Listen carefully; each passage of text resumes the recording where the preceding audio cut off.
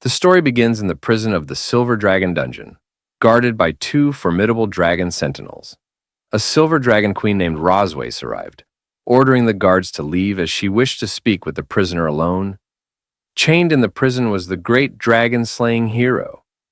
With a sly smile, she asked him how it felt to be a prisoner of the Dragon Clan. His reply was simple.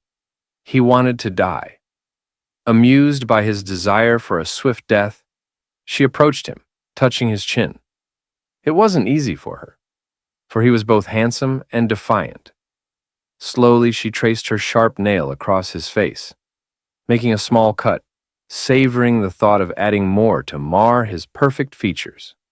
He turned his head away, refusing to let her humiliate him any further. She could kill him or tear him apart if she wished. He only hoped she'd be quicker about it. Despite his great power, he had been betrayed by a villain, leaving him in this wretched state. The Dragon Queen licked the blood from his wound and suggested he join the Silver Dragon Clan. He mocked her, questioning if she was worthy of such an ally. Infuriated, she lashed out, whipping him with her tail. His body slammed into the wall with a resounding crash. Standing over him, she placed her foot on his chest, incredulous that a mere prisoner would dare insult her. This was no ordinary man. His name was Leon Cosmo, once the celebrated hero of humanity, praised by thousands.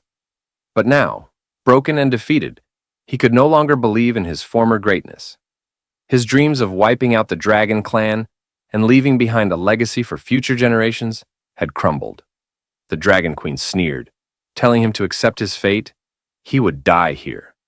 She pressed her foot harder into his chest, reminding him that any chance of a future filled with wealth and glory had vanished. Without an heir, he would leave nothing behind. Leon warned her not to underestimate humans. With a swift motion, the Dragon Queen wrapped her tail around his neck, thinking how stubborn he was. As she tightened her grip, she asked if he was ready to beg for mercy. But Leon remained calm, revealing that she had made two critical mistakes from the very beginning.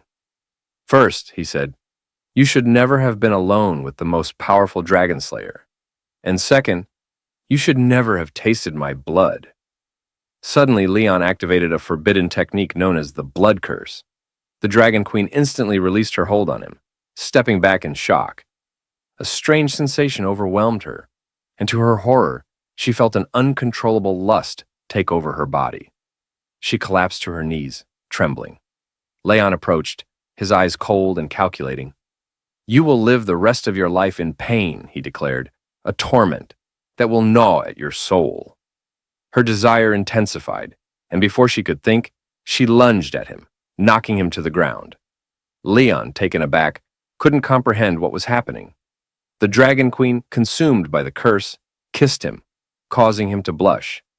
For the next hour, they were locked in a bizarre and heated encounter. Finally, the blood curse began to fade, and with it, her control over her body returned.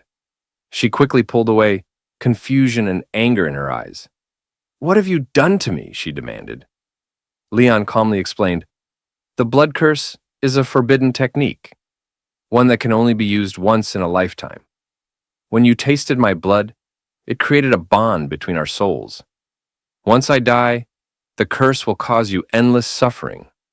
The Dragon Queen scoffed, still trying to make sense of the situation. If this curse takes effect after death, then why did this happen? She asked. Her cheeks flushed with embarrassment. Leon frowned. It seemed the curse had an unexpected side effect, one even he hadn't predicted. I thought the pain you'd feel upon my death would be the extent of it, he admitted. But apparently, there's more to the spell than I knew. Blushing, the Dragon Queen realized what this meant. Dragons were bound by strict codes of monogamy, and the bond created by the blood curse would doom her future.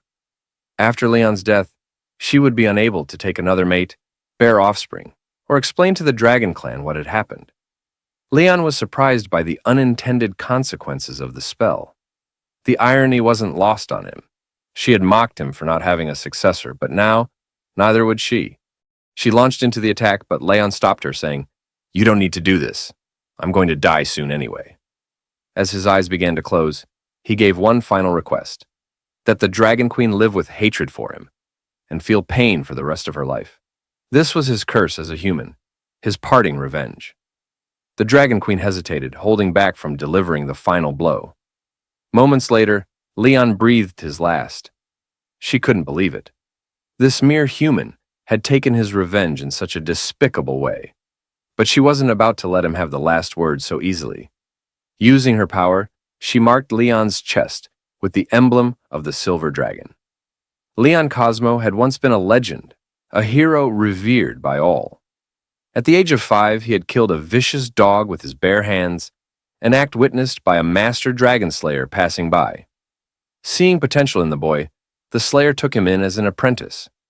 By the age of 10, Leon entered the prestigious Imperial Dragon Slayer Academy, and 4 years later, he graduated as the youngest and most highly evaluated student in its history. At just 15, Leon marched onto the battlefield, slaying dragons and reclaiming territory for the Empire. His name spread across the land as the strongest dragon slayer, the Empire's beacon of hope to end the war. That was until he was captured and enslaved by the Dragon Clan. 2 years had passed since that fateful day. Leon awoke with a scream, his hand instinctively flying to his chest. Gradually, his breathing slowed as he calmed down. Looking around, he found himself in an unfamiliar room. Confused, he wondered where he was, when suddenly the door opened. A small girl entered, and Leon was struck by her innocence and beauty. He blinked, trying to understand what was happening. Rising from the bed, he gazed at the girl. Her presence so pure he thought she must be an angel. Surely he had died and ascended to heaven after his immense service to humanity. But his assumption was wrong. "What's your name?" Leon asked, still in disbelief. The girl smiled sweetly. "Mewen." Though her response made him feel strangely happy, something about her was odd. Her hair, black and white, seemed unlike anything he'd ever seen. Mewen mentioned that her mother told her the name meant the moon, which left Leon confused. Did angels even have mothers? Introducing himself, Leon was startled when the little girl excitedly responded that Leon meant lion. Surprised, he asked how she knew that. She smiled and said it was what her mother had told her. Feeling a sense of unease, Leon asked, "What's your mother's name?" "Rosweiss," Mewen replied cheerfully. Leon froze. Hearing the name, he quickly pieced it together. He was her father. Mewen confirmed it with a joyful grin. Panic surged through him. How could this be possible? How could he have a child with Rosweiss? Just then, Mewen turned toward the door, where her mother stood, sending a chill down Leon's spine. "Mama! Daddy's awake!" Mewen called out, running toward her. Rosweiss's lips curled into a smile, but it wasn't the one her daughter imagined. Mewen assumed her mother was happy, since she visited him every day. But as Rosweiss stroked her daughter's head, she wore a wicked grin. "Go outside and play, dear," Rosweiss said sweetly. "Your father and I need to talk." Once Mewen left the room, Leon stared at Rosweiss in disbelief. "Is Mewen really our daughter?" "Yes," she confirmed, closing the door behind her with her tail. "She's our biological child." Leon's mind raced. "Why did you have the child?" he demanded. "Why did you save me?" Rosweiss revealed that Leon had been asleep for 2 years. She hadn't forgotten what he'd done to her, and she wasn't going to let it go. Leon's anger flared. He hadn't meant for any of that to happen. "We're different," he growled. "We can't coexist. I would have never touched you if things had been different." Seeing the torment in his eyes, Rosweiss's expression darkened. "Oh? It was torture for you, was it?" She wrapped her tail around his leg, yanking him onto the bed. Climbing on top of him, she tore his shirt open and, with a cold gleam in her eyes, activated a spell. She was going to carve her own dragon mark into him, binding him to her forever. Even though Leon begged her not to, Rosweiss touched his chest, and a glowing magic circle appeared. This mark was to become his eternal shame. From this moment on, he would be her prisoner, bound to her forever, unable to leave. When his companions saw the dragon tattoo on his body, they would believe he had betrayed them and surrendered to the Dragon Clan. Leon still couldn't understand why she was doing this. Revenge among the dragon race was a mystery that had baffled human scientists for years. Their vengeance was not just extreme, it was an inhuman, paranoid obsession beyond human comprehension. For the Dragon Queen, it wasn't enough to defeat him. She wanted him to live in shame and suffer humiliation for the rest of his life. As the spell took hold, Leon began to feel an overwhelming desire he couldn't control. For the Silver Dragon Queen, it was a great honor to break Leon, the greatest dragon slayer in human history, and make him her slave, her closest companion.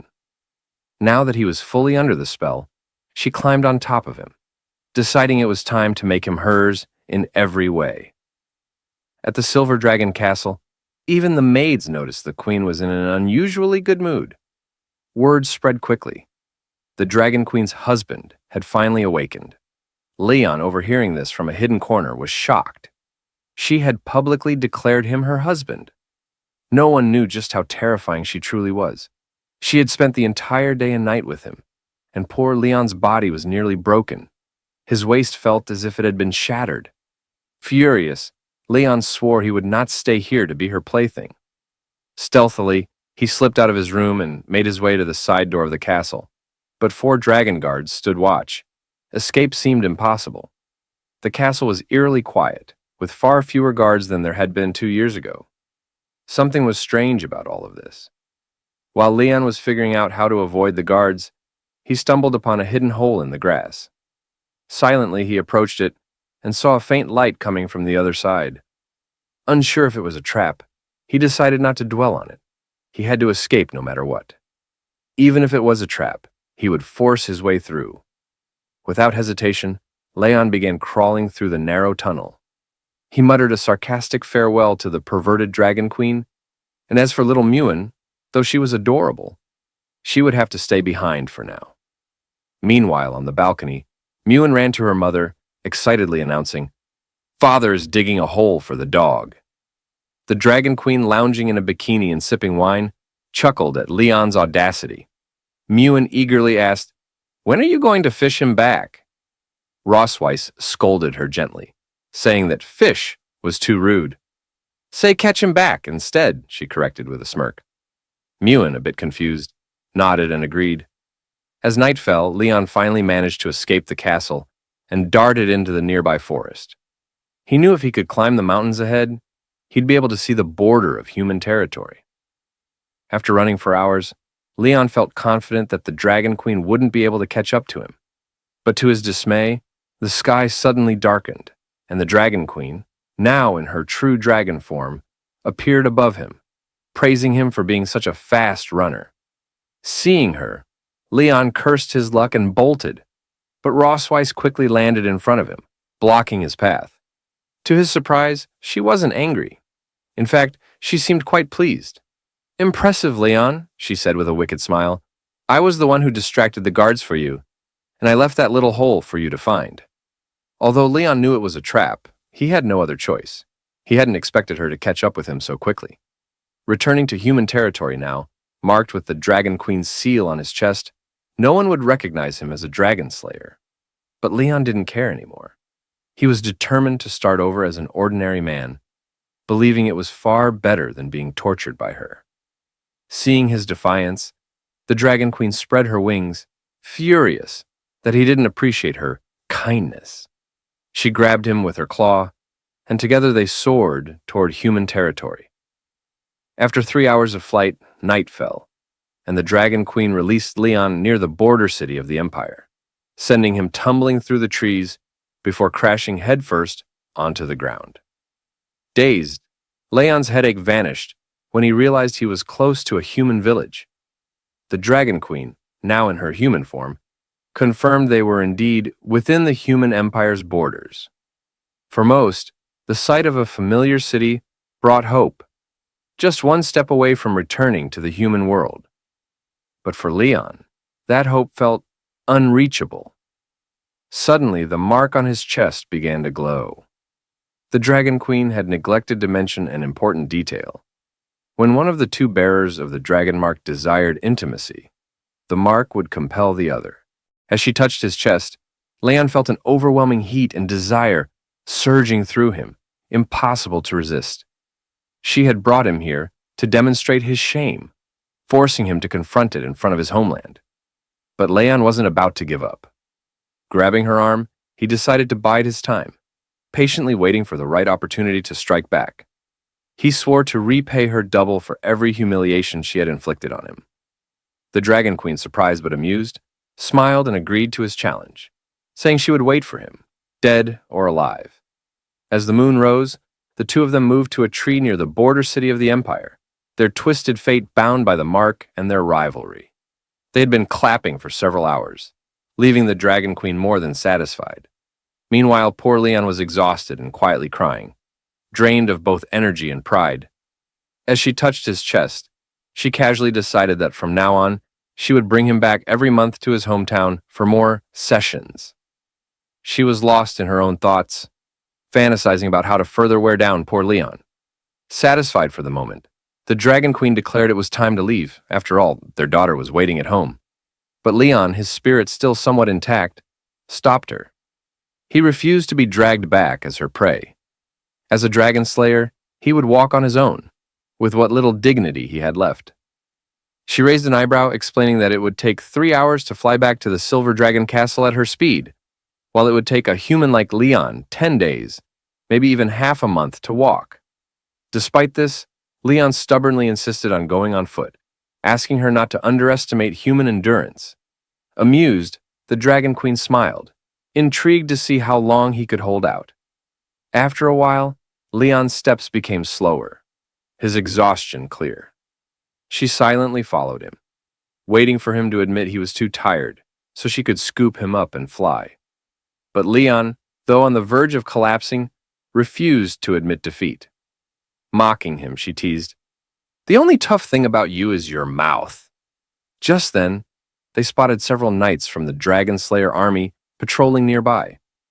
Leon's heart leaped with hope. These men could help him escape her grasp. But the Dragon Queen quickly sensed his thoughts, her aura turning deadly. She warned him with her eyes. If he called for help, she wouldn't hesitate to kill him. One of the knights approached, noticing their presence. "Are you lost?" he asked politely. Leon quickly lied, saying they were simply out for a walk. Deep down, he couldn't bear to involve innocents in his twisted situation. The knight, dismounting from his horse, introduced himself as the captain of the 47th Squadron of the Imperial Dragon Slayers. He pointed out that this jungle wasn't the safest place for a casual stroll due to the dangerous wildlife and species that roamed it. He kindly offered to escort them. Leon panicked, his hands shaking as he quickly thanked the captain for his kindness, insisting that they had learned some self-defense techniques and could handle themselves. In truth, he didn't want the captain to come any closer. The captain seemed to recognize Leon's face, which put the Dragon Queen on high alert. Her eyes narrowed and she subtly began to channel her power, preparing to eliminate the captain if necessary. Realizing the situation was spiraling out of control, Leon acted fast.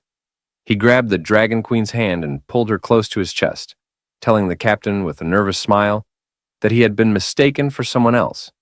He joked that he had such a common face. Even his wife, the Dragon Queen herself, sometimes mistook him for someone else. Leaning in, Leon whispered desperately in her ear, begging her to play along. He promised that if she helped him get rid of the knights, he would obediently return with her. Amused, the Dragon Queen decided to humor him. Both began to put on a convincing display of affection, with Leon holding her close in a mock display of love. The captain, clearly uncomfortable with the sudden outpouring of affection, smiled awkwardly and excused himself, no longer interested in disturbing their romantic moment. As soon as the knights were out of sight, Leon released the Dragon Queen, who was visibly irritated. Realizing his mistake, he quickly stepped back. "You were smart not to ask for help," she remarked coldly, "but let's get one thing straight. Just because we have a child together, that doesn't make me your wife." Leon, still catching his breath, responded, "I never intended to be your husband." The Dragon Queen smirked, satisfied with his answer. She turned to leave, reminding him they had a long journey ahead. But before they could set off, Leon suddenly felt a sharp pain in his hand, and moments later, he collapsed unconscious. Seeing this, the Dragon Queen sighed, amused by how fragile humans could be. Without hesitation, she transformed into her dragon form, gently picked Leon up in her mouth and tossed him onto her back. Taking his collapse as a silent plea for mercy, she spread her wings and flew toward the Silver Dragon Castle, pleased with how things had turned out. The next day at Silver Dragon Castle, Leon woke up to find little Mewen sitting beside his bed. Confused, he wondered how he had ended up back at the castle. Mewen cheerfully explained that her mom had brought him back. It didn't take long for Leon to realize that he had finally been captured like prey. Glancing at his hand, he noticed it was bandaged, with a neat little bow tied around it. Mewen proudly took his hand, explaining that she had done the bandaging herself, clearly hoping for praise.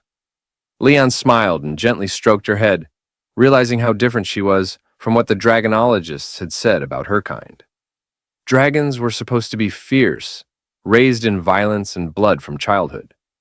Yet, despite her dragon traits, Mewen showed no hostility. She treated him with the warmth of a daughter, leaving him to wonder if this was because she was a human-dragon hybrid.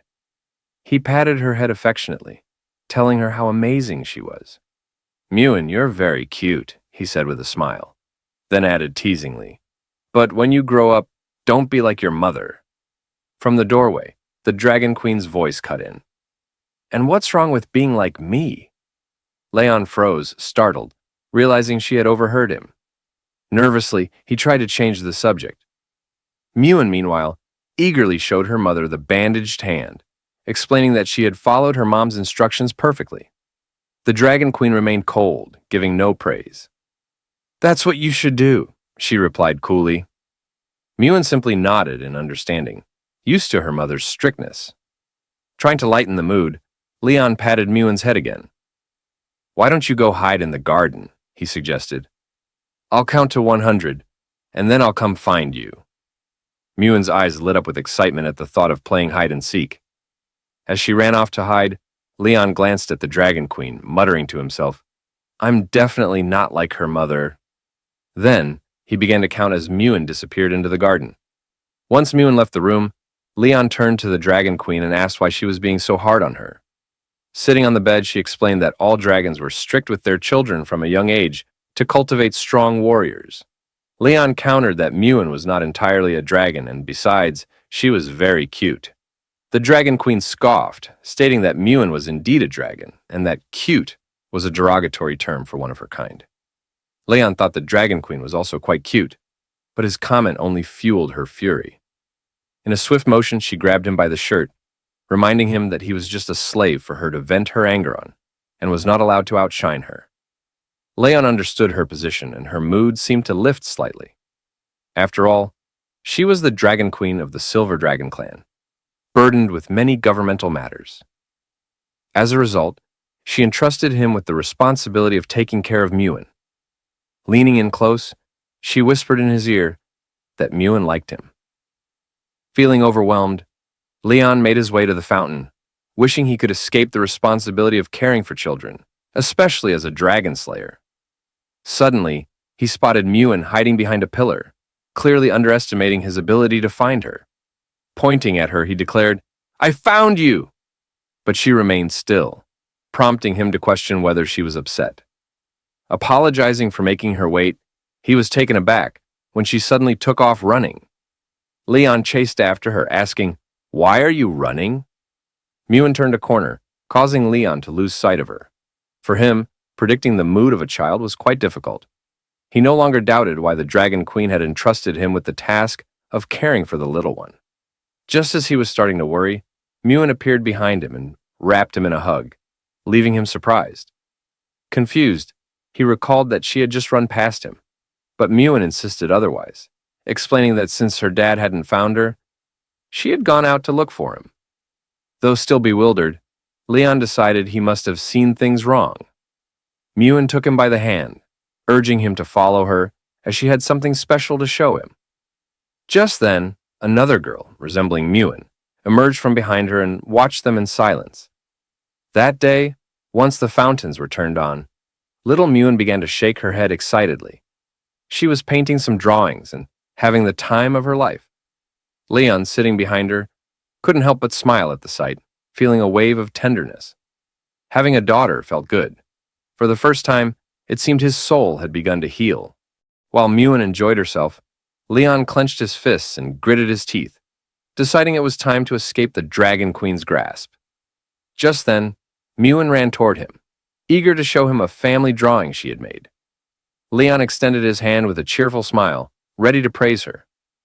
But as he examined the drawing, shock washed over him. Muin had depicted two girls. Initially thinking it was a mistake due to her age, he pointed to the other child in the drawing and asked, "Why are there two children?"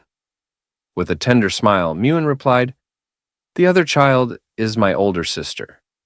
Upon hearing that Muin had an older sister, Leon panicked. It didn't take long for him to realize that the girl he had seen earlier was not an illusion. The child he had spotted in the garden must be Muin's older sister. He regretted not calling her by name, which had likely caused her to feel upset. However, Muin reassured him that her sister wasn't angry. She was simply a little shy at seeing their dad. Leon rested his hand under his chin, reflecting on the fact that he had never met her before. It made sense that they were unfamiliar with each other. Today was a splendid day, and Leon couldn't shake the feeling that it was all the Dragon Queen's fault for hiding this information from him. He resolved to find her and demand some clarity. Meanwhile, in the Silver Dragon Castle, the Dragon Queen had gone to the library. As she read through some letters, a little messenger dragon arrived with a new message. Just then, the sound of footsteps approaching the library caught her attention. She and the little dragon watched the door intently, and moments later, Leon burst in, clearly furious. He called for her attention as she tucked the letter back into its envelope. With a calm demeanor, she asked him what he wanted. Leon stepped up to the table and explained that he had been playing with Muin and discovered that she had an older sister. He pressed her about when she planned to inform him of this other daughter. The Dragon Queen smiled, somewhat puzzled by his confusion at the revelation. Leon slammed his hand on the table with determination, thanking the Dragon Queen for her hard work. He hadn't expected her to have two children, and it was clear she had put in a tremendous effort. He resolved that when he returned to the Empire one day, he would add her name to his family tree. The Dragon Queen remained calm, a smile gracing her lips as she asked him if he understood why she hadn't mentioned her older daughter before.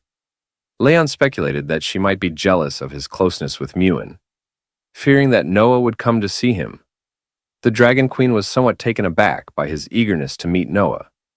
Unlike her, a cold and stern mother, Leon wanted to nurture a good relationship with his daughter.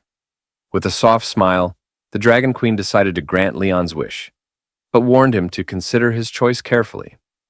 As the hours passed and darkness began to settle, Leon headed to the kitchen, a smile stretching across his face as he started cutting some carrots.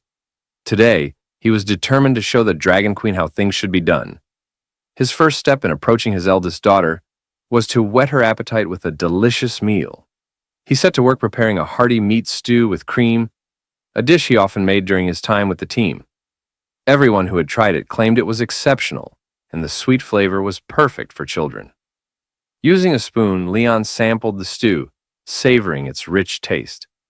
He hadn't forgotten how to cook, and as he clenched his fist in determination, he imagined Noah's smile as she declared that she loved the dishes her dad made. He believed that with this flavorful meal, he could win her over. As he stirred the pot, two maids watched him curiously through the window. One of them couldn't help but feel excited. Leon had just recovered from a serious illness, and for the sake of his family, he had taken it upon himself to cook. To the maids, Leon was the epitome of a good husband, one who genuinely cared for his home. Just then, the Dragon Queen and her two daughters entered the kitchen, with Muin eagerly greeting the maids. The Dragon Queen, wanting to create a more relaxed atmosphere for dinner, ordered the maids to take a break. They bowed their heads respectfully and replied, "Understood." As Leon prepared the food and set it on the table, he carried the steaming stew just as the Dragon Queen entered the dining area. Little Muin rushed toward him, drawn by the delicious aroma wafting through the air. With a smile, Leon said, "I heard you both enjoy meat. so I made a special stew and fillet just for you." He hoped that this meal would convey his affection to Noah. To his surprise, Noah seemed indifferent to the feast before her gaze wandering elsewhere. Leon was left in shock, confused by her lack of interest. The Dragon Queen smiled knowingly, and in that moment, Leon's frustration flared. He realized that the Dragon Queen had anticipated this reaction, which explained why she had been reluctant for him to meet Noah. It was their first meeting, and the Dragon Queen prompted Noah to introduce herself. Obediently, Noah replied, "I am Noah, the eldest daughter of the Silver Dragon Queen Rosways," proudly noting that she was 1 year and 2 months old. Dragons were a long-lived race, and young dragons matured much faster than human children. Leon approached her, extending his hand in greeting. "I'm your dad," he introduced himself, hoping to make a good impression. To his surprise, Noah seemed mesmerized by him. Yet he couldn't shake the feeling that her indifference was unsettling. He wondered why she appeared so distant, and whether she harbored any resentment toward him. Noticing the awkward tension, Mewan gently took Noah by the arm and whispered, urging her to engage in conversation so their dad wouldn't feel uncomfortable. But Noah's response stung Leon. "He seems very weak, and I'm not sure he's really our dad." Those words hit Leon like arrows, forcing him to confront the reality of his situation. It quickly became clear that he was facing the first crisis in his new role as Papa Leon. He wipes his face with a cloth, reflecting on the harshness of the situation, convinced that his daughter may actually be trying to challenge him. Despite the difficulties, he steels himself for what lies ahead. Noah firmly rejects something, her determined expression revealing her unwavering resolve. Whatever she is saying no to, it's clear she's standing her ground with conviction. The family sits around a table in an elegant dining room. The atmosphere is tense as they exchange subtle glances, with Miwan quietly seeking help. The twins sit side by side, their similarities apparent, yet their contrasting personalities show even in this quiet moment. Noah eats attentively while Miwan engages in conversation. Leon looks warmly at Noah, asking if she's enjoying the meal, his tone filled with care and curiosity. Suddenly, the peaceful atmosphere is shattered as Noah cries out, and Leon, sitting at the table, reels in shock from the unexpected outburst. Watching the scene unfold, Roswazek covers her mouth in amusement, clearly entertained by the chaos. Miwan, noticing her mother's laughter and joy, curiously asks why she's so happy. Leon joins in, laughing along with the others, expressing how being surrounded by family fills him with joy. Miwan excitedly asks if their father will join them for dinner every day, her face glowing with hope.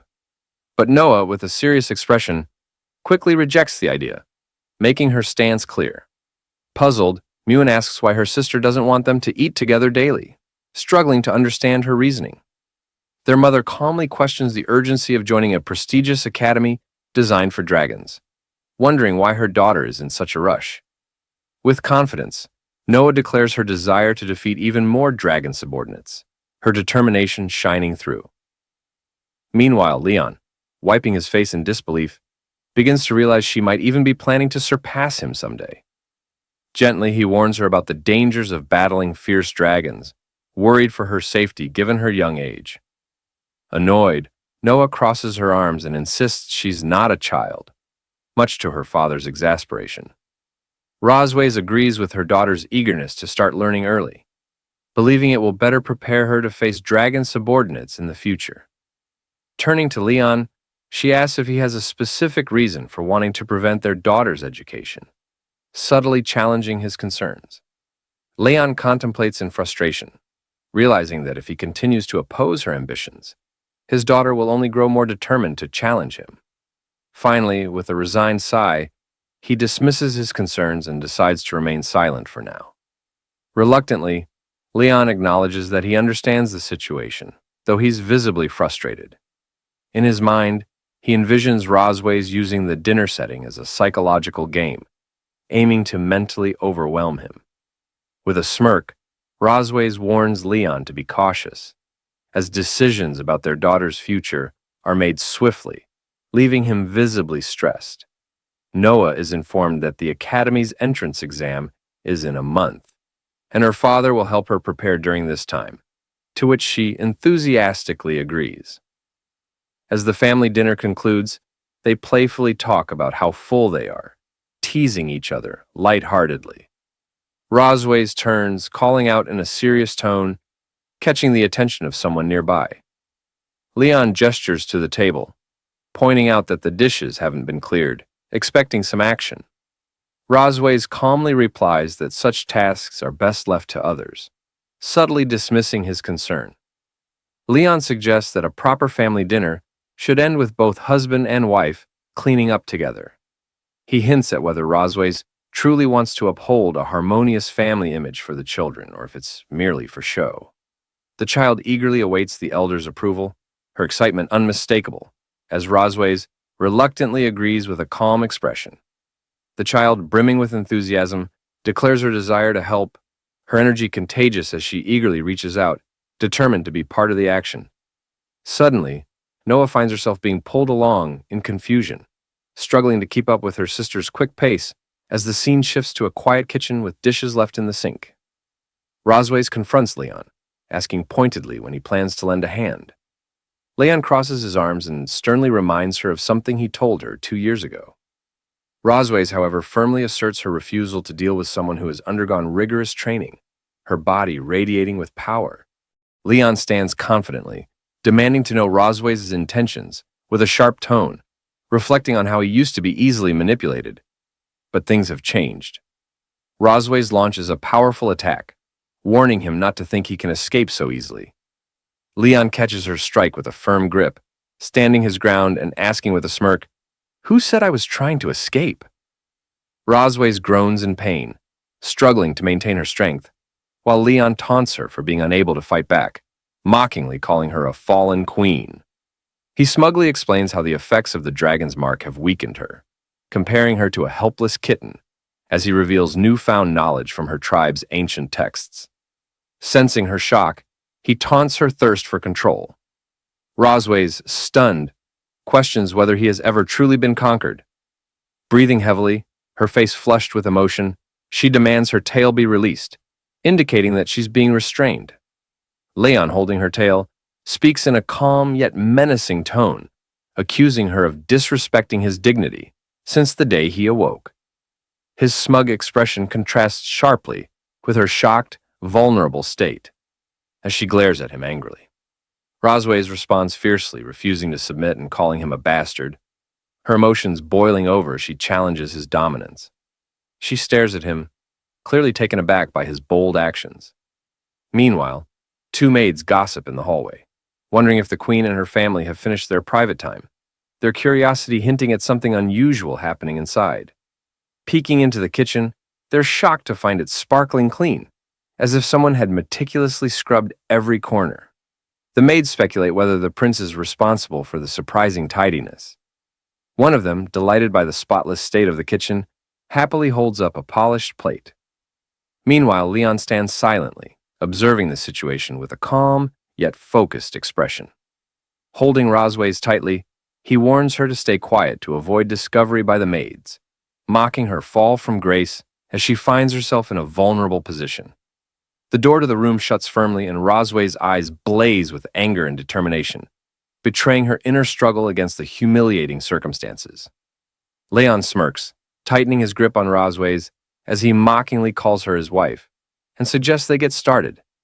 His expression shifts to a cold, determined gaze, showing his complete control over the moment. Rosways' eyes fill with helplessness and exhaustion, but she barely responds, seeming resigned to her fate. 3 days later, the scene shifts to a bright, majestic castle, standing tall under a clear blue sky. Two sisters stand by their father's bedside, worried as he hasn't woken up in 3 days. They wonder if he might be dead, but one of them calmly reassures the other to wait and see. Suddenly, Leon reacts as he's kicked in the face, groaning in pain from the unexpected hit. Noah, her foot still on his face, remarks that their father isn't dead yet.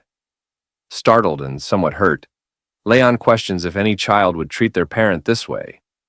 As Leon regains awareness, He finds himself in bed with Miwan by his side, who eagerly reacts to his movement as if she's been waiting for this moment.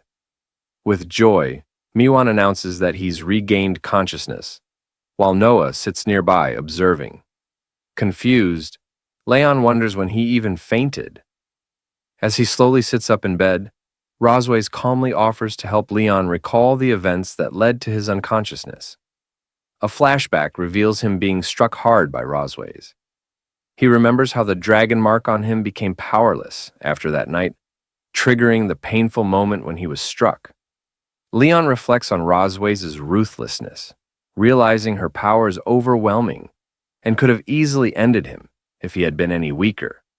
Still recovering, Leon sits quietly on the bed, watching Rosways, who has turned her back to him. He notes her beauty, despite her intimidating strength, and realizes she is a dragon over 200 years old. Miwan, noticing her father's stillness, wonders why he isn't moving, speculating that he is simply stunned by their mother's appearance, hinting at the awe she inspires. Rosways is caught off guard as someone abruptly strikes a nearby surface, drawing her attention. Her expression shifts in surprise. Leon reaches down to pick up a flower accessory from the floor and gently places it on Rosways, stating that it suits her. Rosways reacts with surprise at Leon's thoughtful gesture, questioning if he's ever done something like this for other women. Leon chuckles and explains that as a child, he used to comb his master's donkey, claiming he has some skill in it. Miwan looks up at Leon and innocently asks what a donkey is, catching him off guard. Smiling, Leon explains that donkeys are similar to dragons, but much smaller, stubborn, and make humming sounds when unhappy. He then imitates a donkey's behavior, amusing Miwan with his antics. Rosways watches intently, noting the similarity between a donkey's stubbornness and her own personality. Leon suddenly recoils in fear as Rosways strikes him, sending him reeling. He clutches his stomach, wincing in pain, but reassures Miwan that he's fine when she asks if he's okay. Rosways assigns the task of teaching the girls to write, declaring that Leon will handle it. Leon, taken aback, realizes he's been volunteered without any say. Miwan excitedly cheers that their father will teach them, while Noah confidently claims she already knows how. The two girls race off to the study room, eagerly discussing which colorful pens they want to use. Meanwhile, Rosways informs Leon that her sister's coming to visit, and that she doesn't want him appearing in front of her. Leon looks surprised, puzzled as to why he's being told to avoid the meeting, and voices his frustration about not being allowed to meet her family. Rosways reminds him that he is now part of the Silver Dragon clan and was in a coma for 2 years due to a mysterious illness. She explains that he has only recently woken up, emphasizing the complexity of his new situation. Rosways warns him that if he is ever forced to meet her sister, he must stick to the false identity she has crafted for him. Rosways emphasizes the importance of keeping up the story, and Leon listens intently, still processing the situation. With a serious expression, he acknowledges her instructions, respectfully addressing her as Your Majesty. After Rosways leaves, Leon questions whether he'll truly follow her orders, standing alone as he begins to plot ways to embarrass her in front of her sister. The scene shifts to the children's study room in Silver Dragon Castle, where Leon sits at a table, teaching Noah and Miwan to write their names. He demonstrates patiently, guiding them step by step as they watch attentively. After writing their names as examples, he asks them to practice by copying his writing. Miwan looks excited, while Noah's expression remains more serious. Studying Leon's writing, Noah comments that it isn't as good as her mother's, hinting at her high expectations. Leon feels a twinge of frustration at the comparison, sensing the pressure to meet her standards. When Leon stands to leave, Miwan curiously asks what he's planning. He replies that he forgot to deliver something to their mother, and assures them he'll check on their progress later, though his carefree attitude leaves Noah doubting his seriousness. Miwan teases her sister for seeming happy, which Noah sternly denies, insisting they focus and practice as instructed. She looks down with a soft blush, momentarily thoughtful. The scene transitions to the grand gates of Silver Dragon Castle, where soldiers and prominent figures gather for a formal event. There, Isha Melkvi, the Red Dragon Queen, stands confidently, her striking red hair and royal attire making a powerful impression. Rosways rushes to embrace her sister, their close bond evident in the warm reunion. The reunion is filled with warmth as Aisha and Rosways joyfully greet each other after a long time apart. Isha Melkvi compliments her sister, noting how vibrant she looks since their last meeting. Rosway seems a bit taken aback by the compliment, modestly disagreeing. Curious, Isha inquires about Rosway's husband, having heard that he has finally woken up. She wonders aloud why she hasn't been allowed to see him yet. Rosways explains that her husband is unwell and cannot meet with Isha at the moment. Disappointed, Isha admits she was eager to see what the Dragon King who kidnapped her sister looks like. With a teasing tone, she hints at the dynamics of Rosway's relationship, suggesting that their quick marriage and child imply a strong bond. Rosways becomes defensive, firmly rejecting the notion that marriage and children necessarily signify a good relationship. She firmly denies any attraction to her husband, both in the past and for the future. Aisha smirks, commenting on her sister's toughness, recognizing that her strong personality remains unchanged. Rosways cheerfully suggests they take a walk in the garden to chat, showcasing their strong bond. Aisha agrees, allowing her sister to lead the way. The sisters stroll together, smiling and enjoying each other's company. Meanwhile, Leon observes the two sisters from a distance using a telescope, recognizing Rosway's sister. He watches intently, gathering information as he studies them from afar. Determined to test the range of the dragon pattern, he seeks to discover how far its power can extend. As Aisha and Rosways wander through a beautiful garden filled with blooming roses, they discuss the recent instability within the Dragon Clan. They note that the Red Flame Dragon King has been particularly active lately, raising concerns among them.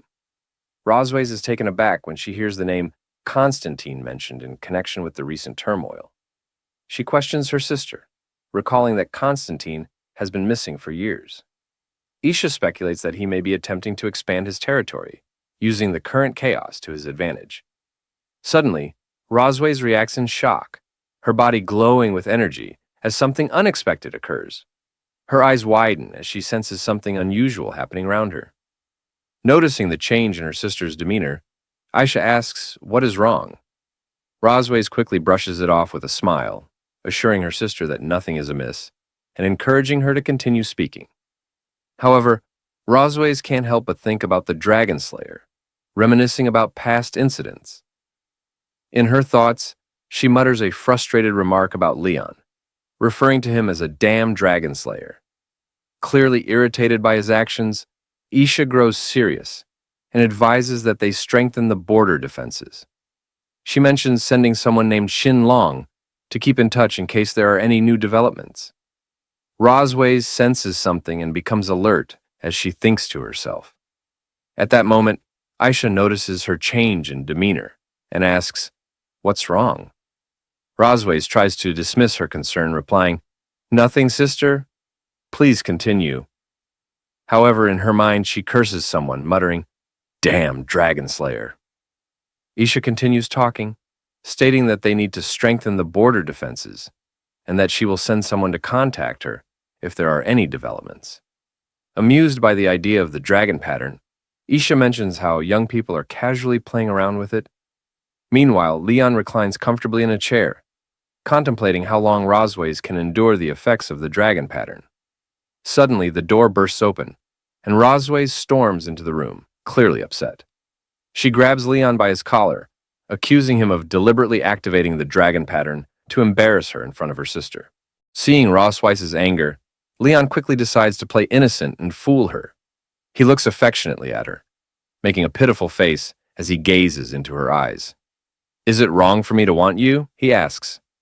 Rosways is taken aback and lets go of his collar, her face turning red as a tomato at his unexpected words. To hide her reaction, she covers her face with her hand. Leon smiles to himself, thinking with surprise that his act seems to be working.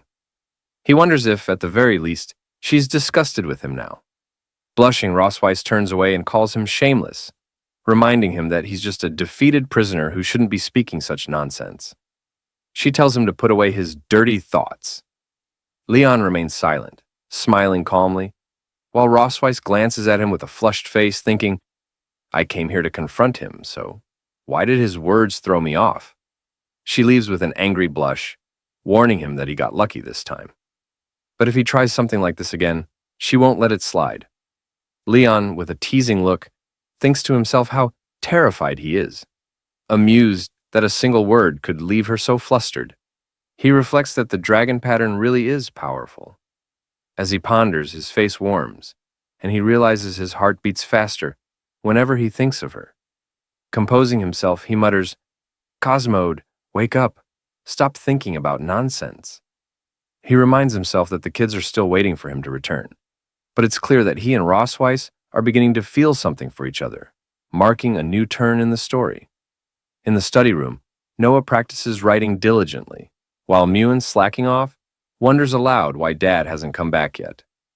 The romance between Leon and Rossweiss begins to reach a new stage, adding twists and surprises to the plot. Later that night at Silver Dragon Castle, Aisha waves goodbye to Rossweiss, saying she'll head out tonight.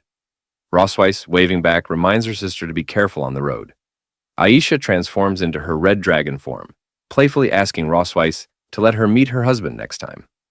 Rossweiss agrees, promising they'll have more time to talk. As Aisha, accompanied by her knights, flies back to her own castle, Rossweiss watches her sister's departure with a pensive look. I thought there'd be some trouble in this chapter, she thinks. But it seems Aisha's departure wasn't quite what I expected. Who knows what the future holds for this family's mischief? With a serious expression, Rossweiss grits her teeth, staring ahead with determination. Damn, Dragon Slayer, she thinks. He still hasn't learned his lesson. She decides tonight will be different. Meanwhile, Leon, on the other side of the castle, sneezes repeatedly, wondering if someone's talking about him. He settles down to read the story of the young dragon as a bedtime story for Noah and Muen. As he reads, the girls drift off to sleep, looking absolutely adorable. Smiling, he quietly closes the book, gently tucking them in and whispering, Don't catch a cold. Leon slowly exits the room, taking care not to disturb his sleeping daughters. Just as he shuts the door, Rossweiss suddenly slams her hand against it with a loud thud, startling him. Her serious expression catches him off guard as she asks, Where are you planning to go? With an awkward look, Leon glances at her. Is your sister gone? He asks. With a sly smile, Rossweiss replies, We still have things to settle tonight. She grabs his collar, dragging him forward with determination. Leon protests, but she pulls him along, ignoring his resistance. In the Silver Dragon Queen's bedroom, Leon places a tub of hot water down with a loud clatter in front of her. The hot water's ready, he says, looking at her with a hint of exasperation. What do you need it for? Rossweiss stretches her legs out in front of Leon, looking at him with an air of superiority. I'm exhausted from walking all day, she says. Wash my feet. Leon stares at her, stunned. His expression shifts to serious disbelief as he takes in her request. Rossweiss, with a commanding look, adds, Enough with the nonsense, just do it. This is your punishment for today. Sighing in frustration, Leon removes her heels, thinking to himself, I'm a dragon slayer, and now I'm reduced to being a foot-washing servant for a dragon. As he looks down at her feet, he can't help but wonder just how many dragon slayers have fallen under them. Rossweiss notices him staring and frowns. What is he thinking, she wonders. A blush creeps onto her face as she begins to suspect he might have a strange fascination. Before she can say anything, Leon grins mischievously and plunges her feet into the hot water. Get down here, he says half playfully. The water is scalding, and Rossweiss immediately recoils, her expression shocked. She kicks him under the chin, shouting, It's too hot, you fool! Her kick sends him flying back, and Leon hits the ground, coughing up blood. With a cold, piercing look, Rossweiss steps onto his chest, pinning him down. You did this on purpose, didn't you? She asks icily. Trying to get back at me? Leon, his defiance undiminished, gives her an arrogant smile. Well, you're the one who demanded I wash your feet. Rossweiss's cheeks flush as she looks down at him. Seems you still haven't learned your lesson, she says, slowly dragging her foot down his chest. Her tone drops to a mocking whisper. I bet you never thought you'd end up beneath a dragon. As Rosweiss presses her foot down on his lower body, Leon feels a wave of conflicting emotions. His face flushes from her touch, and in a strained voice, he tells her to stop. He's torn between the humiliation of the situation and an odd sense of comfort. Rosweiss, smirking with a touch of arrogance, leans in. I'm curious, she says coolly. Just how long can you endure this? Leon, still flushed, glances up at her defiantly. I won't give in to this dragon's games, he thinks, steadying himself. With a sudden move, he catches her leg, and as he stands, he grins confidently. I've had pigs' trotters, cows' trotters, goats' trotters, but dragons' trotters. Now that's something new. Rosweiss's eyes widen, her face turning red as she asks, What are you doing? Without missing a beat, Leon playfully bites her leg, exclaiming, Tonight's snack, raw dragon claws. As Leon bites her leg, Rosweiss screams angrily, threatening to kill him. The next morning, Moon and Noah wake up. Noah is fully alert, while Moon is still half asleep. When Rosweiss enters the room, her leg wrapped in bandages, Moon notices and asks, Mom, why are you limping?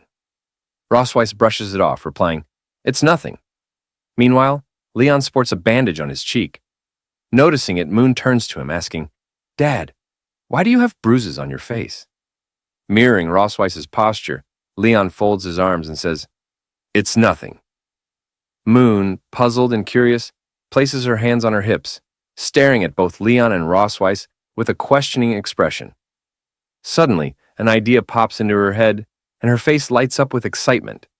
You must have been playing some fun game without me, she exclaims, raising her hand. I want to play too. Noah, arms folded, watches her sister with a blank expression, silently observing the scene. Later, Leon and Rosweiss walk in the garden outside the Silver Dragon Castle. Both look away from each other, each lost in their own thoughts. One maid nudges another, pointing and saying, Look, the queen and the prince are on a date. The blue-haired maid giggles, adding, What a lovely couple they are. However, she then remarks that they seem a bit distant. The other maid watches them contentedly. Rosweiss and Leon continue walking in silence, the quiet between them stretching. Leon, watching Rosweiss from behind, wonders how things ended up this way.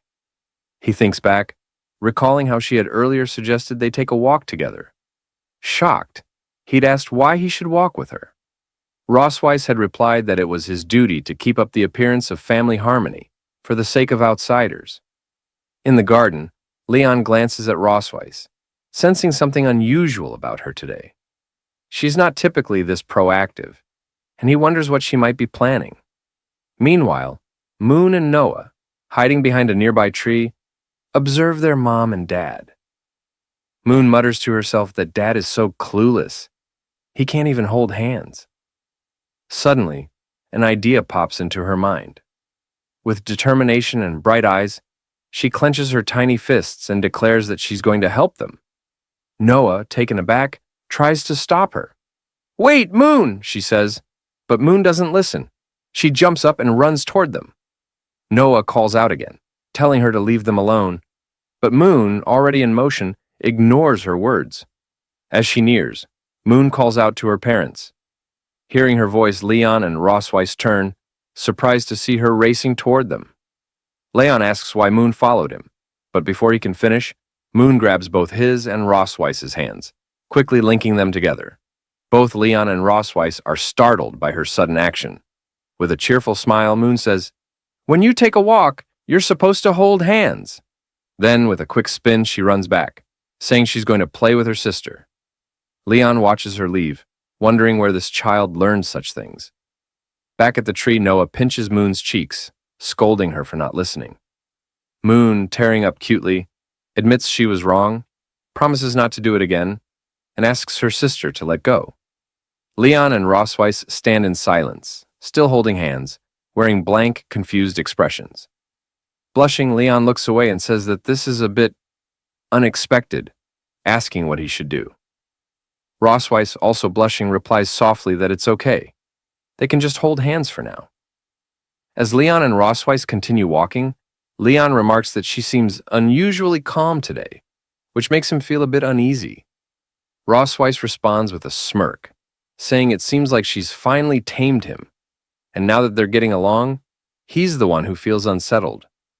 While they chat and stroll, Moon and Noah watch them from behind a tree, curious and observant.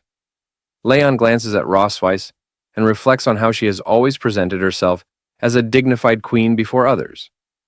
Yet, he didn't expect her to be so flustered by something as simple as holding hands. He wonders if her strictness as a mother might stem from not knowing how to connect with her children. Leon then brings up the way Moon and Noah address her, noting that they always call her mother in front of others. He gently suggests that the usual way of addressing parents is mom and dad. He points out that while Moon calls him dad, she calls Rossweiss mother and wonders if it makes her seem more distant to them. Rossweiss looks away and after a pause, asks if there's really that much of a difference between mother and mom.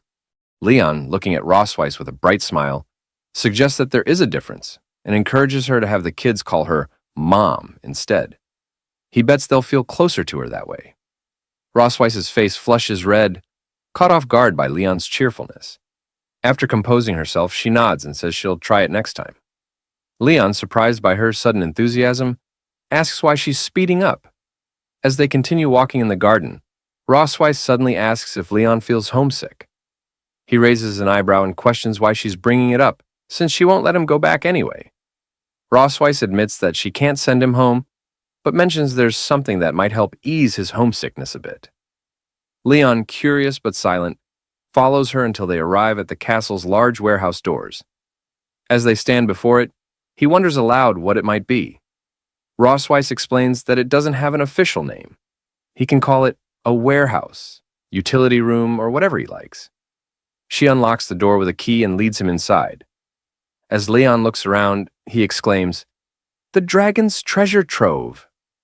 Picking up a bracelet, he comments that if it were in the Empire, it could easily be worth hundreds of thousands of gold coins. Rossweiss tells him that the bracelet was a gift from her grandmother when she was a child, and that, besides the spoils of war, the room holds items with personal significance for her. Leon glances at her thoughtfully, remarking that he hasn't heard her speak much about her family, aside from her sister. Rossweiss explains that she never met her parents and was raised, along with her sister, by their grandmother. Leon, surprised, shares that his own story is similar. He grew up in an orphanage, not knowing his parents, until he was later adopted by his master and his wife.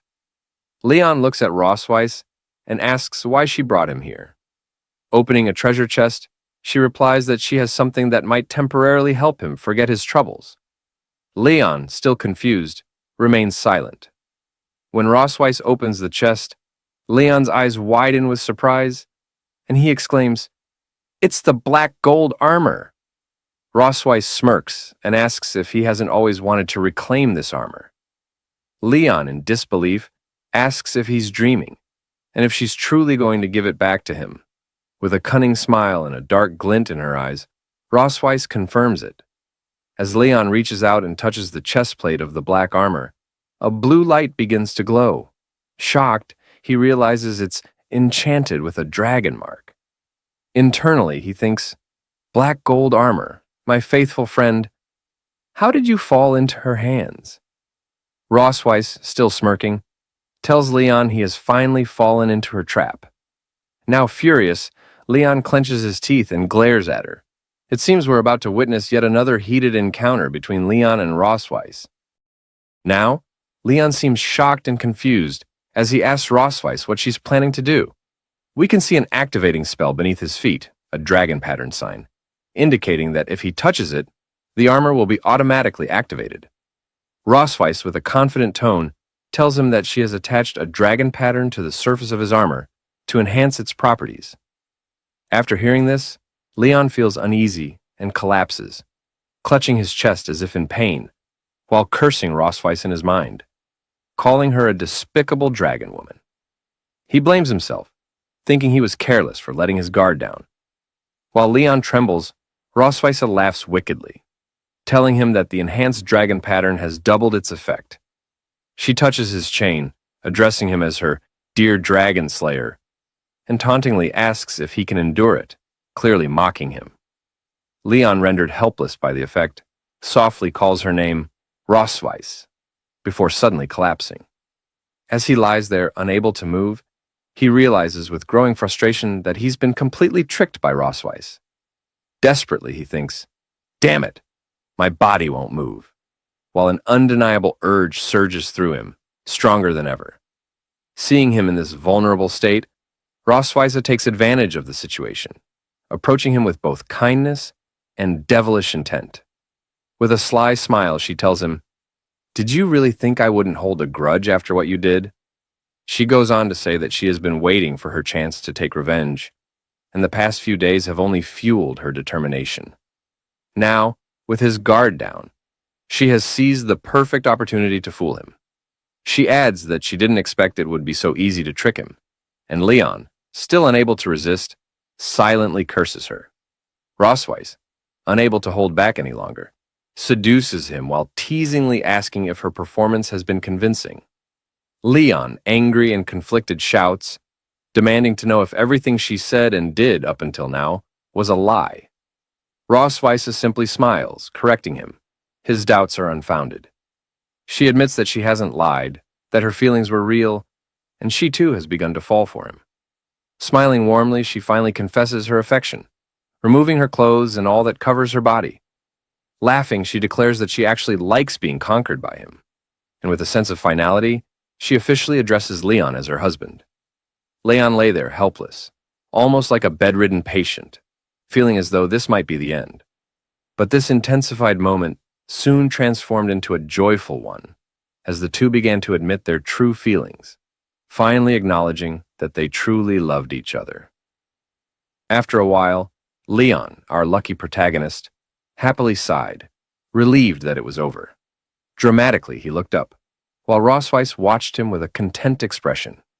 Seeing her look, Leon grew annoyed and demanded, in his usual blunt manner, to know why she was staring at him like that. In response, Rossweiss leaned in, grabbed his mouth, and whispered in his ear, "Compared to 2 years ago, the scars on your face have faded a little, but you look more worn by the vicissitudes of life, a little more like a mature man." Unmoved by her words, Leon snapped back, saying she was just trying to trick him again and that he wouldn't fall for it this time. Rossweiss simply smiled at him and remarked, "You've gotten smarter, Leon." Leon, instantly suspicious, looked at her with a questioning expression as she hesitated, stopping mid-sentence with a "but." Rossweiss, blushing, then laughed and said that his health wasn't as good as it used to be. Hearing this, Leon's eyes widened in shock, feeling as though his whole world had shattered with just that one sentence. His face went pale, imagining that she was implying he was no longer as fit as he once was. His mind raced, and as his thoughts spiraled, his jaw dropped wider and wider at the implication that he wasn't as good as before. Finally, he let out a loud scream, overwhelmed by his own fears and wild imagination. The next day at Silver Dragon Castle, Leon appeared with dark circles and bags under his eyes. As he opened the door, he announced his arrival, saying, "I'm here." Entering the room, he found Rossweiss and Noah waiting inside. Rossweiss folded her arms and greeted him with a "Good morning," smirking and mockingly remarking, "It seems you didn't sleep well last night." Gritting his teeth in frustration, Leon replied that it was all because of what she had said. Laughing, Rossweiss teasingly claimed, "I don't remember saying anything at all." From the sidelines, Noah watches the exchange between Leon and Rossweiss, thinking, "It's starting again." Rossweiss shifts the conversation, mentioning that the entrance exam for St. Heath Academy is very strict, and tells Leon he should begin tutoring Noah on dragon knowledge today. As she moves closer, leaning in and whispering in his ear, she taunts him, saying that for now, he can only demonstrate his value in other areas. Hearing this, Leon, fueled by anger, snaps back that he just wasn't in the best shape yesterday. With a determined expression, he points a finger at Rossweiss and loudly declares that he'll make sure Noah passes the test. However, he adds that, in return, he wants something of equal value from her. Rossweiss smirks, saying she's willing to agree to his request, but warns that his demand can't be too excessive. Leon firmly replies that a promise is a promise.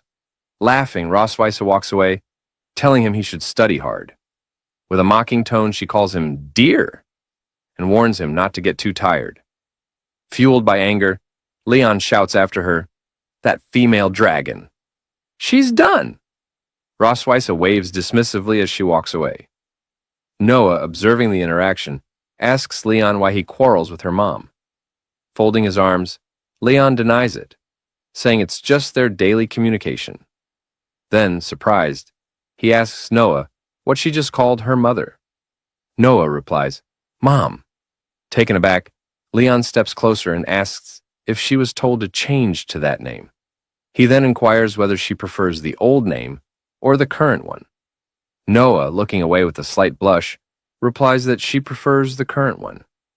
Leon smiles brightly at her, saying he knew they'd love it. Surprised by her father's cheerful demeanor, Noah remains silent, simply looking at him.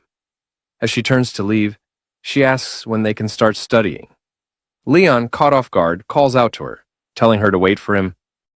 Now, in the heart of Silver Dragon Castle, the night stretched out in eerie silence, but in the children's study room, a lone light flickered. Leon sat hunched over his desk, eyes locked on a stack of ancient Dragon Clan tomes, his mind deep in thought. The rest of the castle had long succumbed to sleep, including his children. Yet in the midst of this quiet, Rosweiss swept into the room. She raised an eyebrow as she spotted Leon, still engrossed in his books. "Oh, you're still awake this late?" she asked, her voice carrying that familiar blend of surprise and pride. Leon didn't even look up, instead tapping his temple with his pen, as if working through some complex puzzle. "Noah's quick to grasp concepts," he muttered, half to himself and half to Ross. "Typical teaching methods won't cut it for her. I need to design an entire curriculum. Key concepts, test questions. Looks like I'll be pulling an all-nighter."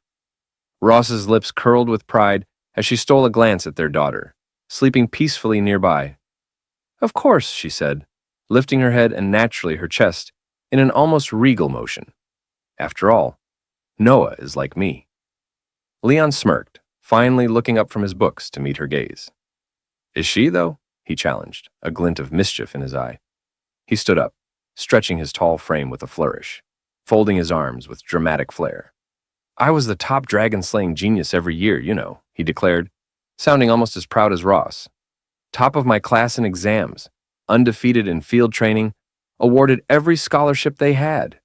The school pretty much ran out of ways to praise me," Leon boasted, tossing her a smirk over his shoulder, as if daring her to top that. He leaned forward, eyes gleaming with a playful taunt. "So, Your Majesty, what were your accomplishments?" For once, Rosweiss looked stumped. Her dragon-slaying record spoke for itself, and there was no question about her military prowess. But academics? She faltered, her brow creasing in frustration. Had she underestimated him? This was Leon, after all, the same man she'd always assumed was all brawn and no brain. Her pride took a hit as she realized he might be sharper than she'd given him credit for. With a disdainful smirk, she countered, "So powerful, yet still my captive, aren't you?" Leon's face darkened. "Damn it, I only lost once," he spat back, his pride visibly wounded.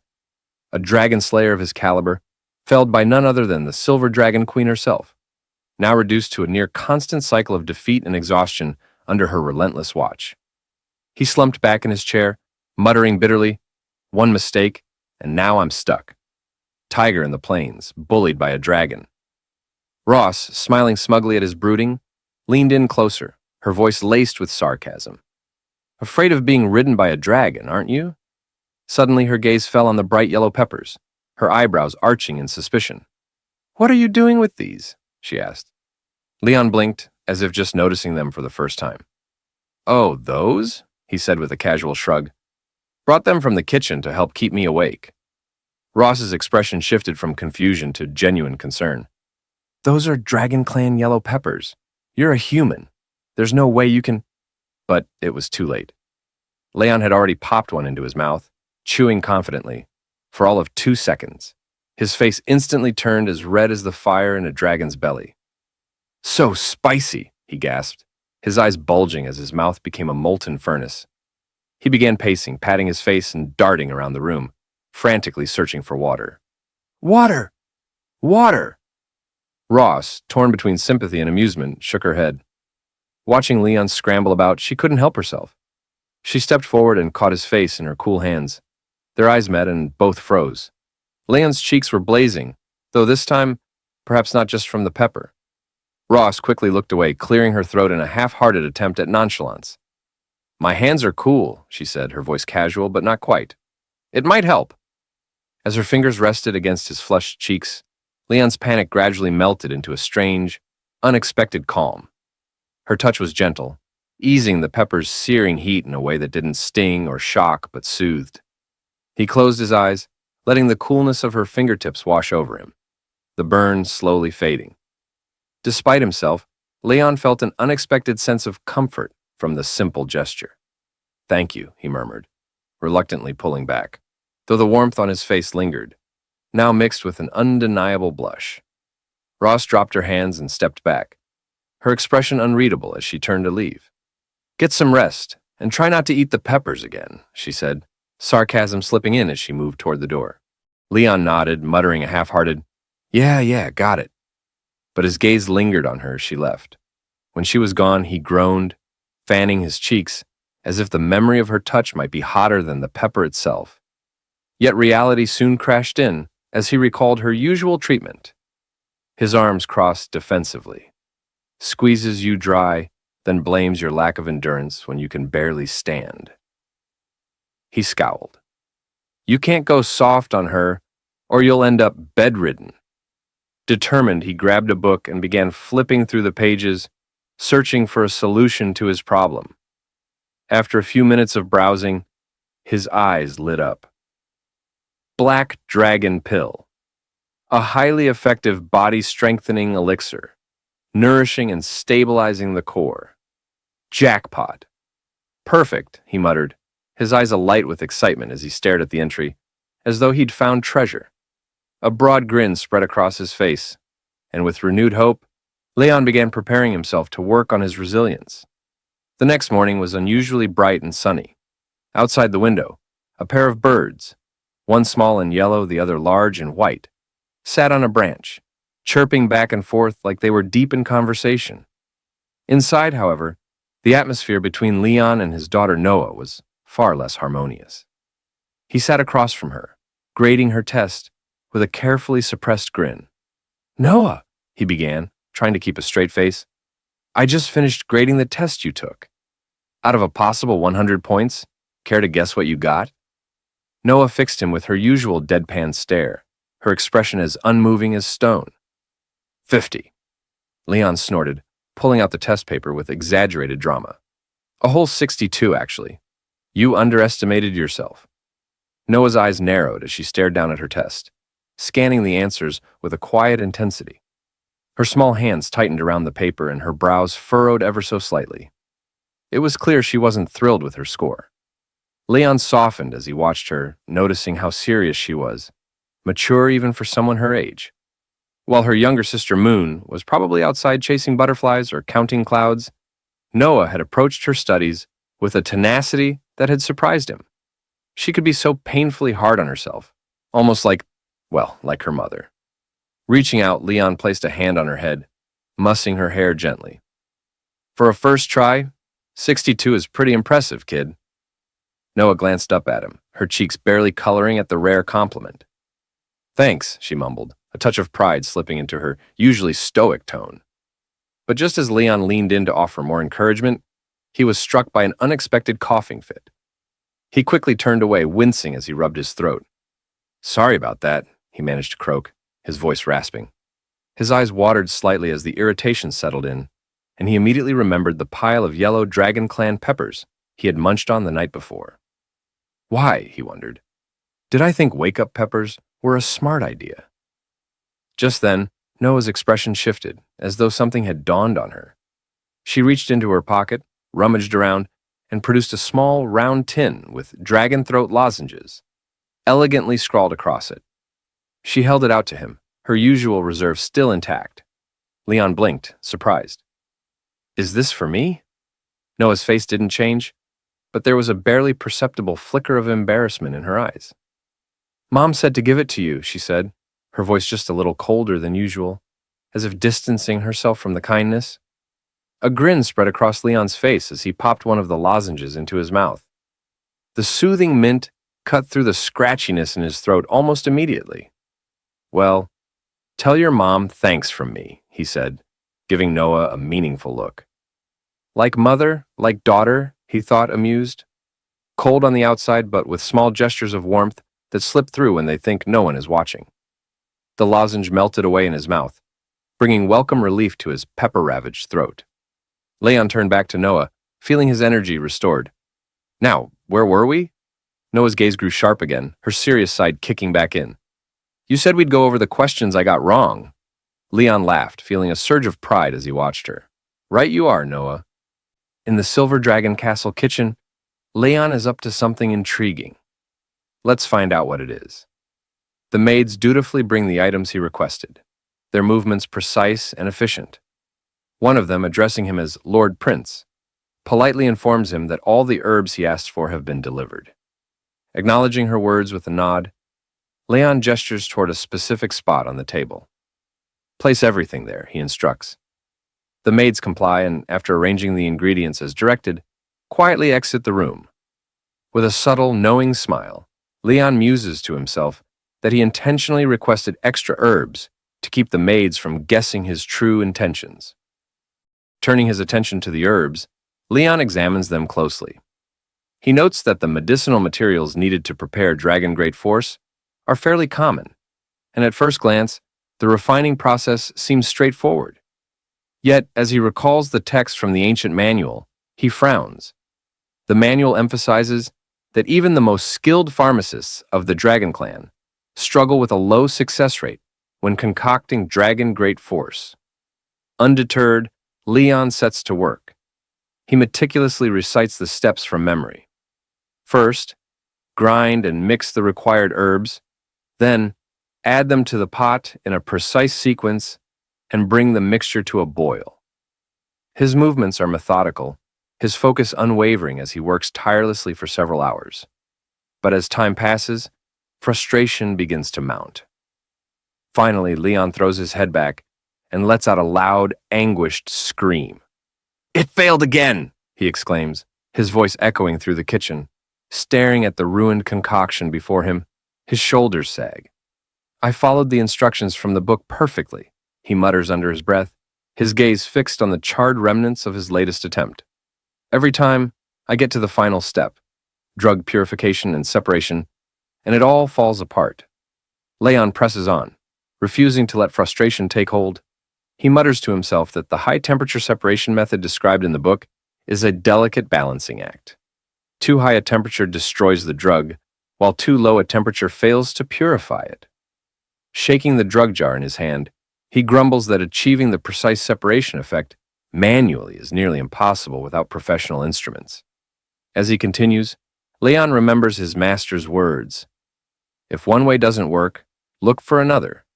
Inspired, he begins to consider alternative methods for separating the medicinal residue. Suddenly, the sky outside roars with thunder, a reminder of the storm brewing overhead. Glancing up, Leon notices the dark, turbulent clouds and comments, "Looks like it's gonna rain soon." Rising to close the windows, he pauses, captivated by the echo of thunder rumbling through the air. The sound stirs something in his memory. As Leon ponders the concepts of lightning and thunder, his thoughts take a sharp turn. His eyes widen as a memory surfaces. His teacher once mentioned, during an alchemy lesson, that electrolysis of impurities could sometimes yield better results than fire-based methods. Energized by this revelation, Leon feels a spark of inspiration ignite within him. He wonders if the thunder element could be harnessed for separation, a method that isn't mentioned in the manual. With his mind racing, he resolves to test this unconventional theory. Determined, Leon reminds himself that lightning magic has always been his forte. Though his magical powers are still recovering after the forbidden technique he used on Rossweiss, he believes the small portion he has regained will suffice for the precision required.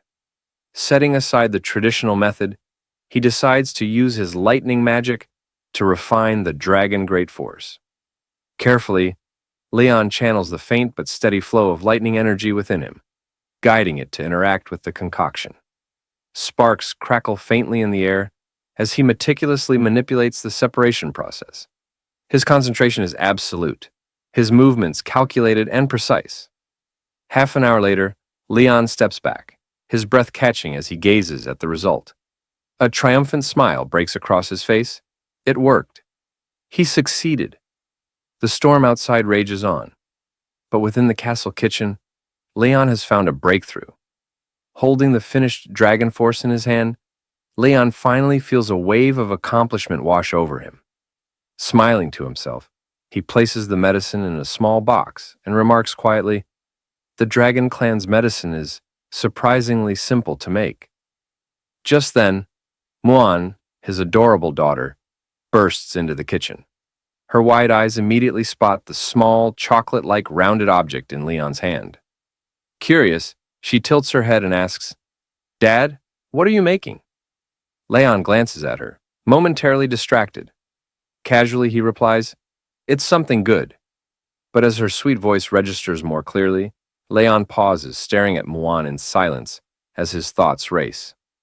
Muan, undeterred, looks up at him with bright enthusiasm, clearly expecting more of an explanation. Realizing her presence fully, Leon snaps out of his reverie. "Muan!" he exclaims, surprised. Quickly closing the box, he pats her on the head, flashing her a reassuring smile. "It's nothing, really." Muan's curiosity isn't so easily brushed aside. "Is it candy?" she asks, her eyes flicking to the box in his hand. Leon chuckles and shakes his head. Showing her the closed box, he says, "It's not candy, it's medicine. Something I made for your mom." Muan's cheerful expression shifts into concern. "Medicine? Why does Mom need medicine? Is she sick?" she asks, her voice tinged with worry. Placing the box into his pocket, Leon kneels to her level and pats her head again. "No, no," he reassures her gently. "Your mom's just been very busy lately. I thought I'd make something to help nourish her. Don't worry, okay?" Internally, however, Leon smirks at his own deception, thinking, "Actually, this is for me. I'll need it to recover properly." Muan seems satisfied for the moment, but still looks at him earnestly. "Dad, you have to take good care of Mom, okay?" Leon smiles warmly at her. "Of course," he replies. "That's what a dad should do." But inwardly, his thoughts take a mischievous turn, his dark expression concealed behind his calm demeanor. "Once I've fully recovered, I'll definitely take very good care of her," he muses, a quiet chuckle escaping him. Stormy night with heavy rain and loud thunderstorms, Leon sits in his bedroom, absently tossing the medicine box in his hand. Though he successfully cultivated the dragon great force, he can't help but question whether the dragon clan's nutritional supplements might have adverse effects on humans. Catching the box midair, Leon frowns and mutters to himself that he'll have to set it aside for now. Rossweiss is surprised, almost incredulous, that Leon managed to create medicine in such a simple environment. Looking at him with her usual air of superiority, she extends her hand and, in an arrogant tone, demands, "What did you refine?" "Let me see it." Leon hesitates, his grip tightening on the medicine box. Meeting her gaze, he sighs and reluctantly hands it over. "Even if I refused, you'd just resort to violence and take it anyway," he mutters, a trace of exasperation in his voice. Rossweiss takes the box, examining its contents. A faint smile graces her lips as she looks at the dragon great force. "Impressive," she says. "You've managed to refine such a perfect dragon great force under these conditions." "Truly remarkable, Leon." "What's that saying? The man of letters and the man of arms?" Leon blinks, surprised. Internally, he marvels. She didn't mock me this time? Closing the box with a click, Rossweiss hands it back to him. "You can keep this," she says firmly, "but you can't take it." Leon catches the box, confusion etched across his face. "Why not?" he asks. Rossweiss locks eyes with him, her gaze steady. "As a tonic for the dragon race, the medicine is far too potent for a human body," she explains. Leon frowns, his expression darkening. Is it really that powerful? He asks, skepticism creeping into his voice. Her serious tone doesn't waver. Yes, it is. As a human, you cannot withstand its effects, she reminds him, her voice softening slightly. But Leon's pride flares. Pulling the dragon great force from the box, he smirks arrogantly. I've defeated countless dragon kings without the power of a dragon, he boasts. Why would I fear a single pill? Rossweiss's eyes widen in alarm as Leon forcefully swallows the pill. With a defiant grin, he declares, Courage is the hymn of mankind. Leon, Rossweiss shouts, her voice laced with concern. But the effects of the pill are immediate and devastating. A surge of power floods Leon's body, his senses heightening to dangerous levels. He clenches his chest, agony twisting his features as he collapses to his knees. You reckless idiot, Rossweiss yells, anger and worry blending in her voice. Do you know how rarely I use healing magic? She rushes to him, casting a spell to stabilize him. Let me try to break down the pill's effects, she says urgently. Leon, however, shakes his head, his darkened expression filled with determination. Gritting his teeth, he grabs her hand, stopping her mid-spell. Leon, don't move! Rossweiss pleads, her voice rising in alarm. But it's too late. Thunder and lightning erupt from Leon's body, engulfing him completely. Bearing the searing pain, Leon grits his teeth and manages to speak through the storm of energy. Rossweiss, he growls, his voice steady despite the agony. Look carefully. He meets her gaze, his eyes burning with resolve. This is the courage and determination of mankind. Despite her protests, Leon endures the excruciating effects of the dragon great force alone, his body crackling with raw power. The storm intensifies around him, and Rossweiss can only watch, stunned and helpless, as Leon endures the excruciating power alone. Thunder roars, and lightning dances wildly in the small space, illuminating Leon's figure in bursts of light. His screams echo through the room as the pain reaches its peak. Having pushed Rossweiss away earlier, she is unable to help him now. Shocked, she watches in awe and horror, her mind racing. Then, it dawns on her. Leon is using lightning magic on his own body. Rossweiss stares in disbelief, trying to comprehend what Leon is doing. After what feels like an eternity, Leon finally stops channeling his lightning magic. The raging storm around him begins to subside, and the room grows eerily quiet. His eyes lose focus, and unable to bear the strain any longer, Leon collapses. Leon! Rossweiss cries, rushing to his side. Her voice is filled with genuine worry as she catches him just before he hits the ground. Gently, she lowers him into a sleeping position, brushing stray strands of hair from his face. Looking at his unconscious form, Rossweiss mutters under her breath, You really are a madman. Despite her exasperation, there's a softness in her voice that betrays her concern. Standing, she glances at him once more and says firmly, Wait here. I'll get the court physician. She turns to leave but freezes mid-step as she hears a faint sound behind her. Rossweiss, Leon's hoarse voice calls out weakly. She spins around in shock. Leon's eyes flutter open, his face flushed a deep red, and a strange, dazed expression settles on his features. Just as she's about to ask him how he's feeling, he raises his hand toward her, startling her. Before Rossweiss can react, Leon's hand darts out and grabs her tail. What? She gasps, caught completely off guard. Still holding her tail, Leon smiles. A goofy, childlike grin. Rossweiss stares at him, utterly baffled.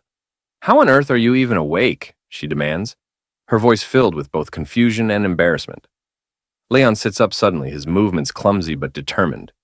Blushing furiously, he rubs his cheek against her tail, a soft giggle escaping his lips. My wife. Where are you going? He murmurs, his voice hazy and affectionate. Rossweiss's face turns scarlet. Wife? Who do you think you're calling your wife? She stammers, trying to maintain her composure. She attempts to pull away, but Leon's grip on her tail tightens. Let go of my tail, you idiot, she demands, her voice cracking under the mix of frustration and embarrassment. Leon, however, refuses to comply. His smile widens and he rubs his cheek against her tail again, sighing contentedly. I don't want to, he says softly. I won't let go. I won't let my wife go. Leon happily presses his cheek to Rossweiss's tail, his grip firm and unyielding. Despite her earlier struggles, it becomes clear she can't overpower him in his current state. Rossweiss exhales in frustration and stops resisting, her patience wearing thin. Meanwhile, Leon continues gleefully, singing an improvised wife, wife song as he rubs his cheek against her tail like a delighted child. Rossweiss's face twists into an expression of pure exasperation. She makes a long face, silently admitting her defeat. Turning her gaze away, Rossweiss begins to piece together the situation. The dragon's great force is meant to enhance physical strength and endurance, she thinks. It shouldn't cause unconsciousness, or whatever this ridiculous behavior is. Her mind drifts to Leon's earlier use of lightning magic. She wonders if his manipulation of the lightning element might have interfered with or intensified the effects of the medicine. When she glances back at him, her cheeks flush as she takes in the sight of Leon, humming happily with his face buried in her tail. Idiot, she mutters under her breath, her voice tinged with embarrassment. Still, she reassures herself that despite his bizarre behavior, he doesn't seem to be in any immediate danger. Leon continues his antics, unabated, cheerfully singing his wife, wife song. Rossweiss sighs deeply, realizing there's no reasoning with him in this state. Resigning herself to the situation, she looks down at him and says, All right, I'm here. What's wrong? Just tell me already. Leon stops singing and looks up at her with a bright, flushed expression. His eyes shine with childlike excitement, and he boldly calls her wife again. Then, without hesitation, Leon smiles mischievously and declares, I want a second child. Rossweiss's face flushes a deep red, and she stumbles over her thoughts, the shock of Leon's sudden declaration sending a chill down her spine. Struggling to keep her composure, she glares at him, her blush intensifying. You haven't even properly taken care of the 2 children from my first pregnancy, she snaps, crossing her arms. And now you're already asking for another one? Forget it. But Leon is undeterred. Still gripping her tail like a stubborn child, he rolls around on the bed, his voice filled with exaggerated whines. I want a second child, he insists, his tone almost pleading. Come on, Rossweiss, is it really such a bad idea? Rossweiss groans, pinching the bridge of her nose in frustration. What did I do to deserve this, she wonders, weighing her options. Reluctantly, she realizes that trying to reason with him might only make the situation worse. Finally, she exhales a long sigh and mutters, Fine. Not just a second child. We'll have a third and a fourth, too, if it'll shut you up. Leon's eyes light up like a child being promised candy. With a triumphant grin, he exclaims, Really? Then you have to come back to my hometown with me. Yeah, Rossweiss replies, waving him off with a tired look.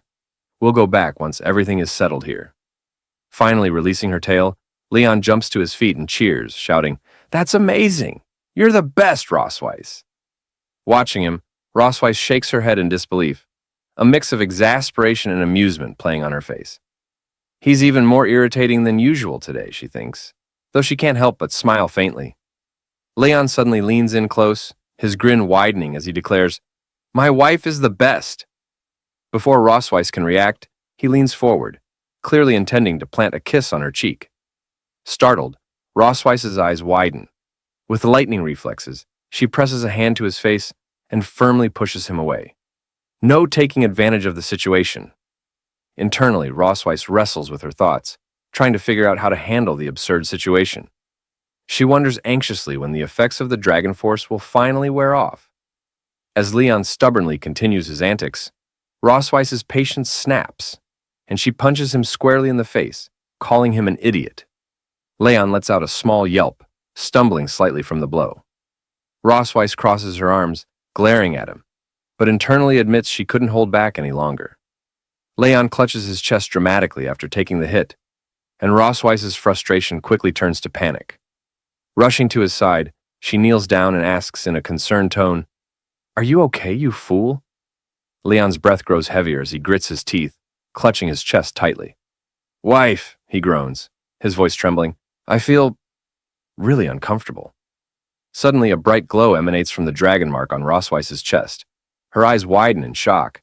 "This isn't good," she mutters, her heart racing. Without hesitation, she unbuttons Leon's shirt to examine him. As the fabric parts, the dragon mark on his chest begins to shine with an intense light. Rosweiss furrows her brow, her mind racing. Why is the dragon pattern activating now of all times? She wonders, anxiety creeping into her thoughts. Before she can think further, Leon suddenly grabs her shoulders, startling her. With unexpected strength, he pushes her onto the bed, climbing over her and pinning her hands down. "Leon!" Rosweiss shouts, her voice a mix of anger and alarm. "You bastard, what are you doing?" Leon's breath is labored, his face flushed as if burning with fever. He looks into her eyes, his expression desperate. "Wife," he whispers hoarsely, I feel so hot all over. My chest, it itches." Rosweiss's face flushes crimson at their proximity, her heart pounding as she glares at him. Gritting her teeth, she thinks furiously, the dragon pattern, combined with the lightning element, has heightened his instincts. It's fueling his desire to reproduce. Before she can say or do anything, Leon's gaze shifts. His eyes lock onto her tail, and with a sudden movement, he grabs it. Rosweiss freezes in shock as Leon brings the tail closer, sniffing it with a dazed expression. "Leon!" she snaps, her voice trembling between anger and embarrassment. "Let go of my tail right now!" But Leon only holds on tighter, his face dreamy as he mutters, "It smells so nice, wife. So soft." Rosweiss's eyes widen, her internal composure fraying. If this keeps up, I might actually lose control, she thinks nervously. Determined to put an end to his antics, she pushes against his face, attempting to stop him from sniffing her tail any further. "Leon, stop it!" she commands firmly, her tone sharper now. "My tail drags on the ground all day long. Aren't you disgusted by that?" But Leon's stubborn nature proves relentless. He resists her efforts, his hands clinging tightly to her. As Rosweiss continues to scold him, Leon suddenly places a finger gently on her lips, silencing her mid-sentence. Caught off guard, Rosweiss freezes, her breath hitching. She stares at him in surprise, unsure of what to say or do next. Leon gazes deeply into her eyes, his expression uncharacteristically intense. "Malif," he says softly, using her first name, something he rarely does. "You're so beautiful tonight." The unexpected compliment catches Rosweiss completely off guard. A wave of heat rushes to her face, her cheeks turning crimson. Looking away to avoid his piercing gaze, she stammers, "Even if you say that, I'm still mad at you."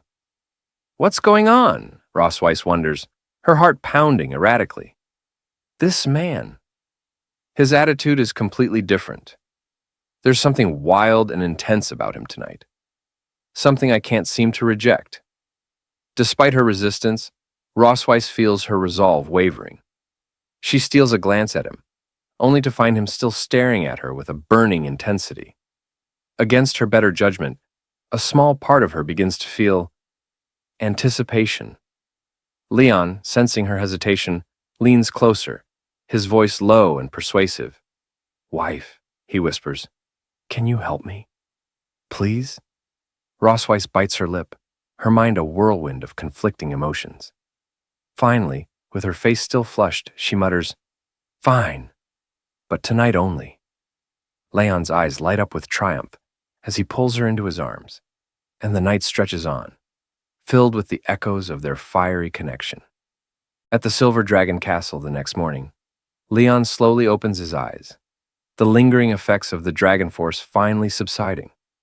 As his vision clears, he notices Rosweiss lying beside him in bed, her smirking expression aimed directly at him.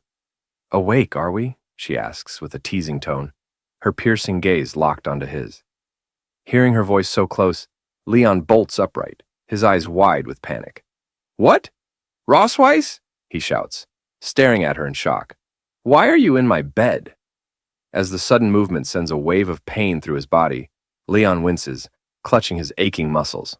"Ugh, everything hurts," he groans, then mutters, "My memory is fragmented. What the hell happened last night?" Rosweiss stretches casually before sliding out of bed. With a smirk, she turns to face him. "You don't remember anything?" she asks innocently.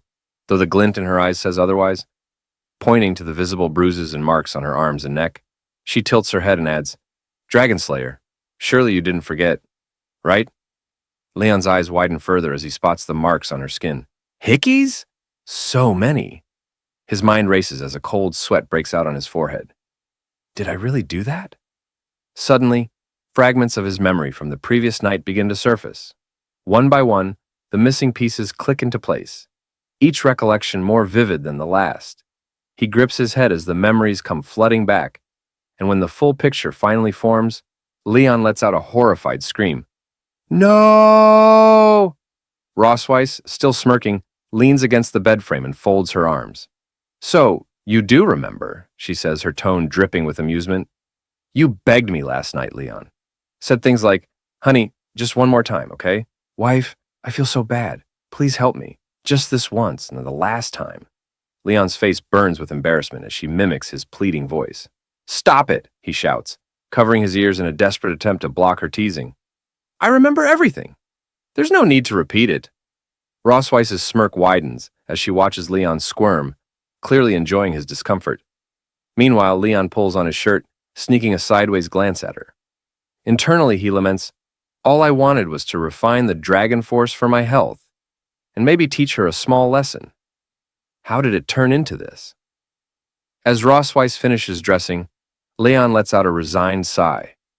Looking at her briefly, he admits under his breath, "Maybe I went a little too far last night." Leon hesitantly asks Rossweiss, "Did I hurt you?" Rossweiss shakes her head with a calm demeanor. "It's fine," she replies, brushing off his concern.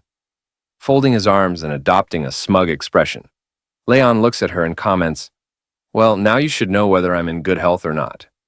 Next time, don't go doubting my abilities." Rossweiss's eyes narrow as she fixes an intense gaze on Leon. Her serious expression makes him shift uncomfortably. What's with that look?" Leon stammers, stepping back slightly. Without a word, Rossweiss closes the distance between them, her gaze unrelenting. Before Leon can react, she grabs his chin, leans in close, and, in a commanding tone, declares, "Dragon Slayer, I must say, I'm very satisfied with your performance last night. I hope you can keep it up in the future." Leon freezes, his face burning red as her words sink in. Internally, he screams, "What is happening? Have I somehow become her personal servant now?" Rossweiss steps back, her usual smirk returning, and changes the subject. "Now, about that bet," she says casually. The mention of the bet snaps Leon back to reality. His eyes narrow with suspicion as he studies her. "The bet?" he echoes, trying to mask his nervousness.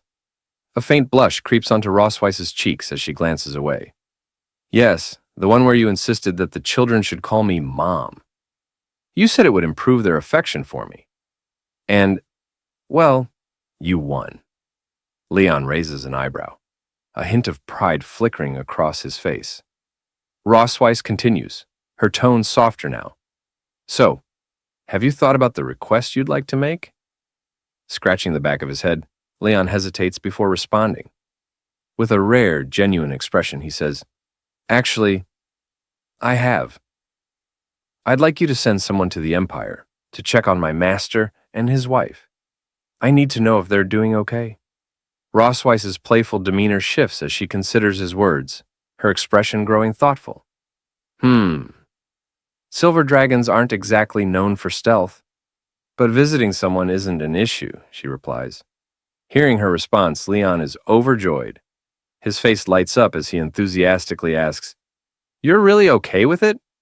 In his excitement, he almost blurts out a casual, "Thank you," but catches himself, quickly straightening his posture. Clearing his throat, he coughs awkwardly to compose himself before speaking in a formal tone. "Thank you for your help," he says sincerely.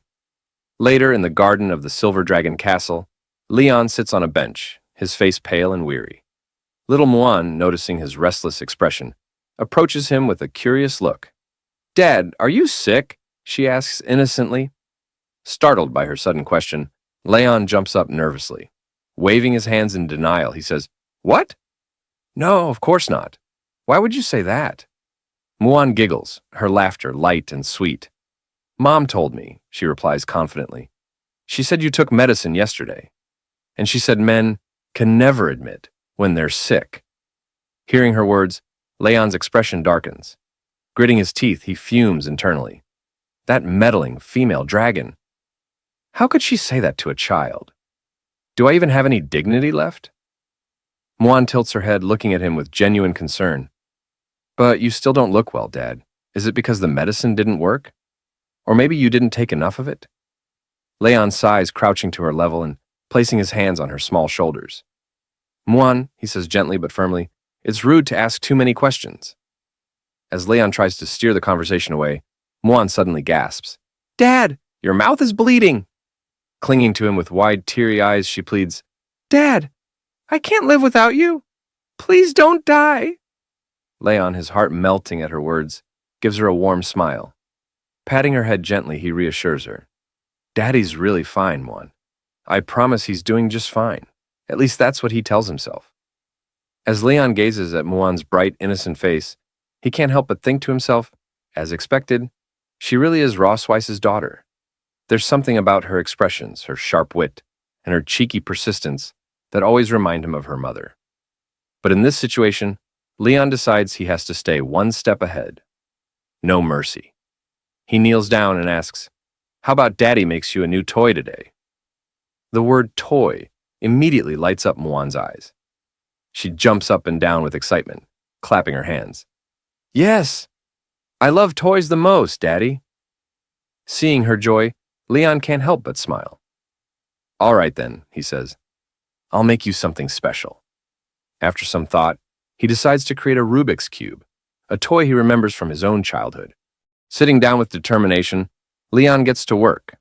Using his alchemical skills and a bit of mechanical ingenuity, he carefully crafts the cube. Once it's assembled, he takes his time painting each face with bright, vibrant colors. When the paint finally dries, Leon holds up the finished cube, his face glowing with pride.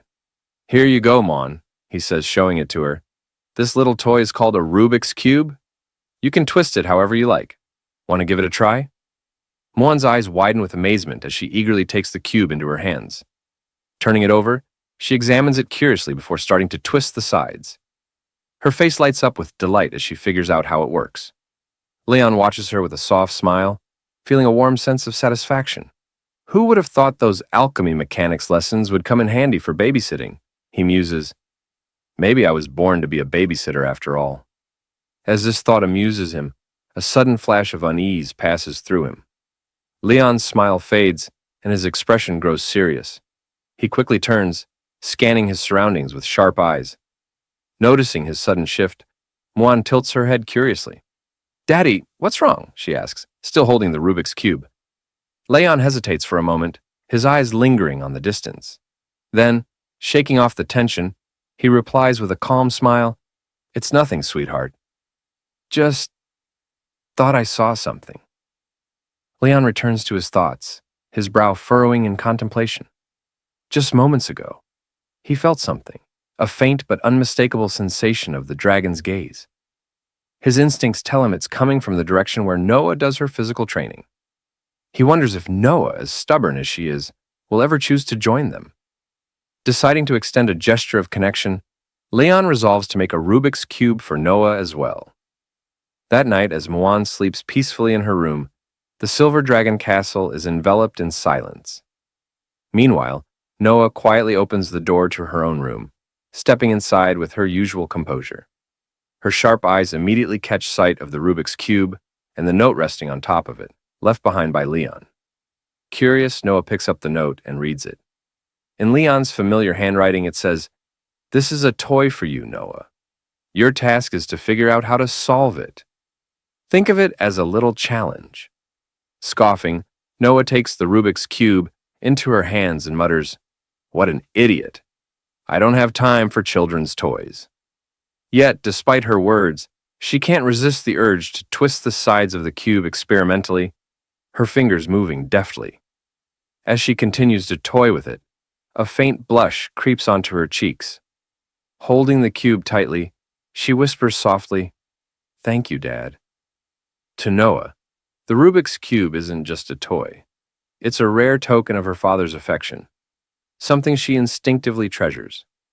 Quietly, she slides it into a small wooden box she keeps hidden beneath her bed, a personal collection she refers to as her treasure box. Unbeknownst to Noah, her younger sister Muan has been watching her secretly from the doorway. With her usual curiosity, Muan thinks to herself, "Sister's been acting a little strange lately, always hiding things in that box under her bed. What could it be?" When Noah steps out of the room later, Muan seizes her chance. "Detective Muan is on the case," she whispers with a mischievous giggle.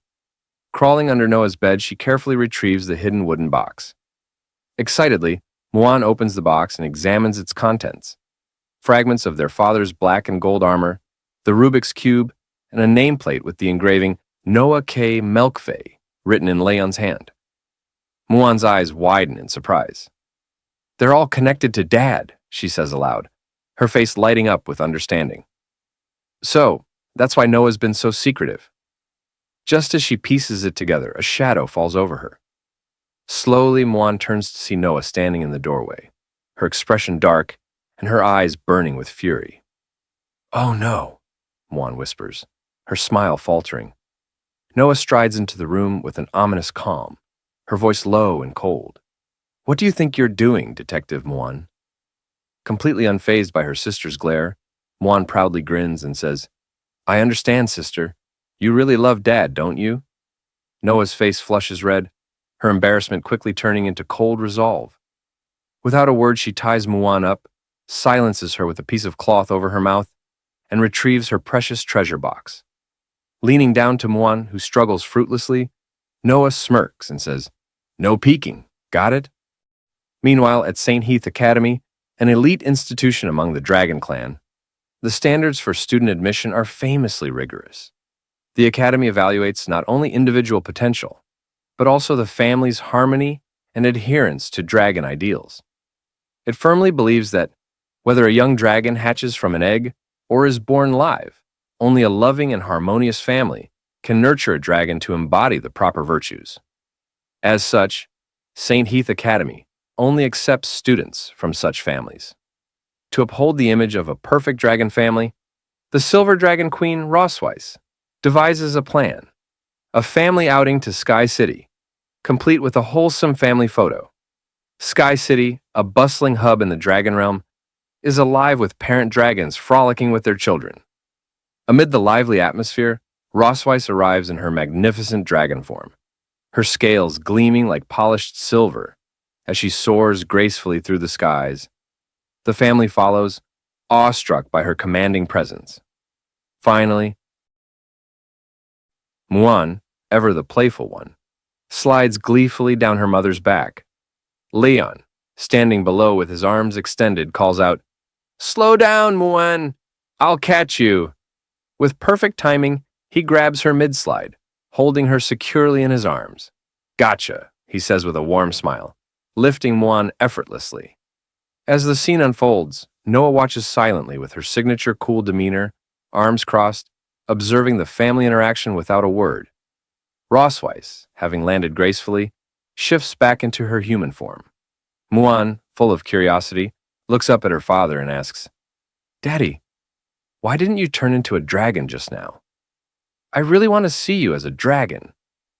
Leon freezes at the unexpected question. His smile stiffens as he awkwardly laughs, scratching the back of his head. Internally, he's panicking. "Dear daughter, Daddy is great at slaying dragons, but turning into one? You'd better forget about it."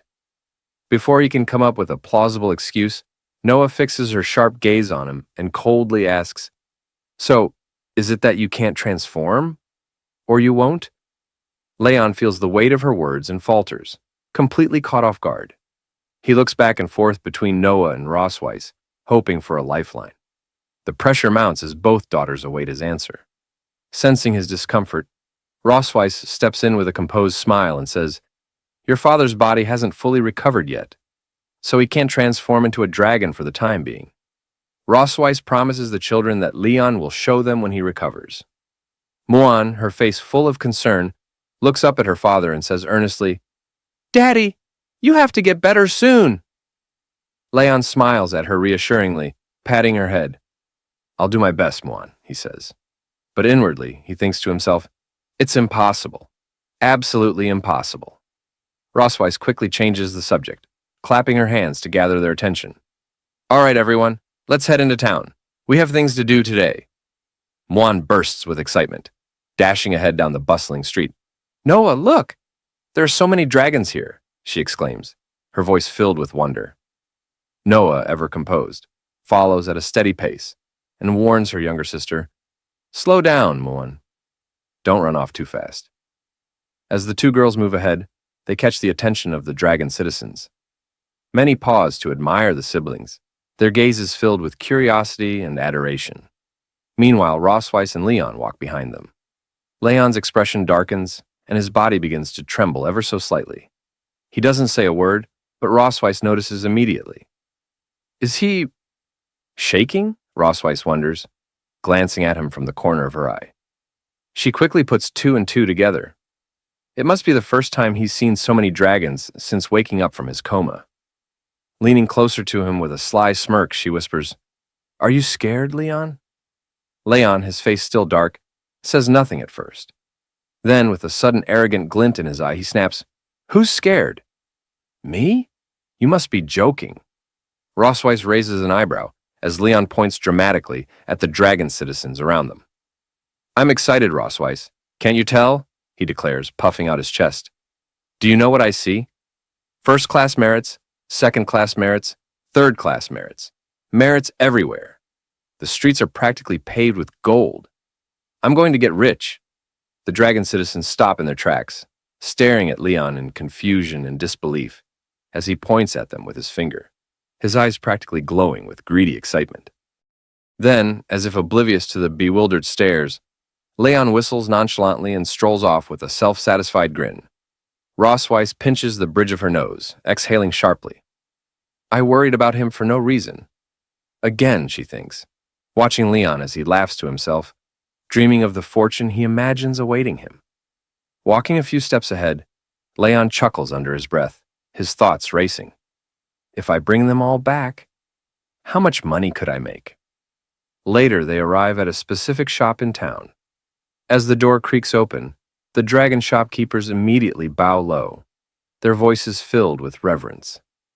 Your Majesty, the Silver Dragon Queen, and her family, it is our great honor to serve you. Rossweiss enters the shop with Leon and the children following behind. Inside, Muan runs excitedly from one corner of the room to another. Grabbing Noah's hand, she tugs her sister along, pointing at the walls. Noah, look! So many dragon pictures, Muan exclaims, her eyes sparkling with wonder. Noah remains silent, her stoic demeanor unchanged. Meanwhile, Leon leans closer to Rossweiss, his curiosity getting the better of him. Aren't you the Silver Dragon Queen? He asks in a low voice. Why did you come to the store to take photos yourself? Shouldn't someone else handle this? Rossweiss gives him a side glance, clearly unimpressed. The Dragon King of a tribe can only command members of their own tribe, she explains. The dragons of Sky City, however, do not belong to any specific tribe. They're independent. Leon smirks, clearly enjoying himself. So, basically, your queenly status doesn't hold much weight here, huh? Before he can blink, Rossweiss stomps on his foot with her sharp high heels. Leon yelps in pain, hopping on one leg as he clutches his throbbing foot. Rossweiss, with a sweet yet dangerous smile, replies, Well, in any case, I'm taller than you now. The head shopkeeper chuckles nervously at the exchange before stepping forward and bowing. It's truly an honor to have the Silver Dragon Queen and her family here. To take a family photo for Her Majesty is a privilege beyond compare. Rossweiss straightens up, flipping her hair with a confident smile. Everyone says my photography skills are top-notch among the dragon tribe, she boasts. It's your great fortune that we successfully scheduled this appointment. As they speak, the head shopkeeper glances toward Leon and asks hesitantly, What about Her Majesty's husband's tail? Should it be included in the photo? Rossweiss waves the question away. He's not fond of showing his tail, she says with a casual shrug. Let's pick a tailless suit for him instead. Her words trigger a memory and she smirks as she recalls the incident earlier at the Silver Dragon Castle. Before they left for Sky City, she had presented Leon with a custom-made silver dragon tail decoration, asking him to wear it. Leon's reaction, however, had been immediate and dramatic. "Absolutely not," he had exclaimed, taking several steps back as if the tail were cursed. "I'll never wear that thing. Even if I die, it's about my dignity." Back in the shop, Rossweiss shakes her head at the memory, amused by Leon's stubbornness. The head shopkeeper, unaware of the backstory, simply nods and gestures for Rossweiss to move to another area to try on her outfits. Meanwhile, on the other side of the shop, Muan skips around with infectious excitement. "I want to wear a pretty dress," she chirps cheerfully, her enthusiasm lighting up the room. After a while, Muan and Noah emerge from the changing room in their new dresses, both looking stunning for the family photo. Shortly after, Leon steps out wearing a crisp white suit. His polished appearance is a stark contrast to his usual casual demeanor. Muan, catching sight of her father in the new outfit, gasps in delight. "Dad, you look so handsome!" she exclaims, her voice filled with surprise and admiration. The head shopkeeper nods approvingly, her smile warm. "The suit fits the prince perfectly," she says. "I imagine he must have been quite popular in his youth." Leon raises an eyebrow, clearly pleased by the compliment. "You really think so?" he replies with a smirk. "Honestly, the last time I wore something this formal was at my school graduation ceremony." He then turns his attention to Noah, catching her off guard. "What do you think, Noah?" he asks. Noah, momentarily surprised by the question, glances at him before quickly looking away. A faint blush dusts her cheeks as she mutters, "You look quite handsome." Grinning brightly at her response, Leon pats both Muan and Noah on their heads affectionately. "And your dresses are adorable too," he adds with a genuine warmth that makes both girls smile. Just then, Rossweiss steps out from the dressing room, dressed in a breathtaking gown that perfectly complements her elegance. For a moment, everyone is left speechless. Leon, his jaw dropping slightly, stares at her in awe. It's undeniable. Rossweiss looks absolutely stunning. Rossweiss, noticing his dumbfounded gaze, smirks and tilts her head. "What's wrong, Leon?" she asks with playful curiosity. Leon quickly snaps out of his trance, looking away and scratching the back of his head awkwardly. "Nothing, it's just... that dress suits you," he mumbles, his voice barely audible. Hearing his unexpected compliment, Rossweiss blushes faintly and averts her eyes. "Well," she says, trying to sound nonchalant, "I think it would look even better if you had a tail." Leon's expression darkens at the comment. Internally, he screams, "I will never wear a tail, not in this lifetime." The head shopkeeper steps in, her cheerful voice cutting through the tension. "All right, everyone, let's get ready for the family photo," she says, positioning the camera. Muan, waving her little hands, calls out, "Mom! Dad! Come here!" She tugs at Noah's hand, pulling her sister into position. As Rossweiss and Leon take their places, the shopkeeper encourages them. "Your Majesty, Prince Leon, step a little closer, please. Let's capture the love and harmony of this beautiful family." Rossweiss and Leon glance at each other, both stubbornly looking away, neither wanting to admit their hesitation.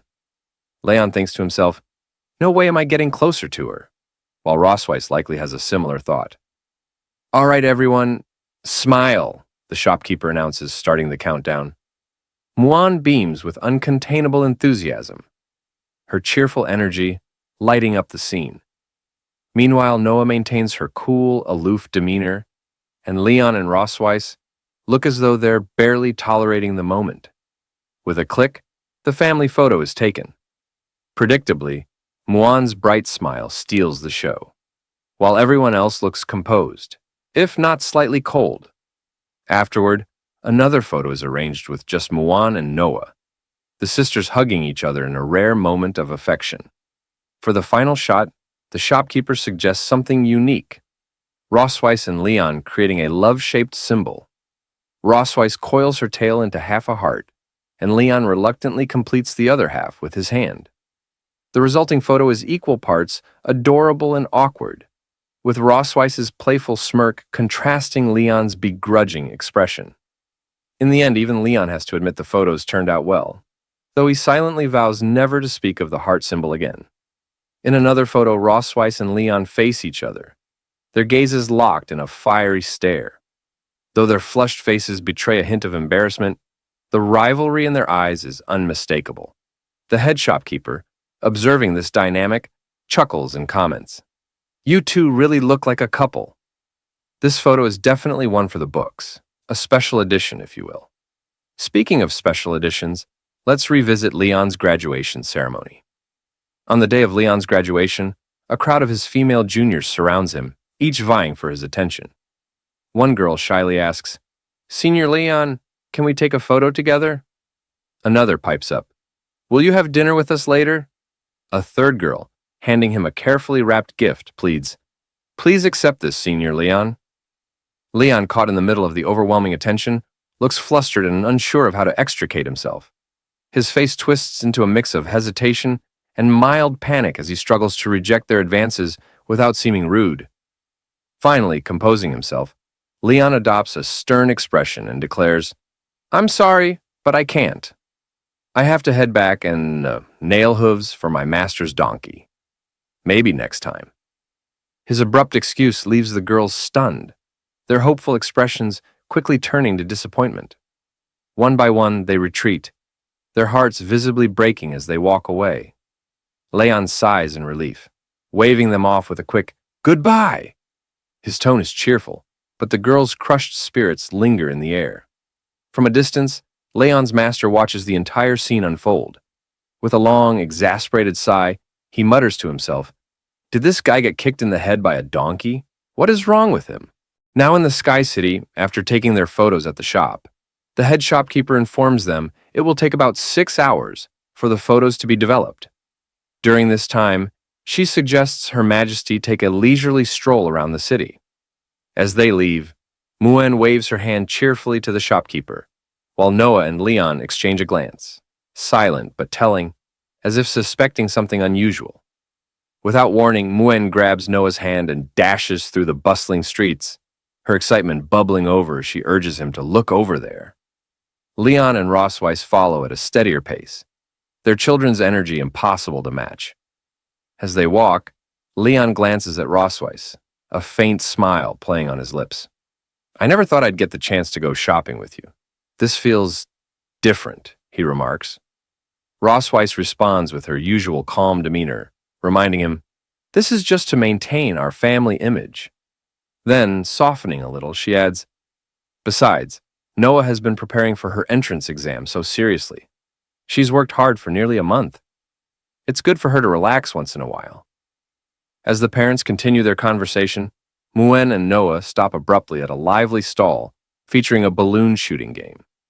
Their attention is immediately captured by a cute teddy bear among the prizes. Muen's eyes sparkle like stars, and Noah looks equally enchanted by the fluffy bear. When Leon and Rossweiss catch up, they pause, surprised to find the kids utterly absorbed in the game. Noah steps forward first, picking up the toy gun with an air of determination. She takes aim carefully at a balloon, but the result is less than ideal. She either misses entirely or hits a balloon that stubbornly refuses to pop. Her failure leads to a tense silence, and Noah's face twists into the most adorable pout of frustration. Muen's excitement dims as well, her expression mirroring Noah's disappointment. The shopkeeper, noticing their dejected faces, offers an encouraging smile. "If you try a few more times, I'm sure you'll hit it." At that moment, Leon steps forward, shaking his head with a chuckle. "So, they've got this kind of game here too, huh?" Muen beams at him, calling out enthusiastically, "Dad!" While Noah, still pouting, mutters that she just can't seem to win. Leon laughs awkwardly, his instincts telling him these games are rigged to make winning difficult. Seeing her father as the last hope, Noah shoves the toy gun into his hands with an almost commanding pout. Leon takes it, examining the toy intently, as memories surface of similar games he'd seen in human markets. Rossweiss observes Leon closely and comments, "The bullets of this toy gun are made of magical energy. It requires precise control to handle the magic properly. No wonder it's a bit difficult for Noah." The shopkeeper, sensing an opportunity, turns to Leon and Rossweiss with a sly smile. "Would you two like to give it a try? If you manage to hit all the balloons within 10 shots, you can win the pair of teddy bears your daughters seem to have their eyes on." Internally, the shopkeeper chuckles, Proud of his ploy, he had intentionally let the kids try first to lure their parents into spending more money. Leon glances down at Noah and Muen, his voice gentle as he asks, "Do you two want the teddy bears?"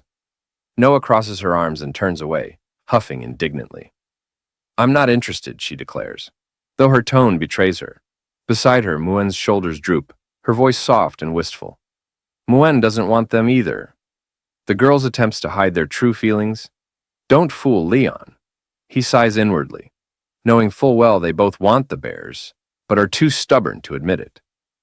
Turning to Rossweiss with a mischievous grin, Leon points a finger at her and confidently announces to the shopkeeper, "Give me 10 shots!" She'll pay for it. Rossweiss, caught off guard, gasps in surprise. "What? Me?"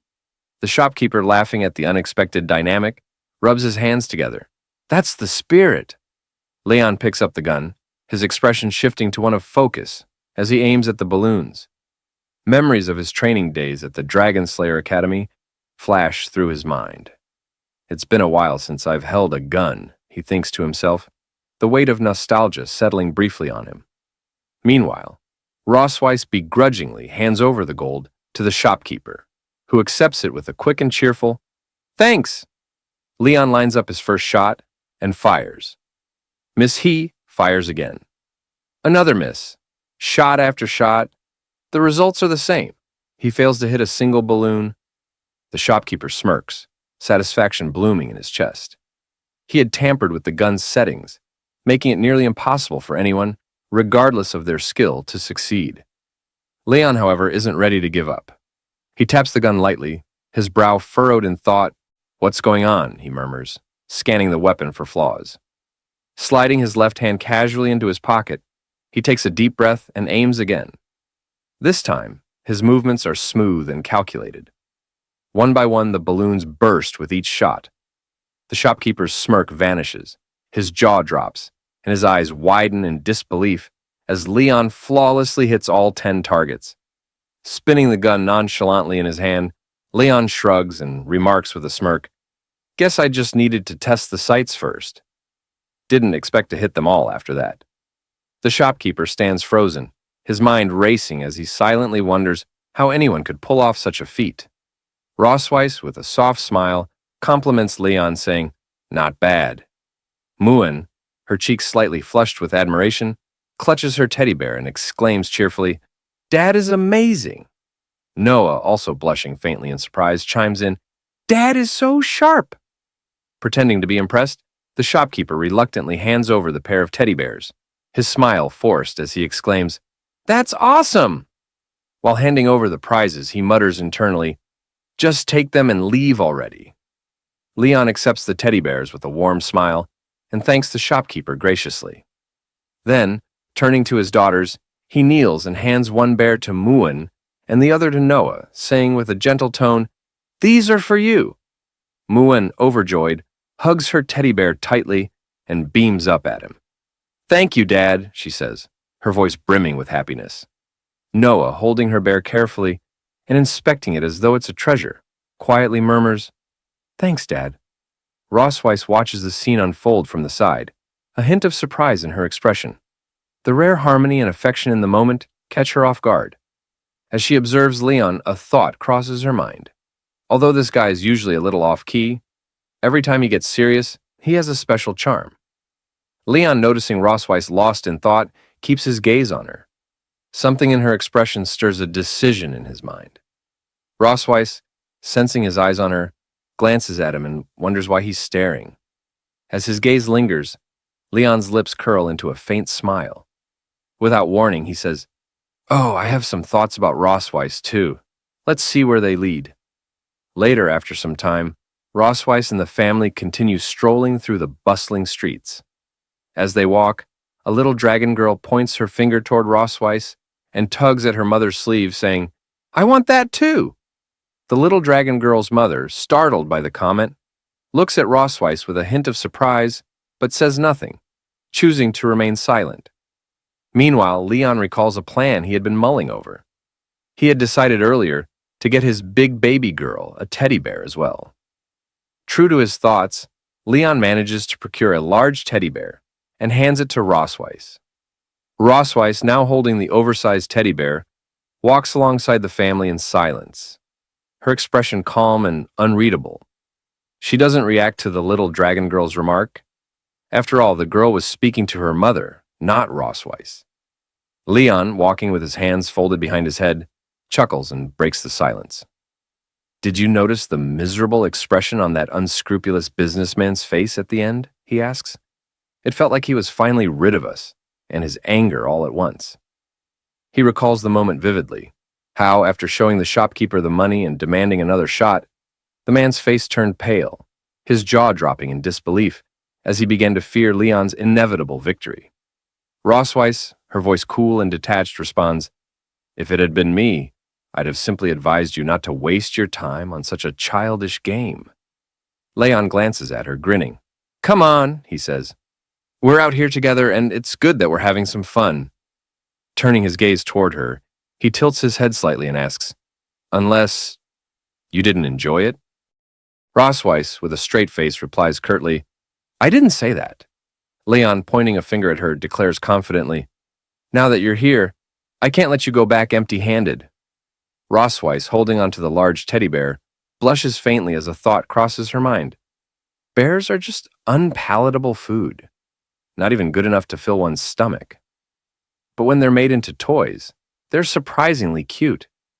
Without waiting for Leon's response, she quickly strides past him, her cheeks still flushed. With a playful pout, she tosses over her shoulder, "Come find me after dinner tonight." Leon freezes mid-step, her words catching him off guard. He stares after her, wide-eyed, as a wave of surprise washes over him. A moment later, he's left standing in the middle of the street, utterly stunned, a metaphorical question mark hovering over his head. Later that evening, in the Silver Dragon Castle, Leon recalls Rossweiss's cryptic invitation as he walks down a dimly lit corridor after dinner. Her words replay in his mind, "Come find me after dinner." "It's late at night, and I'm heading to her room alone," Leon mutters to himself, a mix of anticipation and apprehension tightening his chest. "If I go, I'll feel awkward the entire night. If I don't go, I'll be restless for a week." Clenching his fists in frustration, Leon makes up his mind. "Fine, I'll go see her. Whatever happens, happens." He storms down the hall, his footsteps echoing in determination. When Leon reaches Rossweiss's door, he stops and takes a deep breath, readying himself to knock. But before his knuckles meet the wood, he notices the door is slightly ajar. Curious, he pushes it open and steps inside, his gaze sweeping across the room in search of her. The sound of running water reaches his ears, and realization dawns on him. She's still in the shower. Leon's eyes wander toward the bathroom, where the faint outline of Rossweiss is visible through the glass shower door. He frowns, noting the transparency. What kind of poor quality glass is this? He thinks, averting his gaze in embarrassment. As the moments tick by, Leon's mind races. Shocked and uneasy, he begins to wonder, do I really have to deal with this tonight? Snapping back to reality, Leon shakes his head, trying to steady his thoughts. Slowly, he peeks toward the shower, his eyes widening momentarily. Whether he actually peeked or not remains uncertain. The image is fleeting and unclear, making it hard to say for sure. Rossweiss, now in her pajamas and still under the lingering mist of hot water, looks stunning. Her long silver hair clings to her damp skin and droplets of water glisten faintly on her face and body. As she notices Leon, her calm voice cuts through the steam. "You're here. Let's get started." Leon's heart skips a beat at the sight. It's only natural. Anyone would be captivated by such beauty. With a flicker of nervousness on his face, he thinks to himself, am I about to be squeezed dry again? For now, the story leaves the romance lingering tantalizingly on the edge. There's a special extra edition. 6 hours later, the photos are finally ready. Muen and Noah eagerly look through the pictures of their parents, Leon and Rossweiss. Muen, her eyes sparkling with excitement, exclaims, "Mom and Dad look like such a perfect match." Noah, however, remains quiet as she gazes at the photos, her expression unreadable. Leon, flipping through the pictures, suddenly notices something unusual. "Hey, There's a card attached to this photo, he says, holding it up. Hearing this, Rosweiss, her curiosity piqued, steps closer. Show it to me, she insists. Leon turns the photo around, revealing a handwritten note from the head shopkeeper. Together, he and Rosweiss read the words aloud. May the silver light always shine in the eyes of the one they love. Their faces flush instantly, bright red with embarrassment. Both speak at once in protest. Who's in love with whom? Leon sputters. Who's in love with her? Rosweiss snaps back. Who's in love with him? Still flustered, Rosweiss hides her face for a moment before adding in a small, indignant voice, There must be some mistake. Fix this photo for me. Leon, nodding quickly, agrees. Yeah, it must have been written wrong. Seeing Rosweiss like this, Leon's heart skips a beat. It's impossible to blame him. Anyone would be awestruck by such beauty. He swallows hard, his mind racing. With a flicker of nervousness, he thinks to himself, Am I about to be squeezed dry again? Rosweiss steps out of the shower room and, without missing a beat, asks, Where would you like to do it? The living room or the balcony? Leon freezes, her words catching him completely off guard. His face turns bright red as panic sets in. Stammering slightly, he nervously replies, The balcony? That's not good, right? I mean, people might see us. That would be embarrassing. Rosweiss, casually glancing into the mirror and adjusting her damp hair, responds with an air of indifference. The living room is fine then, it makes no difference to me. Leon exhales deeply, feeling trapped by the situation. Finally, with a dramatic sigh, he clenches his fists and yells, Fine. Come on, do it. He lies back on the sofa, his teeth gritted and eyes tightly shut, bracing himself for whatever's about to happen. Rosweiss, noticing his odd behavior, raises an eyebrow. What are you doing? She asks, her voice laced with amusement. Leon cracks one eye open, his face flushed. Aren't you going to, do it? He blurts out. Rosweiss, now sitting on the opposite sofa with her legs elegantly crossed, lets a sly smile creep onto her face. Mr. Casanova seems quite eager, she teases. Then, with a calm but playful tone, she adds, But tonight isn't suitable. Let's do it another day. Her words hit Leon like a bolt of lightning. He sits up abruptly, his face a vivid shade of crimson. What? He exclaims, utterly mortified. Rosweiss smirks, clearly enjoying his reaction, as Leon buries his face in his hands, silently vowing to get even for her teasing one day. Rosweiss places a paper on the table that she had been holding earlier. Leon, quickly sitting up on the sofa and coughing awkwardly, asks, What's this? Rosweiss adjusts her posture and explains, These are test questions from St. Heath Academy, used to evaluate viviparous families in the past. The questions focus on the partner's living habits, personalities, and shared experiences. She sets down more papers and continues, We need to get these answers right in advance. If we can't respond properly later, it could affect Noah's admission evaluation. Leon picks up the paper, skimming through the questions. With a skeptical look, he comments, These are like questions from one of those cheesy couples' tacit understanding games. Rosweiss raises an eyebrow. Cheesy or not, they're important. Leon shrugs and continues, They're asking about stuff like your partner's favorite color, a phrase they often say, where you went on your first date, or which book they like to read. Really? Looking up from the paper, he calls out, All right then, Rosweiss. What's your favorite color? Black, she replies with a calm expression, then asks, What about you? Silver, Leon answers without hesitation. Their eyes lock for a moment, an unspoken realization hanging between them. The intensity of their gaze grows, and suddenly both of them become self-conscious. Their faces flush red as they quickly turn away, awkwardly brushing off the moment. It's just a coincidence, Rosweiss mutters, glancing to the side. Yeah, just a coincidence, Leon agrees, scratching the back of his head and looking in the opposite direction. Snapping back to the task at hand, Rosweiss clears her throat. In any case, we need to test how well we know each other. Fine by me, Leon replies, grabbing a pen.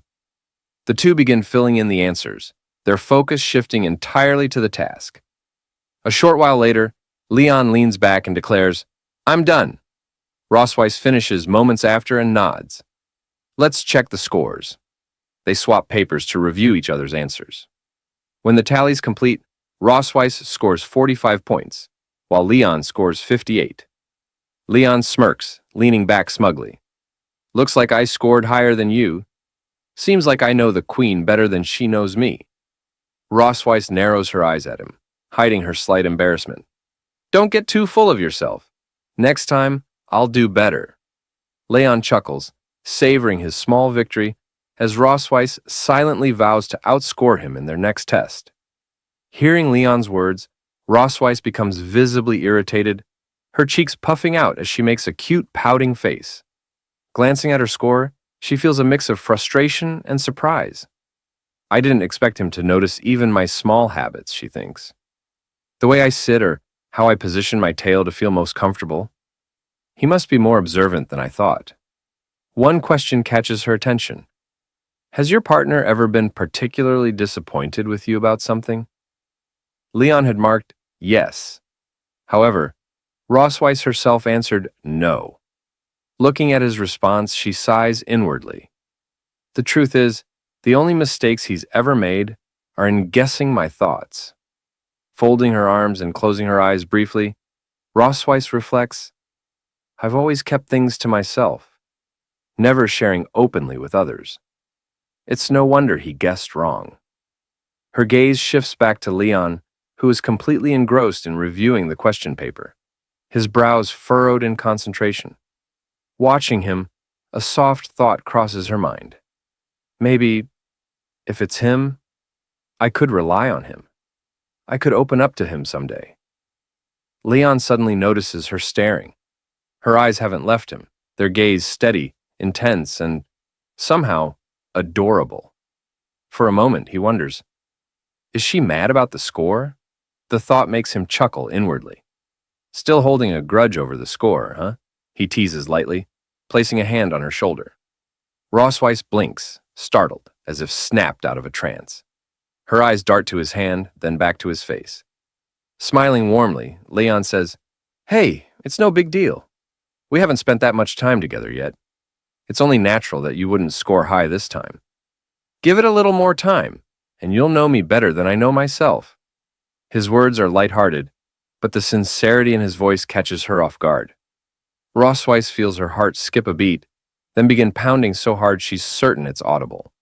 She clutches the question paper, trying to steady herself as an unfamiliar warmth spreads through her chest.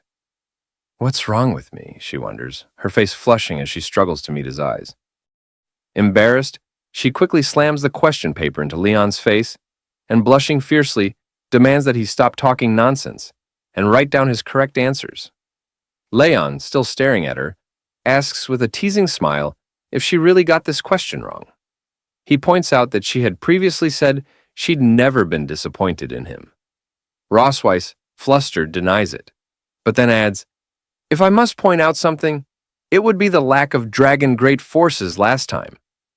Leon smirks and teases, From now on, I'll make dragon great force pills my meals.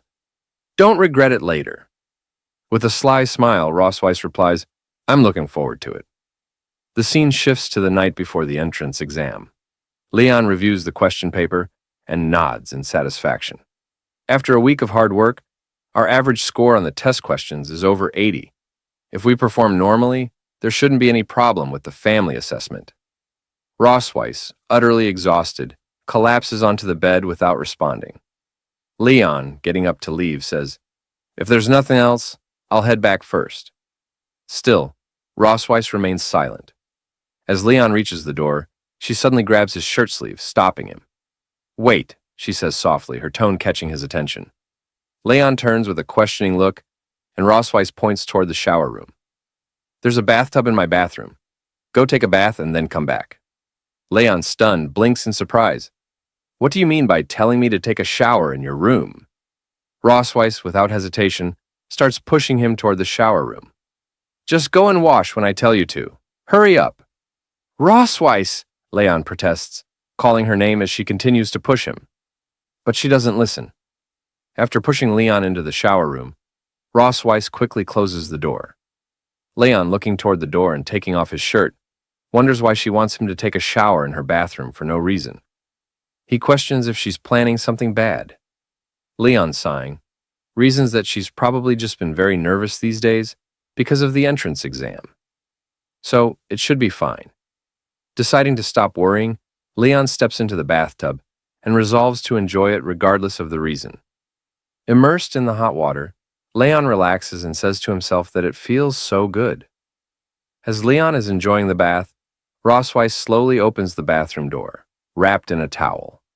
Noticing her, Leon is taken aback and loudly calls out Rossweiss's name. Rossweiss, with a smirking smile, looks at him, flicking her hair behind her ear, and the dragon mark on her chest activating starts to glow. Looking at Leon, Rossweiss says that she has been feeling a lot of pressure these days and that she wants to do it now.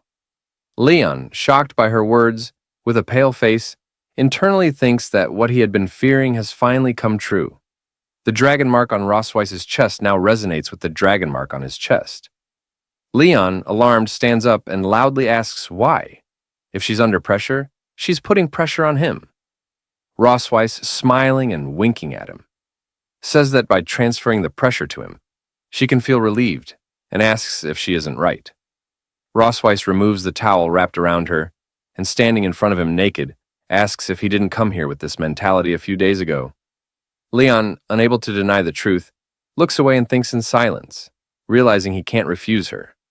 Rossweiss then steps into the bathtub nakedly with Leon, leaning on his chest and looking into his eyes. She tells Leon that he can't run away and urges him to just surrender. Leon doesn't resist and complies with her. The dragon marks on their chests begin glowing brightly, the intensity increasing.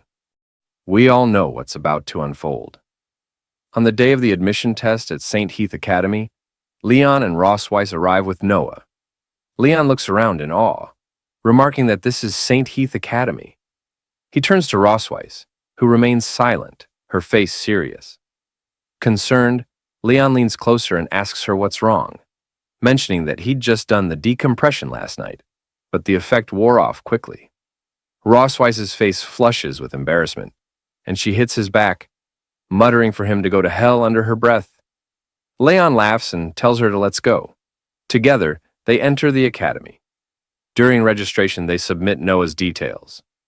The receptionist reads aloud, Noah K. Melkve, Silver Dragon Clan. Age, 1 year and 3 months. Seeing the receptionist's skeptical expression, Leon asks if there's a problem. The receptionist replies there's no issue, just a little surprise. She explains that while the academy's minimum age for young dragons to enroll is 1 year, most of the young dragons are around 4 to 6 years old. Then, with a slight smirk, she asks if Noah is the princess, suggesting she might be a bit too young. Rossweiss, her face serious, responds that Noah is very smart and that her age is no issue. They respect her decision. The receptionist nods and tells them to proceed. She informs them that a special staff member will escort Noah to the written test, while the accompanying parents will need to go to the 4th floor for a home assessment. On the 4th floor in the meeting room, Leon and Rossweiss sit with the academy staff. Rossweiss, holding Leon's hand and leaning close with a smile, whispers and asks, based on his experience, if he thinks the 3 people there are easy to deal with. Leon, looking at them with a straight, uninterested face, whispers back that they look easy to kill. He reflects that the person he was before being captured by her would have easily taken their heads in 50 rounds. Leon, his face twisted in anger and radiating killing intent, grits his teeth and tightens his fist, whispering to Rossweiss that if they dare prevent Noah from attending the academy, he will meet them with a sword. The 3 academy staff, sensing the intensity of his killing intent, think to themselves that he must be an imposing parent. One of them, an older man, introduces himself as Walter Wilson, the vice principal of St. Heath Academy, and explains that he will be responsible for their assessment today. With a calm demeanor, the vice principal reassures them not to be nervous, urging them to simply relax and answer their questions. Rossweiss, forcing a polite smile, nods in agreement. Leon, also wearing a strained smile, silently notes that this old man doesn't seem as simple as he appears. wondering if something strange might be about to unfold. The vice principal then asks if they remember when their wedding anniversary is. Rosweiss and Leon exchange a glance, realizing that this question was anticipated. Back in the Silver Dragon Castle bedroom, Rosweiss had once told Leon that if anyone ever asked about their wedding anniversary, they needed to have a prepared response. After all, they hadn't officially married yet, and she had become pregnant before they could tie the knot. Leon, recalling her suggestion, thinks for a moment and says that if he had to choose a day that left a deep impression on him, it would be that day. Rosweiss, understanding his train of thought, completes his statement by saying it was the year 1733 of the creation calendar. Back in the interview, both Rosweiss and Leon confidently state that it was May 25th. Leon, however, silently reflects that this was the day he and Rosweiss had bonded in the dungeon. The vice principal, glancing at the submitted papers with a hint of suspicion, remarks that their child is already over 1 year old, despite being married for less than 2 years. He notes that this progress seems much faster than that of ordinary families. Leon, laughing awkwardly, explains that they fell in love at first sight, had a wonderful relationship, and quickly got married and pregnant. Shifting his focus, the vice principal asks if, in the 2 years of marriage, they've discovered any shortcomings or bad habits in their partner. Leon answers yes, while Rosweiss responds no. Internally, both of them think that their answers should be a mix of truth and fiction, just enough to seem believable. When asked to elaborate, Leon begins to act, putting on a sad face. With an Oscar-worthy performance, he claims that sometimes he feels like he doesn't exist. Then, blushing and dramatically placing his hand on his chest, he says his wife is so capable, managing family affairs and housework with exceptional order, making him feel insignificant. As Leon delivers his glowing monologue, Rosweiss stares at him with a long, unimpressed expression, clearly not entertained by his performance. Blushing now, Leon looks at Rosweiss and gently takes her hands. Rosweiss, playing along with his act and blushing as well, looks into his eyes. With a soft voice, Leon tells her that she easily accumulates stress, so he wants to take this opportunity to tell her something important. He says he wants to do more for their family and asks her to rely on him. Internally, however, he thinks to himself that she shouldn't exploit him when he's under a lot of pressure in the future. An older woman suddenly interjects, commenting on how considerate and good a husband he is. She then turns to Rosweiss and asks what she thinks is the most attractive thing about her husband. Surprised, Rosweiss looks at the older woman for a moment before responding. With a flushed face, Rosweiss says that her husband is handsome, has a great figure, is focused, serious, smart, responsible, likes children, and never loses his temper. She adds that he's not greasy, which makes him even more attractive. Rosweiss further explains that although her health hasn't been as good as it was before marriage, it's not a major issue because her husband is skilled at making medicine. She mentions that he uses all sorts of remedies to treat her. Leon, hearing her words, forces a smile but laughs awkwardly. Internally, he wonders if she's praising him or subtly insulting him.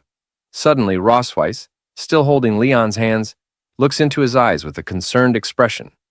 Leon, caught off guard, awkwardly glances back at her, unsure of how to respond.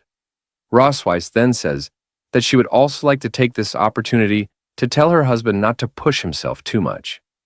As she speaks, she tightens her grip on Leon's hand, applying enough pressure that he screams internally in pain. The three old geezers, completely fooled by their act, internally think what a loving couple they make. Later, the three assessors ask Rosweiss and Leon a series of questions, and the couple answers each one with poise and grace, leaving a strong impression. As the interview nears its conclusion, the old man asks if they have any questions for the other party. He explains that this is an additional question, and the person being asked must answer truthfully. Rosweiss, shaking her head with a light smile, says she has no questions for her husband, because she already knows everything about him. The old man then turns to Leon and asks if he has a question for Rosweiss. Leon, appearing deep in thought, pauses for a moment. Rossweiss, looking at him with a smirking smile, thinks to herself that the more one speaks, the more mistakes they make. It's better to wrap up the assessment quickly. Leon, suddenly looking at Rossweiss, asks if she likes the teddy bear he gave her. Rossweiss, hearing his words, is taken aback, her face flushing red. Internally, she thinks it's surprising that he would ask such a question, one completely unrelated to identity, position, or grudges. She finds that his thoughts always manage to surprise her. Flicking her hair behind her ear, still blushing slightly, she says that she likes it very much. Leon, hearing her response, smiles with satisfaction, saying that he understands and is fine with her answer. The vice principal, shaking hands with Leon, announces that the interview is now over. He informs them that the results of the assessment will be sent to Silver Dragon Castle via dragon letter in a few days, and thanks them once again for their cooperation. With the interview and Noah's test completed, they return to Silver Dragon Castle. A few days later, a little red dragon arrives with news from the academy. Muen, seeing the dragon enthusiastically calling out to Noah, exclaims that the dragon letter has arrived. Leon picks up the letter from the dragon and opens it, saying, "Let's have a look." As he opens the letter, it reads, "Dear Noah K. Melkvey, congratulations on passing the Academy's assessment. Please come to the Academy in 3 days to register and attend the entrance ceremony." The four of them, reading the letter, express their surprise and joy at Noah's acceptance. Muen, hugging Noah and rubbing her cheek against hers, says, "You're amazing, sis, and your parents are amazing too." Noah, looking at the admission letter, smiles for the first time in the entire manner. Rossweiss, glancing at Leon, thanks him. Leon, feeling proud, asks, "Why is she thanking me?" It's mainly up to Noah herself. She's truly worthy of being my daughter. Rossweiss, winking as she leaves, says she'll make a big meal to celebrate today, and Leon can come help so people won't say he doesn't exist in this family. Leon, smirking, agrees, saying, "I find you very petty, always holding a grudge." Now, St. Heath Academy's entrance ceremony was in full swing. The vice principal stood on the stage, congratulating everyone for passing the assessments and welcoming them to this prestigious event. He spoke at length about the significance of the ceremony, emphasizing the importance of the families who had qualified to enroll their children in the academy. He highlighted that many new students had shown exceptional academic performance and stated that such excellence could only be cultivated by harmonious families. Taking this opportunity, he invited some of these families to share their experiences with everyone. The vice principal then welcomed one of the top-ranked students in this freshman class, Noah K. Melkvey, and her family to the stage. Upon hearing this, Muan realized that her parents and sister were being called to the stage. The silver dragon maid Anna affirmed this observation with a quiet nod. Leon, Rossweiss, and Noah ascended the stage together, accompanied by applause from the audience and welcoming gestures from the staff. Leon, wearing an awkward smile, couldn't help but think, how did it come to this? The answer lay an hour earlier, just before the ceremony. The principal had informed them that Noah had achieved the highest score in the entrance exam, and their family had secured first place in the family assessment.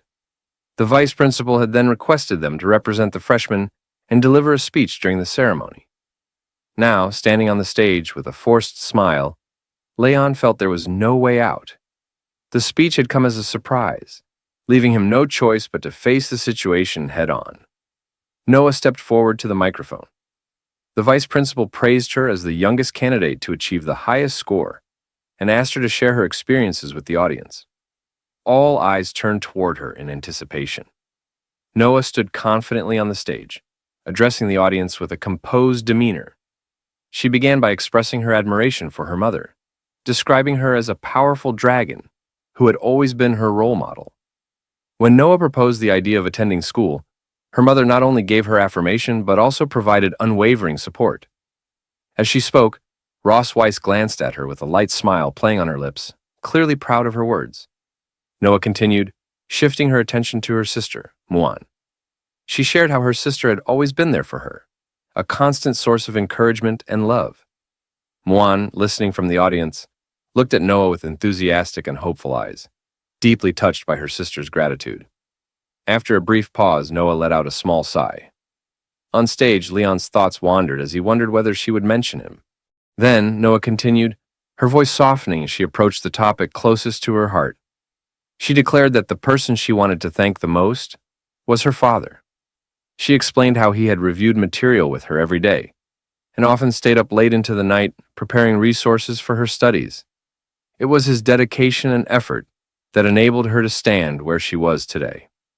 Hearing these heartfelt words, Leon was overwhelmed with emotion. Tears of joy welled up in his eyes as he softly called out Noah's name. Touched beyond words, Noah concluded her speech with a polite thanks to the audience before stepping back from the microphone. The vice principal, visibly moved by her words, remarked that Leon must truly be an exceptional father for his daughter to hold him in such high regard. Seizing the moment, he suggested that Leon give Noah a kiss to show his fatherly love. The suggestion left Leon momentarily stunned. His thoughts raced as he looked at the vice principal, wondering what could possibly have prompted such an idea. A sense of dread crept in as he considered the potential chaos that could unfold if he followed through. His gaze shifted to Noah, recalling how just a month ago she hadn't even allowed him to touch her without complaint. The idea of her permitting a public kiss seemed far-fetched. Leaning slightly toward her, he whispered that they could settle for a simple hug instead. Noah, however, looked away, a faint blush creeping onto her cheeks. Her voice was barely audible but firm as she told him to hurry up, finish the kiss, and put an end to the socially excruciating ordeal. Leon stared at her, stunned by her sudden change of tone. Her unexpected compliance left him at a loss for words, and he found himself softly uttering her name in disbelief as the moment unfolded. Hearing Noah's words, Leon decided to act with heartfelt resolve. Gently, he leaned forward and planted a fatherly kiss on her forehead. The gesture was simple yet profound, reflecting his deep affection and pride for his daughter. Muan, watching from the audience, couldn't contain her excitement. She jumped eagerly, declaring her desire to kiss her sister as well. However, Anna, ever vigilant, intervened, reminding Muan that, as a royal, she couldn't disrupt the ceremony by rushing onto the stage. Muan reluctantly settled back, casting a longing glance at Noah. Meanwhile, Ross Weiss exhaled in relief, thankful that the spotlight hadn't turned to her. Noah's face turned a deep shade of red at the unexpected display of affection. Leon noticed her reaction and offered her a soft smile, his expression radiating warmth. The vice principal, visibly moved by the scene, remarked on the strength of their family bond. He noted that truly excellent dragons never forget to show gratitude to their loved ones. The Melkvi family, he added, exemplified what a real family should be like. However, what came next left everyone stunned.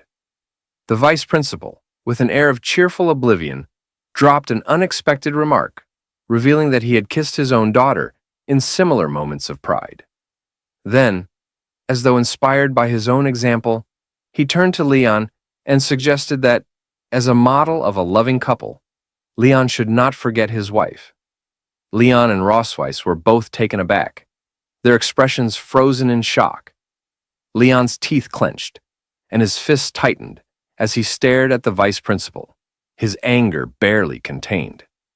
Rossweiss, on the other hand, seemed overwhelmed. Her face paled momentarily before she instinctively withdrew, unable to find the words to respond. Leon's thoughts surged with frustration. This old dragon is getting far too ahead of himself. I should have dealt with him during the assessment. Yet, as his gaze shifted to Noah, his resolve softened. This is her moment, her most important entrance ceremony. No matter how infuriating the situation, I won't let it overshadow her achievement. Steeling himself, Leon addressed Rossweiss with an air of mock enthusiasm. My dear wife, he said, his voice deliberately loud enough for all to hear, come now, aren't we the happiest and most harmonious family? Surely we must show everyone that we are. Rossweiss, caught off guard by his sudden declaration, flushed deeply. Her usual composure faltered as she glanced at him, her embarrassment unmistakable. The audience watched with amusement, the tension on stage blending into an unexpected display of familial affection. Rossweiss, her face flushed crimson, whispered softly, asking if Leon truly intended to kiss her in front of hundreds of dragons. Leon, maintaining his calm demeanor, assured her that there was no way he would go that far, not with Noah and Muan watching. He urged her to cooperate with him in this delicate moment. With a deep blush coloring her face, Rossweiss muttered that the whole situation was unbearably embarrassing. Leon, determined to move forward, closed the distance between them, gently wrapping his arms around her. His movements were slow and deliberate as he leaned in, his thoughts wandering. Though they had shared a bed and held hands many times before, they had never kissed, except for that one brief moment 2 years ago. Rossweiss, her heart racing, could only wonder why Leon appeared so calm, as though the weight of the moment didn't affect him at all. She told herself not to mind it and, accepting her fate, closed her eyes, bracing for the kiss she expected on her lips. But as she waited, Leon's lips never found hers. Instead, he kissed her gently on the cheek. Rossweiss's eyes opened in confusion, her expression a mixture of surprise and curiosity. She touched her cheek, still warm from the kiss, unable to hide the blush spreading across her face. Leon, with a respectful bow to the audience, declared that this was all he could do for them. A voice from the crowd asked why he hadn't kissed her on the lips, and others quickly chimed in, chanting for one more kiss. As the whispers filled the air, Leon leaned toward Rossweiss, his smirk evident as he whispered to her. His voice was low but teasing, stating that the kiss had been a good way to relieve some stress. Rossweiss, her anger rising, gritted her teeth and clenched her fists. She glared at him, her mind seething with frustration. How dare he use me to relieve his stress? She almost wished they weren't in front of so many people, where she could have pinned him to the ground and exacted her revenge in private. But for now, she had to swallow her pride. The audience was watching, and the day wasn't over yet. There would be other opportunities and perhaps some form of payback when they returned to the Silver Dragon Castle. She just had to wait and see if she could hold her composure long enough. The vice principal, grateful for the laughter and joy the Melkvi family had brought to the ceremony, thanked them warmly. He then invited Leon's family to step down from the stage to take a rest. Rossweiss, Leon, and Noah descended the steps together, their presence still lingering in the air as the vice principal continued with the remaining parts of the ceremony. The entrance ceremony proceeded, and eventually it came to an end. As they exited the academy grounds, Rossweiss turned to Noah, her voice soft but firm. She told her that they were ready to leave and would pick her up the following weekend. She reminded her daughter to take care of herself. Noah nodded in response, assuring her mother that she would. Muan, hugging Noah tightly, whispered that she wanted to be with her sister. Noah, smiling gently, told her that she would miss her too. Leon, ever the practical one, added his own reminders. He told Noah to eat on time, not to be picky with her food, to study hard, and if anything confused her, she could always ask him when she came home during the holidays. Most importantly, he emphasized, if she felt unwell, she should go to the academy doctor and not be stubborn about it. Noah, half annoyed, half amused, assured him that she already knew all of that and wasn't a child anymore. Leon grinned and pointed his thumb toward Rossweiss, teasing, "Those are actually your mother's words when she was drunk. She was too embarrassed to say them herself, so I'm just doing it for her."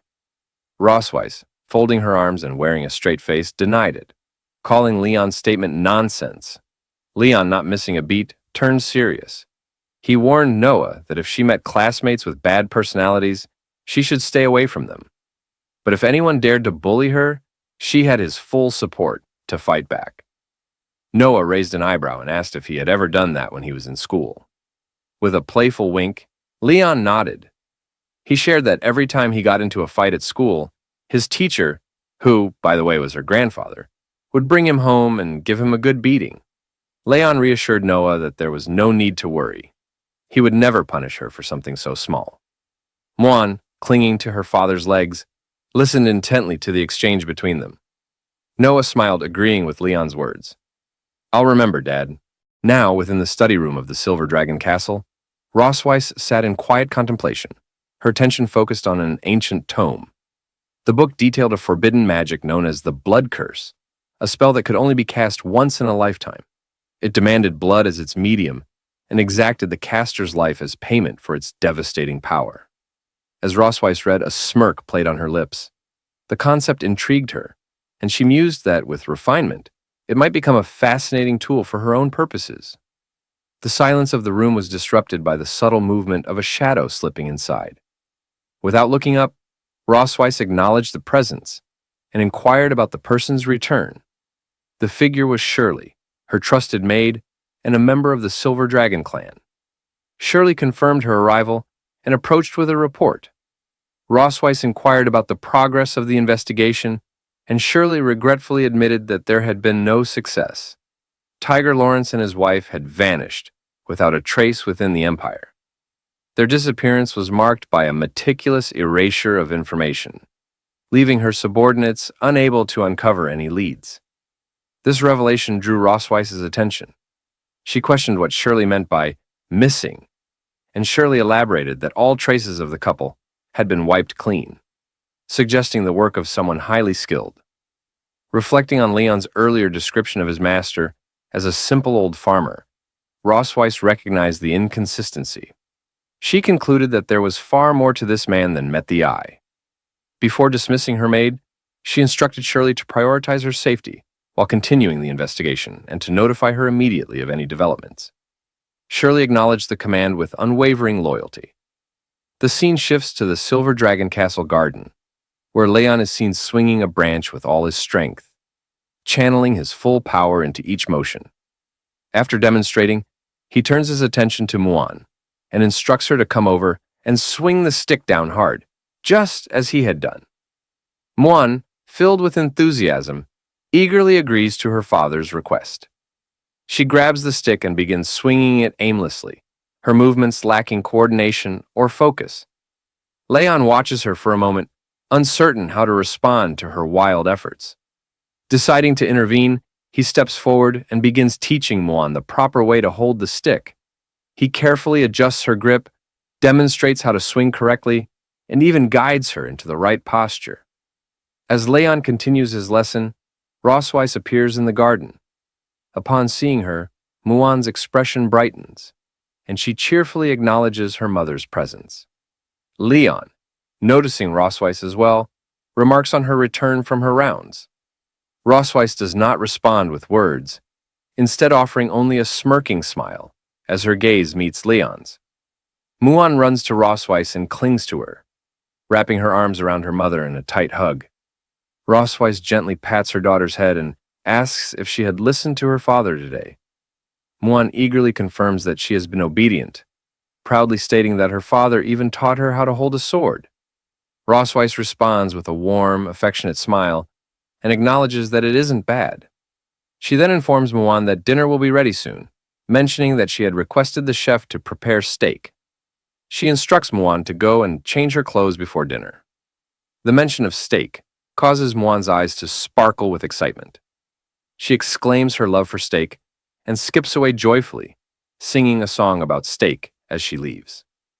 Anna, who had been nearby, follows her little highness and guides her toward the castle. Leon and Rosweiss stand together, watching Muan until she disappears from view. As the moment passes, Rosweiss turns to Leon, about to speak, but before she can say anything, Leon swings the wooden stick at her with sudden speed. The motion takes Rosweiss completely by surprise. She's caught off guard, freezing as the stick comes to an abrupt halt just near her throat. Rosweiss, with a cold expression and a smirking smile, questions Leon's intentions, asking if he has finally decided to attack her. She states that, in the Silver Dragon Castle, pointing a weapon at her is an act of treason, punishable by death. Leon, hearing her words, calmly responds, pointing out that it is merely a branch, and questioning if the queen truly considers a branch a weapon. Rosweiss, unfazed, reminds him of his past as the strongest dragon slayer, emphasizing that even a branch in his hands could be used as a lethal weapon. She ends her statement by asking if she is wrong in her assumption. To her pointed remarks, Leon doesn't respond directly. Instead, he sighs and withdraws the branch. Leaning closer to Rosweiss, he remarks that if she wanted to praise someone, She should do so properly and questions why she chooses to be so sarcastic. Rossweiss, folding her arms, retorts that she hasn't praised him at all. Leon walks toward a nearby bench, placing his hands behind his head as he moves. He mentions that he wanted to scare her, but admits it would be pointless if she wasn't afraid. Rossweiss, watching him, calmly counters, stating that she doesn't believe he could harm her with a twig in his current state. Shifting the conversation, Rossweiss mentions that Noah had written to her the previous day, saying she was doing fine and asking them not to worry. As Rossweiss and Leon sit on the bench, Leon looks at her in surprise and asks if that was all Noah had written. Rossweiss denies this, explaining that it was rare for Noah to take the initiative to write back, but she had done so to reassure them of her safety. Leon agrees, commenting that in this regard, Noah is very similar to Rossweiss. Looking at the sky, Leon reflects on Noah's nature. He mentions that she always maintains a stern demeanor, making it difficult to discern her thoughts.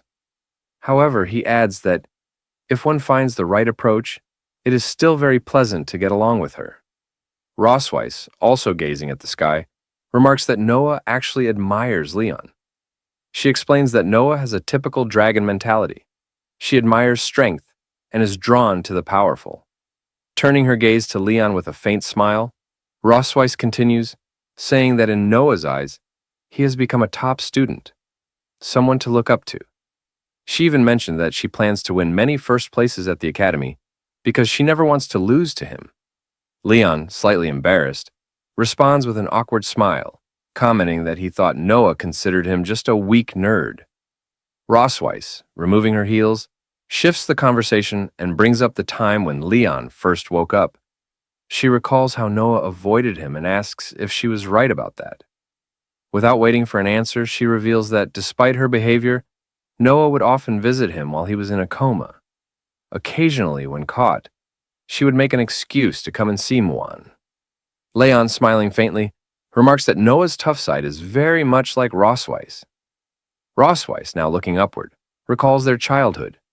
She shares how, as little ones, Noah and Mwan would cry inconsolably, but the moment they were placed next to Leon, they would instantly calm down.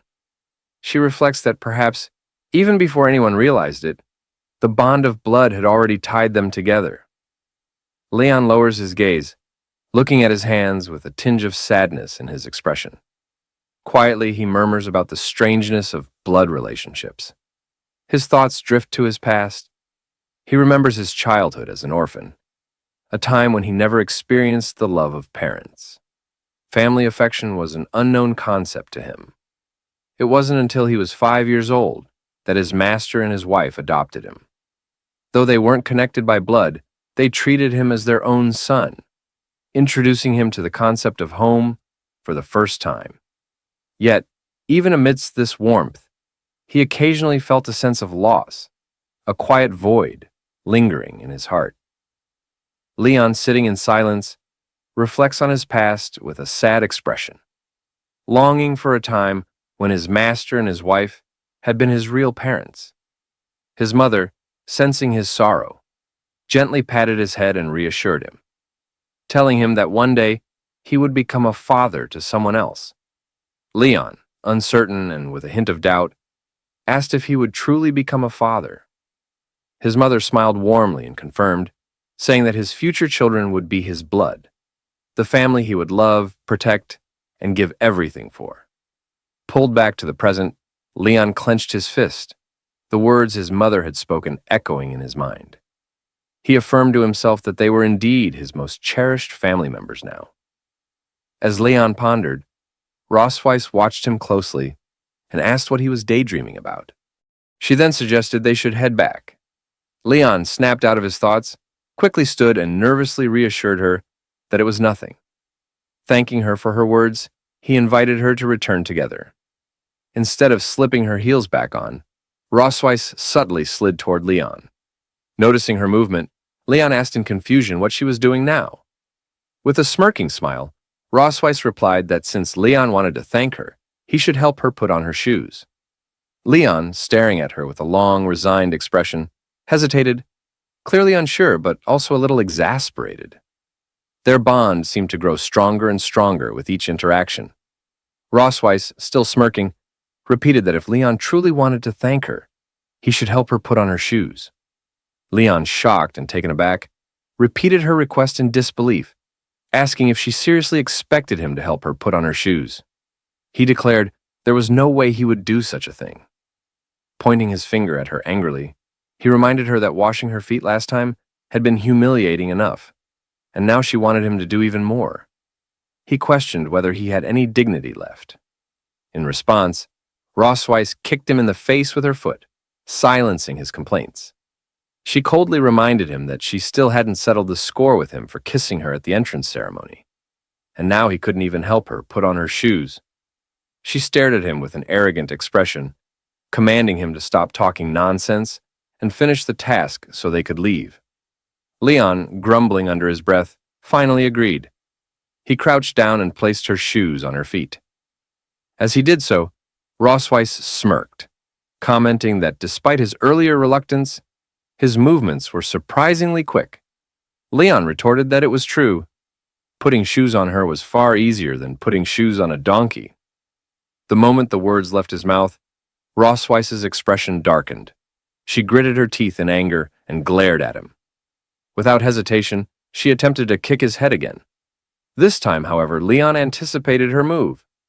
Smiling, he bent backward, swiftly dodging her kick as her leg flew past his face. He immediately stood up and darted off, mocking her as he ran. He shouted back that as long as he ran fast enough, she wouldn't be able to catch him.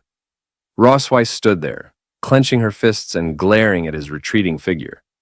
Her thoughts simmered with fury as she resolved that no matter how fast he ran, it wouldn't save him from what awaited him that night.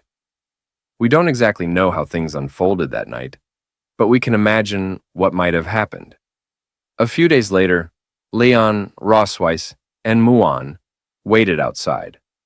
Rossweiss and Leon noticed something and turned their gaze to the sky. Muon, filled with excitement, pointed upward and signaled for them to come closer. A massive dragon flew over them with great speed. Its immense size caught Leon's attention, and he observed it in surprise, noting that it was several times larger than Rossweiss's transformed form. The dragon approaching them was the Leviathan, a giant dragon renowned for its size and endurance. Rossweiss, watching the Leviathan, remarked that despite its massive size, it was not particularly powerful. Its exceptional endurance and stable emotions made it an ideal transporter for the dragon clan. Leon then asked what she meant by emotionally stable. Rossweiss explained that a Leviathan, due to its calm temperament, would never lose its temper, even once, throughout its thousands of years of life. For this reason, the Academy often employed them to transport baby dragons. As they continued observing, the Leviathan released Noah onto the ground. She landed gracefully and turned to Rossweiss to announce her return. Rossweiss welcomed Noah warmly, her gaze softening at the sight of her daughter. Muon quickly rushed to Noah and hugged her tightly, expressing how much she had missed her. Noah, with a slight blush on her face, looked at Leon and tried to speak to him, but her words faltered, breaking mid-sentence. Leon noticed her hesitation and thought to himself that she still wasn't accustomed to calling him Dad. Leon and Rossweiss, holding their daughter's hands, walked inside together. On the way, Leon expressed his happiness at Noah's return, mentioning that he and her mother had prepared many of her favorite dishes to celebrate her homecoming. After heading inside the Silver Dragon Castle, Noah presented her test papers to Leon and Rossweiss. She began listing her achievements one by one. For basics of alchemy machinery, she had secured first place with full marks. For Introduction to Magic, Young Dragon Edition, she achieved first place with full marks. Again, for Introduction to Magic, Young Dragon Edition, she achieved first place with full marks. For History of the Dragon Clan, Young Dragon Volume, she maintained her streak, earning first place with full marks. As she detailed her results, Rossweiss smiled proudly while looking over the papers, her admiration evident. Beside her, Muon observed with bright, curious eyes, captivated by her sister's accomplishments. However, when Noah hesitated slightly, her voice grew softer as she mentioned the last subject. For all-round physical fitness, she had only scored 95 points and didn't get first place. She apologized for the shortcoming, looking slightly dejected. Rosweiss, still feeling immensely proud, reassured her daughter in a soft and gentle tone, saying there was no need to apologize because her performance was already incredibly impressive. Muan, agreeing with her mother, wholeheartedly held Noah's hand and expressed her support. In her heart, her sister was the best, no matter what. Meanwhile, Leon took the test papers and examined them carefully. As he looked at his two daughters, a smile of mixed emotions crossed his face. He thought about how Noah wasn't very good at expressing her feelings, while Muan expressed hers perhaps too openly. As their father, he felt it was his role to balance things out. After reviewing the all-round physical fitness test paper, Leon commented on the results. He noted that activities like running, bench pressing, and pull-ups were all basic physical training. Considering that Noah was competing with young dragons, who were only 4 or 5 years old, it was natural for her physical fitness to fall slightly behind theirs. Then, showing the paper to Noah, Leon pointed out that she had won 9 out of 10 actual combat matches, giving her the highest winning rate in the class. This, he explained, demonstrated her superior strategy and fighting skills, despite not being as physically strong. He encouraged her not to worry about being third, reassuring her that she would have plenty of opportunities to surpass them in the future. Hearing her father's words, Noah nodded in understanding. She then mentioned that her mother had told her that father had been the top student in every subject when he was in school. Leon then explained that when he first entered school, he wasn't at the top of the class. However, he gradually rose to first place through sheer hard work and perseverance. With a reassuring smile, Leon told Noah that she still had plenty of time and shouldn't let one mistake get her down. He believed she could do better. Determined, Noah clenched her tiny fists and nodded, understanding his words. Muan, full of enthusiasm and curiosity, asked her parents who would win if Dad fought Mom, given how powerful Dad is.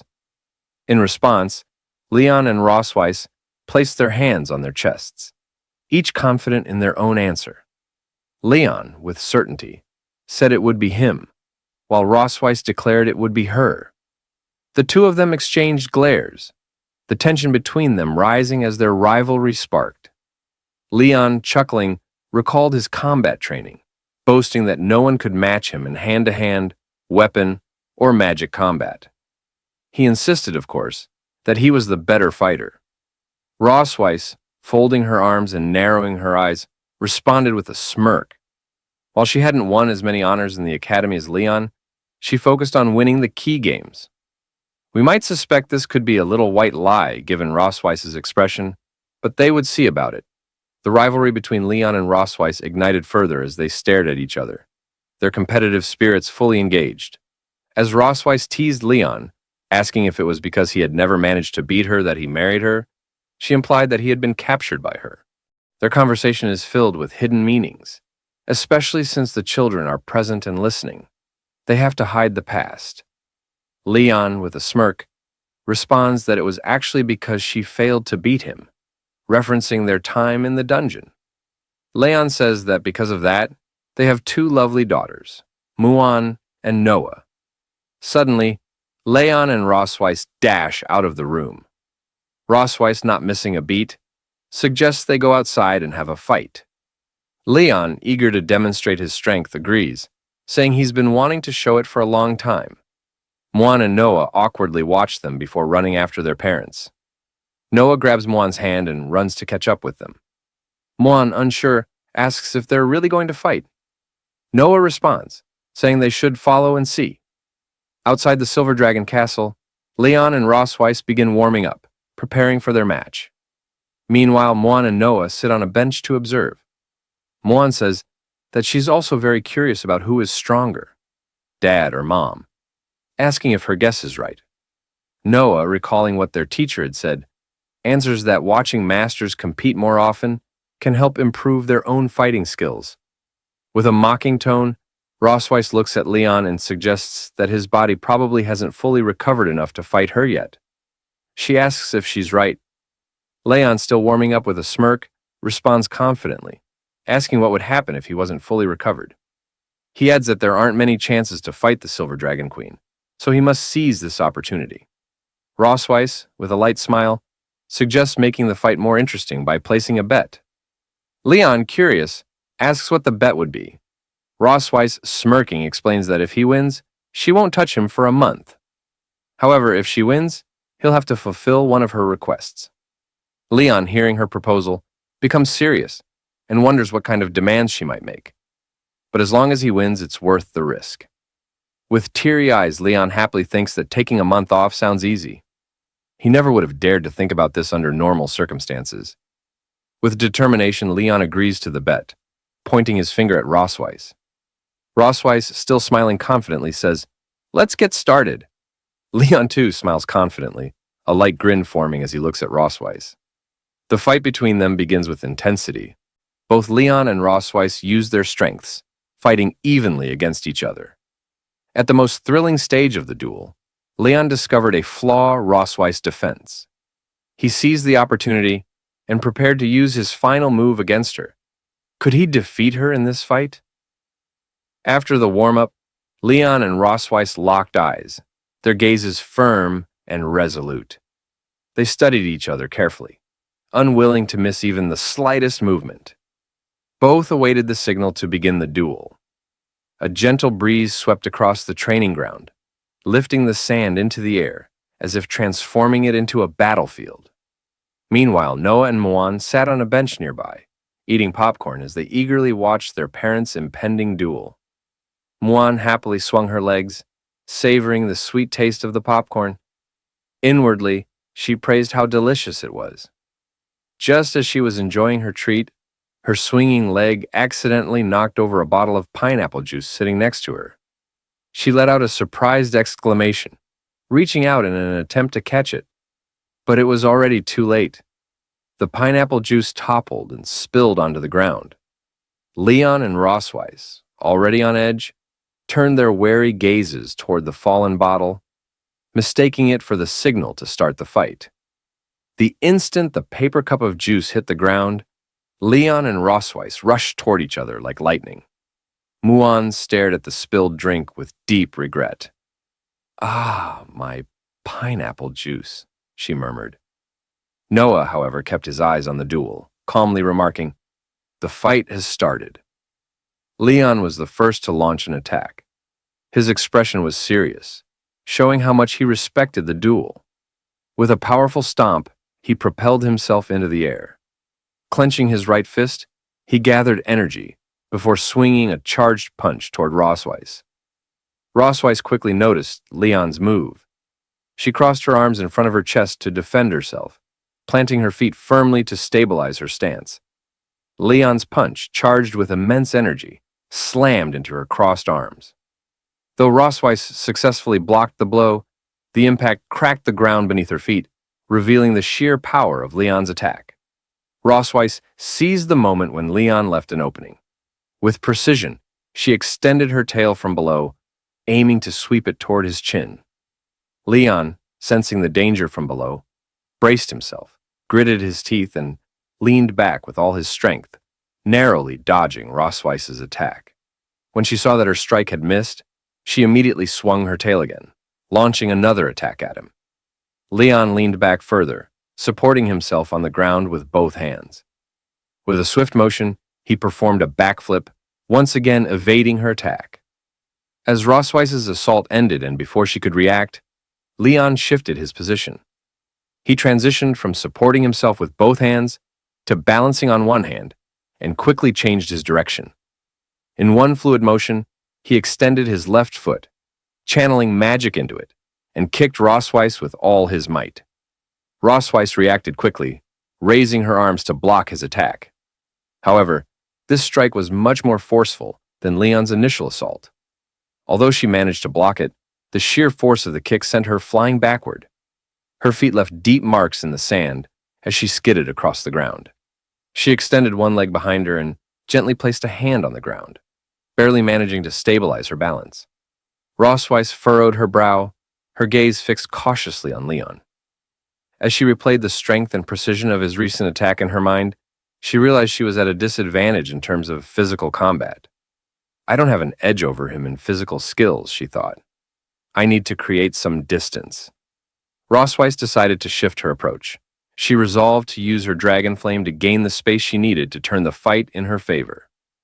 Rossweiss brought her left hand closer to her right, channeling powerful purple magic. The energy swirled around her hands, lifting the surrounding sand and radiating immense power. Leon chuckled softly as he observed her preparation. It seems the queen doesn't want to fight me up close anymore, he remarked. Rossweiss ignored his comment, her focus unwavering. As long as I can beat you, nothing else matters. She divided the gathered dragon flame into several smaller portions, then waved her hands outward, sending all the flames hurtling toward Leon. Leon noticed the approaching flames and quickly sprinted to his right, doing his best to avoid it. But when Rossweiss's dragon flame struck the ground, it erupted with a deafening roar, creating several deep craters in the training field. The force of the impact lifted sand into the air, scattering it violently. Rossweiss kept a sharp eye on the direction Leon was moving, quickly waving several dragon flames toward him to block his path. Meanwhile, Noah and Mwan sat nearby, watching intently. They could tell that the current situation seemed unfavorable for their father. Mwan stopped eating her popcorn, worry evident on her face as she stared at Leon. Is Dad going to lose? He's been running away this whole time, she asked, her voice filled with concern. Noah picked up a piece of popcorn, her expression calm. Using what she had learned in school, she began to analyze the combat methods their parents were using. Not necessarily, she replied. Dad is using simple physical techniques to attack and evade Mom's attacks, while Mom is relying on dragon flames to keep her distance and create sudden opportunities. This shows that, in close combat, Mom doesn't seem confident in defeating him. She popped the popcorn into her mouth, finishing her analysis while chewing. Hearing Noah's explanation, Mwan's worry shifted to admiration. A bright smile spread across her face as she leaned closer to Noah, looking at her with sparkling eyes. Noah, you know so much! Noah's cheeks turned slightly red at the praise, and she looked away shyly. These are just things the teacher taught us in class, she mumbled. Back in the training ground, Rossweiss continued to pursue Leon. She extended her right hand, sending more dragon flames flying toward him with practiced precision. It seemed she had already realized that Leon couldn't fully unleash his strength while dodging her magical attacks. A sly smile played on her lips. Leon, aren't you supposed to be so fast? Show me, Rossweiss taunted, her tone light yet challenging. She continued launching the dragon flames, each one flying toward Leon with incredible speed. The flames exploded behind him as he narrowly dodged them. A few even came dangerously close, grazing him as they passed. The explosion sent sand and debris flying, some of which hit Leon's back. Leon continued dodging the dragon flames, occasionally glancing back. Not only am I fast, but I'm also tough, he said with confidence. Rossweiss responded with a disdainful smile, clearly unimpressed. She knew his words were nothing more than empty bravado. Let's see how tough you really are, she muttered under her breath. A new strategy quickly formed in her mind as she prepared to strike again. Gathering the dragon flames in her hands, she pressed them together, focusing her energy as if condensing the flames into something more powerful. The dragon flames chasing Leon from behind suddenly merged into two massive, blazing forms. The two large flames moved with purpose, wrapping around Leon from both sides, cutting off any escape route. Leon's eyes widened as he noticed the enormous flames closing in on him. He scanned his surroundings desperately, but no clear path of escape presented itself. Soon, there was a huge explosion from the place where Leon was just now. Emitting a particularly bright purple light, the immense power of dragon flame also blew up a huge deep pit on the ground. The flying dust combined with sand to form thick smoke. This made it difficult to see what happened to Leon. Suddenly, a blue lightning bolt appeared in the thick smoke. Immediately afterwards, Leon rushed out from the thick smoke. He leaped high and left the smoke behind. He was wrapped in many blue lightning bolts. He gave a confident smile to Rossweiss. Isn't it too slow? Rossweiss. the strong wind brought by Leon when he rushed out scattered Rossweiss's hair. She noticed the electric current on Leon's body and couldn't help but be surprised by him. She knew Leon was using magic to force himself to get stronger again. This guy strengthened his body with thunder magic. And then Leon stomped heavily on the ground with his right foot, adjusted his direction, and prepared to attack in the direction of her. No one can. Take away my 1-month holiday. His right foot stomped hard on the ground, and he flew in the direction of Rossweiss with a serious expression. There was even more lightning on his body than just a moment ago. It was obvious that Leon had strengthened his body with thunder magic again. For the sake of this hard 1-month's holiday, Leon decided that he was going to go out on a limb. Leon threw a few quick punches at Rossweiss. His punches were so fast, almost like lightning, and it's almost impossible to see his fist and the direction of his fist. Rossweiss gritted her teeth, carefully observing while quickly blocking Leon's fist with both hands. However, due to Leon's speed being too fast, she was now slightly feeling the strain. She frowned tightly, stopping Leon's attack, while feeling a little worried about Leon's current use of magic to strengthen his body. After all, Leon's body hadn't fully recovered yet, even though his current body cannot withstand the strengthening of thunder magic. He still behaves so recklessly. I need to end the fight quickly. She began to think about ways to quickly end this duel. She's exposed, Leon thought with a soft smile. He saw the strained expression on Rossweiss's face and knew that she was now somewhat unable to carry his attack. He noticed that her mind was somewhat elsewhere. He had a chance to give her the final blow. He stopped his attack and extended his left foot, sweeping towards Rossweiss's feet.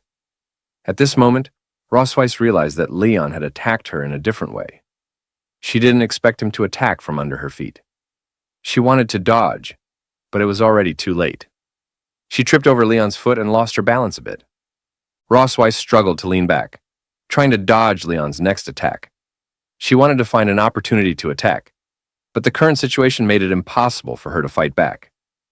Leon gathered all the thunder magic onto his right fist and extended it towards Rossweiss. He looked at her firmly with a confident smile on his face, as if expressing to her that the victory was determined. I won. Rossweiss was originally going to lean back and then find a chance to stand firm, blocking Leon's punch towards her. However, due to Leon's sudden attack on her, she was unable to maintain balance. Her hand reached into the air, and she was about to fall to the ground. As Leon was about to deliver the final blow, he noticed that she was unable to defend herself and risked getting hurt, so he immediately stopped attacking. Leon restrained his thunder magic and reached out to grab her. He pulled hard and pulled her back in his direction. As she was about to fall, after pulling Rossweiss up, they changed their standing direction. Leon placed his hand on her waist and supported her to prevent her from losing balance again. He held her firmly in his arms. Rossweiss's twin peaks touched Leon's chest. She felt the warmth coming from him, which made her feel a little tempted. This scene seems like a plot from a romance novel. Leon and Rossweiss's faces were both flushed. They all looked at each other affectionately. Leon slowly approached Rossweiss. Rossweiss said softly, "Leon." Just as Leon was immersed in what seemed like a romantic atmosphere, Rossweiss quietly extended the dragon. Flame gathered in her hand to Leon's chest. It was then that Leon sensed something was wrong. He lowered his head and saw that his chest had been burned by dragon flame. "Ah, it's burning." Leon looked nervously at the burning dragon flame in his chest and shouted loudly. He immediately let go of Rossweiss and tried to extinguish it with his hands. But the dragon flame seemed to be getting stronger and stronger. Leon was somewhat at a loss about this. Suddenly, Leon discovered a problem. Although it was burned, he didn't seem to feel his chest hot. Huh?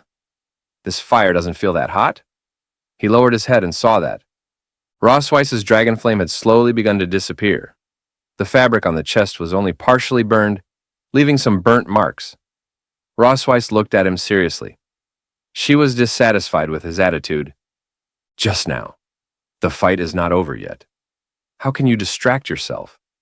Hearing the loud explosion of dragon flame landing on the ground, Noah and Muin put down their snacks and walked over. Due to the smoke just now surrounding Leon and Rossweiss, Mom, who won in the end? Although Leon doesn't want to admit it, the fact is right in front of him. He had no reason to defend himself, so he had to admit defeat. He pouted and said finally, I am careless. I lost this time. Rossweiss closed her eyes and softly praised him. I have to admit that you are indeed very strong. You don't have enchanted armor or handy weapons. You can fight me like this just by relying on your physical skills. Before you, no one had ever been able to. Do it. Leon clenched his fists and said to her with some reluctance, isn't that right? If I fight with all my might, I can definitely beat you. Since Rossweiss has won against Leon, must meet her demands. Rossweiss gave him a sly smile. Now that you've admitted defeat, don't forget our bet. Rossweiss's words were like a sharp arrow, piercing straight into Leon's body. He seemed to have been attacked by tens of thousands of points. Just now, all he was thinking about was pulling up the tsune to fall Rossweiss, completely ignoring the bet. I forgot about the bet. As soon as Leon thought of being manipulated by Rossweiss, he felt that his body was about to be at risk again. He lay on the ground, feeling like his soul was about to leave him. Noah and Muin crouched beside them, curiously looking at their father on the ground. Muin raised a question to Rossweiss. Mom, did Dad die? Rossweiss stood beside them, smiling at them, and replied, Don't worry. He just used his strength too much and fainted due to exhaustion. He will recover soon. Since Leon lost to her in the duel, he had to agree to her demands. So, that night in the children's room of the Silver Dragon Temple, Leon sat with his daughters, his voice soft but firm. He told Noah that after he left, she would need to take good care of Muan. Since Muan was still young and far less aware than her older sister, it was up to Noah to watch over her. Then, turning to Muan, he gently reminded her to listen to her sister and not make things difficult for her. Both girls listened quietly to their father's instructions, their expressions calm and attentive. Leon sighed deeply, his heart heavy, his eyes glistening with unshed tears. What troubled him most about this departure wasn't the journey ahead. It was leaving behind his daughters, both barely over a year old. He couldn't fathom how their mother could bear to pull him away from them. Noah pouted, crossing her arms. You're just going to Mom's house for one night. Why are you acting like it's the end of the world? Leon gave a slight shudder, his voice dropping as he replied, In a way, being at your mother's mercy for an entire night is far more terrifying than anything else. At that, Muan piped up, her eyes wide with excitement. I know what Mommy wants to do, she exclaimed. She wants to eat Daddy. She beamed, proud of her knowledge. I read in a book that when a lady mantis marries a boy mantis, she eats him after. Leon chuckled, though his smile was tight. Well, that's not exactly what's happening, he said, ruffling her hair. But Daddy might still be getting consumed in some way. He squinted at Muan, pretending to be suspicious. Why do you look so happy about that? At that moment, Rossweiss, who had been standing just outside the door, swept into the room with a sharp glare aimed at Leon. Stop filling their heads with nonsense, she snapped, as if I'm some kind of monster. She pulled the blanket up over the girls, her tone softening. You two should go to bed early and not worry about anything. I just need to talk to your father about some important matters. Leon flinched slightly at her words. Important matters? He muttered under his breath. What kind of important matters could she mean? Rossweiss, catching his tone, raised an eyebrow. Probably the mysteries of the universe, she said dryly. Leon grumbled, The origins of life? Rossweiss rolled her eyes. No, the deeper secrets of the world. Grinding his teeth, Leon muttered under his breath, You mean the intricacies of the human body? With an exasperated sigh, Rossweiss grabbed his arm and tugged him toward the door. I've had enough of your rambling. Hurry up and follow me. Leon hesitated in the doorway, glancing back at his daughters. I still have some final words for them. He turned to Noah and Moan, his eyes softening. Remember, I will always love you, no matter what. As the door clicked shut behind their parents, Moan frowned and whispered to her sister, "What do you think Mom and Dad are going to do?" Noah shrugged, pulling the blanket tighter around them. "I don't know," she mumbled. "Let them figure it out themselves. Silly adults." Meanwhile, in the queen's bedroom of the Silver Dragon Temple, Rosweiss sipped from a glass of wine, her eyes glinting with amusement as she watched Leon's growing unease. She smirks and asks, "Aren't you going to join me?" Leon abruptly shakes his head, firmly refusing. Rosweiss pauses for a moment, her eyes gleaming with mischief. Then she says, "I remember you once promised to fulfill any request of mine if you lost to me." Her voice is smooth, almost teasing. "But now, not only do you refuse to drink, you seem reluctant." Leon replies curtly, "I don't feel like drinking." But inside, his thoughts are racing. "I need to keep my composure. I won't let her dictate the night." Before he can finish the thought, Rosweiss cuts in, her voice soft but deliberate. "Actually, I was hoping you'd win." Leon narrows his eyes, suspicion flickering in his gaze. "Why?" Rosweiss chuckles, the sound low and knowing. "Because if you had won, I'd owe you a month off. You could have used that time to recover, and everything would have been much more enjoyable." She teases him with a sly smile, her words hanging in the air. Leon huffs, his frustration bubbling to the surface. "Then why didn't you just let me win today?" Rosweiss shakes her head slowly, her gaze never leaving his. "Because," she murmurs, "I thought of a more interesting way to spend the evening." Without breaking eye contact, she lifts the bottle and slowly pours the dream wine onto her chest. The crimson liquid slides down her skin in delicate, shimmering trails. Leon stiffens, his breath catching, his mind momentarily blank as he watches the red liquid trickle down her skin. Rosweiss tilts her head, a smirk playing on her lips. "What I like most," she murmurs, "is how you refuse to give in, even after losing to me." Leon swallows hard, unable to tear his eyes away from her. What is happening right now, he wonders, his thoughts racing. Narrowing his gaze, he asks, "What are you trying to do, Rosweiss?" Instead of answering, she steps closer, her voice low and commanding. "Drink it!" Leon struggles, his mind a whirlwind of resistance, but the intoxicating blend of her natural scent, mingling with the sweet aroma of the wine, overwhelms his senses. The scene before him is so mesmerizing, so irresistible, that his will begins to crumble. Slowly, almost against his own volition, he leans in, pressing his face to her skin, drinking from the crimson trail of wine cascading down her chest. Rosweiss gasps softly, her cheeks flushing a delicate red. After a lingering moment, Leon pulls away, his face equally flushed, his breath uneven. "Is that enough?" he mutters. But Rosweiss only chuckles, shaking her head. "Nowhere near sufficient." With a teasing glint in her eye, she lifts her hand to her lips and gently bites down, drawing a small drop of blood. "Open your mouth," she commands. Leon hesitates, but before he can react, she leans forward, letting the droplet fall onto his tongue. His eyes widen in shock as the taste spreads across his mouth. The sensation is immediate and foreign. Instinctively, he recoils, trying to shake her off. "What are you doing?" he growls. "Did you just use a forbidden technique on me?" Rosweiss licks the remaining blood from her lips, her expression unapologetic. "I did," she admits, her voice silky. "It's the blood curse. You should be quite familiar with it." Leon's pupils dilate as a strange, warm sensation floods his body. His mind spins and an unnatural heat begins to pulse through his veins. He grits his teeth, trying to fight it, but Rosweiss leans in closer, her breath hot against his skin. "Ever since you used this forbidden technique on me 2 years ago," she whispers, "I've been longing for that feeling." Leon's heart pounds. "Do you even know the consequences of using this technique?" he demands, his voice strained. Rosweiss nods, her eyes gleaming with confidence. "Of course I do. But I've modified it, just a little. I minimized its harmful effects on a dragon's body," she explains, her tone almost casual. "Now, it only keeps its enchanting properties."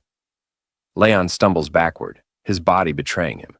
His breath comes in ragged gasps, his skin burning, his thoughts clouded beyond recognition. Rosweiss watches his struggle with a soft sigh, tracing a finger along his chest. "You've always resisted me," she murmurs. "I had to coax you, challenge you. And yet, you always acted like you had no choice." But Leon barely hears her. The heat coursing through him is too intense, drowning out everything else. Rosweiss leans in, her lips grazing his ear. "Let go," she whispers, her voice like velvet. "Embrace the moment." Leon gasps as his knees buckle beneath him, collapsing onto the bed. Rosweiss giggles, watching him with predatory delight. Standing before him, she announces, "The game has begun," her eyes glowing with satisfaction. Leon trembles under her gaze, as Rosweiss licks her lips, her voice dripping with playful affection. "My captive," she purrs. As Leon struggles to breathe through the suffocating heat of the curse, Rosweiss smirks, her eyes shining with wicked amusement. "You're almost losing control," she teases, tilting her head slightly. "Do you even know what you look like right now?" Leon furrows his brow in pain, shaking his head in denial. But Rosweiss only chuckles, her amusement evident. With a smug expression, she summons a mirror, its surface gleaming with an unnatural light. "This," she says, her voice dripping with satisfaction, "is a magic prop I bought in Sky City. It records images and voices for a short time." She places the mirror before him, its reflective surface casting back his strained expression. With a knowing smile, she leans in slightly. "Now, Leon," she purrs, "tell me, right here in front of the mirror, what you truly want to do." Leon stares at his own reflection, his breath shallow. Suddenly, his eyes widen in shock, as his own voice, unbidden and betraying him, escapes his lips. "I want to kiss you." His heart pounds violently in his chest. "That's not true," he screams inwardly, his mind recoiling from the words. His face flushes hot with embarrassment, but Rosweiss, catching the flicker of panic in his eyes, only presses further. With a mischievous grin, she steps closer, her tone playful and taunting. "Say it again," she urges, her eyes gleaming, but louder this time. This time, Leon doesn't hesitate. The words tumble from his mouth, louder, more desperate. "I want to kiss Rosweiss." The moment the confession leaves his lips, Leon's breath hitches. His fists clench at his sides, his knuckles white. "I didn't mean that," he insists to himself, his mind a storm of denial and confusion. "I didn't mean to say that." Rosweiss takes another step forward, her smirk deepening as she watches him struggle. The satisfaction in her eyes is undeniable. She playfully remarks that he looks absolutely mortified, as if he's completely abandoned his dignity, and is now shamelessly begging for a kiss from his sworn enemy. Leon quickly turns his face away, his voice sharp with defiance, as he adamantly declares, "I won't kiss you." But before he can even process what's happening, his body betrays him. In the very next moment, he moves on instinct, unconsciously lunging toward Rosweiss. She catches him effortlessly, her smirk deepening as a soft chuckle escapes her lips. "Well, well," she teases, her voice dripping with amusement. "It's truly unlike you to be this impatient." Leon braces himself against her hands, his mind growing hazy, the fog of the blood curse clouding his thoughts. His lips part slightly, and before he can stop himself, he murmurs words he can no longer suppress. He wants to kiss her, to hold her, to be one with her. Rosweiss's eyes flash with recognition. She remembers this feeling all too well. The irresistible pull, the burning desire, the loss of control. This is exactly how she felt when the blood curse took hold of her. So, she thinks to herself, Leon has finally reached this stage. A faint smile plays on her lips. She knows there's no turning back now. "You asked for this," she whispers, her breath warm against his ear. She leans in, her voice low and filled with promise. "Now, let's see your true self. Let's see what you become once you completely fall." The night unfolds in a blur of heat and shadows, their wills entangled, their pride stripped away. By the time morning arrives, Leon groans, his body aching as he slowly blinks awake. His head throbs with the weight of what transpired. He clenches his fists, his mind clouded with fragmented memories of the night before. A wave of frustration crashes over him as the realization settles in. I fell for it again? He grits his teeth, cursing the blood curse for forcing him to discard his pride, his dignity as a dragon slayer, and making him succumb to Rosweiss's control once more. The shame coils tightly in his chest, heavier and more suffocating than ever before. Beside him, Rosweiss, the very culprit behind his downfall, sleeps soundly, her breathing steady, her posture relaxed, as if she doesn't have a single care in the world. She looks completely defenseless, a stark contrast to the chaos she left in her wake. Leon's hand moves unconsciously toward her face, his fingertips brushing against her cheek. But the moment his skin meets hers, he snaps back to reality, jerking his hand away. "What am I doing?" he questions, his heart pounding. "Why did I touch her?" he convinces himself. "I only wanted to wake her up. Nothing more." But even as he repeats the thought, doubt gnaws at the edges of his mind. Then he pauses. Why hasn't she reacted?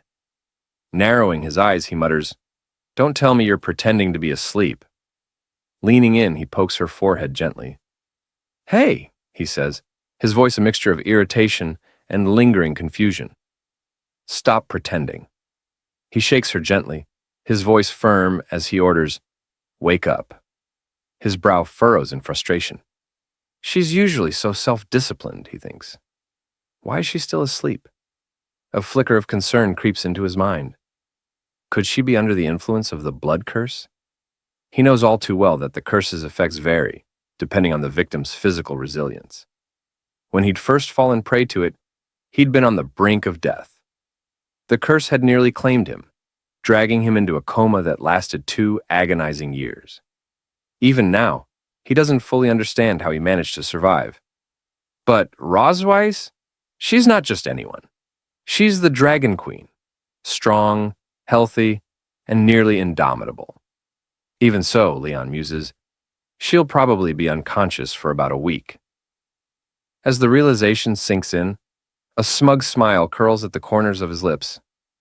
This is perfect. A week might not be enough time for an ordinary human to escape her reach, but Leon isn't ordinary. Not when he's equipped with the black gold armor.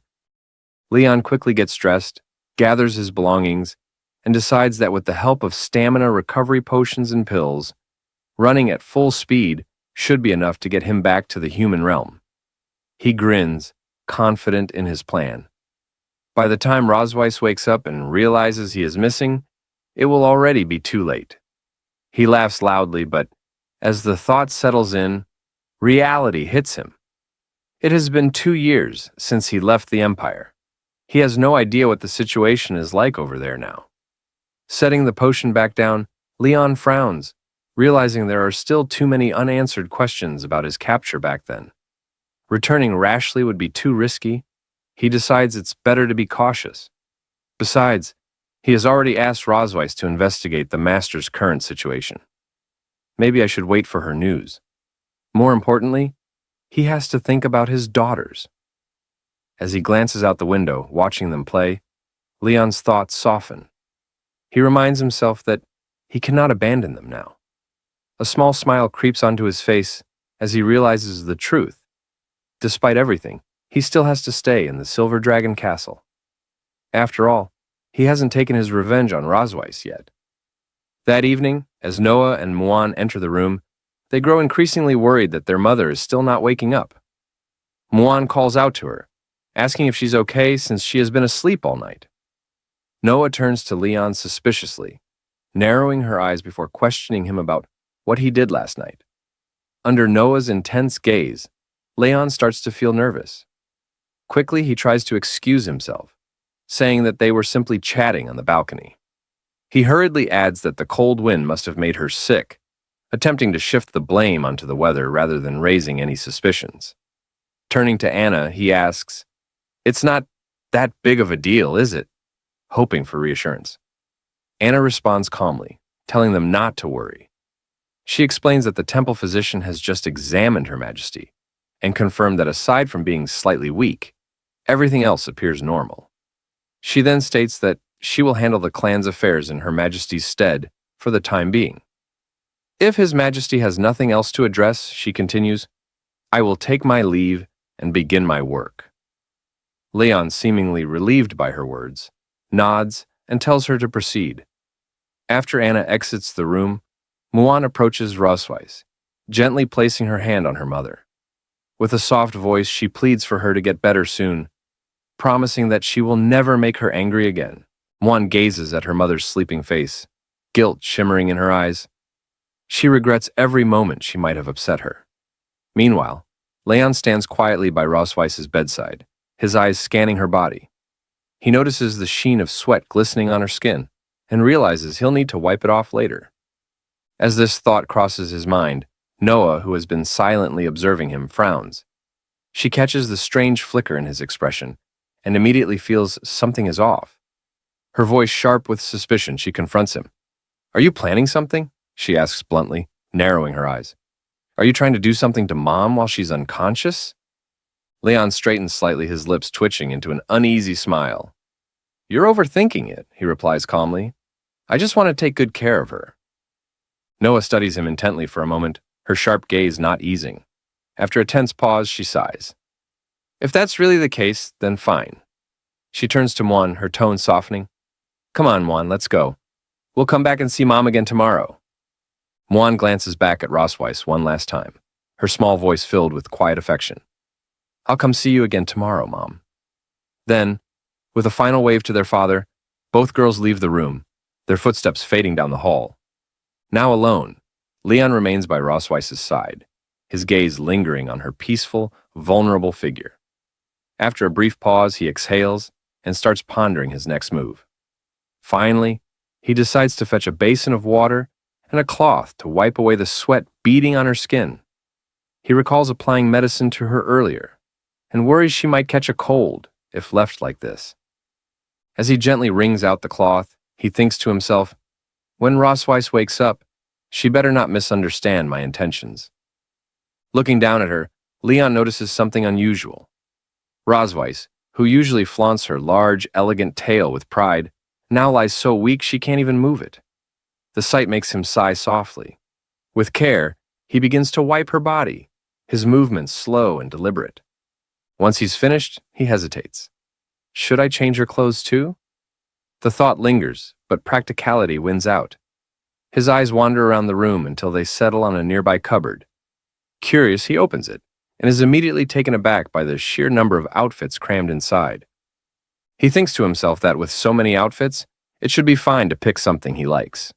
He begins rummaging through them, tossing clothes around as he searches for something suitable. Eventually, he selects a few outfits, off-shoulder dresses, boat-neck tops, and elegant gowns. But as he looks at them, he frowns, realizing he has a problem. How should he deal with her ears? Suddenly, he has an idea. Maybe I can use Rosweiss's hair to shape something resembling ears. He proceeds with this thought, but as he finishes, he finds himself feeling oddly embarrassed. Before him, Rosweiss is now dressed in a bunny girl cosplay outfit. He hadn't expected it to suit her so well, and yet, here she was. Seeing her like this, he feels an unfamiliar heat rise within him.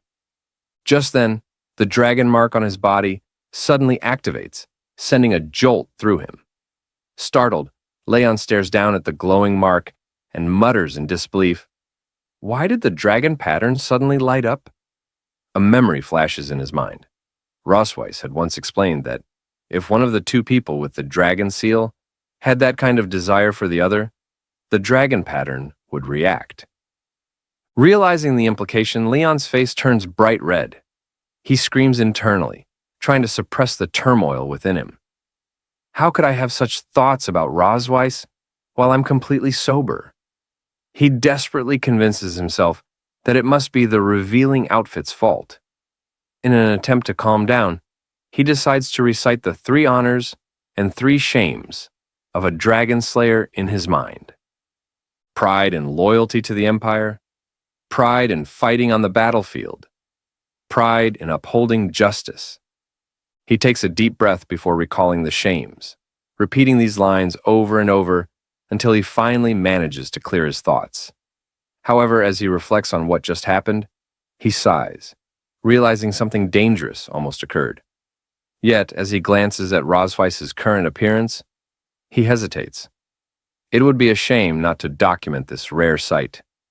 A sly grin crosses his face as he suddenly remembers that Rosweiss owns a home camera. With newfound excitement, he rummages through her belongings until he finds it. He then begins taking photos from various angles, chuckling mischievously as he goes. Looking at the captured images, he mutters, "Even she has days like this." As he continues, he gently moves her lips into a slight smile to take a picture of her smiling face. Seeing this, he instinctively takes another picture. Thinking to himself that this moment is truly priceless, he decides he will make sure to preserve these historic photos properly. Suddenly, Rosweiss lets out a small noise. Hearing this, Leon nearly jumps out of his skin, screaming internally, "Is she going to wake up so soon?" His heartbeat quickens as he waits in silence. Seconds pass, but Rosweiss doesn't move again. Leon lets out a deep sigh of relief, realizing it was just a false alarm. Deciding not to take any more chances, he quickly changes her back into her normal pajamas and tidies up the room. He decides that tomorrow, he will proceed with the next step of his revenge plan, before finally calling it a night. Later that night at the Dragon Temple, Muan comes running toward Noah, her face filled with panic. She calls out for her sister.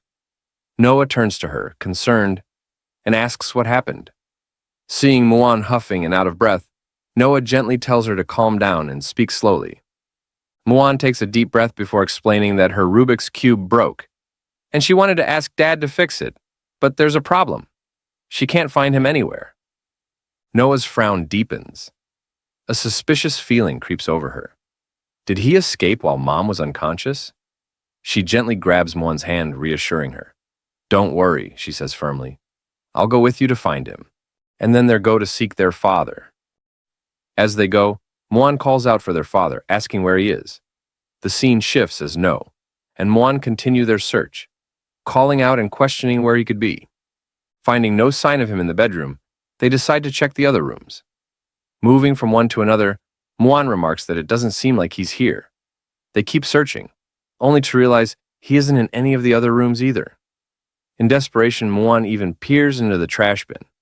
Seeing this absurd action, Noah mutters, questioning how their father could possibly be in the trash can. Muan, however, insists she can't find him anywhere, and wonders if he might be lost. Noah states firmly that some people are kind, but sooner or later they leave, just like last time. Muan, confused, asks about last time. Noah responds, saying she guesses that man is gone. She has always felt that there was something different about their family. On the surface, it appears harmonious. But in reality, many things feel false. For as long as she can remember, that man had been sleeping in the room, and their mother told them he was their father. One day he finally woke up and immediately tried to run away, but their mother caught him without any explanation. Since then, he hasn't tried to escape again, but Noah doesn't believe he truly wants to stay. Later, he began deliberately approaching them, trying to please them, teaching her things, acting like a good father. But she questions whether this is truly out of love or merely part of his plan, a way to secretly find a chance to escape when they let their guard down. She shares that if love carries hidden motives, she would rather not have such impure love at all than become a tool for someone else's escape. She is convinced he doesn't belong here, and that sooner or later he will abandon them. Muan, with tears in her eyes, cries out that their mother won't wake up and their father is gone. Desperately, she asks Noah what they are going to do now. Noah reassures her sister that she will protect her, and they embrace each other. Muan sobs loudly as Noah firmly states that they should prepare a farewell ceremony for that man. The scene shifts to the back hill of the Silver Dragon Temple, near the Plum Blossom Forest. Leon strolls along the path, admiring the scenery and commenting that the servant wasn't lying. This place is indeed beautiful. He recalls how a maid had asked if he wanted to know where Her Majesty the Queen liked to go. Leon confirmed that he wanted to take a walk, and the maid offered to send someone to accompany him. However, Leon declined, asking only for a map marking the location. Now, standing in the serene surroundings, Leon notes that his movements have been restricted, and he only managed to come out now because the mother dragon is unconscious. He decides to use this opportunity to investigate the surrounding terrain and plans to surprise her when she wakes up. Smirking, he admits to himself that pretending to investigate the places the mother dragon cherishes is just a cover. In reality, it's part of his revenge plan. His true intention is to take advantage of her weakness when she wakes up and humiliate her in the place she holds dear, just as she humiliated him in front of his hometown. He walks up to a massive tree, noting that it's thick enough for what he has in mind. Examining the soil, he mutters that it isn't soft enough, and that it would be nice to cover it with flower petals when the time comes. Turning toward the castle, he observes that from this vantage point, one can see the Silver Dragon Temple at the foot of the mountain. He notes down this location on his list: Northern Cliff, Golden Grassland, Quiet Mountain Stream, and Cherry Blossom Forest. Deciding this spot should be included as well, he smugly states that everything is ready now. All he has to do is wait for Rose Weiss to wake up. He eagerly anticipates the trouble awaiting the mother dragon. The scene shifts to the Silver Dragon Temple courtyard at night. As Leon strolls through, he notices a group of maids weeping near a blazing fire. Approaching from behind, he questions what's going on and why the atmosphere is so lively. One of the sobbing maids cries out that the two princesses wanted to hold a funeral and asked them to prepare a bonfire. Meanwhile, Muan solemnly pays her respects to their father, saying she will offer him steak and hopes he will come back to see them. Noah, however, corrects her, stating that he has already left and that they need to let go. Leon watches the scene unfold, initially assuming they are playing some sort of game. He wonders if he should just go along with it for now. Walking forward, he gestures for the maids to step aside. The maids, shocked to see His Excellency, hesitantly make way for him. Leon casually asks whose photo they are worshipping, joking that his grandfather taught him how to play the swona, and asking if they want him to play it for them. However, as he steps closer and gets a proper look at the table, he is surprised to see his own photo placed there. At first, he smiles, remarking that he looks quite handsome in the picture, but as reality sinks in, he is suddenly thunderstruck. His expression shifts to shock as he demands to know why his photo is on the table. Seeing their father in front of them, Noah and Muan are quite surprised, pointing out that their dad has appeared. Leon, quiet with a gloomy face, tells his dear daughter that he was only out for a day, questioning whether it is too hasty to hold a funeral for him now. Muan gets teary. Without a moment's hesitation, she jumps toward Leon, crying out that their dad is back. She sobs, saying that she thought he didn't want her anymore. Leon gently pats her head, reassuring her, asking what nonsense she's talking about. He states, how could their dad not want them? Noah pouts and says that she and Muan searched for him at the temple several times but couldn't find him. She thought that he had left them. Leon laughs it off, questioning why he would ever leave. He explains that he just went for a walk in the back mountain today, making Noah realize that she had misunderstood the situation. Leon picks up Muan and turns to the maids, telling them that everything is fine now and asking everyone to go home. Muan excitedly asks if she can eat his tribute meal now that he is back.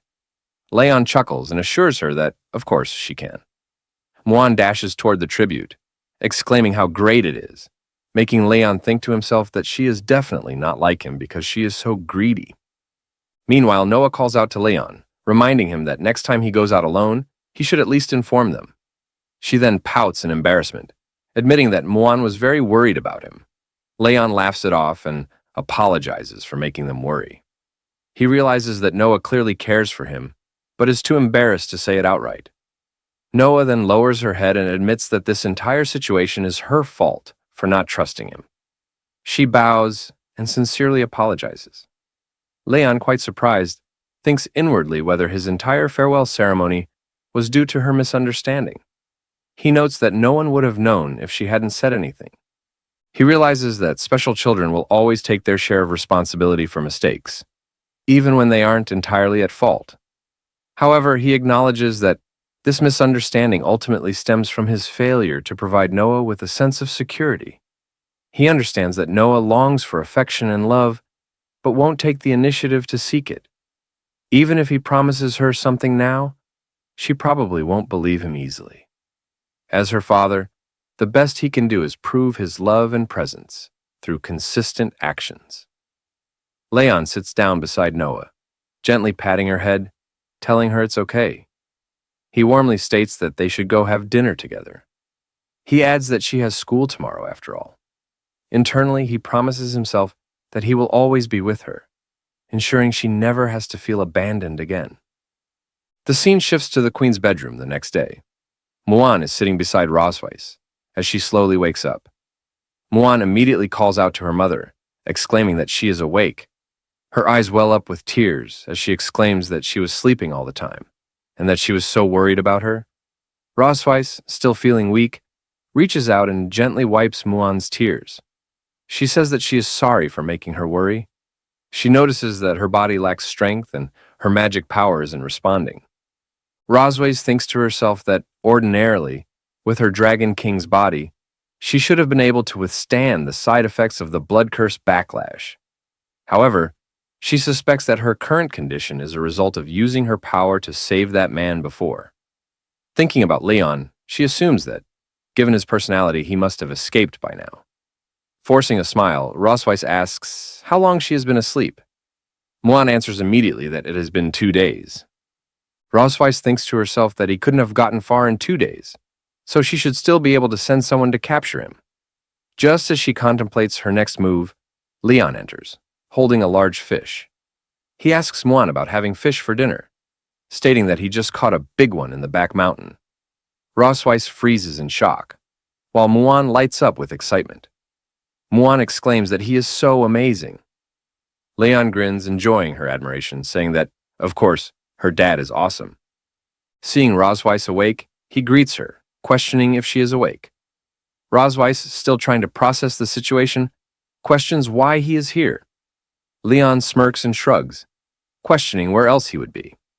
He explains that he just went to the back mountain to get some fresh air and catch a fish to nourish his dear wife's body. Rosweiss, suddenly flustered, turns away and mutters, questioning who his dear wife is. Muan giggles and teases her mom not to be shy. Leon kneels beside Muan and hands her the fish. He tells Muan that he has a very important mission for her. Questioning if she can deliver the fish to the kitchen, Muan salutes playfully, reassuring him to leave it to her. With that, she grabs the fish and dashes out of the room. As she leaves, Leon calls after her, telling her that her mom and dad have some things to talk about, so they can eat dinner first. Muan waves without looking back. Once they are alone, Rosweiss narrows her eyes at Leon.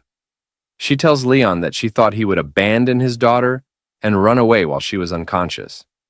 Leon chuckles, saying that there are still many things between them that they haven't settled yet. So why would he run away? Rosweiss, quite puzzled, questions what's going on between them. Leon's smile turns mischievous, questioning if she remembers what she did to him when he woke up more than a month ago.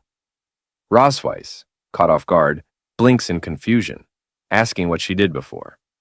Suddenly, realization dawns on her, and she gasps in shock, asking if he is thinking about that. Leon's smirk widens into an evil grin. He reveals it's exactly that. As Rosweiss furiously warned Leon not to assume he could do anything to her just because she was weak, she advised him not to act rashly. However, instead of being intimidated, Leon smirked at her, amusement dancing in his eyes. Smiling, he questioned whether he had truly been the weak one back then. He continued, pointing out that when he had first woken up, he hadn't even taken a sip of water before she had cast the dragon pattern on him and pushed him down. With a hint of sarcasm, he asked whether she had ever given him a chance to refuse. Rosweiss's expression darkened as she warned him to understand what would happen once she fully recovered. There was a clear threat in her tone, making it evident that he would regret his actions if he did not stop now. She did not hold back, ensuring he understood the consequences. Yet, instead of backing down, Leon only taunted her further. Dismissing her warning, he mockingly addressed her as his dear wife. Without hesitation, he picked her up, holding her firmly in his grasp. Then, with unwavering confidence, he declared that this was the best decision he had ever made in his life. He added that this time, the tables had turned. She was now the prisoner of war. His words struck a nerve, but Rosweiss was in no position to argue against him. Later, in the cherry blossom forest in the back hills, Rosweiss continued to struggle against him, trying to push him away. She demanded that he release her, frustration growing with each passing second. However, Leon remained composed, merely warning her not to move. He cautioned that if she struggled too much, she would fall. Grinding her teeth in frustration, Rosweiss couldn't help but think about her situation. If only she had regained her strength, she would have beaten him long ago. Upon reaching the cherry blossom tree, Rosweiss turned to Leon with a sharp glare and demanded to know why he had brought her there. Without hesitation, Leon explained that while she had been unconscious, he had taken the time to carefully investigate the places she frequently visited. He stated that this was her first stop for the night. Rosweiss let out a frustrated groan, clearly displeased with his response. She demanded to know what he meant by first stop, asking if he intended to take her elsewhere as well. Without directly answering, Leon pointed to a specific location in the distance. He explained that it was her temple, and that, from this vantage point, she had a complete view of it. His voice carried a deeper meaning, making it clear that this moment was about more than just sightseeing. Rosweiss narrowed her eyes, immediately suspecting his true intentions. Without hesitation, she asked if he wanted revenge for his hometown. Activating his dragon pattern, Leon met her gaze and affirmed her suspicion. He stated that treating others in their own way was not a privilege exclusive to her dragon clan. Rosweiss suddenly felt a strange sensation as her dragon mark resonated. Her body weakened and she realized her energy was draining rapidly. The feeling was unsettling, and she struggled to maintain her composure. Meanwhile, Leon continued speaking, stating that, although he was human, he possessed a strong sense of revenge and ritual. He urged her to look ahead carefully, to take in the sight of her palace. He reminded her that all her pride and dignity originated from that place. Yet now, she found herself in a position where she could do nothing but allow him to manipulate her. Without warning, Leon pushed Rosweiss down, causing her to lose her balance. He then asked how it felt to be humiliated by a defeated dragon slayer. His voice was laced with mockery as he leaned closer, licking her back in a taunting manner. The action made Rosweiss huff in embarrassment, and she instinctively tried to resist. However, her body reacted involuntarily, making it difficult for her to fight back. A sudden idea crossed her mind, and she quickly coiled her tail around Leon's arm, attempting to catch him off guard. Leon was momentarily surprised, realizing she still had enough strength to fight back. However, his amusement remained as he observed her reaction. Rosweiss gritted her teeth and warned him that while he was in control now, he should enjoy it while it lasted. She made it clear that once she had the opportunity, she would take even more brutal revenge on him. However, Leon simply laughed in response, dismissing her words. He told her not to speak to him about the future, as he always lived in the present. He then stated that the night was still long and that the carnival of revenge had only just begun. The scene shifted to the next morning in the Silver Dragon Queen's bedroom. Leon laid Rosweiss down gently before lying beside her with a sigh of relief. He thought to himself that he had finally returned. Exhausted from tossing her around to different places all night, he reflected on the events that had transpired. As he observed how soundly she slept, he mused that she seemed quite satisfied with the evening. However, the thought made him flinch. Hadn't he come here for revenge? He groaned, shaking his head, trying to push away any conflicting thoughts. He reminded himself that she had fully experienced the humiliation of being pinned down by the dragon slayer she despised the most. With that in mind, he reassured himself that his revenge had been successfully carried out. Determined to leave before the maids awoke, Leon decided to return to his room. He acknowledged that their relationship was not one where they could sleep in the same bed until dawn. However, just as he was about to move, Rosweiss unconsciously reached out and held on to him, taking him by surprise. Trying to clear his thoughts, Leon reasoned that when people slept, they instinctively sought warmth. He reminded himself that this was simply a natural instinct of all living beings, and that he shouldn't let it affect him. Yet, as he lay beside her, holding her hand, he found himself thinking that it was much warmer there than returning to his cold bed in the other room. A small smile formed on his lips, as he decided to stay where he was, at least for a little while longer.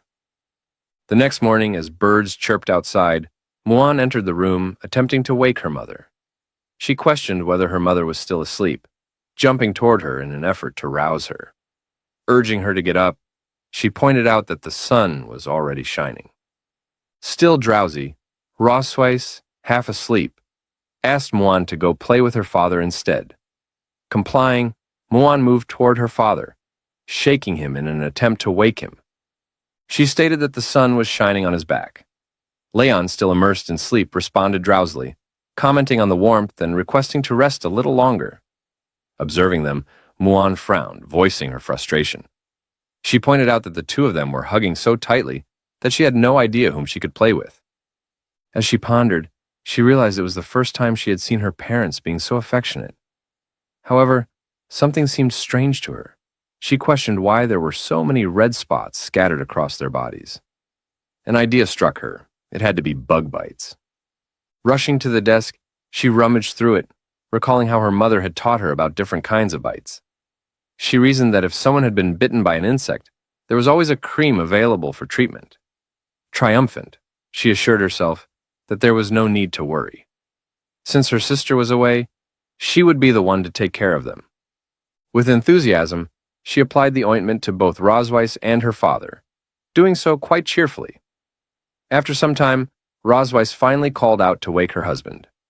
As Leon stirred, he immediately sensed something odd. Feeling a strange sensation on his face, he noticed that his entire body was covered in unusual markings. Dazed, he turned to look at Rosweiss's face, and upon seeing her condition, he burst into laughter. Rosweiss, puzzled by his reaction, questioned what was wrong with him. At that moment, Muan excitedly admitted that she was responsible. She explained that, after seeing the numerous red marks on both of them, she had assumed they had been bitten by bugs, prompting her to apply medicine. Both Rosweiss and her husband were left speechless, feeling a mix of embarrassment and disbelief. He reflected on the situation, concluding that some things were indeed better left unknown. However, Muan remained cheerful, proudly claiming that she had done an excellent job. Her father, playing along, praised her efforts, agreeing that she had done well. Muan, feeling even more confident, promised that next time she would help apply the medicine again. At that realization, both Rosweiss and her husband exchanged a glance, silently vowing to ensure the door remained locked in the future. Sometime later, as Rosweiss was resting, Leon attempted to feed her. Startled, she pulled away, questioning his intentions. However, he simply pushed the spoon into her mouth, explaining that since she had not eaten for several days, she needed to regain her strength. Reminding her that dragons could go without food or water during their dormant state, he insisted that she must be hungry. Rosweiss, reluctant, argued that she was fully capable of eating on her own. However, after tasting the food, she hesitantly admitted that it wasn't bad. Observing her reaction, Leon smiled and took a bite himself. He proudly stated that it was fried rice made with love. Rosweiss, confused, pointed out that the meal had been made for her, questioning why he was eating it as well. In response, he reached for the bowl, claiming that he was merely assisting her, since he doubted she could finish it all.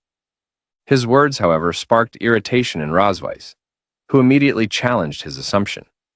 With determination, she declared that she would finish the entire portion, and that he would not get another bite. After consuming the entire bowl, Leon found himself reflecting on recent events. He had been taking care of her, helping her bathe, cooking for her, and even feeding her. Though she recognized his efforts, she couldn't help but feel conflicted. Sarcastically, she questioned whether he had done all of it just to torment her. In response, he feigned innocence, asking how any of his actions could be considered torture. Instead, he insisted that it was all loving care from a devoted husband. His words, however, only fueled her frustration. As he exited the room laughing, he called out, reminding her to see him in the morning. Rosweiss, clenching her fists, cursed under her breath. She muttered that he truly lived up to his reputation as a damned dragon slayer, always finding ways to irritate her. In frustration, she slammed her fist down beside the bed with all her strength. However, as her hand collided with the surface, An unexpected force surged through her body. Startled, she noticed something strange. As she examined her surroundings, realization dawned upon her. Her strength had returned. Meanwhile, in the kitchen, her husband hummed to himself, feeling content. He delighted in the fact that Mother Dragon had yet to recover fully. With a mischievous grin, he mused that he still wanted to play around with her for a few more days. However, at that moment, he remained blissfully unaware of the seriousness of the situation that was about to unfold. In the castle, as Anna entered Ross Weiss's room, she called out to Her Majesty, informing her that the liquid medicine prescribed by the doctor would help her regain her strength. As she placed it down, Ross Weiss responded that her body had already recovered, making the medicine unnecessary. Anna attempted to convince Ross Weiss otherwise, but her attention was drawn to the broken wall. Noticing her gaze, Ross Weiss explained that she had failed to control her strength earlier and planned to have someone repair it the next day. Anna acknowledged this with a nod and turned to leave, but before she could step out, Ross Weiss called out to her again. With a slightly embarrassed expression, she hesitated before asking Anna not to inform Leon that she was still recovering. Hiding her face behind a book, Ross Weiss admitted that she wanted him to take care of her a little while longer. Anna, surprised by the request, giggled before assuring Ross Weiss that she understood. Meanwhile, Ross Weiss smirked smugly, remarking that Leon's peaceful days would soon be over. 2 days later, in the garden, Muan eagerly called out to her father, expressing her desire to learn the sparkly technique that made his body shine. Leon, slightly puzzled, asked if she was referring to the sparkly effect, wondering if she meant magic. Muan, her eyes gleaming with excitement, confirmed, explaining that it was the same ability he and her mother had demonstrated at the training grounds. Curious about her sudden interest, Leon asked why she wanted to learn magic. Muan explained that her sister had been learning many things at school, and she didn't want to be left behind. Leon, understanding her determination, asked if there was something specific she wanted to learn. Muan nodded firmly. He then remarked that having 2 children at home naturally created a sense of competition, which could be beneficial. He noted that Muan admired her sister a lot and naturally didn't want to feel distant from her. With a warm smile, Leon reassured Muan that he would definitely teach her magic and that they would start with basic training. Overjoyed, Muan eagerly thanked her father. Later, as Muan diligently practiced her magic, Leon observed her progress and realized that, in just a few hours, she had successfully guided magical energy through her body. He speculated that she might soon reach magic enlightenment and begin working with original magical power. Watching her closely, he wondered if she might be a genius. Suddenly, Muan's stomach growled, interrupting their session. With an innocent expression, she admitted that she was starving and had no strength left. Leon sighed quietly, realizing that they couldn't rush the training. He patted Muan's head, declaring that the session was over for the day, and that they should return home to eat. Muan, delighted by his words, cheered and declared that her father was the best. That night, as Anna entered the room, she presented an item to Her Majesty, stating that it was what she had requested. Rosways accepted it and instructed Anna to set it aside. Just then, Leon entered enthusiastically, greeting his wife with excitement. Rosways thanked Anna for her hard work and told her she could leave. Leon recalled that, according to Anna's earlier statement, Rosways would need 5 days to fully recover. With a mischievous glint in his eyes, he thought to himself that he still had time to torture her. Smirking playfully, he wiggled his fingers and teasingly offered Rosways a massage if she felt any discomfort. Rosways, wearing a taunting expression, questioned why he didn't simply prove the might of the Empire's strongest dragon slayer that very night. She mockingly pointed out that only 2 days had passed, yet he already seemed exhausted, wondering if that was all he could manage. Annoyed by her remarks, Leon demanded clarification on what she had just said. Without hesitation, he grabbed Rosways, commenting on how exhausted she looked and stating that he had intended to let her rest for the night. However, seeing her arrogance, he decided otherwise. Holding on to her, He remarked that if her words were so bold, then her body must be just as tough. As he removed his upper garments, he warned her that she would regret her taunts. However, to his surprise, Rosway smirked confidently and stated that she had never once regretted anything. In an instant, she wrapped her tail around Leon's body, catching him off guard. Leon let out a startled cry as he was suddenly slammed onto the bed, left completely vulnerable. As Rosways climbed on top of him, he was stunned by her overwhelming strength. Bewildered, he asked if she had already recovered. With an amused tone, Rosways silenced him, playfully calling him her dear dragon slayer. She then retrieved the item Anna had brought, a pair of handcuffs and a whip. Realizing the situation fully, Leon's expression grew visibly nervous. He hesitated before questioning when she had prepared such things.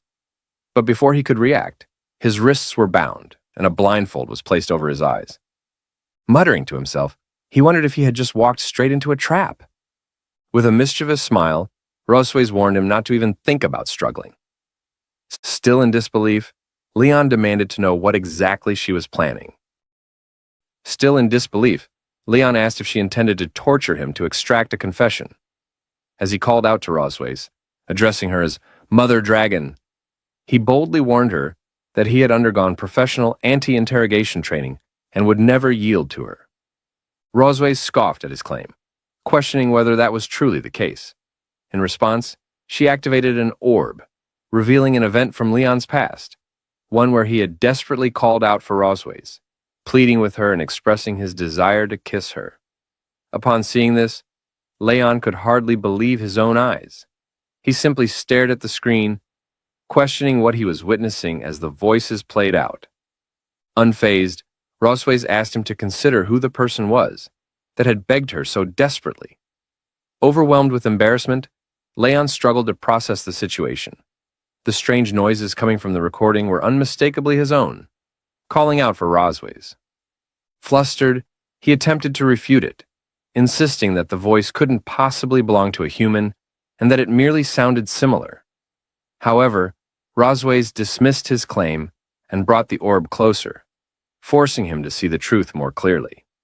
Leon had no choice but to listen as his own embarrassing words played back.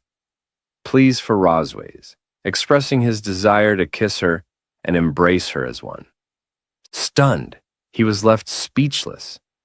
Rosways, smirking, taunted him, suggesting that he might recall it all now. Faced with undeniable evidence, he apologized, but Rosways was far from ready to let it go. She took out the whip and ordered him to repeat what he had just said, several times. Then, with a dangerous glint in her eyes, she warned him that if he couldn't remember it clearly, she would gladly replay it for him again. Without hesitation, she whipped him, repeatedly and furiously, throughout the entire night.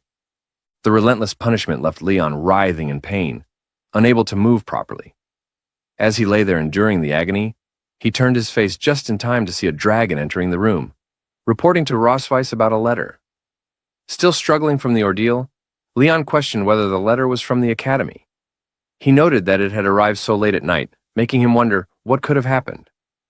Rosways explained that the academy had summoned them for the next day, mentioning that Noah had gotten into a fight with someone. This revelation startled Leon, who sat up in shock and demanded to know what she meant. The scene then shifted to the following day in the office of Vice Principal Wilson, where Noah was brought in alongside 3 visibly injured students. The vice principal addressed Leon and Rosways, stating that the reason for summoning them was to resolve a conflict that had arisen between Noah and some of her classmates. With a furious expression, Rosways questioned what he meant, her tone carrying both anger and an implicit threat. She then turned her gaze toward the 3 injured students and accused them of teaming up to bully her daughter. Her words immediately caused the 3 young dragons to recoil in fear. Meanwhile, Leon took a quick glance at Noah, checking for any signs of injury. However, Noah reassured him that she was fine. It was then that Principal Wilson revealed the truth. Noah had actually been the one to beat up the 3 students. This revelation left Rosways momentarily surprised, while the injured students cried out in frustration. Leon turned to Noah, staring at her, before ultimately praising her, acknowledging that she was indeed his daughter. Principal Wilson, however, remained focused on the broader issue. While the fight itself had been a minor incident between young dragons, it also reflected an underlying conflict between cocoon-born and viviparous-born dragons. He knew the two distinct methods of dragon reproduction. Cocoon-born dragons directly inherited their mother's strength, giving them natural advantages in physical fitness and talent, while viviparous-born dragons required time to grow and learn before mastering their strength. As a result, within the same age group, cocoon-born dragonlets generally possessed superior physical strength compared to their viviparous counterparts. Despite this difference, Noah, a viviparous-born dragon, had single-handedly defeated 3 cocoon-born dragons, all of whom were a few years older than her. Recognizing her exceptional abilities at such a young age, Principal Wilson remarked that she had a bright future ahead. Just as the discussion continued, the door burst open. A red dragon entered the room, scoffing as he declared that he had heard his son had been involved in a fight. He dismissed the matter as trivial, stating that he was willing to cover the medical expenses. However, his nonchalant attitude quickly changed when he turned to his companions and saw their children injured. The red dragon then called out for his son, demanding an explanation for how he had been beaten so badly. The 3 injured students rushed toward their fathers, crying out pitifully. Meanwhile, Rosweiss whispered to Leon, identifying the red dragon as a member of the Red Flame Dragon King's faction, Constantine's clan. She explained that everyone from the Red Flame Dragon clan was known for being arrogant and domineering, making it difficult to communicate with them. Leon, reflecting on past encounters, remarked that if all the Red Flame Dragons he had killed were lined up, they could circle the academy twice. The Red Flame Dragon parent, unfazed by the situation, turned his gaze toward Rosweiss and questioned who she thought she was. He scoffed at the notion of her being the queen of the Silver Dragon clan, expressing disbelief that a queen would fail to discipline her own child, allowing her to bully other dragons. His words carried a clear implication, that the Silver Dragon clan was not as strong as the Red Flame Dragon clan, and that they only dared to instigate young dragons to pick fights with his son. Hearing this, Rosweiss's expression darkened. She glared at him and demanded that he repeat himself. However, the Red Flame Dragon showed no fear, even going so far as to threaten that if Rosweiss and Leon did not apologize to his son that day, they would not be allowed to leave through the doors. At that moment, Leon smirked and remarked that the real question was, who should be afraid of whom? His hands, he added, had been itching for a fight anyway. Just before the situation could escalate further, Vice Principal Wilson quickly intervened. He addressed the parents in a firm tone, urging them to remain patient and listen to his recounting of the events. Wilson then proceeded to explain what had happened the previous night. According to his account, in the cafeteria, Lowell and 2 other classmates had an argument with Noah. During the altercation, Noah's plate had accidentally collided with Lowell, staining his clothes. Later that night, on the way back to the dormitory, the 3 students had cornered Noah in the backyard and engaged in a physical conflict. Upon hearing this, Wilson turned to the injured students and gave them a chance to add any details. However, intimidated by the situation, they hesitated and ultimately remained silent. Just then, Noah stepped forward. With a confident expression, she addressed the vice principal and stated that she had something to add. As Principal Wilson asked her to continue, Noah explained that, first of all, it was Lowell who had deliberately provoked her in the cafeteria, and the incident of knocking over the plate had been purely accidental. She further clarified that the second incident had occurred in the backyard of the dormitory where she encountered them again. Lowell and his group had rushed toward her first, startling her, which led to her unintentionally breaking his arm in self-defense. Glaring at Lowell, she demanded that he confirm her version of events. Startled, Lowell instinctively retreated behind his father, ultimately affirming the truth of her words. His father, noticing his reaction, questions why he appears so frightened of her. Leon intervenes, directing his words toward Noah. He remarks that, despite her justification, he believes she handled the situation incorrectly. As Noah glances at him, he continues, advising that if she ever encounters a similar situation again, she should aim for the knee instead. Noah, confused, inquires about the reasoning behind such advice. With a full flex, Leon explains that on the battlefield, if a member of the Red Flame Dragon clan were injured in the knee, they would be easily subdued. As expected, she acknowledges the advice and assures him she will take it into account in the future. The Red Flame Dragon, growing increasingly frustrated, turns to Principal Wilson and demands if he has just heard what transpired. He expresses outrage that Leon would openly teach his daughter to bully his children. He insists that for students with violent tendencies like this, mere apologies are insufficient, and that expulsion is the only appropriate response. Principal Wilson, maintaining his composure, urges patience, explaining that the decision regarding Noah's expulsion lies with St. Heath's College. Furthermore, he points out that multiple students have reported Lyle's behavior, stating that he frequently bullies the viviparous dragons. Additionally, witnesses from the cafeteria the previous night confirmed that Lyle had been the one who deliberately instigated the confrontation. The Red Flame Dragon, unable to contain his anger, exclaims in disbelief. He reiterates that his daughter physically assaulted his son, yet the Academy not only refrains from punishing her, but instead accuses his son of provocation. Leon interrupts him, questioning whether he has any shame. He asks why the Red Flame Dragon is making such a fuss when his son was beaten, especially since he had been overpowered by a 1-year and 2-month-old child. The Red Flame Dragon, refusing to let the point go, insists that his son's age should not be a concern. Meanwhile, Leon shifts his gaze toward Lyle, who, caught off guard, blurts out that he is 7 years and 10 months old. Suppressing a laugh, Leon mockingly states that if he were in such an embarrassing position, he would dig a hole 1,000 feet deep and bury himself, ensuring that this incident remained a secret for eternity. Flinching in both annoyance and humiliation, the Red Flame Dragon's frustration intensifies. He directs his anger toward Leon, labeling him a coward who does not even have the courage to reveal his tale. He then questions what right Leon has to comment on his son. Growing more aggressive, he extends his hand, pointing his finger toward Leon's family, specifically at Rosweiss.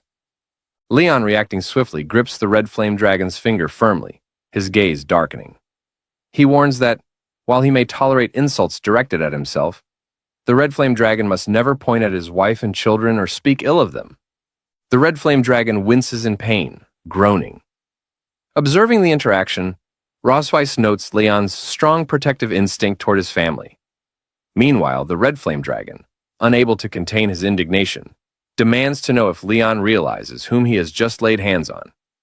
He makes a ruckus, arguing that he is the Duke of the Red Flame Dragon clan, and that his superior is none other than Constantine.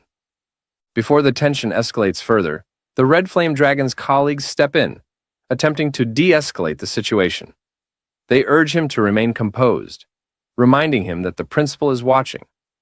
At that moment, Rosweiss intervenes, shifting the focus back to the matter at hand. She states that this conflict is merely a minor dispute between children, and that dragging their family status into it will not be beneficial. Addressing the principal, she expresses confidence that St. Heath's College will issue a fair judgment, assuring him that their family is willing to abide by whatever decision is made. Principal Wilson nods in acknowledgement, recognizing the wisdom in her words. He then turns to the Red Flame Dragon, questioning whether he truly intends to escalate matters within the school premises. He warns that if the Red Flame Dragon continues to stir trouble, there is a possibility that his child's student status may be revoked. Realizing the weight of the warning, the Red Flame Dragon reluctantly suppresses his anger, while Lyle also pleads with his father to let it go, saying that he still wants to attend school. Though still seething, the Red Flame Dragon forces himself to apologize for losing his temper. However, as he clenches his teeth, it becomes evident that he harbors resentment.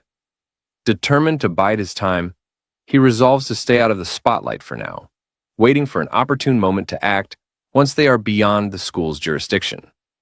Principal Wilson then delivers the final verdict. He acknowledges that in Lyle's case, the primary fault lies with him, as he had initiated the conflict. However, he also states that Noah's response was excessive, even if it had been in self-defense. He orders her to return to her classroom and receive verbal guidance from her class teacher.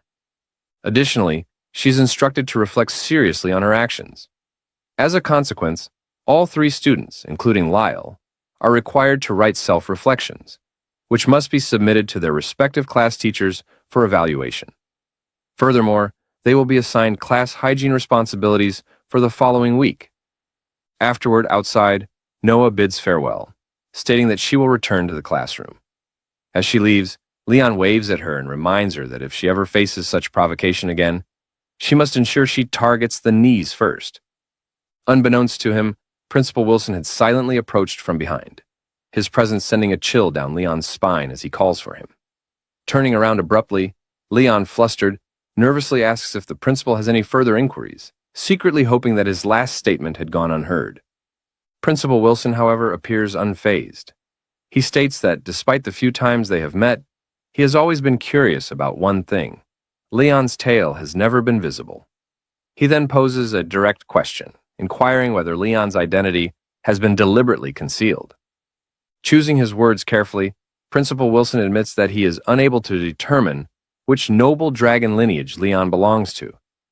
However, if it is convenient, he asks if Leon would be willing to disclose the truth. Before Leon can respond, Rosweiss intervenes once more.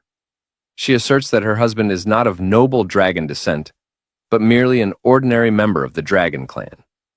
Maintaining a light-hearted demeanor, Leon chuckles and casually states that he is just a commoner. Principal Wilson, however, finds this claim intriguing. Laughing, he remarks that it is quite a miracle for such an extraordinary child to be born from an ordinary couple. In short, he expresses that St. Heath's College welcomes talented children like Noah as they contribute to the institution's growth and prestige. His expression turning more deliberate, he then subtly implies another suggestion. Leon and Rosweiss, understanding his underlying message, exchange glances. It becomes clear that he is encouraging them to have more children, emphasizing that the more they produce, the better. Finally, Principal Wilson expresses confidence that upon graduation, Noah will undoubtedly lead the Dragon Clan to great victories against the Dragon Slaves. Leon, amused, dismisses the remark internally, offering his thanks in silence. Meanwhile, the Red Flame Dragon, having observed the entire exchange, scoffs. Turning to his colleague, he mutters that it is time for them to leave. Now at the college gate, as Rosweiss and Leon walked down the stairs while talking, Lord Duke Lear suddenly appeared, interrupting them by calling out for the Silver Dragon Queen to wait. Rosweiss questioned whether he had something else to say, pointing out that the college had already given its verdict on the matter and asking if he had not just agreed to it. In response, Lord Duke Lear urged her not to be so tense, explaining that his earlier words were merely a formality to save face for the college. Turning his attention to Leon, he declared that since they were now outside the academy, the matter had to be settled according to the customs of their dragon clan. Without hesitation, he provoked Leon, announcing that he was challenging her husband to a duel immediately. Upon hearing this, Rosweiss considered the implications, realizing that if they refused, the Silver Dragons would undoubtedly be slandered as weak and afraid of fighting. Smirking, Lord Duke Lear questioned whether Leon would back down. Leaning toward Leon, Rosweiss whispered, asking if he wanted to accept the challenge and whether he was feeling well. Grinning with excitement, Leon replied that since Lord Duke Lear had approached him for a fight, he had no choice but to accept. Rosweiss permitted him to proceed, but reminded him not to beat Lord Duke Lear to death, to which Leon nodded in affirmation. Meanwhile, inside the college, students rushed outside as Noah overheard some children excitedly discussing the situation. They eagerly mentioned that they had heard the dragons were fighting at the gate and urged each other to go watch. As Noah listened, she speculated whether her father could be involved. As the children moved toward the scene, they whispered among themselves, wondering who was fighting whom. Observing Leon, Lord Duke Lear thought to himself that the man appeared so frail he did not even dare to reveal his tail. Convinced that there was nothing to fear aside from his tough talk, he smirked, determined to avenge his son, who had lost a fight earlier that day. He was resolved to beat Leon to a pulp and help his son regain his confidence. Taunting Leon, Lord Duke Lear asserted that the Red Flame Dragon Clan never bullied others, and as long as Leon could survive 3 rounds, he would concede defeat. Unimpressed, Leon dismissed his words, clearing his ears as if discarding his opponent's nonsense. Without hesitation, he urged Lord Duke Lear to begin. Agitated by Leon's dismissive attitude, Lord Duke Lear accused him of underestimating the Red Dragon clan before furiously dashing toward him, launching a blazing fist in his direction. However, Leon effortlessly deflected the attack, reaffirming his earlier suspicion that this opponent was far weaker than the dragons he had encountered on the battlefield. With a casual remark, Leon reminded Lord Duke Lear that only 2 rounds remained. Irritated, Lord Duke Lear retorted that Leon was simply good at dodging before punching the ground in an attempt to create a distraction. Declaring him a coward, he quickly followed up with a breath attack, launching a fireball toward Leon. However, Leon easily evaded the attack, swiftly appearing before Lord Duke Lear. Without giving him a chance to react, Leon announced that it was now his turn, delivering a powerful kick that threw Lord Duke Lear off balance and sent him crashing to the ground. As Lord Duke Lear attempted to counterattack, he barely had time to react before noticing Leon's fist heading straight for him. Before he could dodge, he was sent flying into a nearby building wall. Leon scoffed, remarking that an opponent like Lord Duke Lear didn't even warrant the use of magic. The Red Dragon clan members screamed in alarm, rushing to aid their fallen companion. Turning to the remaining Red Dragon nobles, Leon inquired whether they wished to challenge him as well. Trembling, they hurriedly refused, instead choosing to tend to Lord Duke Lear. Wasting no time, Leon instructed them to take him away quickly, and to warn his son to stop bothering his daughter in the future. Frightened, the nobles hastily affirmed his words before retreating with Lord Duke Lear. With the matter settled, Leon turned to Rosweiss, suggesting that they should return. However, before he could take another step, he suddenly found himself face to face with Noah. She directed a questioning gaze at him, while Leon, surprised by her presence, asked when she had arrived. Casually, Noah responded that she had simply been passing by when she noticed a fight taking place. Without further explanation, she handed a small box to Rosweiss. Curious, Leon asked about its contents as Rosweiss opened it, revealing some homemade cookies. Noah explained that these were cookies she had learned to make in her cooking class, though they had only won 2nd place. She speculated that the taste might not be very good, encouraging them to try them out. Eager to support her daughter, Rosweiss immediately reassured her, insisting that they couldn't possibly be anything less than delicious. She then handed a cookie to Leon, urging him to try it as well. Taking a bite, Leon confidently declared that cookies made by his daughter couldn't be anything but delicious. Encouraging her, he assured Noah that she would surely win 1st place next time. Hearing this, Noah suddenly remarked that Leon had looked very handsome just moments ago. Her words caught Leon off guard, making his heart skip a beat. He was deeply touched, realizing that Noah had directly praised him, something that delighted him immensely. At that moment, he felt their bond grow even closer. Shaking off his emotions, he laughed, playfully boasting about how awesome her father was. Placing a hand on her head, he told her that if she ever wanted to learn any fighting techniques, she only needed to ask him. However, as he continued patting Noah's head, he suddenly noticed Rosweiss glaring at him with piercing intensity. Now, after that, inside the castle, Leon had been quietly reading a book when a sudden knock at the door startled him. He flinched slightly and looked up just in time to see Rosweiss entering the room with a first aid box in hand. Curious, Leon asked why she had come. Rosweiss didn't respond and simply sat beside him. Leon grew uneasy, wondering why she had chosen to sit so close, and whether she had something new planned. Without any warning, Rosweiss asked for his hand. Leon looked confused and asked what she meant. Rosweiss questioned whether his hand wasn't injured. Reluctantly, Leon raised his hand and pointed out a slight wound, saying she must be referring to that one. He brushed it off, saying it was a minor injury and would heal in 2 days. Rosweiss didn't seem convinced. She told him to stop downplaying it and asked him to give her his hand, honestly. She gently took his hand in hers, and Leon let out a small groan from the pain. Rosweiss carefully began treating the wound, reminding him not to move and assuring him it would be over soon. Leon found himself reflecting on how, as a veteran dragon slayer, his body bore many scars and wounds. This was the first time someone had cared enough to tend to his injuries with such tenderness.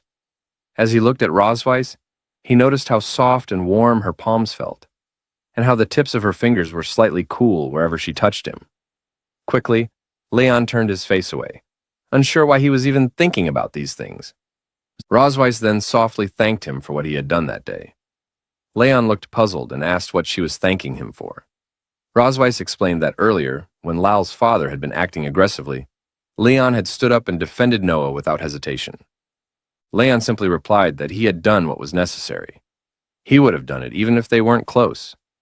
In the eyes of others, she was still his wife, and he felt a duty to protect her. He awkwardly added that it was all for Noah. Rosweiss let out a short sigh and said she had expected him to be stubborn about it. She then mentioned that her sister had written a letter inviting their whole family to come visit. She asked if he'd like to go and see her. Leon hesitated and questioned where her sister lived, clearly not sounding interested in the idea. But Rosweiss reminded him that they still hadn't resolved everything. This made Leon nervous, and he quickly agreed, asking why they shouldn't just go.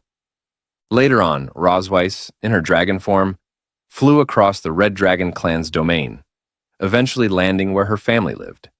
Leon got down with Muan and Noah. He nudged Muan awake just as Aisha came running over. She hugged Rosweiss, smiling as she commented on how impressive her dragon form still looked.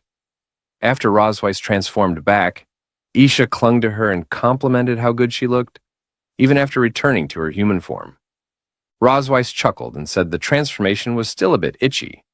She then said it was time for formal introductions, since Isha hadn't properly met her family yet. Pointing to Leon, she introduced him as Leon Kusmodi. Rosweiss introduced him as her husband. Isha greeted him warmly and said she was glad to finally see him awake. Rosweiss then introduced her daughters, Muan and Noah. Isha looked at the children, guessing that the one standing in front was Muan and the one behind was Noah. Muan confirmed her guess, saying her aunt had gotten it right. Isha said Rosweiss had described them exactly that way in her letter. She bent down to Noah, asking if she wanted a hug too. After a short moment of hesitation, Noah nodded. Isha then gathered both girls in her arms, saying how lucky she felt to hug two little dragon girls at the same time. Turning to Leon, Aisha mentioned that Rosweiss had told her how carefully he looked after the children. She thanked him for all the effort, calling him brother-in-law. Leon smiled and said it was nothing. He enjoyed being with the children, and they were close to him. Rosweiss playfully added that he was definitely closer to her. Leon looked at her and jokingly called her honey, saying she shouldn't tease like that. He pretended to act shocked, asking how she could even say something like that. They started exchanging playful remarks, and Leon threatened to kiss her if she didn't stop teasing him. Rosweiss asked if he was being serious. Isha laughed and commented that the two of them seemed to have a great relationship. Both Rosweiss and Leon turned their faces away, clearly a bit embarrassed, but not denying it. Aisha then suggested they must be tired after traveling such a long way, and invited everyone inside to rest.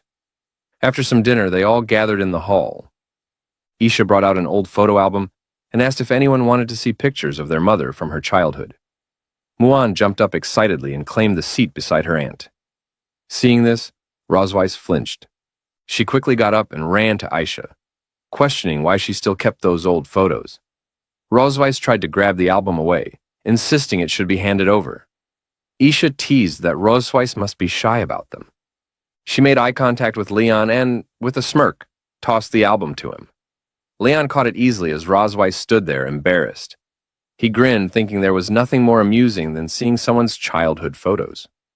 He told himself he had to take a look at her past, even if just for fun. As he opened the album, a bright smile spread across his face. As he looked at the first picture, choking him out. As Leon remarked to Rosweiss that he hadn't expected her to have this side to her, Rosweiss, startled by the comment, glanced over at him, unsure of what he meant. Muan, however, seemed quite excited, insisting that they should watch whatever it was he was talking about. Without much of a warning, Leon revealed a photo of Rosweiss in her school uniform. He pointed out how lovely she looked while reading. Isha, ever the helpful sister, explained that the photo had been taken during a speech Rosweiss had given back then, as the outstanding student representative at her school. Leon chuckled at the image, shaking his head in disbelief, and jokingly asked how someone who had once looked so sweet and warm had turned into someone so cold.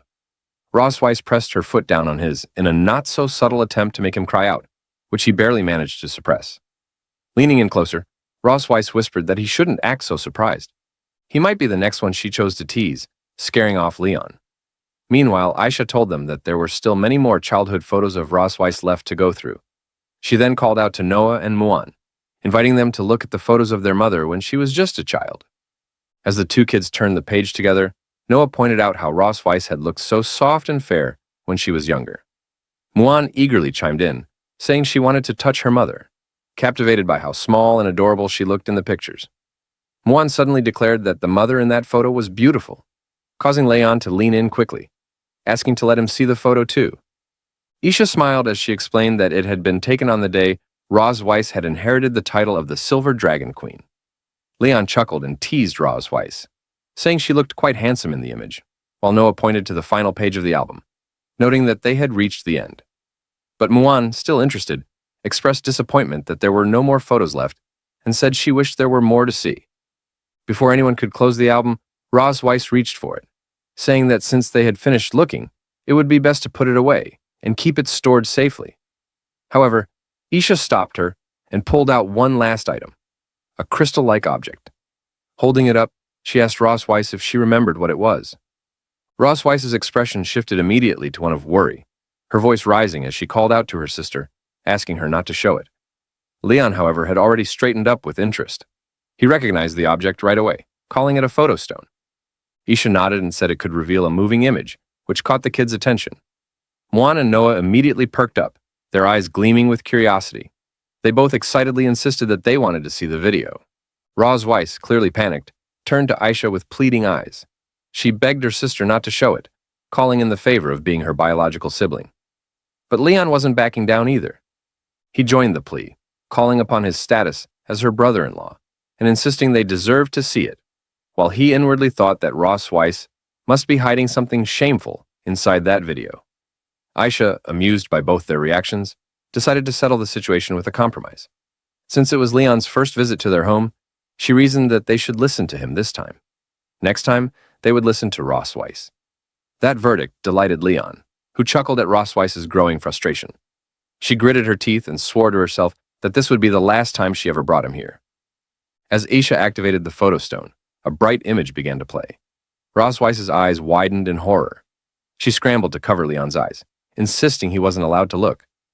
Leon, taken aback, asked what it was all about. The video played out with a younger version of Isha, asking Ross Weiss what criteria she would use to choose a spouse in the future. Clearly flustered by being on camera, Ross Weiss told her sister to stop filming because it felt too strange. But Isha kept insisting, telling her not to be shy. Eventually, Ross Weiss gave in. She explained that first and foremost, her future husband must have better grades than her. Ideally, he would have won many first-place awards. He must be responsible and, importantly, not hate children. Muan looked up and pointed out that it sounded just like their father, to which Noah nodded in agreement. The video continued. Ross Weiss elaborated further. Her ideal partner must be strong, but should never bully the weak. He needed to have a solid moral compass and resist being influenced by his peers or society's expectations. Leon couldn't help but chime in, claiming that he fit that description perfectly. Ross Weiss turned to him with a glare, asking if he had no shame. The younger Ross Weiss went on to say that all those traits were difficult to find, especially the last one. She mentioned how many people changed after gaining power or success and lost themselves in the process. Ross Weiss, thoughtful for a moment, said that even if such a person didn't exist, she didn't want to force herself into marriage. If she were ever to marry, she would only marry someone like that. Leon seemed a little taken aback. Watching the younger Ross Weiss speak so earnestly, he realized he matched the image she had once painted in her mind. Ross Weiss, now fully red in the face, insisted that it had just been something she said as a child. Leon chuckled, saying he understood and that she didn't need to be embarrassed. Aisha, still curious, asked who had pursued whom first. Without missing a beat, both Ross Weiss and Leon pointed fingers at each other and said, "She did," and "he did," in perfect unison. Ross Weiss, with a glare, asked him to say it again. Leon admitted he hadn't realized what he had at first, ignored her, and then came crawling back when he wised up. Ross Weiss smiled and agreed. That was basically how it went. Aisha laughed and commented that she was happy the two of them had such a strong relationship. Then, she mischievously pulled out another item and asked if they wanted to read some of the love letters Ross Weiss had received back in the day. Leon, Moon, and Noah all answered enthusiastically in the affirmative. Rosweiss, however, let out a dramatic cry, questioning why those were even kept, and insisted that she would burn them the moment she got the chance. Later, as Leon and Rosweiss entered the guest room, Leon remarked that there didn't seem to be any other option. They would have to share the room. He stated that he didn't want to do that. As they stepped in, their eyes widened in disbelief. The room had been prepared with incredible attention to romantic detail. A luxurious water tub filled with rose petals sat on one side, and the bed was decorated with roses shaped into a heart. The atmosphere screamed romance. Both of them stared, speechless. As Rosweiss was quite surprised upon seeing the room, she asked Aisha what was going on, while Leon slapped himself in disbelief. Aisha winked at Rosweiss, saying she had specifically prepared a guest room for them, and mentioned they would stay there for the next 2 days.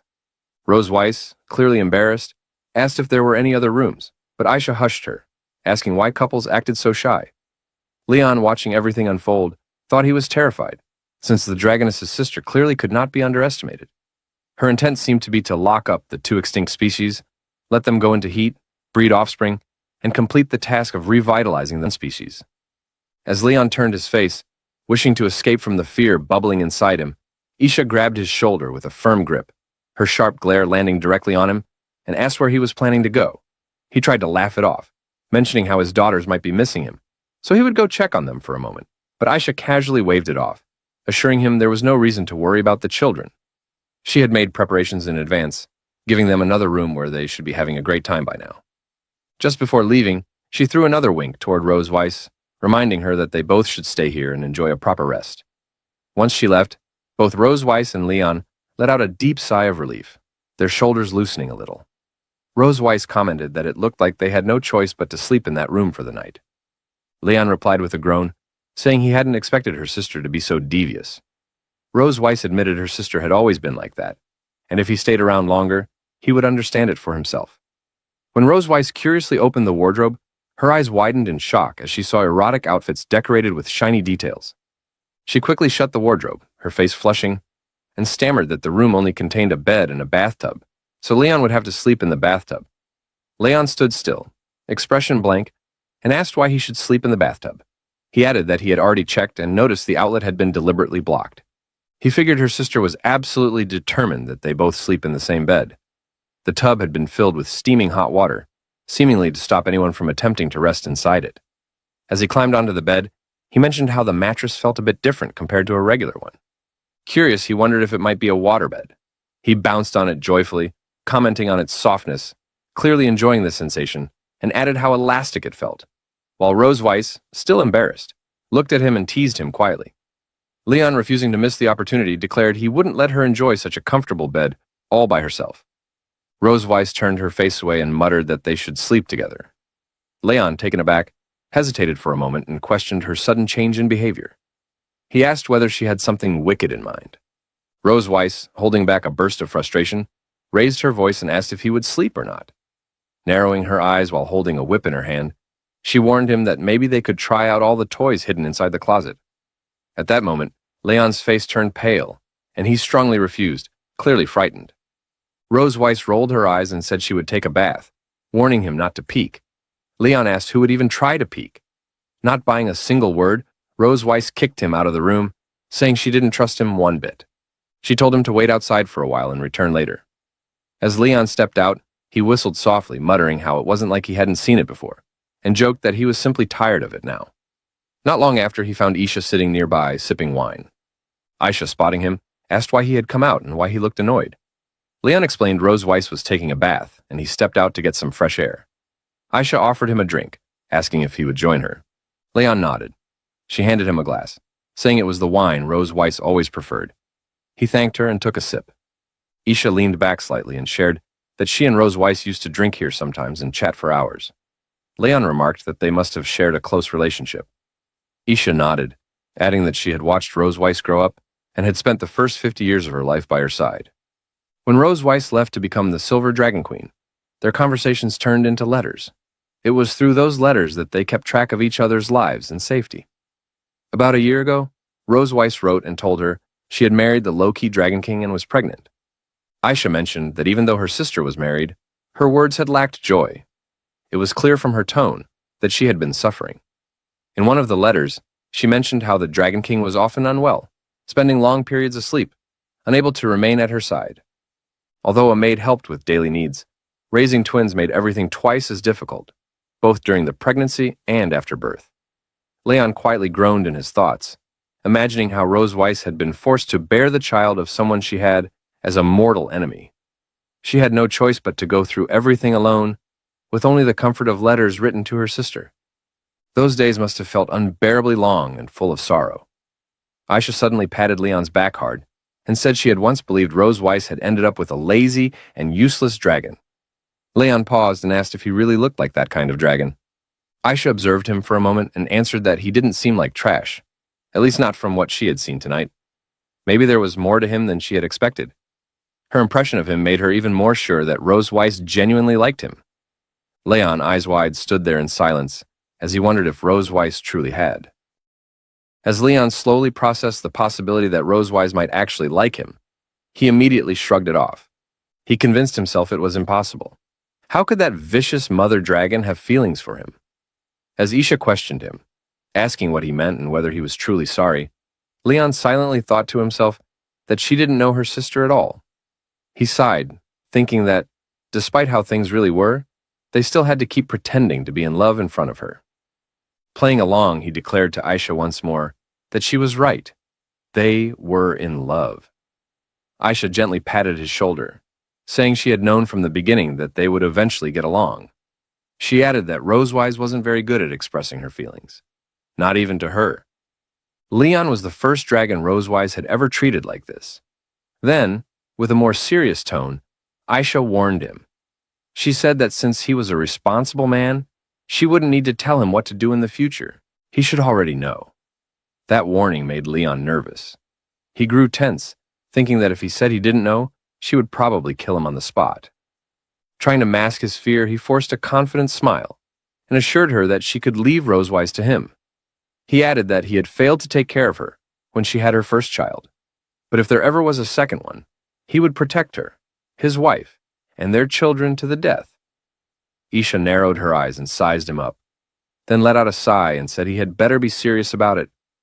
She gave him a push, telling him to stop showing off, to go back quickly, and not to keep Rose Weiss waiting. As Leon turned to leave, he received a call from Isha. He answered, asking if there was anything else. On the other end, with a mischievous smirk in her voice, she told him not to feel restrained tonight, mentioning that the soundproofing in the room was actually very good. Leon froze at her words. His mind blanked for a moment as he processed what she meant. When it finally hit him, his face turned red with embarrassment, and he shouted a quick thank you before rushing off. As Leon sneaked into the room and found Rose Weiss asleep, he walked closer, believing she had already fallen into a deep sleep. A small smile appeared on his face as he thought, at least tonight, he wouldn't have to deal with her suffering. Even though they were supposed to be enemies, he had to admit, she looked genuinely beautiful when she was sleeping. But then something strange caught his attention. He frowned, wondering what he was sensing. His eyes widened when he saw a soft glow coming from her chest. His heart started pounding. Could it be that the dragon pattern had activated? But then he shook his head, realizing that the dragon pattern on his own body wasn't resonating. Something didn't add up. Confused, he leaned in closer to take a better look. Suddenly, Rose Weiss greeted him casually. Leon jumped in shock, then quickly got angry, yelling at her. He demanded to know why she had hidden a light bulb under the quilt, and scared him half to death. Amused, Rose Weiss replied that she had found the item among some small toys on the hanger, and thought it was interesting, so she brought it in to amuse him. She smirked, teasing that, judging from his over-the-top reaction, he didn't seem to think it was a pity. Leon grumbled and brushed it off. He got into bed and pulled the blanket over himself, saying he was going to sleep and didn't want to talk to her. Rose Weiss chuckled and told him not to regret it later, especially if he ended up attacking her in the middle of the night. Just then, as Rose Weiss accidentally knocked against the bedside table, a spider dropped down from the ceiling and started swinging in front of her. She immediately froze, horrified, and let out a loud scream. Startled by the sound, Leon sat up and asked what had happened. But before he could finish speaking, Rose Weiss dashed toward him, hugging him tightly and crouching down in fear. She trembled, muttering that there was a spider. Leon thought back to earlier that day, when he had flipped through her old photo album and remembered a childhood picture of Rosewise crying because of a spider. He wondered if this fear was a leftover trauma from her past. Leon laughed confidently, saying it seemed even the mighty Silver Dragon Queen was scared of something. He let out a sigh and walked over to where the spider was, saying there really was nothing he could do with her like this. He offered to catch it for her. Rosewise, still hiding behind him, urged him to hurry up. As he reached for the spider, he suddenly felt something strange. Holding it in his hand, he paused. A thought crossed his mind. Could it be that? As Leon fully examined it and tried to pass the toy spider to Rosewise, he explained that it was just a harmless toy, and there was absolutely nothing to be afraid of. However, the moment Rosewise laid eyes on the spider up close, a scream of terror escaped her lips. Without hesitation, she surrounded herself with a defensive aura, firmly declaring that whether it was real or fake, it needed to be destroyed. Seeing her reaction, Leon quickly took the spider back and tried to calm her, assuring her that he would throw it outside. True to his word, he tossed the spider out, then turned back with a smile, announcing that the spider had been taken care of, and that it was finally time to sleep. Rosewise, still visibly shaken and utterly embarrassed by her reaction, struggled to make eye contact. Leon, on the other hand, suspected that this was another clever design orchestrated by her sister to reveal Rosewise's fearful and vulnerable side. It appeared to have worked perfectly. As Rosewise stood silently, trying to regain her composure, she quietly stated that she would sleep on the inside of the bed and suggested that he sleep on the outside, asking if that would be all right. Leon replied warmly, telling her there was no problem and that she could sleep wherever she wanted. With that, they lay down beside each other. After a moment of silence, Leon turned slightly and, in a calm tone, asked whether she was still scared. He gently suggested that if she was, she could hold his hand while sleeping. Rosewise, clearly caught off guard, scoffed in response, muttering that if he was offering, then she would go along with it. Without looking at him, she reached out and lightly held onto his pinky finger. Leon, puzzled by the gesture, questioned how he was supposed to feel safe holding just one little finger. Rosewise, visibly flustered, asked how else he was supposed to hold it. Then, as Leon tried to take her whole hand, she corrected him, called him an idiot, and showed him how to hold it properly. Eventually, they interlocked their fingers, holding each other's tightly. Rosewise turned her face to the side, feeling heat rise to her cheeks. Her thoughts spiraled as she wondered how someone could hold her hand so casually. Was she the only one who felt awkward in this moment? She tried to calm her mind, reminding herself that she was the Silver Dragon Queen and must take responsibility for her actions. It was just hand-holding, after all. There was nothing to be embarrassed about. Leon broke the silence again, curiously asking why her hands were always so cold. Rosewise replied that she was simply born with a cold body. He then asked if she was nervous, questioning why her palms were so sweaty. Rosewise, now completely red in the face, argued that it was his hands that were sweaty. Meanwhile, her thoughts drifted elsewhere. She had noticed the calluses and tiny scars on Leon's hands, marks left behind from years of holding a sword. Though rough, his hands radiated warmth. Where their interlocked fingers touched, it felt as though electricity was flowing through her skin. The sensation left her heart pounding uncontrollably. Leon suddenly brought up her earlier comment about Mates' selection criteria, asking what she truly meant by it. Rosewise brushed it off, explaining that it had just been a joke from over 100 years ago and not to take it seriously. When he asked what her current standards were, she stated flatly that she had none. With the conversation tapering off, they both tried to fall asleep, though neither one succeeded. Leon lay in silence, screaming internally, unable to fall asleep. He opened one eye slightly, trying to see whether Rosewise had already dozed off. As his thoughts raced, he repeatedly shifted his pinky ever so slightly, wondering if it would be all right to move his hand a little more. Slowly, he began to move his fingers. Rosewise, still wide awake, felt the movement and thought to herself that this guy was absolutely doing it on purpose. She peeked toward him, silently questioning how a captive dared to touch his master like that. Determined not to lose, she decided she would touch back. And she did, rather firmly. Leon, surprised, asked what was going on and why her hand kept touching him. Their bodies ended up pushing closer beside each other, his hand brushing along her thighs and shoulders. In that brief contact, Leon felt the softness of her skin. It was warm and delicate. A strange sensation swept over him. There was something almost wild about the feeling.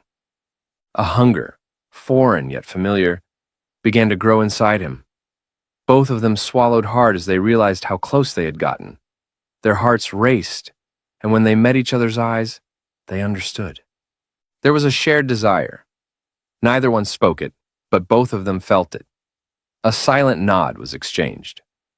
Without saying a word, Leon pulled the blanket over them and leaned in closer.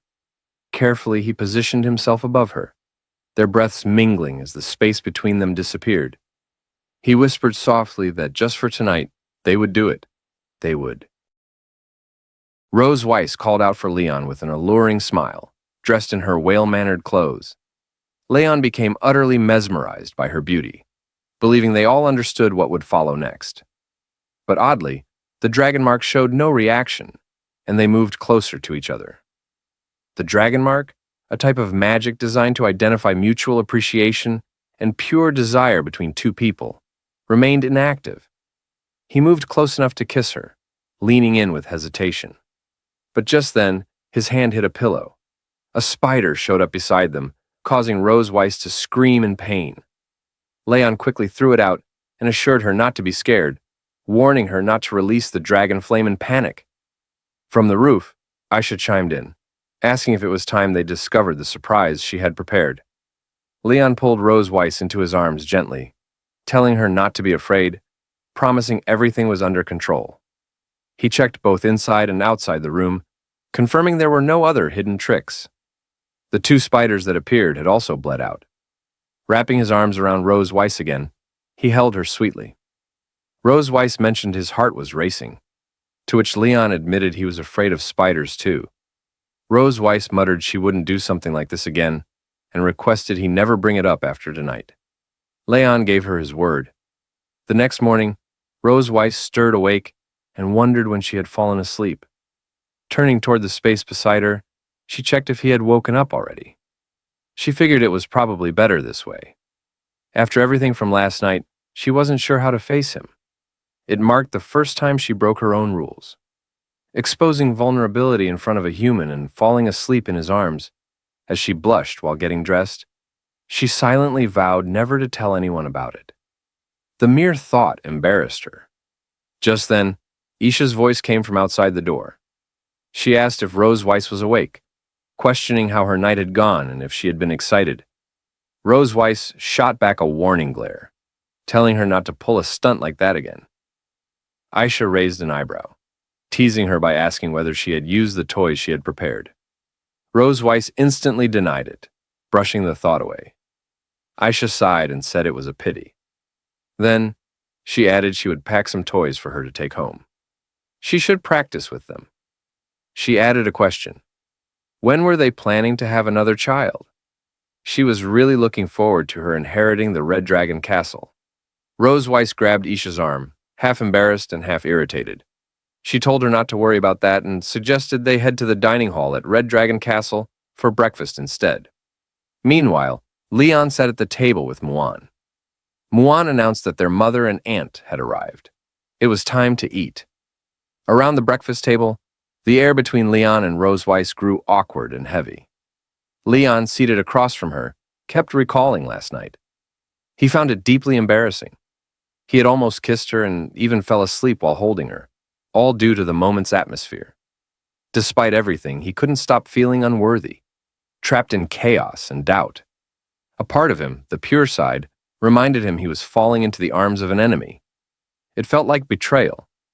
But the devilish voice in his mind countered, arguing they were already husband and wife. They had already crossed a line. So what did it matter anymore? In the middle of this internal struggle, the regular Leon thought the bread tasted bland, and maybe some peanut butter would help. As he reached across the table for it, his hand brushed against Rose Weiss's, triggering a sudden memory. As their hands brushed together on the dining table, both Leon and Rose Weiss quickly pulled away in awkward silence. They averted their eyes, muttering they could manage breakfast on their own. The moment lingered in the air, full of unspoken tension. Isha, ever observant and sharp with her tongue, raised an eyebrow and asked if the dining hall felt unusually warm. Why were both of them blushing? Rose Weiss scoffed, agreeing it was quite hot, while Leon nodded along. Adding a stiff, "That's right," Isha leaned closer, mischief in her eyes. She asked whether they wanted to return to their room for a shower. In sync, Rose Weiss and Leon raised their voices in protest, denying any such need. Isha chuckled and leaned back, stating that no matter how many times she teased them, their reactions never failed to amuse her. Turning her attention elsewhere, Isha called out to Little Rose, asking if she had some friction with the Duke of the Red Flame Dragon clan a few days ago. Rose Weiss answered instead, explaining that his son had led a group to bully Noi, but ended up getting beaten. When the Duke tried to stir up more trouble, Leon stepped in and knocked him down. Leon let out a hearty laugh, remembering how that person had collapsed from just a single punch. Aisha smiled and patted Noi's head, stating how amazing their little Noi had become. However, Isha's tone grew serious as she mentioned the Duke's return. After his humiliation, he had stormed back to find their leader, Constantine, and stirred up a fuss over the matter.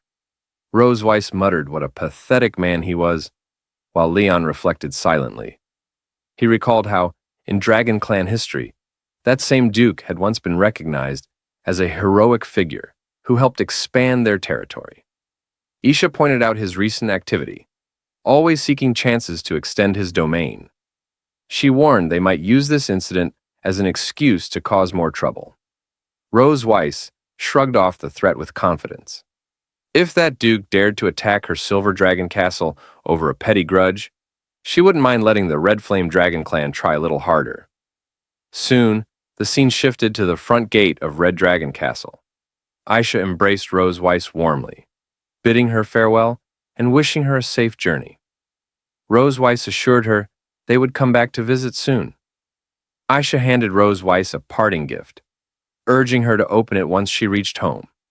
Rose Weiss expressed her gratitude as Isha hugged her nieces fondly and gave the children a kiss on the forehead.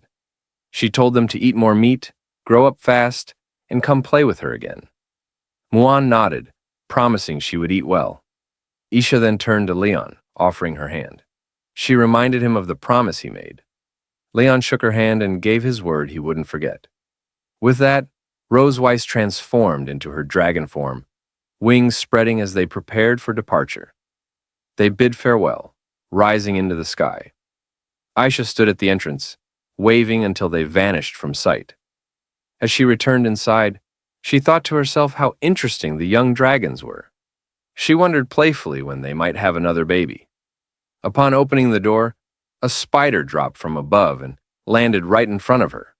Aisha narrowed her eyes and chuckled, thinking the boy must be eager to protect his wife. Somewhere in the sky, Leon sneezed. He guessed Aisha had found the surprise he left behind. Rose Weiss and her sister truly felt different from the usual dragon kids he had encountered. Spending time with them revealed they were not just powerful, but also deeply caring. They loved their family in a warm, genuine way. Isha had trusted him enough to leave her precious sister in his care. Rose Weiss turned toward him mid-slide and narrowed her eyes. She asked what promise he had made to her sister, just before leaving. Leon gave a sly grin and said that if she really wanted to know, then too bad. He refused to tell her. Rose Weiss scowled, puffing her cheeks in irritation. After returning to the castle, Rose Weiss watched their children as they settled down for a nap. She stepped outside quietly, only to find Leon already waiting for her. He called her name with a grin, claiming it was time she gave him a live performance of what he had seen in yesterday's video. Apparently, Leon had prepared a revenge plan. His goal was to mentally torment her, using her dark past so she wouldn't be able to sleep peacefully. He began mimicking her exaggeratedly, singing, pretending to bathe, twirling an imaginary tail, and blowing bubbles. Rose Weiss's expression twisted into pure rage. Back at Red Dragon Castle, Aisha had shared videos of Rose Weiss's childhood with the children. In one of them, Rose Weiss had been singing in the bath, humming cheerfully that she loved taking a bath to make herself feel good.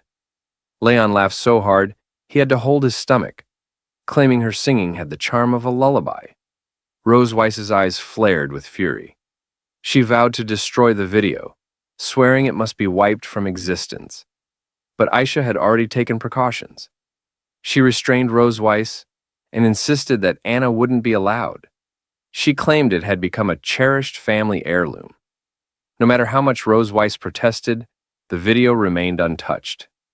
In the end, it survived the chaos and stayed preserved. To keep Rose Weiss from having a peaceful night's rest, Leon decided to tease her about her childhood.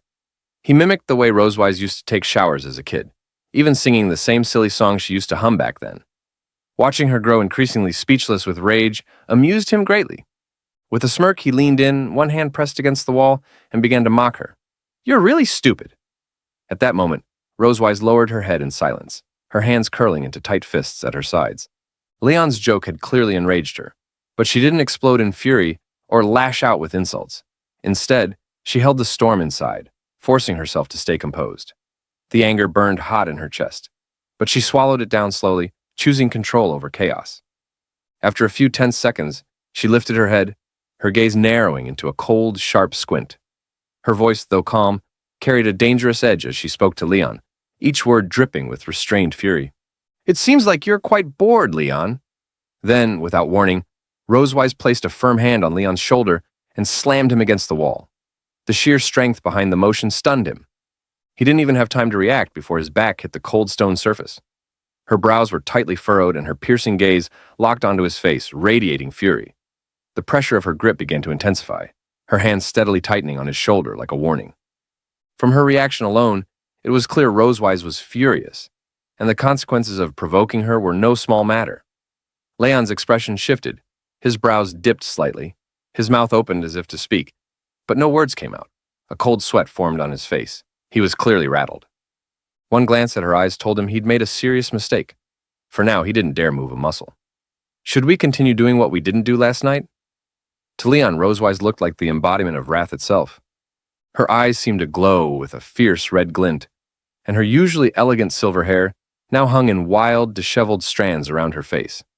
She clenched her left fist tightly with her right hand, producing a low, ominous sound that sent a chill down his spine. Every twitch of her fingers screamed one thing. She was aching to deliver a hard, satisfying punch straight to his face. At that moment, Leon realized with dreadful clarity that his joke had gone far beyond the line. The atmosphere was thick with tension, and the look on her face left no room for doubt. He was in serious trouble. He stared at her wide-eyed and silently muttered to himself, "She-Dragon is angry. I'd better run away first." Noticing that Rose Weiss was still seething and momentarily distracted by her own fury, Leon seized the opportunity. Without hesitation, he turned on his heel and darted away, slipping out of her reach and making a beeline for his room. It took a second for Rose Weiss to register what had happened, but once she did, her expression darkened even further. Realizing that Leon had fled, she stormed after him, her footsteps quick and heavy. She stopped just outside his door, her voice rising with anger as she shouted after him, "Stop!" Leon sprinted toward his room's door, throwing it open and rushing inside. Just as he reached out to close it, a sudden hand shot into the doorway, stopping the door from shutting. Startled, he barely had time to react. He hadn't expected Rose Weiss to follow him so quietly and run so fast.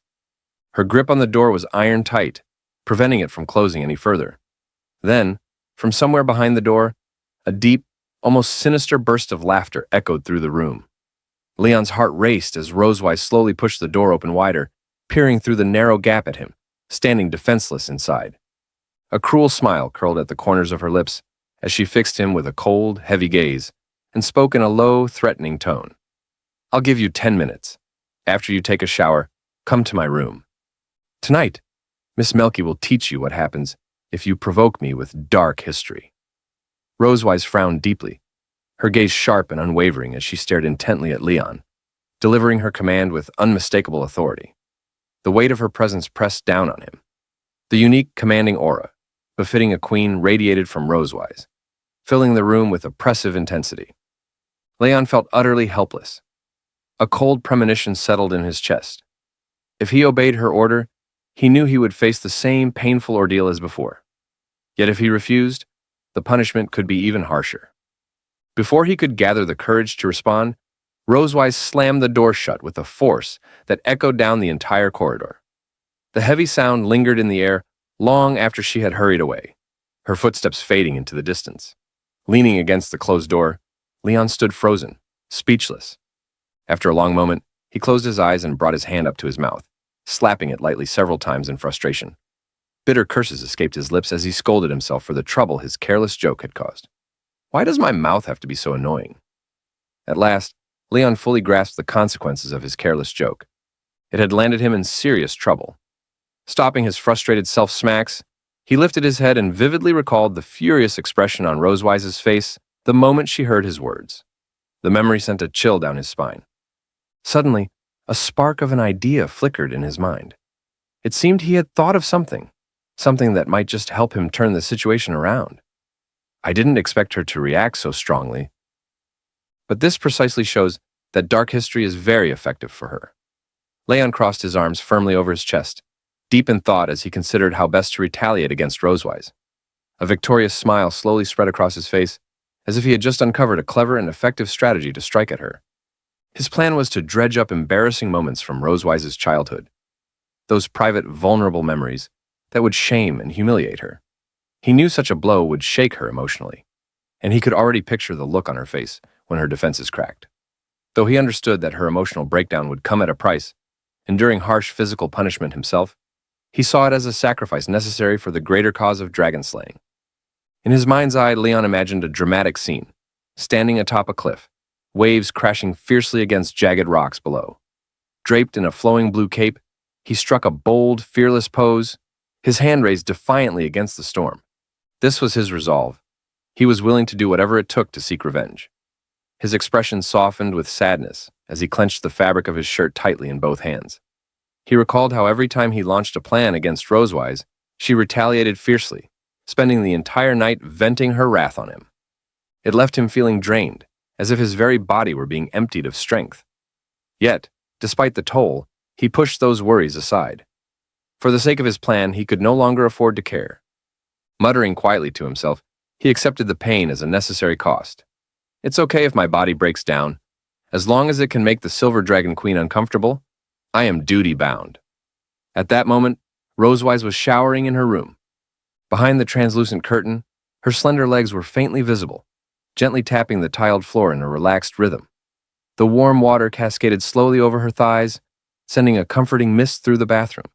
Her head and body were lathered with fragrant shower gel, bubbles dancing and swirling across her skin like tiny clouds. After covering herself in soft foam, she switched the shower head to rinse away the suds. She tilted her head back, welcoming the soothing warmth as it streamed over her hair and shoulders. A soft smile curved her lips as she raised her hands to wash her hair, humming a gentle tune that floated lightly through the steamy air. The anger that had once burned in her eyes seemed to have melted away, replaced by a quiet calm, and even a subtle anticipation for Leon's arrival. Throughout the castle, most rooms had already fallen into darkness for the night. Only Leon's and Rosewise's chambers remained lit, glowing softly in the silence. Yet Leon, still proud and confident in his clever revenge plan, had no idea what awaited him next. Long after finishing his shower, he stepped into Rosewise's room, confidence still high. But as the minutes ticked by, 10, then more, he saw no sign of her being emotionally shaken or embarrassed by his prank. Instead, the sharp crack of a whip sliced through the air, echoing ominously throughout the room. The harsh sound was unmistakable. Rosewise was punishing him again. Leon's heart sank. He couldn't endure this kind of treatment any longer. He couldn't help but shout loudly. Leon screamed, "Don't! Don't be too harsh, Rosewise." At this moment, Leon had already put on his pajamas and was lying on Rosewise's bed. He wore a very uncomfortable expression. He furrowed his brows, then opened one eye to look up. He felt like his body was being tortured. The person doing the torturing was none other than Rosewise. Rosewise had changed into a tight-fitting outfit that showed off her slim and pretty figure. She wore black suspender socks that added to her bold look.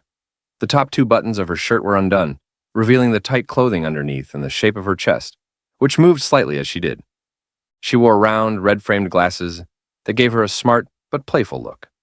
In one hand, she held a leather whip and gently played with its tip using the other hand. She stood by the bed and lowered her head, saying to Leon with a serious expression, "You should call me Miss Melka, you know." Leon not only showed no interest in Rosewise's role-playing, but also felt some disdain for her acting skills. He wasn't sure why she was treating him this way. Rosewise dressed like this seemed very strange to him.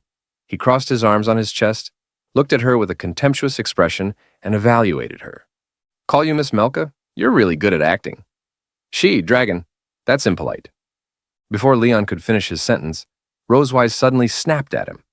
His words had clearly upset her. Without hesitation, she swung her whip and gave him a firm strike. It was her way of punishing him for saying something she didn't like. Leon shouted loudly. The whip hit Leon's arm, making him feel the pain again. He closed his eyes tightly, opened his mouth, and rolled toward the other side of the bed. Then, Rosewise climbed onto the bed and knelt next to Leon. She placed the whip under his chin, making him lift his head to look at her. With a playful tap of the whip against his chin like teasing a puppy, she smiled. Standing tall and proud like a queen, she looked down at him and addressed what he had just said. "You called the wrong name again. It seems that you haven't fully understood your current situation, Leon." Leon looked uneasy. He didn't dare to speak freely for now. If he argued again, she might whip him once more. He had no choice but to keep his head up and meet Rosewise's gaze, which made him feel even more awkward.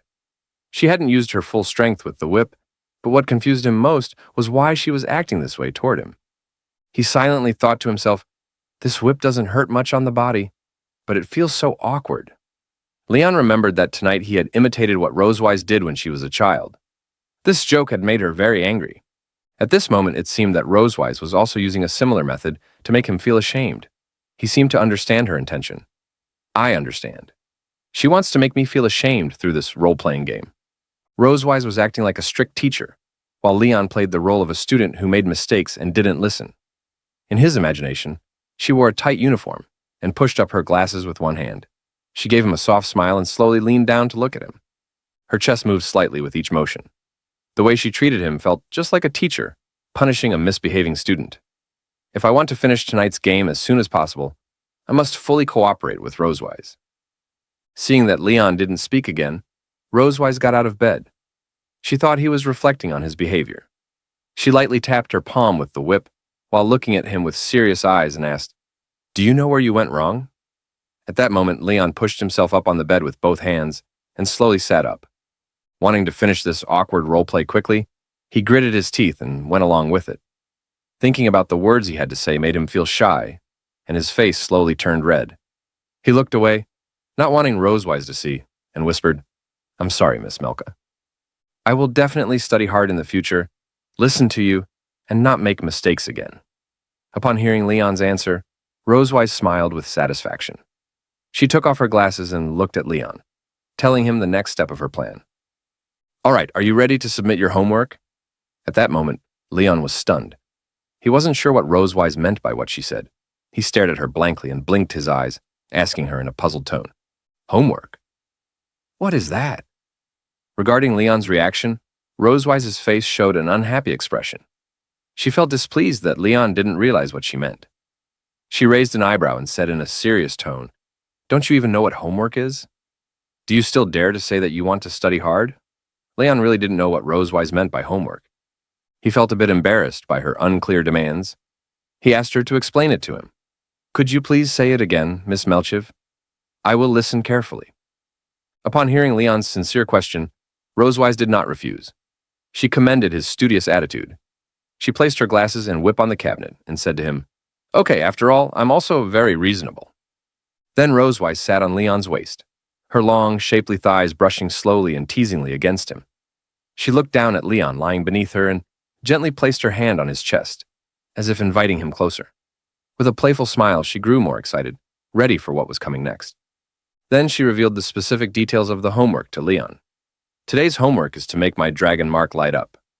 When Leon heard Rosewise's words, he was surprised. He hadn't expected that the homework she gave him would be something like this. Rosewise leaned down and pressed her body close against Leon's. She gently ran her fingers around his bare chest, teasing him softly. Then, moving closer, She looked at him with a playful but serious expression and warned him, "If you can't do it, you will face even harsher punishment." Leon looked nervously at Rosewise, but he didn't feel scared. He gathered his courage and accepted the challenge of this homework. Who said I couldn't do it? Leon raised his hand and gently touched Rosewise's thin, soft waist. He started in a familiar spot, then slowly moved his hand up along her waist, exploring other parts of her body. As he touched her more and more, Leon felt his own body growing hotter. He breathed in sharply, his face flushing bright red. He knew Rosewise's body very well. After all, during the past few nights when she had let out her emotions, he had slowly become familiar with every part of her. He thought confidently, "We have experienced countless nights." It seemed Leon had touched a very sensitive spot on Rosewise's body. Suddenly, her whole body trembled.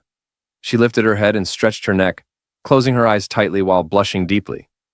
She tried hard to hold back her voice and not cry out. Rosewise felt a warm, pleasant sensation spreading through her. She wanted to push it away, but also wanted it more than anything. The feeling was so strong, she almost felt like fainting. She opened one eye and parted her lips slightly to catch her breath, then praised Leon's skill. "Leon, you've mastered the essentials so quickly." Rosewise couldn't hold back the comfortable feeling any longer. She looked up, her face flushed, and let out a soft, happy sigh. At that moment, she was enjoying Leon's touch like a soothing massage, a big smile spreading across her face. Then she gently took Leon's head and pressed it against her twin peaks, wanting to make the feeling even stronger. Her head started to feel dizzy, but she didn't want him to stop. She was lost in the moment, completely caught up in the pleasure, and couldn't pull away. Rosewise straddled Leon's body and gently twisted her waist. She thoroughly enjoyed his massage, feeling her body gradually relax and soften. A warm blush spread across her cheeks from his touch.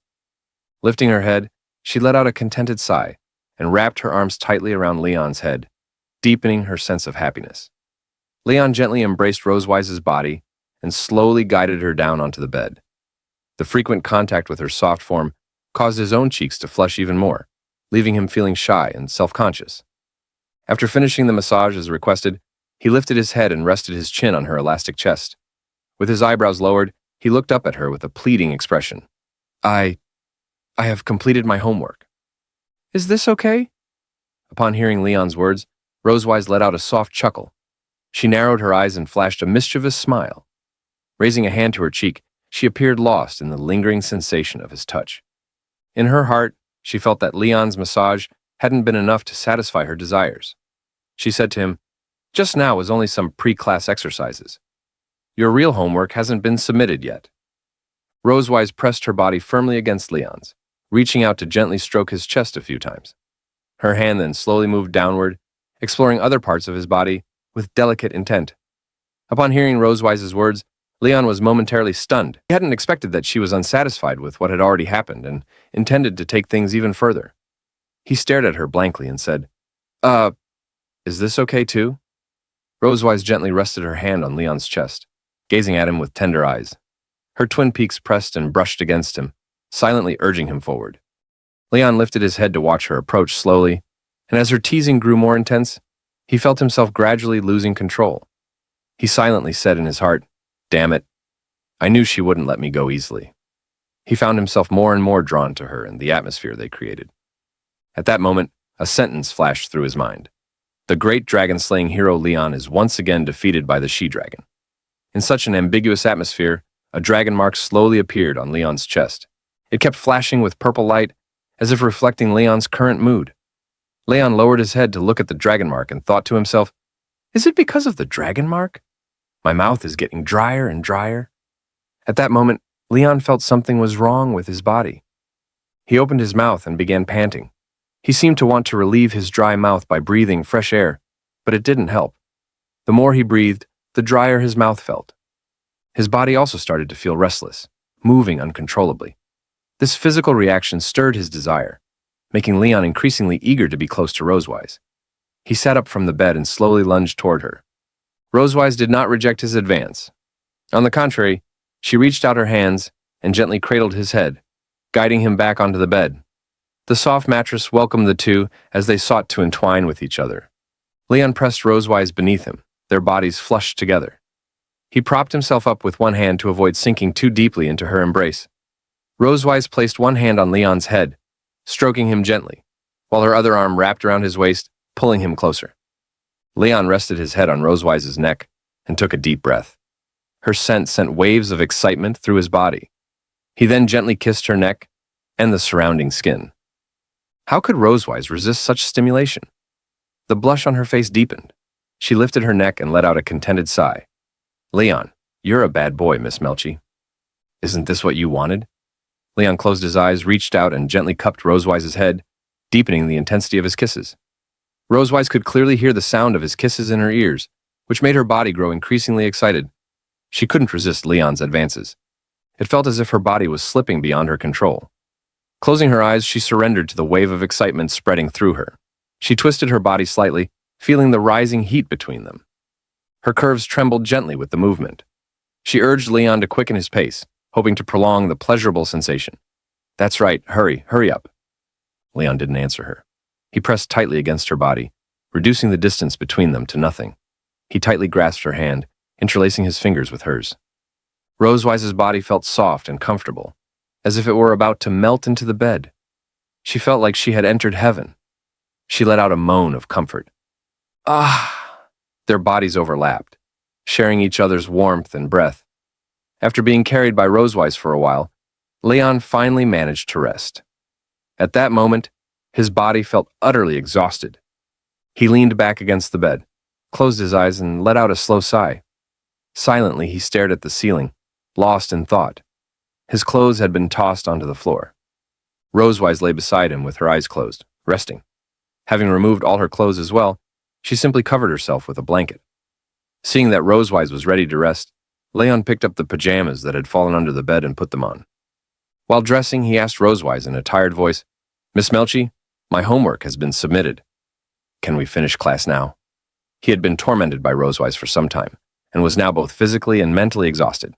He didn't want to continue what had just happened. He planned to leave her room and return to his own to sleep. Just as Leon was putting on his pajamas and preparing to leave, Rosewise reached out and grabbed his sleeve, stopping him. Leon furrowed his brow and looked down at her hand, a growing sense of unease stirring in his heart. Rosewise opened her eyes and stretched comfortably. Unlike Leon, she didn't seem tired at all. She smiled mischievously and revealed her next plan. The homework you submitted was only for one subject. There are still 6 subjects left. She gently twisted her body, revealing her snow-white curves and thighs. The purple blanket faintly outlined her slender figure. She seemed to be tempting Leon to continue the same kind of homework with her. Upon hearing her words, Leon was stunned once again. He hadn't expected her to pile on even more homework for him. He stared blankly at Rosewise lying in bed, unable to find any words to protest. Ah! Leon let out a mournful wail. His cry echoed through the Silver Dragon Castle, piercing the dazzling starry sky. Tonight, his body was no longer his own, but a hollow shell. He could already imagine that tonight would be another sleepless night.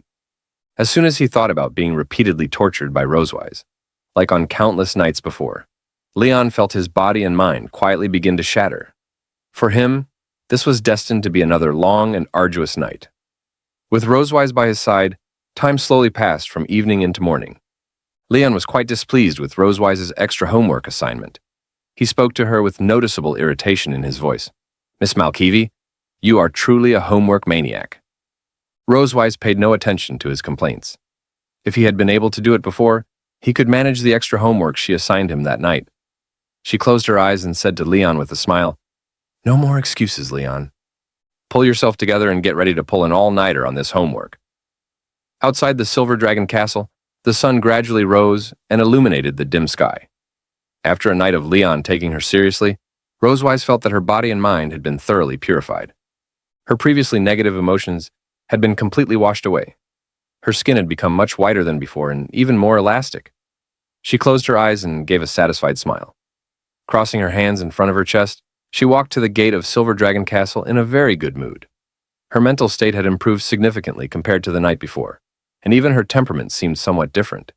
She appeared to be very satisfied with the homework and additional services submitted to her by Leon. However, Leon, walking beside her, stood in stark contrast. He had dark circles under his eyes and no trace of a smile on his face. Although he walked in front, his steps were unsteady, as if he might collapse at any moment. It was clear his mental state was in very poor shape.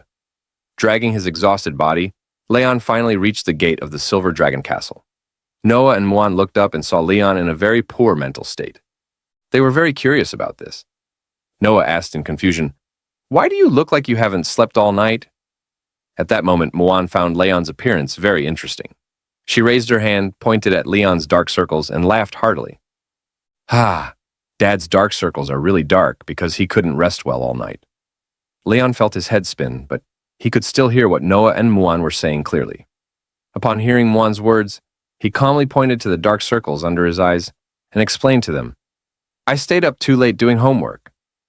Leon was already an adult and didn't have to go to school, so there shouldn't be anyone assigning him homework. Muan was a bit confused by Leon's answer. She raised her hand and tapped her chin, then lifted her head and pondered for a moment. Do adults also have homework? In order to prevent Noah and Muan from knowing what had really happened last night, Rosewise came up with another explanation. She said to them with a smile, "Children have homework for children. Of course, adults also have homework for adults." Noah and Muan lifted their heads together and looked at Rosewise, momentarily speechless. They still didn't quite understand what she was saying. After exchanging a glance, they both fell into deep thought. Just then, Muan seemed to have an idea. She perked up, raised her hand excitedly, and shared her thoughts. Muan had discovered a curious pattern. Whenever Mom was in good condition, Dad would become very weak. And whenever Dad was doing well, Mom would suddenly become very weak. Am I right? While explaining to Leon and Rosewise, Muan excitedly pointed at them with her finger. Leon and Rosewise were both surprised by her discovery. They hadn't expected Muan to figure out their physical condition based on their mental state. Leon, impressed by her sharp observation skills, reached out and gently patted Muan's head, offering her a faint smile. He said to Muan, "Good girl, you're so clever." Although Leon and Rosewise hadn't told Muan what had happened between them, Leon couldn't help but admire her keen observation. Silently, he thought to himself, she easily saw through the truth that ordinary people couldn't discover. Upon hearing Leon's praise, Muan was overjoyed. She looked up at him with a bright smile, her tail wagging excitedly. Standing behind her, Leon took a protective stance, raising his hand and gazing ahead with determination in his eyes. If anyone says you're only cute in the future, Dad will be the first to fight with him. Muan stood proudly in front of Leon, hands on her hips, wearing a cheerful expression. She looked ahead with determination, mirroring Leon's gaze. Just then, Noah heard a sound coming from the sky. She tilted her head upward, eyes fixed on a distant point. "It's here," she said. It was Leviathan, the school bus that came to take her to school. With massive wings beating steadily, it flew toward them, letting out a cry as if to announce its arrival at the castle gate. Moments later, Leviathan hovered above them, waiting for Noah to board. Seeing it approach, Noah turned around, grasped one strap of her backpack, and waved with her free hand. With calm composure, she bid farewell to Rosewise and Muan. "Goodbye, Mom. Goodbye, Muan." Rosewise nodded, indicating that Noah could leave. She gently held Muan's hand with one hand and waved her other hand toward Noah. She smiled and said goodbye to her. "Take care on your way."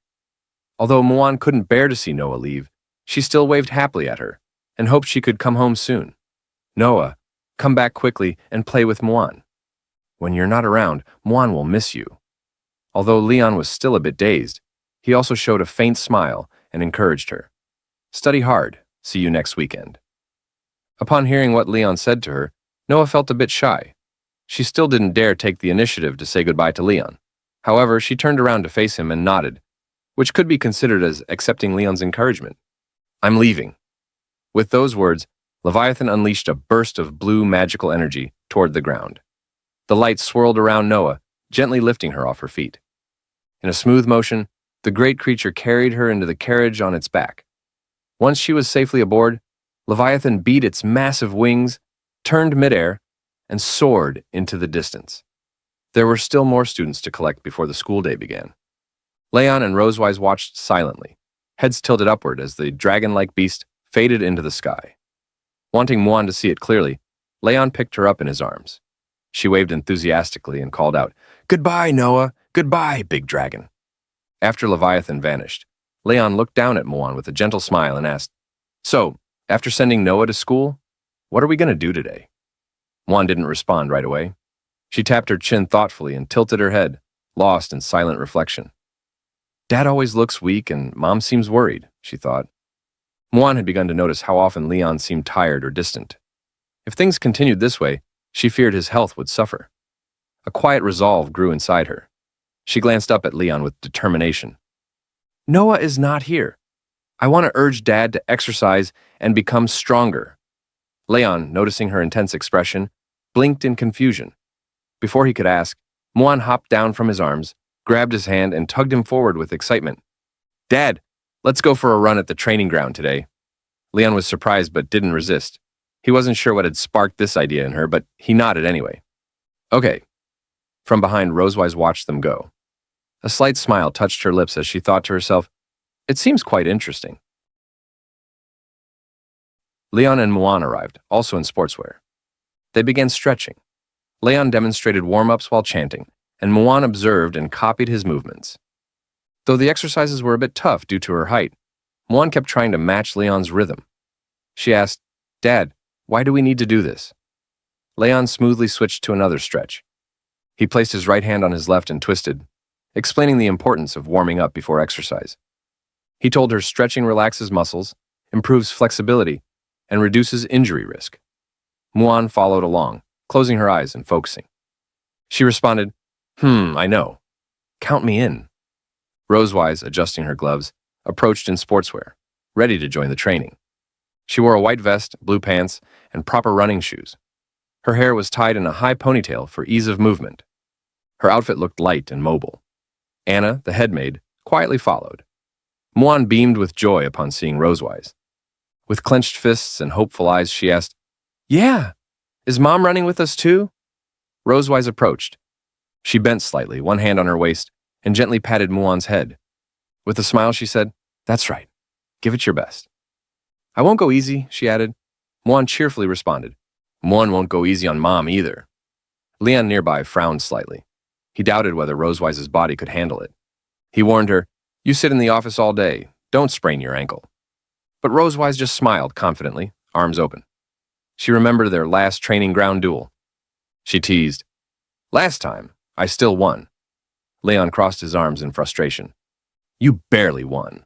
I wasn't serious, he snapped. Rosewise grinned. If you're not satisfied, let's go again. Muan got excited remembering their last match. Yeah, Dad and Mom, fight again. Leon quickly crouched and covered Muan's mouth. No talking about violence and fighting, he said seriously. He clearly didn't want a rematch. Last time his distraction cost him the match, and the memory still bothered him. It was too embarrassing to admit in front of Muan. Muan tilted her head, confused. Why? Can't Dad beat Mom? Leon was stunned. He didn't expect her to question his strength like that. How is she already breaking people mentally at her age? He thought. Refusing to admit defeat, he closed his eyes and muttered, That's because I let her win. Rosewise drew a starting line in the sand with her tail. Standing nearby, she had heard everything. She turned to him. Still won't admit it? How about we see who lasts longer, she challenged. Leon stood, clenched his fist, and accepted. Fine, let's settle it. He looked determined. Leon, Rosewise, and Muan walked to the starting line. Leon did final stretches. Rosewise stared ahead confidently. Muan stood strong beside them, fists clenched and gaze steady. I won't lose either, she declared. They bent down and took their starting positions. Anna raised her hand and called out, Ready! Go! They launched forward immediately. A cloud of dust exploded behind them. Muan sprinted ahead with light, graceful steps. Leon and Rosewise followed close behind. Leon glanced at her long tail. He smirked. Doesn't that tail slow you down? But Rosewise ran effortlessly and calmly. It helps me balance. Something you don't have, she replied. Muan had already pulled far ahead. Leon and Rosewise kept a steady pace. Rosewise teased again. You could grow a tail too. Leon understood the jab, focused straight ahead, and began speeding up. I don't need a tail to beat you, he said confidently. After 2 laps, Muan couldn't hold on anymore. Her shaking hair made it clear she was exhausted. She slowed down, walked to the bench, and sat, bracing herself with both hands. Closing her eyes tightly, she panted hard. Her young body clearly wasn't built for long-distance running. Struggling to catch her breath, she said in a broken voice, Muan can't run anymore. Anna walked over and knelt beside her, handing over a bottle of pineapple juice she had prepared in advance. She gently stroked Muan's head and smiled, praising her. Your Highness already did very well. Seeing her favorite drink, Muan lit up. She took the juice and drank it in big gulps. The sweet flavor slowly eased her thirst. On the field, Leon and Rosewise were still running, neither giving in. Sand and dust kicked up behind them as they raced. Rosewise gradually pulled ahead. Anna looked toward the two and encouraged Muan, "Let's cheer for Her Majesty and the King." Watching Rosewise pick up speed, Leon began to feel pressured. Breathing heavily, he focused on her figure ahead. The silver dragons are naturally fast. I don't stand much of a chance in a foot race, but once I'm at the starting line, I can't back down. Suddenly, Leon pushed harder and started closing the distance. I'm a dragon slayer. I can't lose like this. Determined, Leon furrowed his brow and glanced at Rosewise. He couldn't lose again, not like last time. With a loud shout, he rammed into her, refusing to fall behind. A dragon slayer never gives up until death. Rosewise wasn't backing down either. She bumped him back, and they raced at full speed, pushing one another to go faster. Neither wanted to be outdone. The sun began to set, casting golden light across the training ground, as if watching the duel unfold. 20 minutes later, the race ended. Leon collapsed, arms spread, lying flat on the ground. He couldn't even speak, gasping for breath, drained of all strength. He had given it his all just to beat Rosewise. She approached him, still looking energetic. Smiling as she looked down at him, she bent slightly. "So? Do you concede?" Leon refused to admit defeat. Still gasping, he muttered, "No, no." Rosewise giggled. "No? Then do you want to get up and keep running?" She tucked a lock of hair behind her ear, her figure swaying slightly. Leon's pathetic state amused her. Just moments ago, he was full of bravado. Now he couldn't even get off the ground. Rosewise had clearly won. Leon, covered in sweat, frowned at her words. He wasn't willing to believe this was all he was capable of. Still panting, he wiped his face. "Give me 2 days," he said, "and I'll beat you." Rosewise squatted down, resting her chin on her hand as she studied him with interest. "With a human body like yours? I don't think even 2 years is enough." She wagged her tail in amusement. Leon's frustration boiled over. He glared. "Who says I can't do it?" Rosewise stepped closer and playfully poked his face with her tail. Leon scowled but lacked the energy to react. Grinning mischievously, she said, "So, Mr. Leon, our defeated challenger, can you perform now?" She added teasingly, "I love bath time. It keeps me fine." Leon was stunned, speechless. She still remembered his joke from that night. This race was clearly her payback for that joke and the homework session she had put him through. Pushing himself up, Leon glared at her. "If you keep holding grudges like this, one day it's going to backfire." Rosewise walked away, her back to him. She was clearly pleased with her victory. "Thanks, I'm good at holding grudges," she said with a smile. She waved to Muan. "Come on, sweetie, Dad's too weak. I'll do the rest of the training with you." Muan lit up. "Yeah, Mom, wait for me." She sprinted over to Rosewise, thrilled she'd join her. Rosewise took her hand and led her to the other side of the training field. Muan suddenly remembered something. She turned back with a happy grin and called out, "Dad, your body's too weak. You need to exercise more." Leon froze. Speechless, he stood in place, Muan's words cutting deep. "Even she thinks I'm weak?" His image in front of Muan shattered. He clenched his fists in frustration. With a loud shout, he called after them, "Fortune ebbs and flows! Don't underestimate your dad's body." Rosewise held Muan's hand and walked forward, chatting and smiling. Muan looked up at her mother, excitedly talking about their next plans. Neither of them seemed to hear, or pretended not to hear, Leon's desperate cry behind them. It was now dinner time. After the competition, Leon, Rosewise, and Muan returned to Silver Dragon Castle. They changed into fresh clothes and headed to the dining room. The table was filled with dishes, steak, broth, small desserts, all looking so delicious they made one drool. Muan picked up a spoon, scooped up a chunk of meat, and carefully held her other hand beneath it to catch any dripping juice. With a cheerful smile, she offered it to Leon. "Dad, say ah." Leon followed her lead, opened his mouth, and ate the meat. He slumped on the table like a deflated balloon, eyes closed, slowly savoring the flavor. The race had drained all his energy. "Ah, Dad," Muan said. Sitting beside him, Muan panicked when she saw he was chewing the spoon too. She reached out to take it back. Meanwhile, Rosewise calmly ate her food. Seeing Leon so drained, she chuckled. "Those old bones aren't getting any younger. Don't push yourself next time." Muan quickly removed the spoon from Leon's mouth. He looked displeased at Rosewise's comment and responded with a tired voice. He was still sore from how Rosewise had worn him out the night before, which left him too weak to perform today. It's because of last night's homework. If I hadn't stayed up so late, I could have beaten you today. Rosewise let out a soft chuckle, then put down her utensils and crossed her arms. Oh. Then, do you want more homework tonight? She said with a teasing smile. What? Leon suddenly sat up, surprised. He couldn't believe what he'd just heard. His fatigue vanished instantly. He had no desire to be tortured by her again. Thinking fast, he hugged Muan and pressed her face to his. I made plans with Muan tonight. I need to tell her a story, he added quickly. Muan blinked, confused. She didn't remember such a plan and asked innocently, Dad, did we have this appointment? Leon felt cornered. If Rosewise realized he was just avoiding her, she might assign even more homework. Forcing a smile, he awkwardly replied, We didn't earlier, but we do now. Rosewise seemed to pick up on his nervous reaction. She found it amusing, but didn't call him out directly. After finishing her food, she stood and smiled at them. Don't stay up too late. Get some rest, she said kindly. Then she left the dining room. Leon sighed in relief. Thankfully, she didn't insist on dragging him to her room. He gently patted his chest to calm down. At least tonight, he wouldn't be as exhausted as before. Muan didn't understand what just happened between them, but she looked at Rosewise's back with a bright smile. I know, Mom, she replied. Meanwhile, Rosewise was walking through the hallway. Outside, the moonlight shone softly through the windows, casting a gentle glow across the corridor. Her footsteps echoed through the still hallway, bathed in moonlight like a silent guardian. The entire place was calm, no sound but her own. Suddenly, she stopped. She sensed someone behind her but didn't need to turn around to know who it was. You can come out, she said calmly.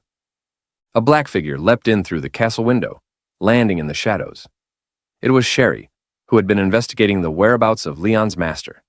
She now wore clothes suited for sneaking into human territory. She placed one hand over her chest and the other behind her back, then bowed slightly. Your Majesty, she greeted. Rosewise turned to face her. Any news? Expressionless, Sherry began her report. She had found the former residence of Tiger Lawrence and his wife, but they had moved out over a year ago and left the Empire. Before leaving, they donated their possessions to an orphanage and gave their livestock to neighbors. Except for, she paused. Rosewise's expression shifted with interest. Except for a donkey, Sherry finished seriously. She hadn't expected that to be the only thing left behind. She recalled what the neighbors had told her. The couple had treasured that donkey and took it with them when they left. Rosewise remembered Leon mentioning a story involving a donkey. She silently wondered to herself, is it the same donkey Leon talked about? After a moment of thought, she looked at Sherry. Keep tracking Tiger's whereabouts. If there's any news, report back. Sherry nodded, acknowledging the order. Understood. She bowed once more and vanished from sight. Rosewise turned and looked up toward the window, lost in thought. There was still something she couldn't quite figure out. The moonlight reflected on Rosewise's puzzled expression. Though she had learned that Leon's master had left home, the reasons behind it were unclear. Still, there had to be something important that caused him to leave his original residence. She gazed out the window at the moonlit sky, lost in thought. Why would Leon's master leave the Empire? A few days later, the weekend arrived. The weather was bright and sunny, and sunlight bathed Silver Dragon Castle like a golden scarf draped over its towers. Under such pleasant weather, Noah returned home from school in high spirits. But soon, a surprised voice echoed through the castle. What? A family sports meet? Leon and Rosewise sat on the sofa, both raising their eyebrows in unison as they repeated the words. They looked at Noah, surprised. Noah nodded calmly. Standing in front of them, she repeated, Yes, the Academy will hold a family sports meet next week. Rosewise leaned back, resting her chin on her hand as she looked up thoughtfully. A family sports meet. I joined one when I was studying at St. His Academy, but back then, parents weren't required to attend. Noah looked at her and added, They said it's a new kind of event they're trying out. Meanwhile, Muan was sitting nearby, happily munching on snacks. Her eyes lit up when she heard that Rosewise had once joined a sports meet. Still chewing, she looked up and asked curiously, What was Mom's ranking back then? Thinking back, Rosewise couldn't help but feel a little pride. She leaned forward slightly and gave a confident smile, covering part of her face with one hand, while lifting her index finger with the other. Of course, First place. Muon's eyes widened in amazement. Wow, Mom is amazing. She quickly turned to Leon. What about Dad? Leon, arms folded across his chest, stayed calm. I didn't have a ranking. Muon blinked, confused. Why? But you're super strong. Leon closed his eyes and smirked. Because my score was always much higher than second place. The Academy suspected I was cheating and didn't include my results in the rankings. Still confused, Muon asked innocently, Did Dad cheat? Leon didn't respond right away. He walked up to her and gently flicked her forehead. Ah, Muon leaned back, startled. Leon frowned slightly, a bit irritated by the implication. Of course not. He placed his hands on his waist and explained, Later, the Academy secretly gave me a medal. I melted it and turned it into a gold bracelet for your grandmother. Muon, now covering her forehead, looked a little pitiful. But after hearing the explanation, she nodded in understanding. Rosewise was surprised. You? Melting a medal? You've always cared about honor and championships. Leon shrugged, opening his hands casually. I don't want any glory that can't be publicly acknowledged. He preferred official recognition and achievements, not secret awards. Rosewise turned to Noah. So, are you planning to join the sports meet? Noah paused in thought. Well, it's just for fun. Grades don't count for anything, but I want to take first place. She looked forward, eyes full of determination. She wanted to prove herself, just like her parents once did. Clenching her fists, Noah stood tall. Her drive reminded Leon of something. Her determination to be the best is even stronger than that of most young dragons, he thought. She really inherited that fire from both of us. Leon glanced at Rosewise. Without speaking, they both understood. They nodded to each other and placed a hand on Noah's shoulders. Together they said, Let's participate. Noah's mouth opened in surprise. She hadn't expected them to agree. A small, joyful smile appeared on her face. Muon, watching the scene, was thrilled. Noah, Muon wants to join too. But Noah hesitated. Her expression dimmed slightly. This sports meet only allows 3 people. Muon puffed up her cheeks and looked down, clearly disappointed. But she didn't give up. She still wanted to support her family. Leon walked over and gently placed a hand on her head. Muon can be our biggest cheerleader. With your support, Dad, Mom, and Noah will definitely win. Hearing this, Muon perked up again. She clenched her fists and raised them to her head, saying brightly, Yeah, Muon will cheer super hard for you. Leon, standing behind her, raised his fist too. Together, we'll win this thing, no problem. Muon joined in with excitement. Yeah! Noah, though a bit shy, also raised her fists and whispered, Yeah! Rosewise stood behind them, arms crossed, watching the excitement on all their faces. A slow, warm smile formed on her lips. The scene shifted into a crisp, refreshing morning at Silver Dragon Castle. He arrived early at the training ground, dressed in comfortable athletic wear, already easing into his warm-up routine. He bent his right leg, stretched the other back, and straightened up effortlessly. His goal? Simple. Get a head start on training for the upcoming family sports meet. As Leon continued his stretches, a familiar figure came into view. Rosewise was approaching with a relaxed smile, dressed in sleek, lightweight sportswear, her hair tied into a high ponytail. She raised her arms above her head, stretching with elegant ease, her posture exuding calm confidence. Leon, still mid-stretch, blinked, just briefly, slightly dazed. She really does have the figure of a model. She could wear anything and still make it look stunning, he thought. Rosewise, unaware of his thoughts, stepped forward with a cheerful suggestion. The kids are still asleep. Let's do 2 laps to warm up. Leon nodded, more than ready. Sure, sounds good. They began a slow jog around the training ground, the silence broken only by the rhythm of their footsteps and the soft rustle of wind. As they ran, Leon glanced at Rosewise. By the way, what kind of events are in a Dragon Clan sports meet? Rosewise looked straight ahead, answering casually. When I was in the academy, we had triathlons, running, high jumps, long jumps, things like that. Leon chuckled. So, not that different from our human events. Doesn't sound too hard. Rosewise's eyes narrowed slightly. She shot him a sideways glance. Don't take it lightly. Our sports meets are anything but simple. Leon thumped his chest with confidence. Well, I'm a dragon slayer. Taking first place in those events should be easy. Rosewise let out a short laugh. Then suddenly she picked up her pace. Oh, that confidence is cute. But wasn't it you who collapsed after just a couple of laps the other day? Leon's cheeks flushed. He remembered that day all too well. Hey, that was because someone kept me up late with homework. he called after her, jogging to catch up. Rosewise glanced back with a sly smile. His flustered look was just too entertaining. Suddenly, she stopped, turned around, and began jogging backwards, still keeping pace with him. Want some motivation? She teased. Leon eyed her, cautiously intrigued. Rosewise raised a single finger, her expression playful but firm. If our family wins first place, I'll give you 1 week of rest. No training, no lessons. Just peace. Leon's eyes widened. A whole week off? Seriously? He asked, hopeful. Rosewise nodded slowly and confidently. Yes, 100% real. Something lit up inside Leon. He clenched his fists, his eyes gleaming with energy. All right, the champion title is ours. Let's go. With a loud shout, Leon blasted forward like a rocket, clouds of dust rising in his wake. Before Rosewise could even respond, he had disappeared into the distance, leaving only a trail of swirling sand. She blinked in mild disbelief, then laughed softly.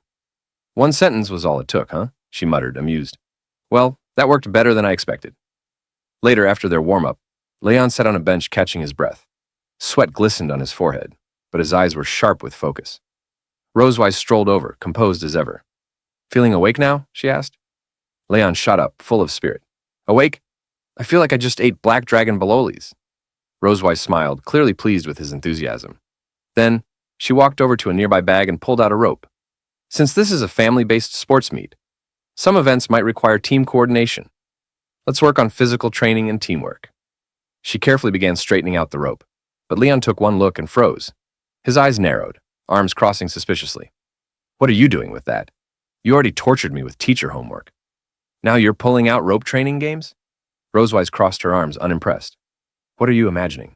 Have you ever heard of a 3-legged race? Realization hit Leon. His cheeks turned slightly red. Yeah. I've seen it at the Dragonslayer Academy. He quickly grabbed the rope, trying to hide his embarrassment. The two stood side by side on the training field. Leon bent down and tied his left leg to Rosewise's right, the space between them uncomfortably close. Leaning away slightly, Leon sneaked a glance. She's really close. This is awkward.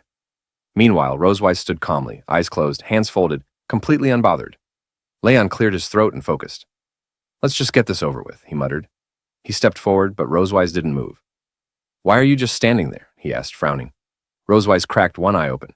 And how exactly am I supposed to know where you're going if you don't say anything? Leon sighed, then pointed toward a patch of soft grass. There.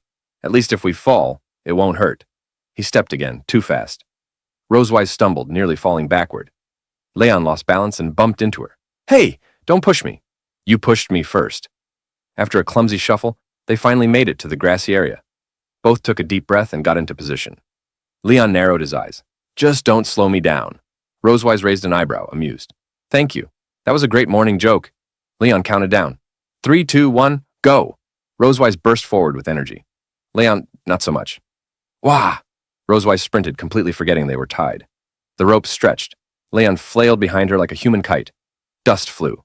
Birds scattered. Stop! Leon shouted, his voice echoing through the trees.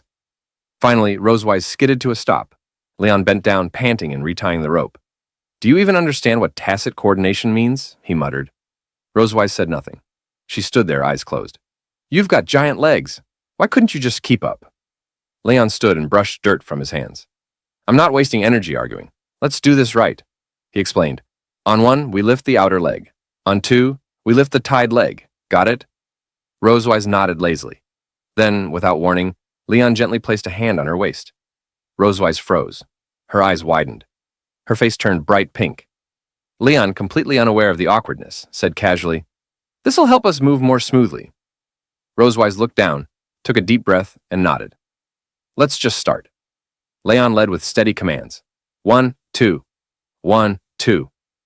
Their steps were clumsy at first, but gradually they found their rhythm.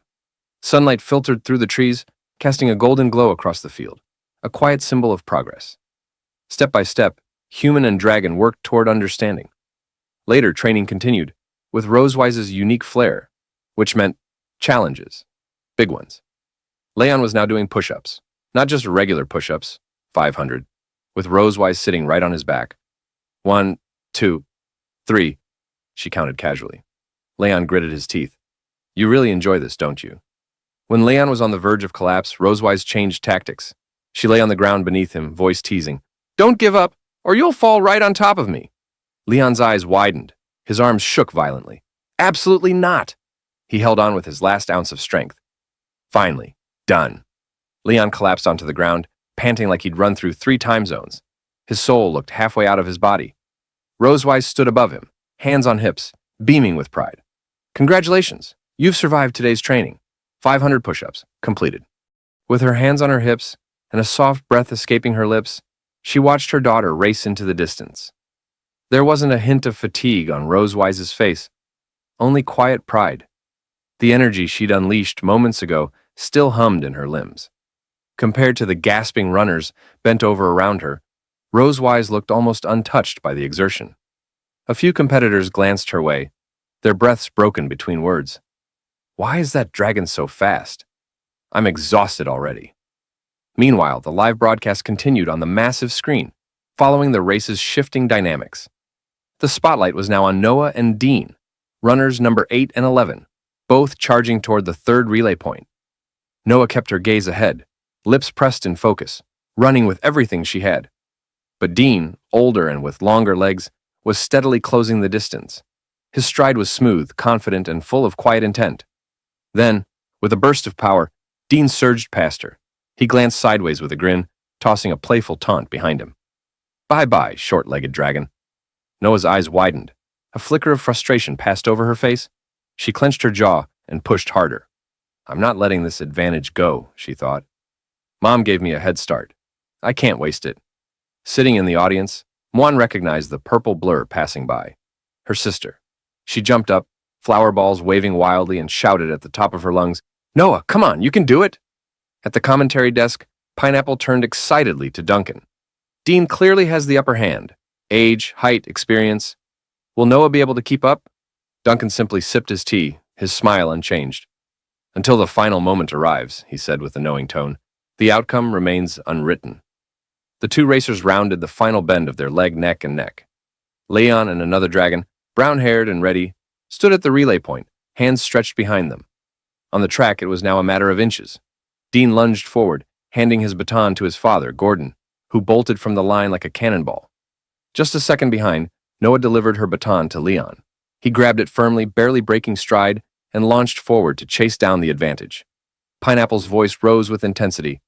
Dean completes his pass just a step ahead, but Noah doesn't fall behind. Leon is now in hot pursuit.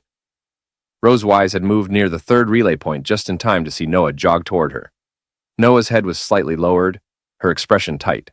She walked over with hesitant steps, voice quiet. Mom, I'm sorry I lost the lead. But Rosewise knelt gently and placed a hand on her daughter's head, smiling with warmth. You did amazing, she said. He's older, taller, and you still held your ground. That's something to be proud of. Then she added, let's go cheer for your dad. Noah nodded, her eyes lighting up just a bit. Together they headed toward the finish line. Out on the field, Gordon maintained his lead, a smug smile on his face. Every step he took seemed full of confidence. He glanced back, spotting Leon gaining on him. You're 5 seconds too slow, Silver Dragon, he called over his shoulder with a smirk. Leon's brows knit in frustration, his breathing deepened, legs moving like pistons. 5 seconds, he muttered under his breath. Try telling that to someone who's desperate for a vacation. The screen showed both dragons accelerating, now running at full tilt. Gordon let out a few confident laughs as he pulled ahead again, but Leon wasn't giving up. The crowd noticed the shift, even Muon, who jumped up again, waving her flower balls furiously. Dad, come on, you're the best! Rosewise and Noah had reached the edge of the track near the finish line. Noah pressed her hands around her mouth and called out a bit shyly, Come on, Dad, you can do it. The words cut through the crowd noise like a bell. Leon's eyes widened just slightly. Noah had just called him Dad. A flicker of surprise crossed his face, then turned into something deeper. His expression hardened, in a good way. He leaned forward and pushed off the ground with new strength. Since Noah encouraged me, he whispered under his breath, there's no way I'm losing now. With renewed energy, Leon surged forward. His feet pounded against the track with force and rhythm, and in mere seconds, he had drawn neck and neck with Gordon. Gordon, still grinning from his earlier lead, suddenly saw Leon beside him, not falling behind but matching his pace. His eyes widened in disbelief. What? That disbelief quickly turned into irritation. He hated losing, especially to someone who was supposed to be behind him. Gritting his teeth, Gordon thought bitterly, if I let him pass me now, I'll never hear the end of it.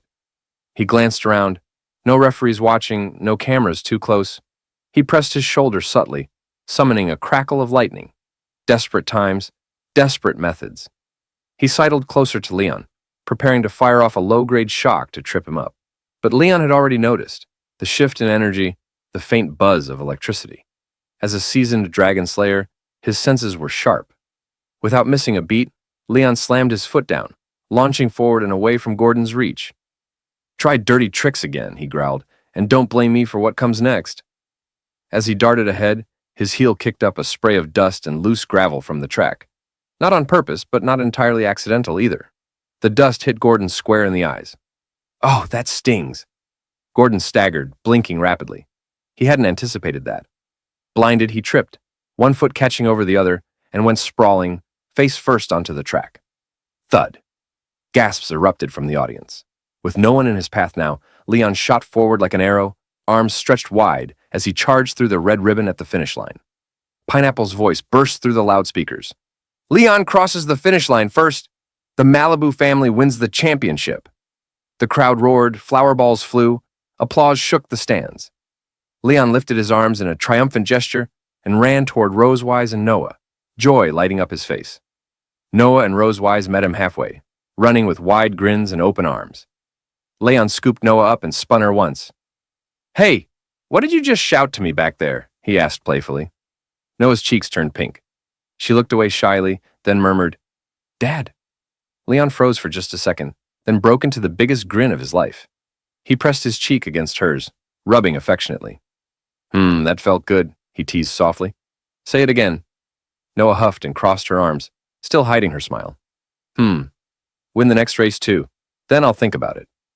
Rosewise chuckled gently, but her expression turned more serious as she approached. Her eyes scanned Leon's form carefully. You're not hurt, are you?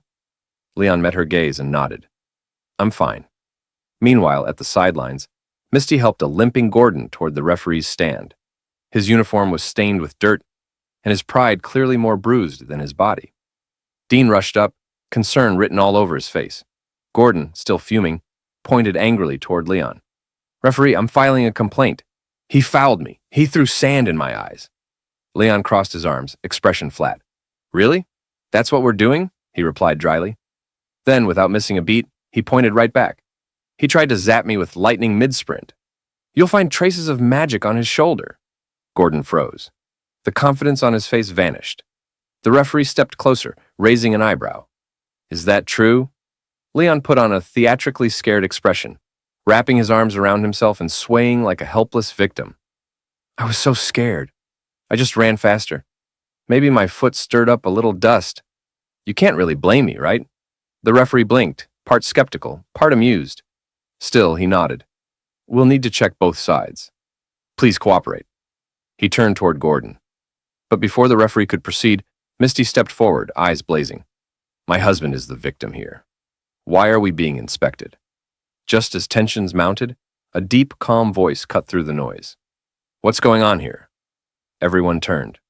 Walking toward the referee's stand was an elderly dragon with a long white beard, flanked by 2 guards. His robe shimmered in silver and electric blue, the same colors as Gordon's uniform. His eyes were sharp, commanding. This was Saul, the chairman of the arbitration committee and the leader of the Electric Dragon clan. Leon leaned slightly toward Rosewise and asked under his breath, Is this old guy also from the Electric Dragon clan? Rosewise nodded, barely glancing over. It didn't take much to guess Gordon's plan. Lean on clan loyalty, twist the facts, and get the race result overturned. After all, Saul was his clan's leader. Surely he'd take their side, right? Saul listened without expression. Then he raised a hand, summoning a referee who carried a crystal ball. They reviewed the race footage with the committee, eyes flicking across the magic screen with intense focus. A brief discussion followed, whispers, nods. Finally, Saul turned back to Gordon, his face like carved stone. I've reviewed the footage thoroughly. The evidence is clear. Contestant 12, Gordon, committed a foul during the race. According to regulations, your family's eligibility is revoked. All existing points are invalidated. The words hit like a thunderclap. Gordon's jaw dropped. Misty's smirk vanished. Dean froze, stunned. Gordon stepped forward, his voice cracking. What? Chief? He reached out, eyes pleading. But Saul didn't flinch. Shut up, Saul barked, his voice sharp and final. With solemn steps, he approached Leon and Rosewise. He lowered his head ever so slightly, a gesture that carried the weight of pride being set aside. I deeply apologize on behalf of my clan member. He has brought dishonor to us, and I take full responsibility. Rosewise offered a calm, composed smile. I hope you'll discipline your members properly, Chief Saul. Luckily, my husband wasn't injured. If he had been, she added, an apology might not have been enough. Leon, standing beside her with arms folded and eyes closed, nodded in agreement. Saul's gaze flicked to Gordon, now visibly trembling, and his voice dropped, sharp and resolute. I understand. I will make sure he receives the proper lesson. As if on cue, his bodyguards flanked Gordon and his team, quietly ushering them away. Saul didn't miss a step, his cane tapping against the ground as he lectured Gordon in a low, controlled tone. Gordon, head bowed, said nothing, shrinking under the weight of his chief's words. Watching this unfold, Leon glanced at Rosewise, genuinely impressed. Wow, my wife is so generous. Rosewise turned slowly. Her expression did not scream amusement. Wait, wife? Who told you to call me that so casually? Leon smirked.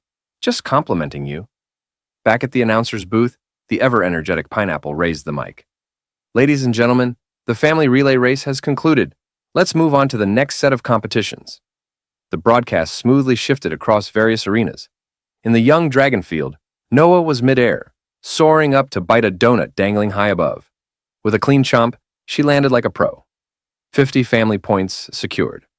Over in the adult division, Leon and Rosewise were strapped together for the three-legged race. Their rhythm was perfect.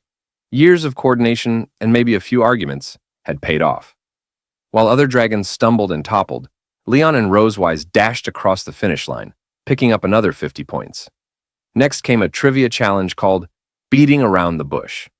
Sitting side by side, holding their answer paddles, they crushed question after question, their teamwork shining through. Another 25 points in the bag. Then came family food sharing, a test of blind trust, literally. With a ribbon covering her eyes, Rosewise grabbed a bowl of noodles and fed Leon. Somewhat aggressively, Leon could only close his eyes and chew through it like a true warrior. A nearby dragon gawked in disbelief. By now, the crowd was electric. The sun reached its peak. Shining like it too was cheering them on. Slightly out of breath, Leon and Rosewise supported each other as they arrived at the final event, Cooking of Love. The referee greeted them with a warm smile. Welcome to the final stage of the three-legged race. You'll now cook a family meal. The dish will be chosen by lot, and you have 1 hour. Judges will score your work. On the judging panel sat Vice President Wilson and 2 faculty members, clipboards ready. The female referee gave Leon and Rosewise a warm smile as they approached the final challenge. She lifted the microphone with practiced grace and announced the rules, a playful glint in her eye. During the cooking, you may not untie the rope on your ankles. Let this love be conveyed to each other through the rope. Leon and Rosewise blinked at her. Goosebumps. Immediate. They exchanged a glance, somewhere between disbelief and, did she really just say that? Still tied together from the previous leg, they made their way, awkwardly in sync, to the lottery table. Leon shut his eyes dramatically, murmuring a soft prayer as he reached into the box. Please, just something simple. Rosewise leaned in as Leon pulled out the slip. Their eyes dropped to the paper at the same time. Cream puffs. Rosewise's shoulders stiffened. Leon blinked. Do you know how to make this? He asked. Rosewise offered a tight smile. Leon. No. Sensing their silent panic, the referee kindly stepped in again, reminding all participants that recipe instructions were provided. Armed with a step-by-step guide, Leon and Rosewise shuffled over to the kitchen station. Aprons on, ropes still tied, expressions determined. They were ready, or so they hoped. Leon fired up the small stove and poured milk into a saucepan. All right, he muttered, reading aloud. Pour milk. Add butter. Rosewise? Butter. Rosewise snapped into action, digging through the supplies and handing him a neatly wrapped piece. Here. The rhythm had barely begun when a thunderous cheer erupted across the arena. Leon paused. Rosewise glanced up. They turned to the giant screen, and there she was, Noah, their daughter, standing poised in the center of the balloon battle royale. From the commentator's booth, Pineapple's voice was buzzing with excitement. 4 dragons remain, 2 from the Claw Dragon clan, 1 ice dragon, and 1 silver dragon. Contestant 8, Noah. On screen, Noah stood alone, her balloon tied securely to her back. Surrounding her, 3 much larger young dragons, with unmistakable intent in their eyes. It was a textbook ambush. One of them sneered, "You might as well give up." But Noah didn't budge. Her eyes stayed sharp, her stance light. She waited. Then, movement. 2 clawed dragons lunged. With a swift pivot, Noah planted her hand and side-slipped between them. Before they could blink, her fingers jabbed forward. Pop! Pop! 2 balloons gone. The crowd gasped, then erupted in cheers. Not missing a beat, Noah launched toward the last opponent. The ice dragon barely saw her coming. Another quick bend, another pop, and it was over. Noah K. Melvick, champion of the Balloon Battle Royale. Even Pineapple could barely contain her excitement. She's the youngest in the Young Dragon division, and she just took down all 3 on her own. In the stands, little Muan jumped up proudly. "That's my sister," she shouted to anyone who'd listen. Back at the cooking station, Leon let out a proud laugh as he stirred the milk. "Knew she could do it. That's my girl." Rosewise smirked and tapped her nose smugly. "Of course, she takes after her mother." Leon turned to her, smiling, but then his gaze paused. "Wait, you've got something. Here." He leaned in and gently wiped a bit of flour off the tip of Rosewise's nose. Her cheeks immediately colored with a soft blush. Where?" she mumbled, suddenly a little shy. What neither of them realized was that their little moment had just been caught and broadcast on the big screen for the entire arena to see. From the commentator's seat, Pineapple nearly squealed with delight. "Oh my goodness, look at that! What a loving couple!" Rosewise and Leon froze, their hands still mid-motion. From the commentator's booth, Pineapple nearly leapt from her seat. "In the heat of the culinary showdown, they still don't forget to take care of each other," she beamed. "Everyone, please give it up for this lovely couple from the Melvick family of the Silver Dragon clan." Down at the judges' panel, Vice Principal Wilson adjusted his glasses. He'd seen countless dishes over the years, but this moment caught his attention. He nodded thoughtfully. "A true family dish," he remarked, "shouldn't just be about flavor or presentation. It should reflect care and shared spirit." Pineapple picked up the mic again, her excitement spilling into her voice. "Let's give a warm round of applause to this exemplary dragon couple." And the crowd delivered. Loud, thunderous clapping echoed throughout the entire stadium. The applause rolled like a wave across the field. On the receiving end, however, Leon and Rosewise stood frozen in place. Leon, waving half-heartedly, leaned sideways to whisper, "Which dragon must I slay to end this sports meet early?" Rosewise replied through gritted teeth, still smiling at the crowd, "Kill all the witnesses. Clean sweep." Minutes later, a tray of perfectly golden cream puffs sat proudly on their table. The shells were crisp, round, and generous. The aroma alone made stomachs grumble. The judges leaned in, visibly intrigued. "Oh," Duncan muttered as he and another judge scooted closer. Leon and Rosewise presented their work confidently. "This is cream puff," Leon said, raising a hand with showmanship. "Please enjoy." Vice Principal Wilson took a puff with a fork, examining it like an ancient artifact. Then he took a bite, a satisfying crunch. His eyes lit up. He nodded with delight. Crispy shell, smooth filling, balanced sweetness. Very impressive. Then, with a curious smile, "You must make these often at home?" Rosewise hesitated. She looked at Leon, then casually nudged his arm. "Your turn."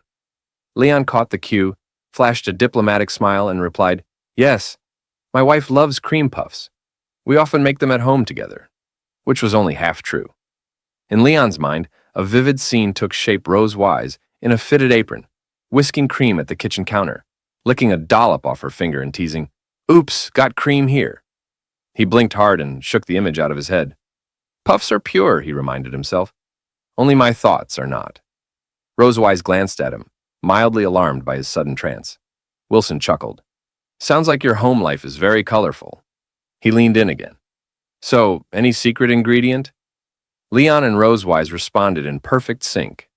They held each other's hands, turned toward the judges, and smiled. "It's love," they said together. We've added a whole lot of love. After a quick round of judging discussion, the scorecards were lifted.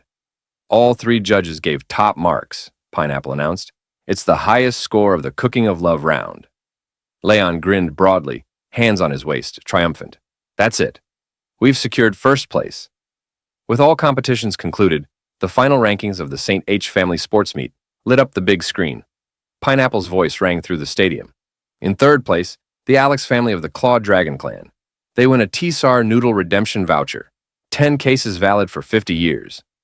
The Alex family stepped up proudly, waving bronze medals and holding their oversized noodle certificate like it was treasure.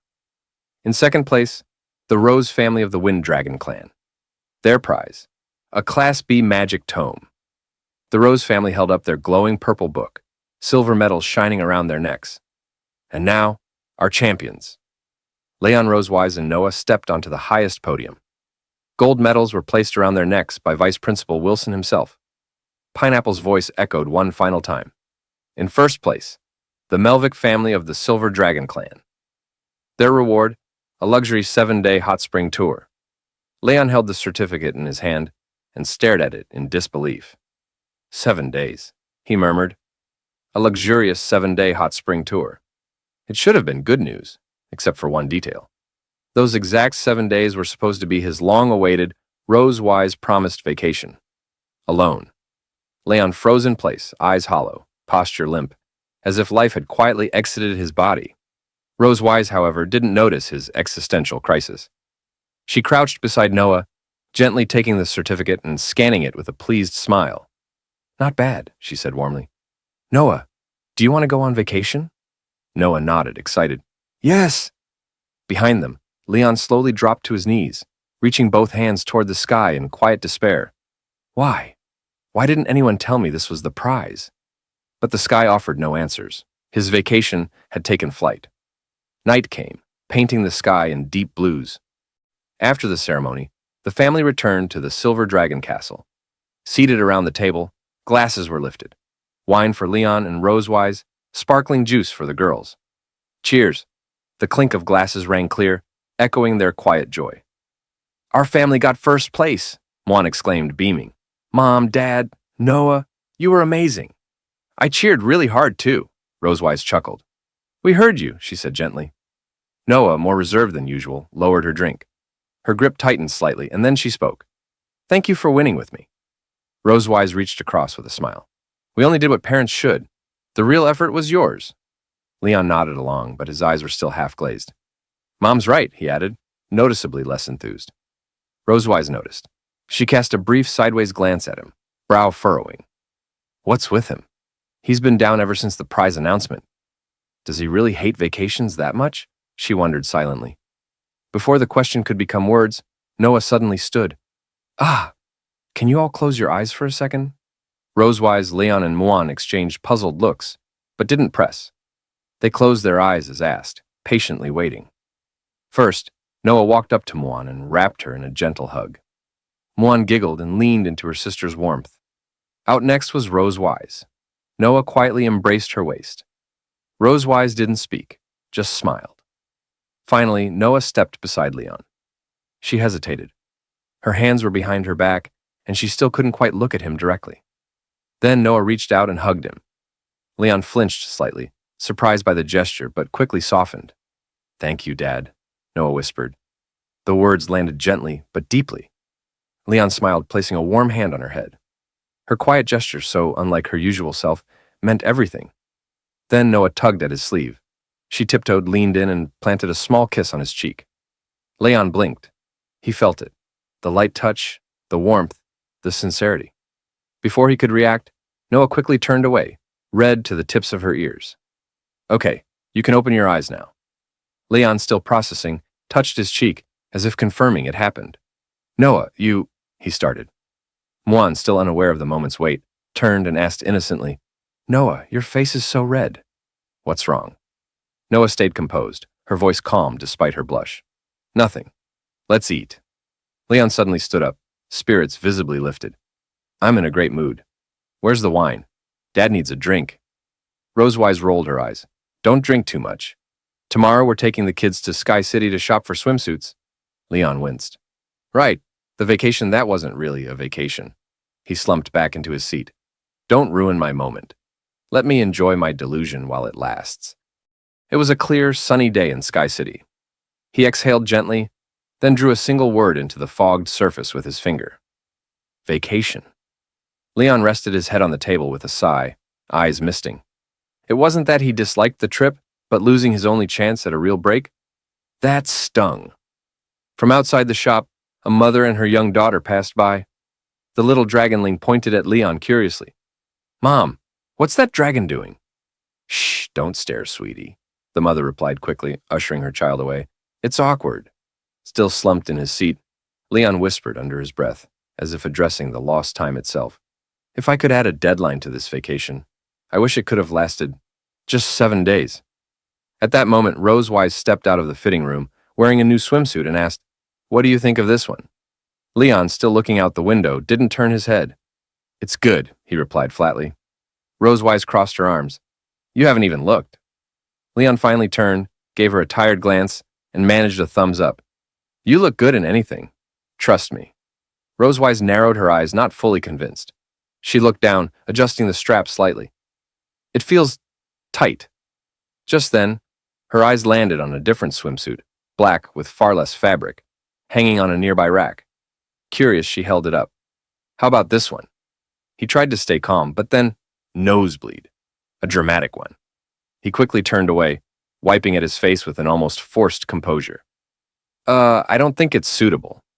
Rosewise sighed gently and returned the swimsuit to the rack. I thought you'd like it. Anyway, I already picked mine. We're mainly here to find yours. As if on cue, the store clerk approached with 2 small swimsuits in hand. One pink, one yellow, and held them up for Noah and Muan. Muan lit up with joy. Noah, though a bit shy, smiled softly. It was clear she liked it, even if she didn't say much. Rosewise stepped out again after changing, spotting Leon still slouched over the table. What's wrong? She asked gently. Leon crossed his arms and turned away. Nothing. Rosewise wasn't fooled. She knew what this was about. I know this was supposed to be your vacation, but the trip dates can't change. Still, look at the girls. They're excited. Seeing your daughters happy, shouldn't that mean something? Leon glanced toward Noah and Muan. Muan was laughing, holding Noah's hand as they chatted with the shop assistant. Noah offered a rare smile, clearly enjoying the moment. He gave a small smile, tight, slightly forced. Ha ha ha, I'm very happy. Rosewise paused, then came up with an idea. She moved closer, placed a hand gently on his shoulder, and leaned in with a playful, conspiratorial smile. What if I promise not to touch you for all 7 days? Leon's eyes widened, a beat of silence. Leon stood still, eyes narrowed at Rosewise. I don't believe you, he said bluntly. Hands on me? You're probably planning to touch wherever you want. Rosewise, unfazed, casually raised 3 fingers in her tail, like a pledge before a celestial court. I swear on the reputation of the Silver Dragon Queen. He narrowed his eyes, thinking it over, and finally exhaled. All right, it's settled then. Suddenly, Rosewise closed the distance. But if you can't hold on, don't blame me. Are you kidding? He said confidently. I'm a dragon slayer. I'm not going to touch you without a reason. Rosewise smiled, finding no further argument, and let the matter rest. The next morning, the group, Leon, Rosewise, and their 2 daughters, Noah and Muan, arrived at Flowing Cloud Valley, their hot spring getaway. At the lobby, a cheerful front desk clerk received their voucher with both hands, eyes scanning it quickly. Then, she looked up with a bright smile. Are you the model champion family from St. H Academy? Rosewise nodded politely. Yes. Model family? He muttered internally, unimpressed. That's definitely the vice principal's idea. Noah and Muan, meanwhile, were captivated by a large aquarium in the lobby. Colorful fish swam between miniature rock castles, glowing gently under soft lighting. Muan pointed excitedly. Wow, Noah, these fish look delicious, Noah replied calmly. They're not for eating. Back at the counter, the clerk handed 2 room cards to Rosewise. These are your keys. Rosewise thanked her, but Leon's brow furrowed. Only 2 rooms? He asked. Is something wrong, sir? The staff member asked politely. Leon's thoughts spiraled. If the girls were in one room, that meant he'd have to share with Rosewise again, a scenario he'd been trying to avoid. If you prefer, the clerk offered, we also have a honeymoon suite. Leon cut her off quickly, face already flushed. No, that's not necessary. Resigned to his fate, he followed the others toward the elevator. Rosewise signaled the girls. Let's go, Noah, Muan. Okay, Muan chirped, running ahead hand in hand with Noah. The front desk clerk bowed slightly. Enjoy your stay. The girls dashed out first once they reached their floor, laughter echoing through the hall. Rosewise smiled softly, watching them. Leon, however, wore a far gloomier expression. He stared at Rosewise's back, already calculating escape routes. Trying one last time, he caught up to the girls. Hey, Noah, Muan, would you like to stay in Dad's room? Muan clung to Noah's arm and replied without hesitation. No, I'm staying with Noah. Auntie Isa said kids and adults need private space. No disturbing. She wagged her finger, mimicking Isa's tone with surprising accuracy. Leon froze, stunned. Muan, you've just sealed your father's fate. Noah chimed in gently. I can take care of Muan now. You can enjoy your time together. Leon stood silently, eyes closed in despair. Noah, thank you for being thoughtful. But you really don't have to be this thoughtful. Rosewise, observing his collapse from behind, covered her mouth with a quiet chuckle. She walked over and handed the girls their key card. Here, this is for your room. Call us if you need anything. I know, Mom, Noah said as she took it. Muan practically bounced on her feet. Come on, Noah. Let's open the door. Leon watched them disappear down the hall, then lifted his hand with melodramatic sorrow. The kids are all grown up now. They don't need me anymore. Rosewise turned back, dangling the room card in front of him with a teasing smile. Well, why are you still standing there? Let's go. In the stands, Muan sat beside Anna, both holding pom-poms, their excitement barely contained. When Muan spotted familiar figures stepping onto the field, she jumped up. Dad! Mom! Noah! Come on! She yelled, shaking her pom-poms with all her strength. Anna joined in, equally animated. Their support added a cheerful rhythm to the growing roar of the audience. To help narrate the event, a dedicated commentary booth had been set up. With a bright smile and her headset in place, the commentator addressed the crowd. Hello, everyone. I'm Pineapple, your favorite commentator. I'll be guiding you through all the excitement today. She continued, Our first event is the family relay race. Each team has 3 members, including at least 1 current student. The total distance is 3,000 Viec meters. Fastest family wins. As she explained, participants began arriving at the track in colorful uniforms. Among them, the Electric Dragon clan stood confidently in brown sportswear, warming up with big smiles. Just then, the referee, wearing a crisp red uniform, raised a hand and called out, Time to distribute number plates. Each family sent 1 person to retrieve their team's numbers. Noah, quick and composed, returned with 3 cards, 7, 8, and 9. Mom is first, I'm second, and Dad, you're third, she said as she handed them out. Rosewise took her number with a smile, nodding at Noah. But when Noah turned to Leon, her voice softened. Her gaze flickered for a moment. She looked slightly flustered, as if she had almost called him something else. Can you be the third one? She asked shyly, handing him the card. Leon accepted it with a warm smile. Of course. Noah turned her head quickly, pretending to be indifferent. But the subtle blush on her cheeks spoke louder than words. Leon glanced at her, his thoughts quiet. Did she almost call me Dad just now? I wouldn't mind hearing it again. The referee called out again, urging runners to take their positions. Rosewise adjusted her number plate and turned to Leon. Noah, the race is starting. My place is here. You two should head to the next zone. Leon nodded silently, his eyes calm but determined. Even without words, Rosewise understood and nodded back with the same resolve. She held her baton and gave it a small twirl before pointing toward Noah. Don't be nervous. I'll make sure you get this baton first. Noah responded with a confident nod. Leon and Noah then walked together to the second relay point. They didn't talk along the way, both lost in thought, but there was no tension, only quiet focus. At the second relay zone, the referee reminded the next runners to gather. Leon gently helped Noah stick her number plate in place. I'll be waiting at the third point. Be careful, all right? Noah nodded calmly. Then Leon held out his fist and smiled. How about a bit of encouragement?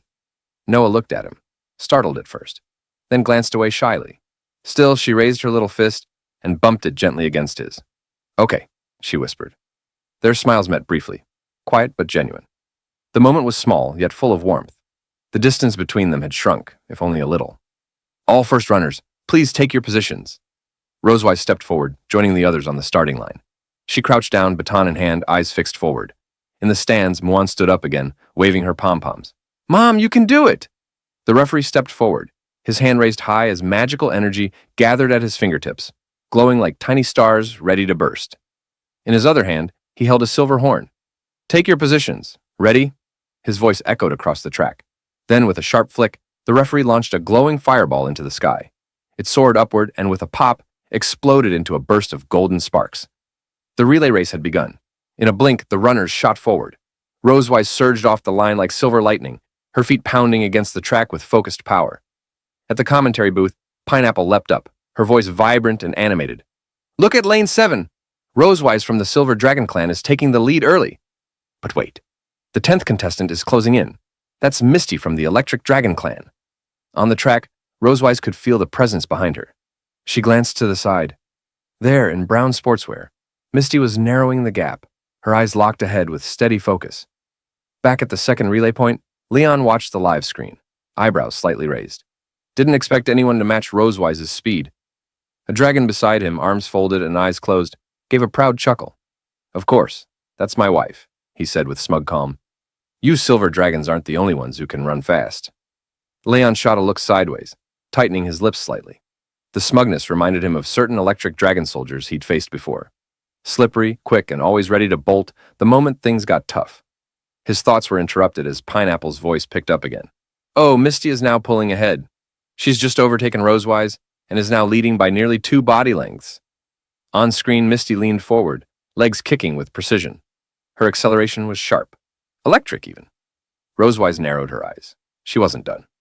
On the commentary stage, Pineapple turned to an elder seated beside her, Chairman Duncan, silver-haired and sipping tea with practiced calm. "Chairman Duncan, which of the two, silver or electric, do you think will complete the first baton pass first?" He smiled gently.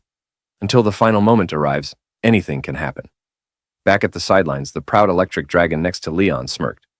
"Looks like this is over already. Some races just show the difference in bloodlines, don't they?" Leon didn't answer right away. He just smiled lightly and closed his eyes, arms crossed. "Sure," he said dryly. "Your wife is great." The dragon nodded proudly. "That's right. My wife is great." But just as he turned back to the screen, his smile faltered. Something had changed. Rosewise's eyes were sharper than ever. Her focus narrowed. She pressed down hard with her foot. Boom! A burst of raw energy propelled her forward. With renewed force, Rosewise surged ahead, her stride now even faster. She had studied Misty's pacing, waited for her burst to peak, and now it was her turn. Within seconds, Rosewise was side by side with Misty, and then in front. Misty blinked, stunned. She still had that much energy stored? Rosewise kept pushing forward, her lips curling into a slight grin as she whispered, "The wind up front's pretty strong, huh?" She had used Misty's positioning earlier to reduce drag, saving her strength for this final burst. Now, Misty struggled to keep up. Her form tightened, her breath shortened. The gap between them widened step by step. Pineapple leaned into her mic with growing excitement. Rosewise just reclaimed the lead with an explosive final sprint. She's the first to reach the second relay point. Ahead, Noah stood ready, one hand extended behind her, body slightly crouched. Rosewise's baton passed smoothly into her hand. Snap! And Noah was off, dashing forward with quick steps and a steady grip. Behind them, Misty finally reached the zone and handed the baton to her son, Dean, who launched forward in hot pursuit. Rosewise stood back, breathing deeply, her chest rising and falling with light exertion. Her eyes followed Noah, watching as her daughter pulled ahead. A smile formed on Rosewise's face, quiet and proud. She had done her part. Just then, she turned slightly, her eyes catching a familiar figure across the field.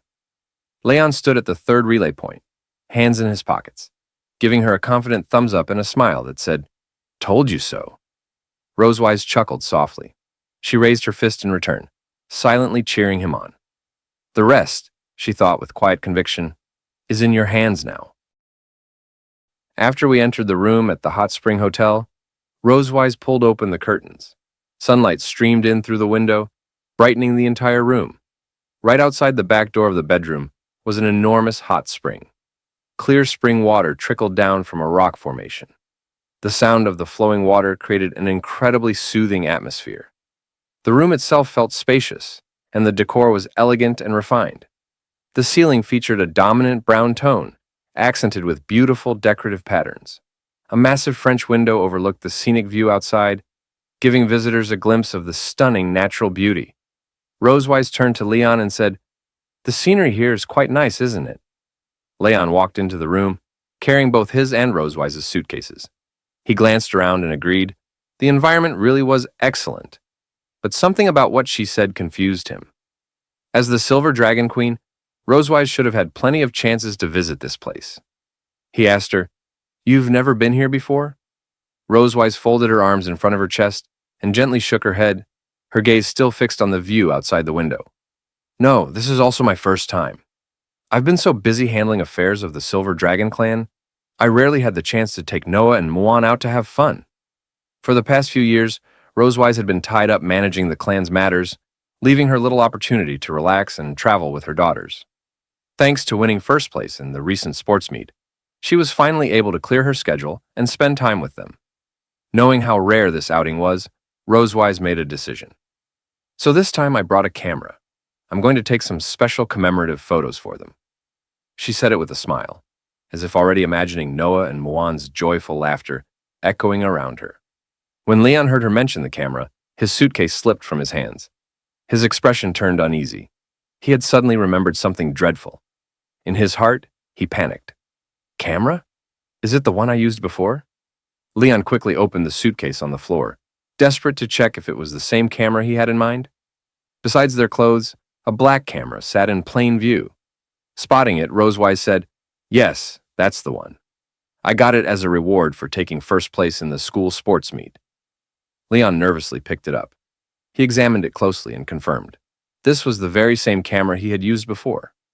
Back when Rosewise had fainted, in a moment of petty revenge, Leon had dressed her up as a bunny girl and secretly taken photos with this camera. And those photos? They were still saved inside. "This is bad," he thought. "Those pictures are still in here. If she finds them, I'm done for." That's the kind of ironclad evidence that gets a guy executed by the she-dragon herself. Seeing that Leon had already taken out the camera, Rosewise reached out her hand. "Give me the camera." Leon glanced back at her, quietly panicking. "I need to develop and hide those photos before she sees them. Then erase everything on the camera." He crouched down and clutched the camera tightly in his arms, refusing to let go. Rosewise frowned at his odd behavior. "What are you doing? Why are you guarding the camera like it's some kind of treasure?" Trying not to seem suspicious, Leon forced an awkward smile and stammered, "Let me help take the photos. I'm very professional." Rosewise raised an eyebrow, surprised. "Aren't you a professional dragon slayer? Since when did you become a photography expert?" Leon patted his chest and tried to sound confident. "Don't worry, leave it to me. I've been taking pictures of my master's donkey since I was a kid." Strangely enough, Rosewise didn't seem too concerned by his odd comment. She simply closed her eyes and said, "Fine. You can take the pictures. Tonight there'll be an outdoor barbecue and a fireworks show. Let's go for a walk first." Relieved that she agreed to let him keep the camera, Leon breathed a quiet sigh of relief. "No problem," he replied. After resting in the hotel room for a bit, Leon, Rosewise, Noah, and Muan headed out to explore the area.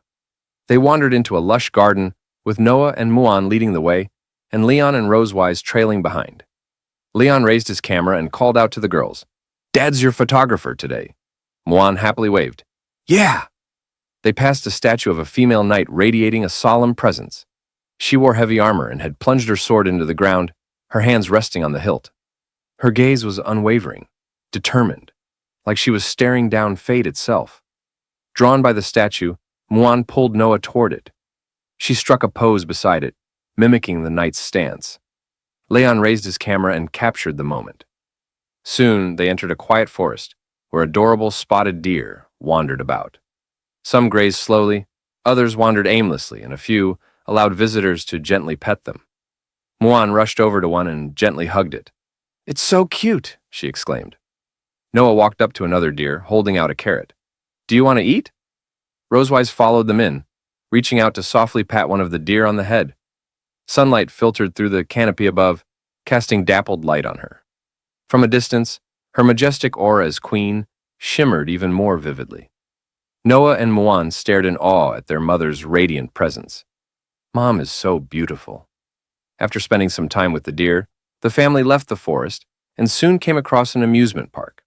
Outside the amusement park stood several rows of doll machines. Muan's eyes lit up with excitement. She pointed and exclaimed, "Mom, let's play that!" She pointed and exclaimed, "Mom, let's play that!" Inside the machine were colorful plush toys of all shapes and sizes. Rosewise inserted a coin and focused intently on the claw. Her serious expression showed she meant business. Muan stood beside her, cheering her on. "Mom, go for it!" Leon watched Rosewise's intense expression. He quietly raised the camera and whispered in his heart, "Nice face." Before long, Rosewise successfully snagged a doll with the machine. She turned to Leon with a joyful smile and exclaimed in triumph. He seized the moment, capturing her rare and radiant smile perfectly through the lens. Leon glanced down at the picture he had just taken. It was flawless.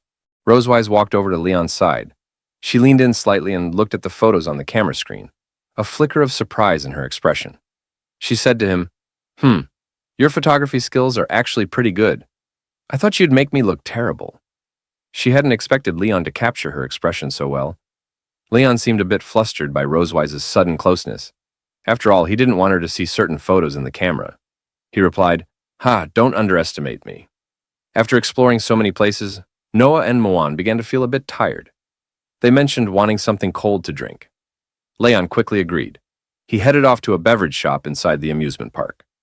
However, due to the crowd, he had to line up with other tourists. While waiting in the queue, Rosewise suddenly appeared beside him and stood in line. Leon looked over, puzzled by her actions, and asked, "What are you doing here? I can queue up by myself." Rosewise averted her gaze, not meeting Leon's eyes, and mumbled softly, "Not worried, just, you'd be bored." At that moment, she lowered her head to look at the teddy bear she held in her hands, the same one she had just won from the claw machine.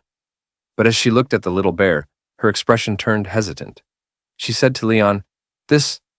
Leon noticed her hesitation and asked, "What? Is it for me? Last time, in Sky City, you gave me one, didn't you?" Rosewise closed her eyes and extended the teddy bear toward Leon.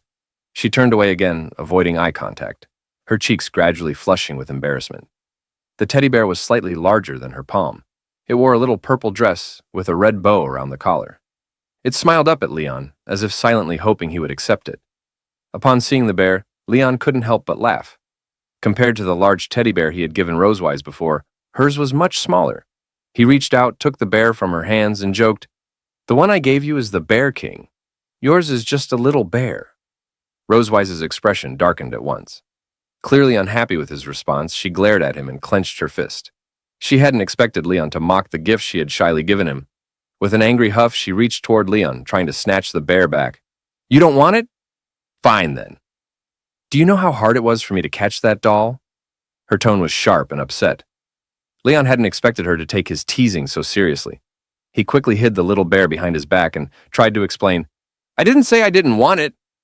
While Leon and Rosewise waited in line, Noah and Muan sat on a bench in the amusement park, taking a break. Muan swung her legs idly and looked toward the direction Leon and Rosewise had gone. She muttered, "Dad and Mom are so slowed. When will Muan finally get to drink pineapple ice?" Noah sat with her eyes closed, resting. Hearing Muan's complaint, she slowly opened her eyes and looked at her sister. "Actually, sometimes I envy you, Muan." Muan blinked, surprised. She turned toward Noah and asked, "You envy me? Why?" Noah didn't look back. She lowered her gaze to her shoes, her expression filled with quiet longing. Her legs swayed gently as she spoke. "I envy that you can talk to Dad and Mom about anything, without holding back." Muan tilted her head, confused by Noah's words. As daughters of Leon and Rosewise, both of them had always been free to say whatever was on their minds, happy or sad. She replied, "But Noah, you can do that too." Noah gently shook her head. "No, I can't. I've grown up now. I can't just say whatever I want anymore." Her voice carried a seriousness that didn't suit her age. She stared ahead, her tone mature and restrained. So different from Muan, who could still act spoiled around their parents. But does Noah really seem like a child who can shoulder everything? In truth, she isn't. She wasn't always like this.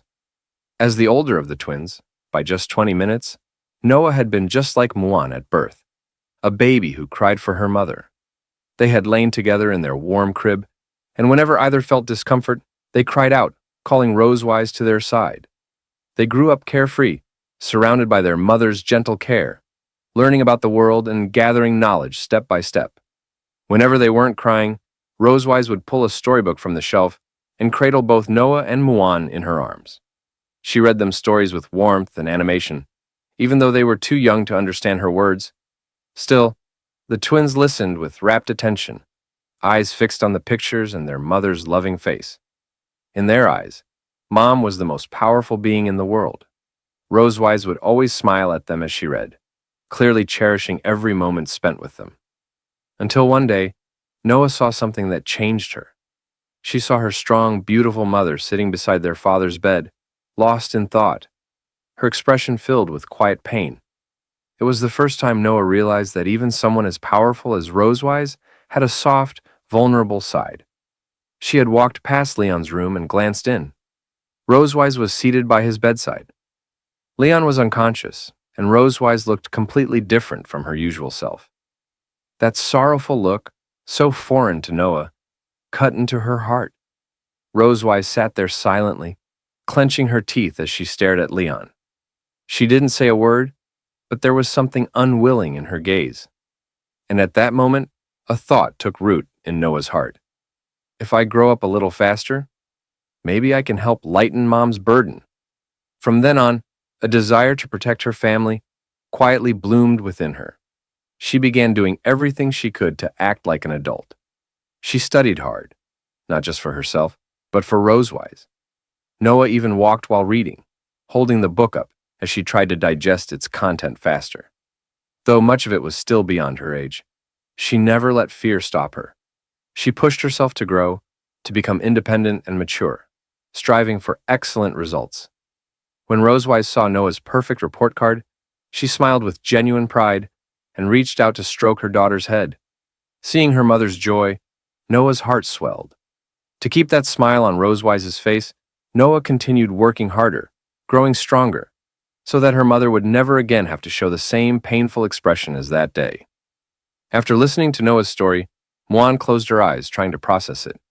But after a few moments of thinking, she still couldn't quite grasp the depth of what Noah meant. She waved her hands and said, Muan doesn't really get all that complicated stuff, but Muan also envies Noah.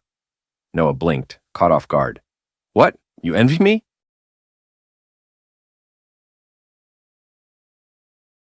During a chat with her younger sister, the eldest daughter learned how her sister truly felt about her.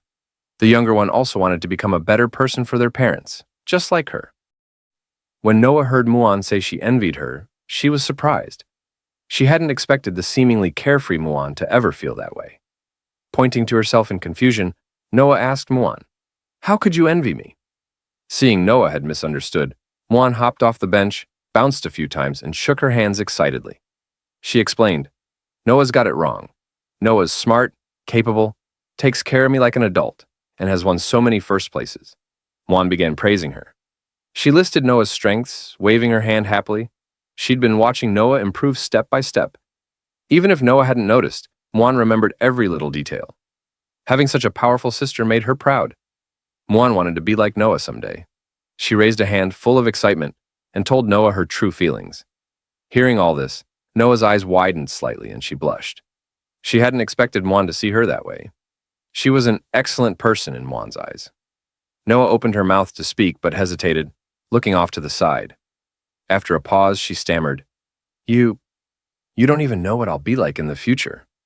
Muan tilted her head and asked, "What does Noah want to be?"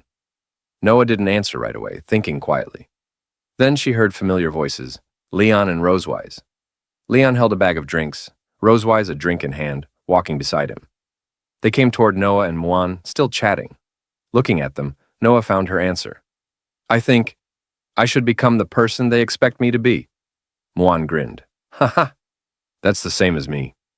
Leon walked over, squatted, and handed them drinks. "Sorry for the wait. Here you go," he said. Muan took hers happily. "Thanks, Dad." Noah accepted hers quietly with both hands. "Thank you." Rosewise stood by, sipping her own drink as she watched her daughters enjoy theirs. Evening came. The Muan quietly rose into the dim sky. Right on schedule, the resort began launching fireworks. In an instant, bursts of color lit the sky, like giant flowers blooming, like lanterns brightening everyone's hearts. Noah and Muan leaned on the railing, gazing up. Firework light danced on their faces, reflections glimmering in their eyes. It was as if stars were falling into their eyes. Noah's eyes widened in awe. Muan gasped at the sight. Wow, it's beautiful. Muan spotted a special firework and tugged Noah closer, pointing it out. Noah looked up and softly agreed. Not far away, Leon and Rosewise sat on a stone bench. Leon had placed the camera and a little bear doll, Rosewise's gift, between them. Rosewise smiled, watching their daughters. Seeing them this happy, this trip was worth it, right? She asked. Leon nodded. Yeah, glad we came. As their dad, I want to capture every precious moment. He reached for the camera, but it was gone. Looking up, he spotted it in Rosewise's hands. She'd taken it without him noticing. Surprised, he tried to play it cool. When did the camera get in your hands? Rosewise, still scrolling through photos, replied casually. Just checking what you shot today. Leon tensed. Inside that camera were certain bunny girl photos of Rosewise. He remembered sneaking to the resort's only photo studio earlier, under the excuse of a bathroom break. They didn't even have photo development services. Rosewise paused on a picture of her with a herd of deer. When was this taken? She asked. Leon's heart raced. Those bunny girl shots were still in there. If she kept scrolling, she'd see them. Think, Leon, think. He patted his pockets in panic and felt something. 2 milk candies from earlier that day. Perfect. Pulling them out, he grinned. Want some candy I bought today? Rosewise kept her eyes on the camera, but instinctively opened her mouth. Leon slowly unwrapped a candy, thinking to himself, She wants me to feed her? Seriously. He leaned in, holding the candy to her lips. Still focused on the screen, Rosewise accepted it with a small hum. Then she froze, realizing Leon was way too close. Both pulled back quickly, turning away with flushed faces. Why'd you get so close? Rosewise blurted. Leon stammered. Didn't you ask me to feed you? Rosewise couldn't help but sneak a glance at Leon. While browsing the photos in the camera, she noticed that aside from her and her daughter's pictures, Leon didn't have a single one of himself. She thought to herself, this guy takes photos all day, yet not even one of him exists.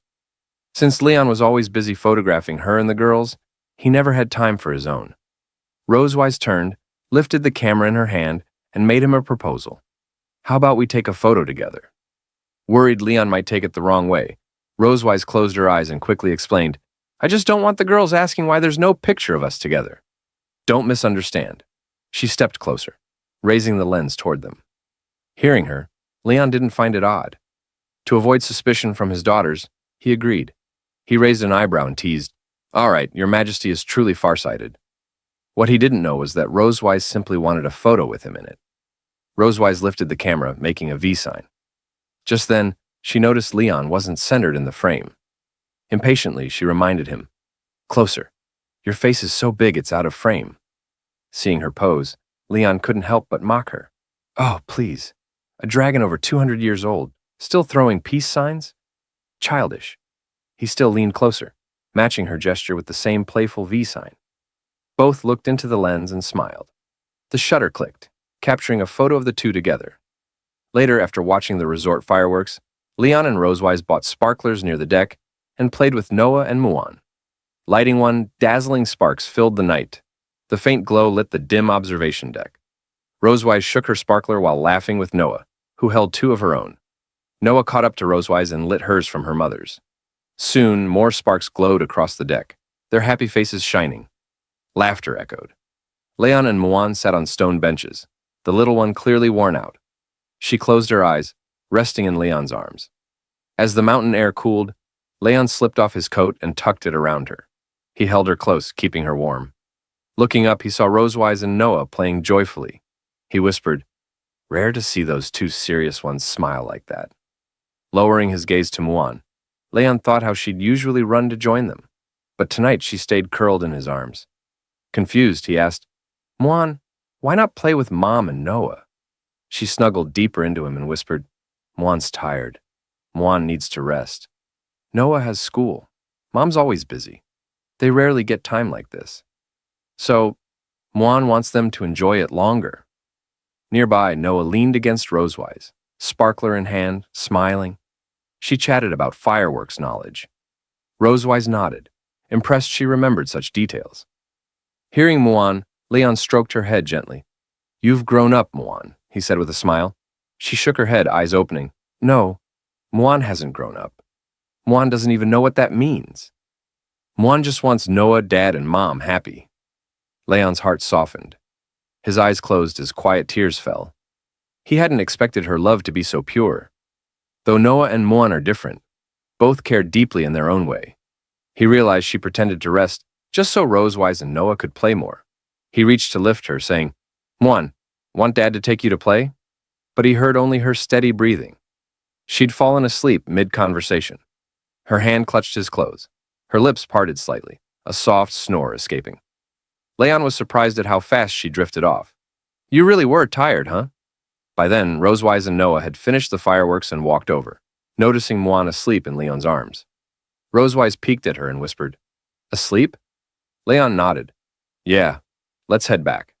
He wrapped her snug in his coat and carefully carried her. Noah said nothing, arms crossed, eyes fixed on Mwan with a quiet envy. Rosewise noticed and lowered her gaze to Noah. Though Noah's face was calm, Rosewise sensed her feelings. She bent down slightly and Noah lifted her head, unsure of what was coming. Mom will hold you too, okay? Rosewise offered. Noah froze, eyes widening, cheeks turning faintly red. She hadn't expected Rosewise to read her so easily. With a shy smile, she lowered her head. Okay. On the walk back, Leon noticed Noah nestled against Rosewise's shoulder, hiding her expression. She pressed closer, not wanting anyone to see her face. And so, the first day of Leon's hot spring trip ended in warmth. Or maybe not. Back at the hotel, Rosewise grabbed her camera to review Leon's photos. Meanwhile, Leon stripped down to shorts and called, Let's soak in the hot spring. Behind him, fireworks lit the sky in brilliant colors. Rosewise blinked in surprise. Wait, how did things end up like this? After playing all day, Mwan was already exhausted. So Leon suggested they head back to the hotel and rest. After sending them off, Leon closed the door and immediately dove onto the bed. After walking around all day with barely any rest, he finally shouted out loud, Ah, finally the bed! The soft mattress instantly relaxed his body. He rolled around happily, refusing to leave its embrace. He even thought about just falling asleep right then. Rosewise walked up to the bed and teased him with a smile. So, planning to sleep with me tonight? After all, this is a double bed. If they wanted to rest, they had to share it. Hearing that, Leon quickly raised his head, looking at her with slight irritation. Of course not. Unsure if Rosewise was actually serious, he hopped off the bed and headed for the hot spring at the back door, pretending he just wanted a soak first. Stammering, he told her, I'm going to soak in the hot spring. You go ahead and sleep first. Seeing Leon purposely give her the bed, Rosewise found it amusing. Folding her arms, she smiled secretly as she watched his back. Around the pool, warm spring water trickled down from cracks in the rocks, feeding the bath. The gentle gurgling sound eased the mood, while steam floated up into the night air, giving the place a mysterious charm. Leon slipped into shorts and got into the spring. The temperature was just right. The moment he sank in, all the day's fatigue melted away. Completely relaxed, he leaned against the rocks, eyes closed, savoring the bliss of the hot spring. Ah, what a fulfilling day. Then he remembered. He still hadn't figured out how to deal with Rosewise about sharing the bed. Looking up at the sky, he pondered. If I want a peaceful vacation, I have to avoid sleeping in the same bed with that she-dragon. What excuse should I use later? Just then, the back door slid open, and Rosewise walked in. Leon froze in surprise. Why wasn't she resting? Instead, she came straight to the hot spring. As she entered, Leon hugged himself nervously, not wanting her to see him like that. What? What are you doing here? He blurted. Rosewise rolled her eyes. She wasn't planning anything strange. Casually, she said, Why so jumpy? I'm not going to do anything to you. Running her hand through her hair, she added, The finale of the fireworks is about to start. I've got nothing else to do. I'm heading downstairs to take pictures. Where's the camera? She wanted to capture the fireworks as souvenirs of their trip. At the word camera, Leon stiffened. Nervously scratching his face, he glanced behind him. To keep her from discovering the secrets inside, he had hidden it under his coat on a chair by the spring. But Rosewise's sharp eyes immediately spotted it. Oh, so you brought it here, she said. Leon panicked. She found it way too quickly. Rosewise stepped behind him and grabbed the camera. I'll just take this. Leon's eyes widened in shock. His chest tightened with tension. If she sees what's in there, my secret's done for. I can't let her take it. He swore silently. She must not take that camera. Otherwise, all his hard-earned blackmail material of the she-dragon would be gone. Thinking fast, Leon came up with a desperate move. He stood up and shouted, "Wait! Let's soak in the hot spring together!" Just then, the fireworks finale lit up the night sky. Colorful explosions bloomed overhead, painting the darkness like a field of radiant flowers. Rosewise turned her head, surprised at his sudden outburst. The fireworks were too loud. She didn't hear him clearly. She set the camera down and raised a brow. "What?" Embarrassed, Leon coughed and pretended to be serious. "I said, it's rare for us to come here. Let's enjoy the hot spring together." Rosewise blinked, clearly surprised. Then, with a soft chuckle, she smirked playfully. "Well, I did prepare a super charming swimsuit. You'd better not lose your composure."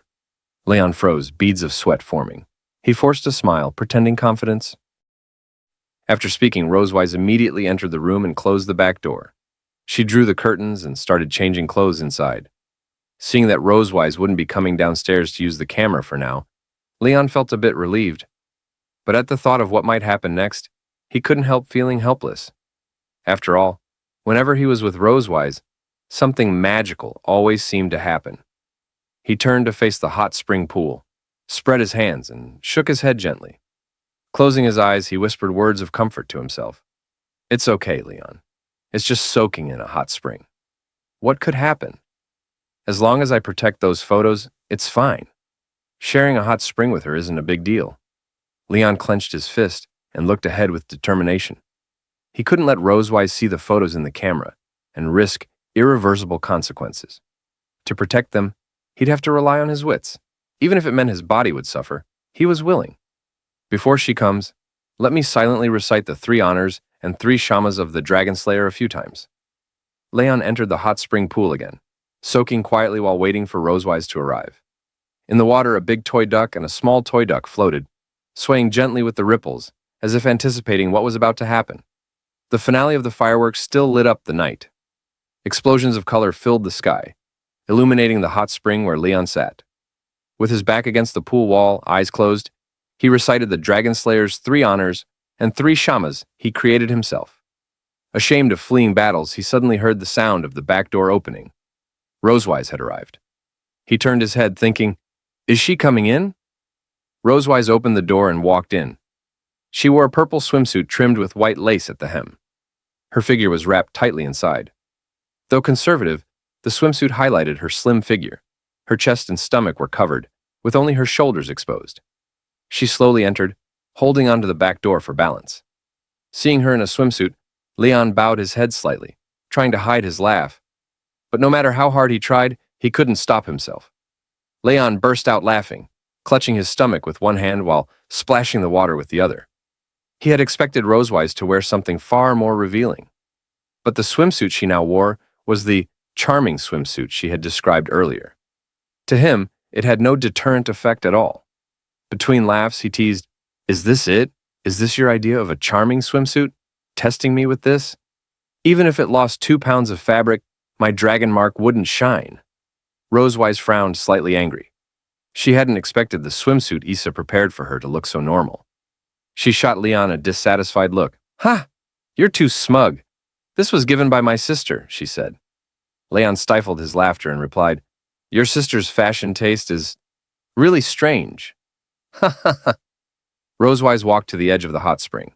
Seeing she was about to step down, Leon quickly moved over. He offered his hand and carefully helped her in, making sure she didn't slip. Rosewise held on to him and cautiously entered the pool, then leaned against the wall and slowly sat down. Seeing she had settled, Leon walked farther away and sat, turning his head aside to avoid eye contact. Neither spoke. They simply soaked quietly in the hot spring. This is more awkward than I imagined, Leon thought. Peeking with one eye, he stole a glance at Rosewise. Truthfully, when he saw her swimsuit wasn't what he had imagined, he felt relieved. Good thing it's conservative enough. If it were that special kind of swimsuit, I wouldn't last long in here. Rosewise, however, noticed that Leon was intentionally keeping his distance. She understood his worries and found his behavior amusing. Smiling, she said, "What? Afraid my dragon mark will shine? Can't even look at me?" Leon felt annoyed, thinking she was provoking him. He turned slightly toward her. Afraid? Me? What am I? But before he finished, he noticed something strange about her swimsuit. He jumped up from the water, pointing. Hey, Rosewise, your swimsuit. She blinked, confused, not understanding what he meant. Looking down, she realized her swimsuit was changing. The purple fabric slowly turned into a black camisole style, parts dissolving in the water. The altered design now revealed parts of her body. Isa, with a mischievous grin, seemed to have expected this. This swimsuit dissolves in water. A special gift from me, she had explained secretly. Rosewise's face flushed red. Embarrassed, she quickly tried to cover herself. She never imagined the ordinary-looking swimsuit would change once it touched water. I should have guessed Isa's gift wouldn't be that simple, she thought. But almost instantly, she calmed down. Now that she wore the charming swimsuit, she had a chance to test Leon. With a sneer, she said, Perfect timing. Surprised. With a sly smile, Rosewise crawled toward Leon. As she moved, her chest subtly trembled, deliberately tempting him. Leon's face burned red and he quickly turned his head skyward, too nervous to look. Maybe you should change into another swimsuit first, he suggested nervously. But Rosewise, expecting this reaction, pressed closer with a mysterious smile. She touched his chest lightly with her fingers, igniting sparks across his skin. The great dragon slayer, who defeated countless dragon kings, afraid of me in this black silk swimsuit? Her body pressed against his, the soft contact making Leon flustered. He looked at her nervously, realizing the situation was turning against him. This isn't good. I'm being led by the nose by Rosewise. I need to find a way to turn this around. Due to the sudden change in the Silver Dragon Queen Rosewise's swimsuit style, I had to face her provocation. To prevent my dragon mark from shining, I started a challenge with Rosewise. She kept tempting me, trying to make me fail. I didn't want to stay passive, so I took the initiative. She, unwilling to lose, guided me further, trying to keep control. But soon, our emotions shifted slightly. When Rosewise's swimsuit changed after touching water, she seized the chance to test Leon's endurance. She pressed close against his chest, trying to seduce him. Seeing her take action, Leon grew nervous. He forced a smile, but couldn't think of a way to resist her provocation. She had tested his endurance many times before, tricking him over and over. Leon already knew Rosewise's usual tricks, her 3 classic moves. Step 1. Provocation. Rosewise would mock Leon to stir him up. Dragon Slayer, why don't you dare look at me? Are you afraid? Leon, unable to endure, would immediately snap back. He clenched his fist, eyes burning with anger. What? I'm not afraid. Step 2. Teasing. After provoking him, Rosewise would lure him to her bed, press him down, and force him to look at her, tempting him to unleash his inner desires. Don't force yourself. Let go of pride. Submit to me. Isn't this better? But Leon could only grit his teeth and glare, unable to act. Under her constant guidance, he'd end up doing things he couldn't resist. Rosewise would vent her emotions on him, leaving him sleepless all night. Step 3. Shifting responsibility. When it was over, Rosewise would cover herself with a blanket, smiling in victory. You started it. It had nothing to do with me. Leon, regretful and powerless, could only bite the blanket in frustration. Now Leon faced the same trap again. He realized Rosewise had already taken the first step. Escape was impossible. He had to find a way to turn the situation to his favor. So Leon decided to counter. Since Rosewise provoked him, he'd use his own methods. He turned away, avoiding her gaze, calming himself to not be stirred. Acting relaxed, he said, Afraid? Of this? As long as you're a dragon, no matter what you wear, I'm not interested. Then he asked, If my dragon mark lights up first, what will you do? A dragon mark only shines if one longs for the other. Rosewise raised an eyebrow, lifting her chin proudly. I can perfectly control my desires. I've never lost control. Leon smirked. So confident? Dare to accept my challenge? Her competitive nature couldn't back down. She locked eyes with him. Fine, I accept. But Leon added, Every challenge needs stakes. If you lose, what then? Rosewise simply wagged her finger. If you win, I'll give you 7 more days off. Leon agreed with a smile. In his heart, he whispered, Perfect, she took the bait. If he won, he'd enjoy more vacation. Fireworks filled the night sky above the resort. Leon and Rosewise sat side by side, watching them burst into colors. Rosewise suddenly pointed. "Leon, look! Don't those fireworks look like my dragon mark?" Leon frowned. "Impossible." The shimmering colors reflected in his eyes like falling petals. He thought only of keeping his dragon mark from shining. Out of sight, out of mind. If I don't look at her, I can resist. But then, a melody drifted from the hot spring. "Twinkle, twinkle, little star." Leon blinked. Why is she singing now? Rosewise placed her hand on her chest, caressing her snow-white twin peaks, making them tremble. She smiled mysteriously, brushing his arm with her shoulder. "How's my singing?" Leon turned away, eyes closed. "This isn't as good as the song I love while bathing." Then Rosewise suddenly cried out, "Ah, my dragon mark is shining." Leon panicked, glancing at her chest. His face reddened, nose bleeding instantly. Turning away, he quickly wiped it. But upon close look, there were no glowing marks at all. Not even purple light. He snapped, "There's nothing! You tricked me!" Rosewise laughed, delighted at his reaction. "If you keep watching, maybe it really will shine." Leon was very unhappy with Rosewise's joke. He realized she had already started launching an attack on him, and he had to find a way to retaliate. He frowned and muttered in his heart, "Rosewise has already begun trying to seduce me. I can't fall behind." While Rosewise's attention was still on the fireworks, Leon secretly reached his hand behind her, his eyes fixed tightly on her tail. He planned to grab it. Just as he was about to gently pull it toward him, Rosewise turned her head and caught his movement. Her gaze shifted from the fireworks straight to him. Leon froze, nervous. He hadn't expected her to notice so quickly. Embarrassment rushed in.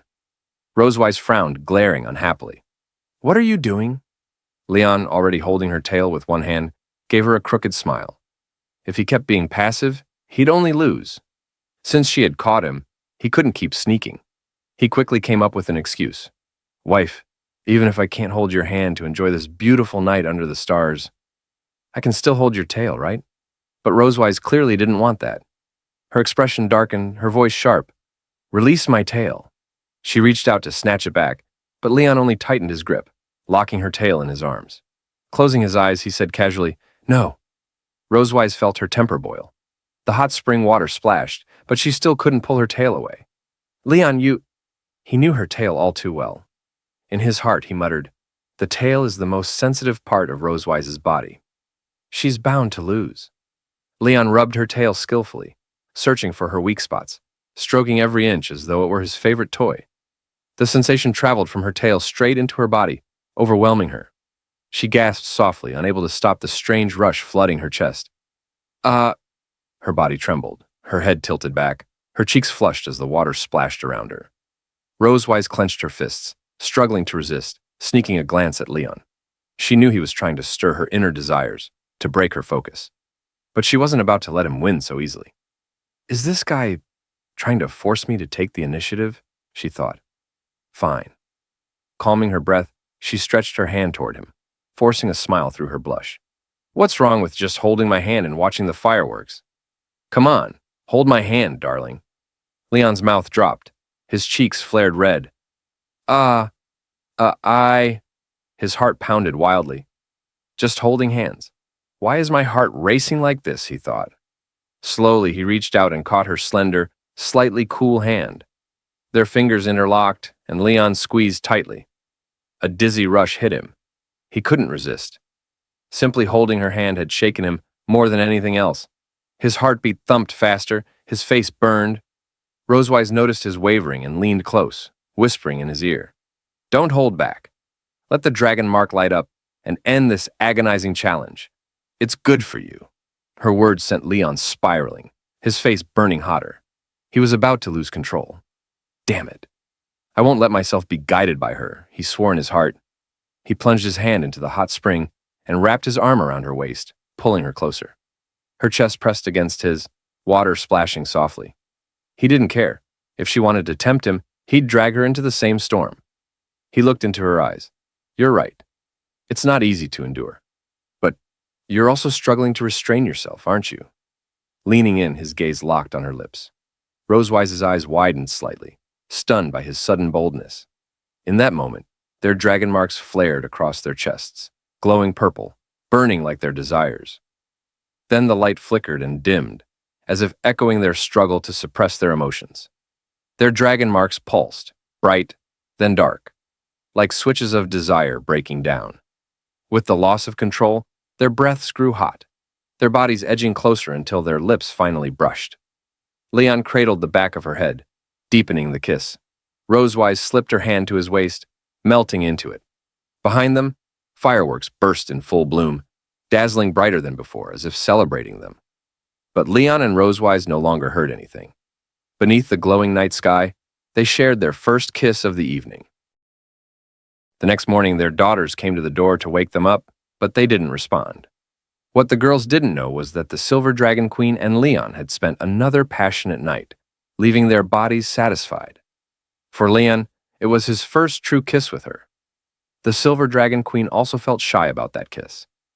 Later, they took their daughters to play in the pool, when suddenly a dragon couple approached them. They sat nearby and chatted for a while.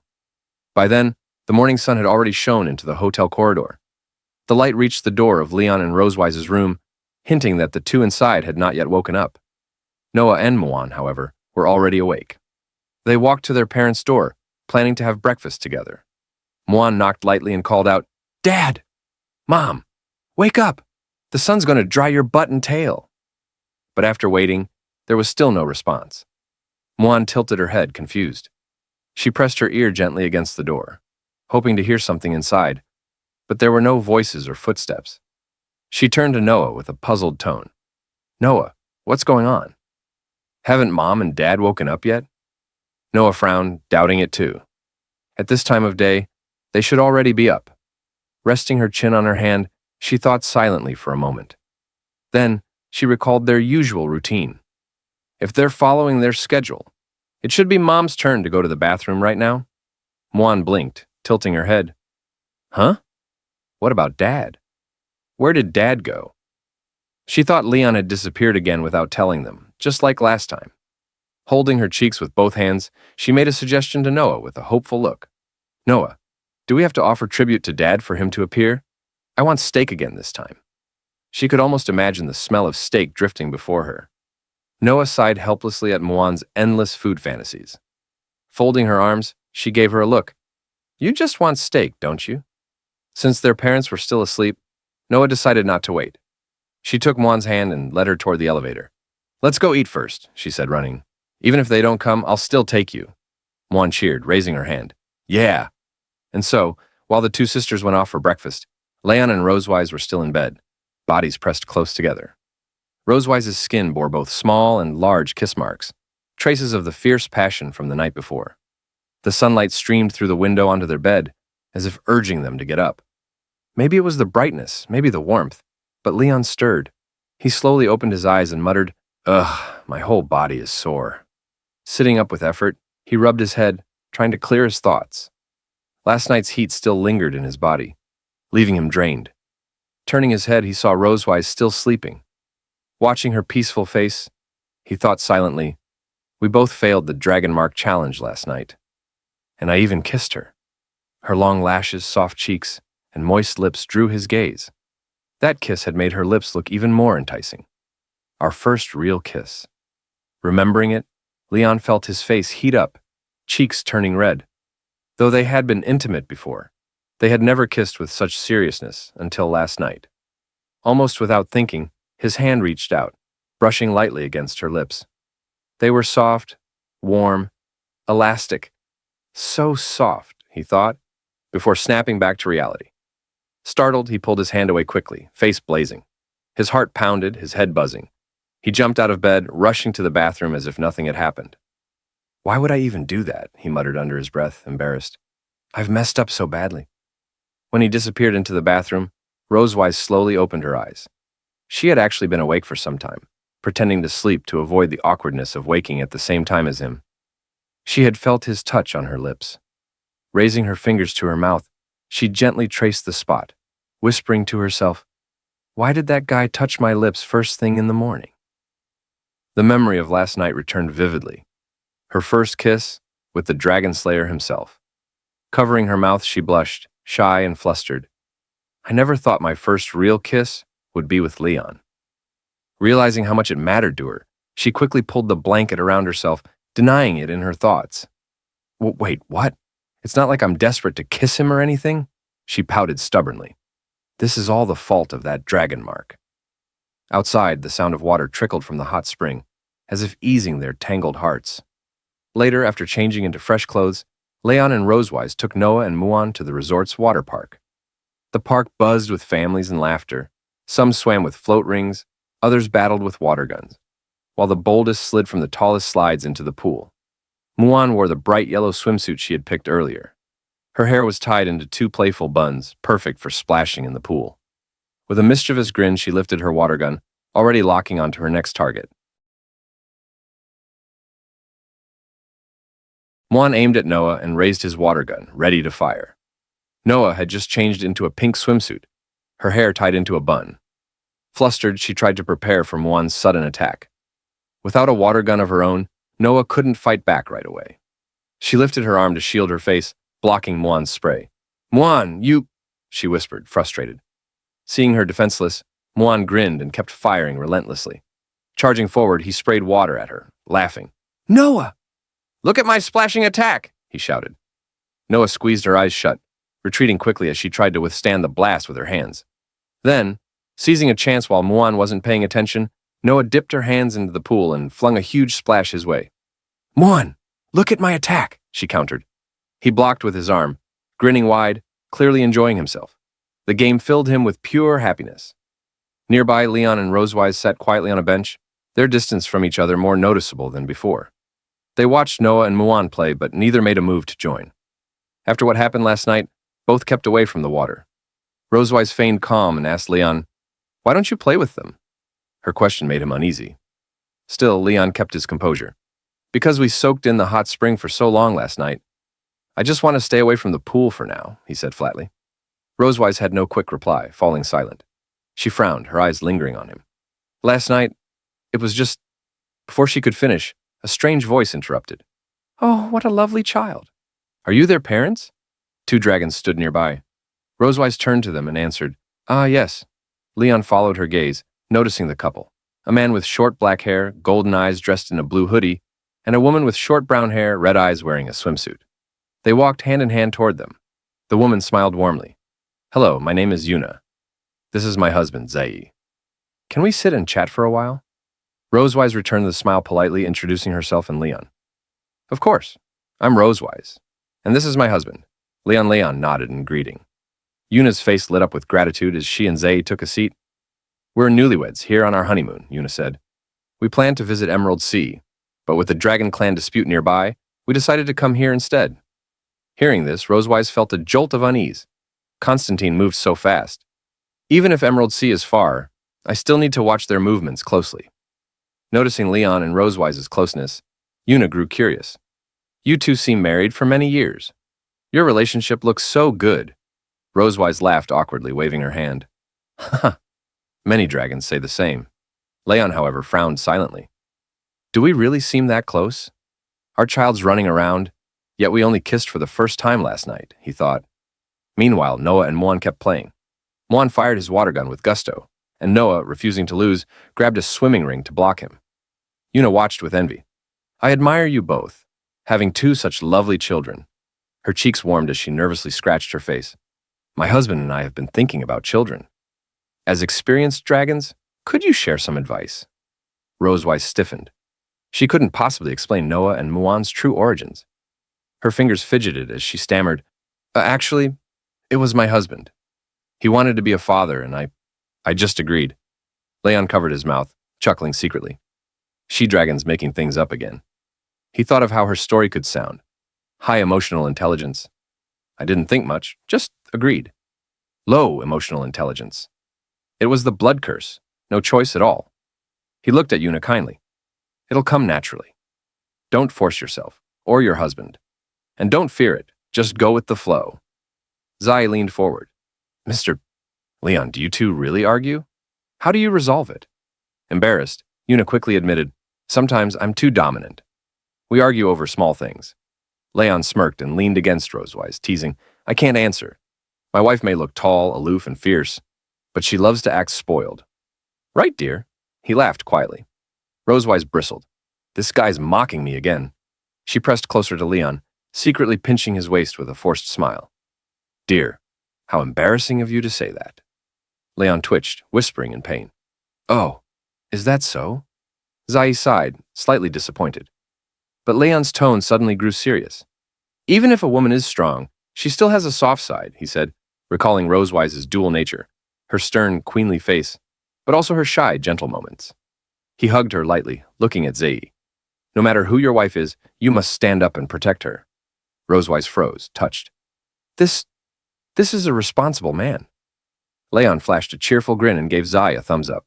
That's my principle of being a good man. 7 days had passed. Now, life had returned to normal. Back at the Silver Dragon Castle, Rosewise immediately buried herself in work, handling the mountain of documents that piled up during the holiday. It was then that Sherry, sent to track down Leon's master, returned. She knelt before Rosewise's desk and delivered her report. At first, Rosewise was shocked by the news, forcing Sherry to confirm it again. You've found the tiger and his wife? She asked. Yes, Your Majesty. Sherry rose to her feet, her hands folded neatly behind her, and spoke with unusual seriousness. While circling the Empire's borders, I stumbled upon their hiding place. It's heavily shielded with magic arrays. Without flight, no one could ever reach it. Rosewise frowned. For humans, such a dangerous, isolated place was unthinkable. Why would they choose to hide there? And more importantly, how did they even get there? Then Sherry added something else. Your Majesty, the man called Tiger, he is powerful. He's not on the same level as other dragon slayers. If he wished, he could kill me instantly. Her voice trembled at the memory of his gaze. His presence alone crushed her aura, leaving her shaken even now. She lowered her head, unable to shake the sharpness of his eyes from her mind. Rosewise was taken aback. Sherry, though weaker in combat, was one of her best confidants in infiltration and intelligence. Even the strongest dragon slayers couldn't take her down so easily. For Sherry to admit such fear, Tiger had to be extraordinary. It seems Leon's master is no ordinary man, Rosewise thought, tapping her desk thoughtfully. Sherry then remembered something else. He discovered me, but when he realized I was from the Silver Dragon clan, he spared me and gave me a message for you. Rosewise leaned forward. A message? He wants to see you. Just those words, nothing more. Yet Rosewise was surprised. Few would dare request to meet the queen of the Silver Dragon clan in person. She almost admired his courage. Very well, she decided firmly. I will meet him. Night fell over the Silver Dragon castle. Under the glow of the rising moon, Rosewise and Sherry spread their wings, transforming into their true dragon forms. Together they soared across mountains and valleys, heading toward Tiger's hidden lair. Hours later, they reached a land of steep cliffs and roaring waterfalls. No villages, no signs of life. This was a place unfit for humans. Sherry pointed to the waterfall. They're behind it, but Tiger said, You must go alone.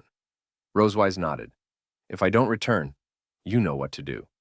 Sherry bowed deeply. Please, Your Majesty, be careful. With a wave of her hand, Rosewise conjured a magical shield to repel the waterfall's spray. She stepped through the cascading water and entered a vast cavern. There, sitting calmly at a stone table, was the man himself, Tiger. White hair, white beard, yet no trace of weakness.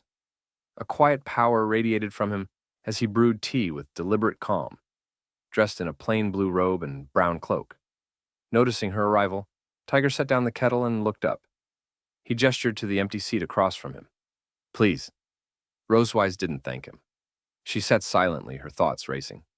I've faced countless dragon slayers. Only Leon ever felt like a true challenge. Yet this man before me, his presence feels even greater. Tiger poured the tea, his steady eyes never wavering. Rosewise could feel it, an aura unlike any she had encountered before. Sliding the cup toward her, Tiger finally spoke. 2 years have passed. I've been waiting for the chance to meet you. Rosewise folded her arms, cautious. She didn't touch the tea. Leon, is he well? Tiger lifted his gaze and met hers. Rosewise picked up the teacup, carefully inspecting it for flaws. She answered Tiger coldly, saying he was still alive. After a moment of observation and confirming the tea was fine, she took a sip. She continued speaking to Tiger. Leon was her prisoner of war. Though tortured endlessly, he never surrendered. He had tried every way to escape back to the Empire, but all attempts failed. Tiger calmly lifted the teacup and drank as well, showing no worry for Leon's fate. Ah, that kid. Still hard-headed after 2 years. Knowing Leon was alive, Rosewise felt relieved. Though their words seemed calm, the air between them stayed tense. Tiger knew Rosewise had sent Sherry to search for Leon. He glanced at her over his cup. I don't know what deal you made with him to send someone after me, but it proves he's still useful to you. Rosewise replied coldly, He's already paid the price. Tiger set his cup down. His eyes sharpened as he spoke. So, I expect you to ensure he doesn't return to the Empire for a year. Rosewise frowned. May I know the reason? Tiger's refusal to demand Leon directly left her confused. She pressed him. You know your apprentice is alive, yet you're not rushing to rescue him? Instead, you want him trapped in enemy lands for another year? Tiger explained what happened 2 years ago, after the clash between the Dragonslayer army and the Silver Dragon clan. The Dragonslayer army suffered a crushing defeat at Silver Dragon Castle with heavy losses. The Emperor raged, and public opinion crushed them further. The defeated army limped back to the Empire with only remnants of its soldiers. The citizens were furious. Someone had to take the blame. The Empire pinned everything on traitors within the Dragonslayer army. Rosewise already guessed Tiger's next words. Leon, the famed dragon-slaying hero, had vanished after the war. He was the perfect scapegoat. She imagined the scene. If Tiger dragged Leon back now, the people, the army, even the Emperor would see him as suspicious. Leon would face blame and endless surveillance. Tiger nodded at her thoughts and continued. You're right. Returning now means certain death. I'd rather he stay here, under your control. At least he'll live. Rosewise placed her teacup down and sighed softly. Tiger was powerful, too powerful to ignore. She could not refuse. I understand, she said, but I have a condition. I want all his information, especially his childhood dark history. Her eyes burned with seriousness. Tiger was taken aback, raising his brow at the odd demand. Still, he didn't refuse. Ha, that's a special request. He turned and disappeared into the cave. After a while, he dragged out several boxes and placed them by the stone table. From one, he pulled out an ornate wooden case and handed it to Rosewise. These are all the love letters Leon received from enrollment to graduation. I kept them for him. Rosewise was shocked. She hadn't expected Tiger to hoard Leon's love letters. She opened the box and pulled out envelopes of all colors. She read them silently while Tiger said, These were meant for his future wife. But now his life is in your hands. You decide what to do with them. What Tiger didn't know was that Rosewise could also be considered Leon's wife. Seeing the letters, Rosewise smiled wickedly. Knowing Leon's hidden past delighted her. Inwardly, she laughed. Ha ha ha, Leon. Even you have this day. She kept smiling as she read. Tiger noticed her expression and frowned. Why was she so interested in Leon's secrets? Is this interrogation? He wondered. He wasn't entirely wrong. Rosewise then pulled out a small golden-framed portrait from the box. It showed a silver-haired girl in purple, crudely drawn, clearly from Leon's childhood hand. Rosewise asked, This is? Tiger chuckled and shrugged. That's Leon's dream lover. He drew her at 6 years old. Silver hair, tall, cold demeanor. That's his type. There was even a girl at school just like that, she confessed to him. He thought for 5 seconds, then rejected her. As he spoke, Tiger suddenly froze. His eyes narrowed on Rosewise. She was silver-haired, tall, cold, exactly like the portrait. No way, he thought. Leon wouldn't dare. Not with the Silver Dragon Queen. Rosewise studied the portrait seriously, unaware of the uncanny resemblance. She placed the picture and letters back into the box. Any more explosive secrets? She asked eagerly. Tiger gave an awkward smile and shook his head. No, he's my apprentice. I can't betray him further. At that moment, Rosewise flicked several photos into her hand. She waved them before him. These are recent pictures of your beloved apprentice. Don't you want to look? Tiger shot to his feet, leaving the stone bench. Wait here. I'll let you meet Leon's first love. Leon's first love? Rosewise frowned as Tiger hurried into the cave. She hadn't expected Leon's first love to be under Tiger's roof. A nervous chill rose in her. Easter egg. Leon's weakness revealed. Before bringing the crate, Tiger stroked his beard and recalled more details. He shared them with Rosewise. Leon hates carrots. He faints if he eats eggplant, and his waist is especially sensitive. He hates being touched there. Rosewise quickly scribbled notes in her book.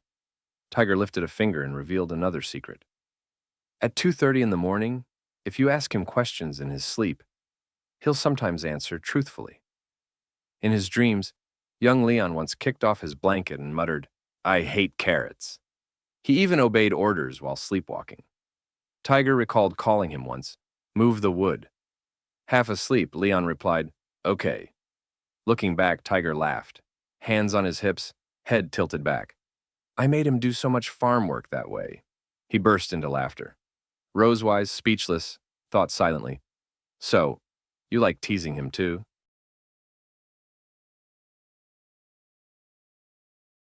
Tiger then turned and walked deeper into the cave, intending to bring Leon's first love to show Rosewise. Hearing this, Rosewise grew nervous. Soon, the sound of hooves echoed out of the darkness. A donkey appeared, wagging its tail and twitching its ears as it followed Tiger. He led it out with a rope. This, he explained, was Leon's first love. Its fur was white, its skin an unusual blue, tied in a ponytail with a red bow, and dressed in a brown outfit. Still half asleep, it kept its eyes closed and sighed unhappily. "Sorry for the wait," Tiger said. "I woke her in the night. She's a little upset." Rosewise widened her eyes when she saw a donkey instead of a person. She almost wanted to ask aloud, "Leon's first love is a donkey?" She hadn't expected it to be an animal. Tiger noticed her reaction, chuckled softly, and confirmed, "That's right." He told her how Leon had tamed many animals as a child, poultry, even dangerous beasts, but never this donkey. Instead, Leon spent his days chasing after it, branch in hand, trying everything to make it obey. His little dog even joined in, but the donkey always ran ahead, stubborn and unhappy, once kicking Leon and leaving a scar across his nose. Tiger pointed to his own nose. "If you touch Leon's bridge, you'll find that scar." He got it back then when the donkey kicked him. Rosewise glanced at Leon later and indeed noticed the faint scar. Without Tiger's reminder, she might never have realized it was there. Hearing the story, she let out a quiet sigh, and her tense mood eased. "Oh, I see," she whispered. But then she caught herself. Why had she felt so relieved? It's just a donkey. Why was I nervous? She stepped closer, frowning as she studied the blue donkey. The donkey silently stared back, clearly displeased. After understanding Leon's secret, Rosewise prepared to leave. She placed the photo on the stone table and said, "I'll leave the photo here. I'm going back now." Then she remembered something. Turning back, she said to Tiger, "I need something more, a token for Leon. Proof that you're still alive?" Tiger held the rope with one hand and searched his clothes with the other. He pulled out a letter and tossed it to her. Rosewise caught it quickly. "All right," she said, tucking it away before heading for the exit. Standing at the waterfall, she stopped, her back to Tiger. "This may be our first and last meeting, but for Leon, what I want isn't just 1 year." She turned, gave Tiger a mysterious smile, then leapt through the falls. She transformed into a dragon mid-flight, wings whipping up violent winds, purple magic lighting the sky. With a roar, she soared towards Silver Dragon Castle, her glow fading as she vanished. Tiger stood at the cave's mouth, watching her disappear. Her words echoed in his mind. What a decisive queen. But what did she mean? Just then, a breeze knocked the photo from the stone table to his feet. Tiger bent down, picked it up, and widened his eyes at the face on it. For a moment, he was speechless. From the shadows, a woman emerged. Supporting herself against the wall, she asked softly, "Leon, is he okay?" She had long blue hair, matching eyes, and a strange mark on her forehead. Dressed in an elegant blue gown, her aura was gentle and kind. She was Charlotte Poseidon, Tiger's wife. She looked at him with deep worry, waiting to hear about Leon's fate. Tiger smiled at Charlotte, signaling she didn't need to worry.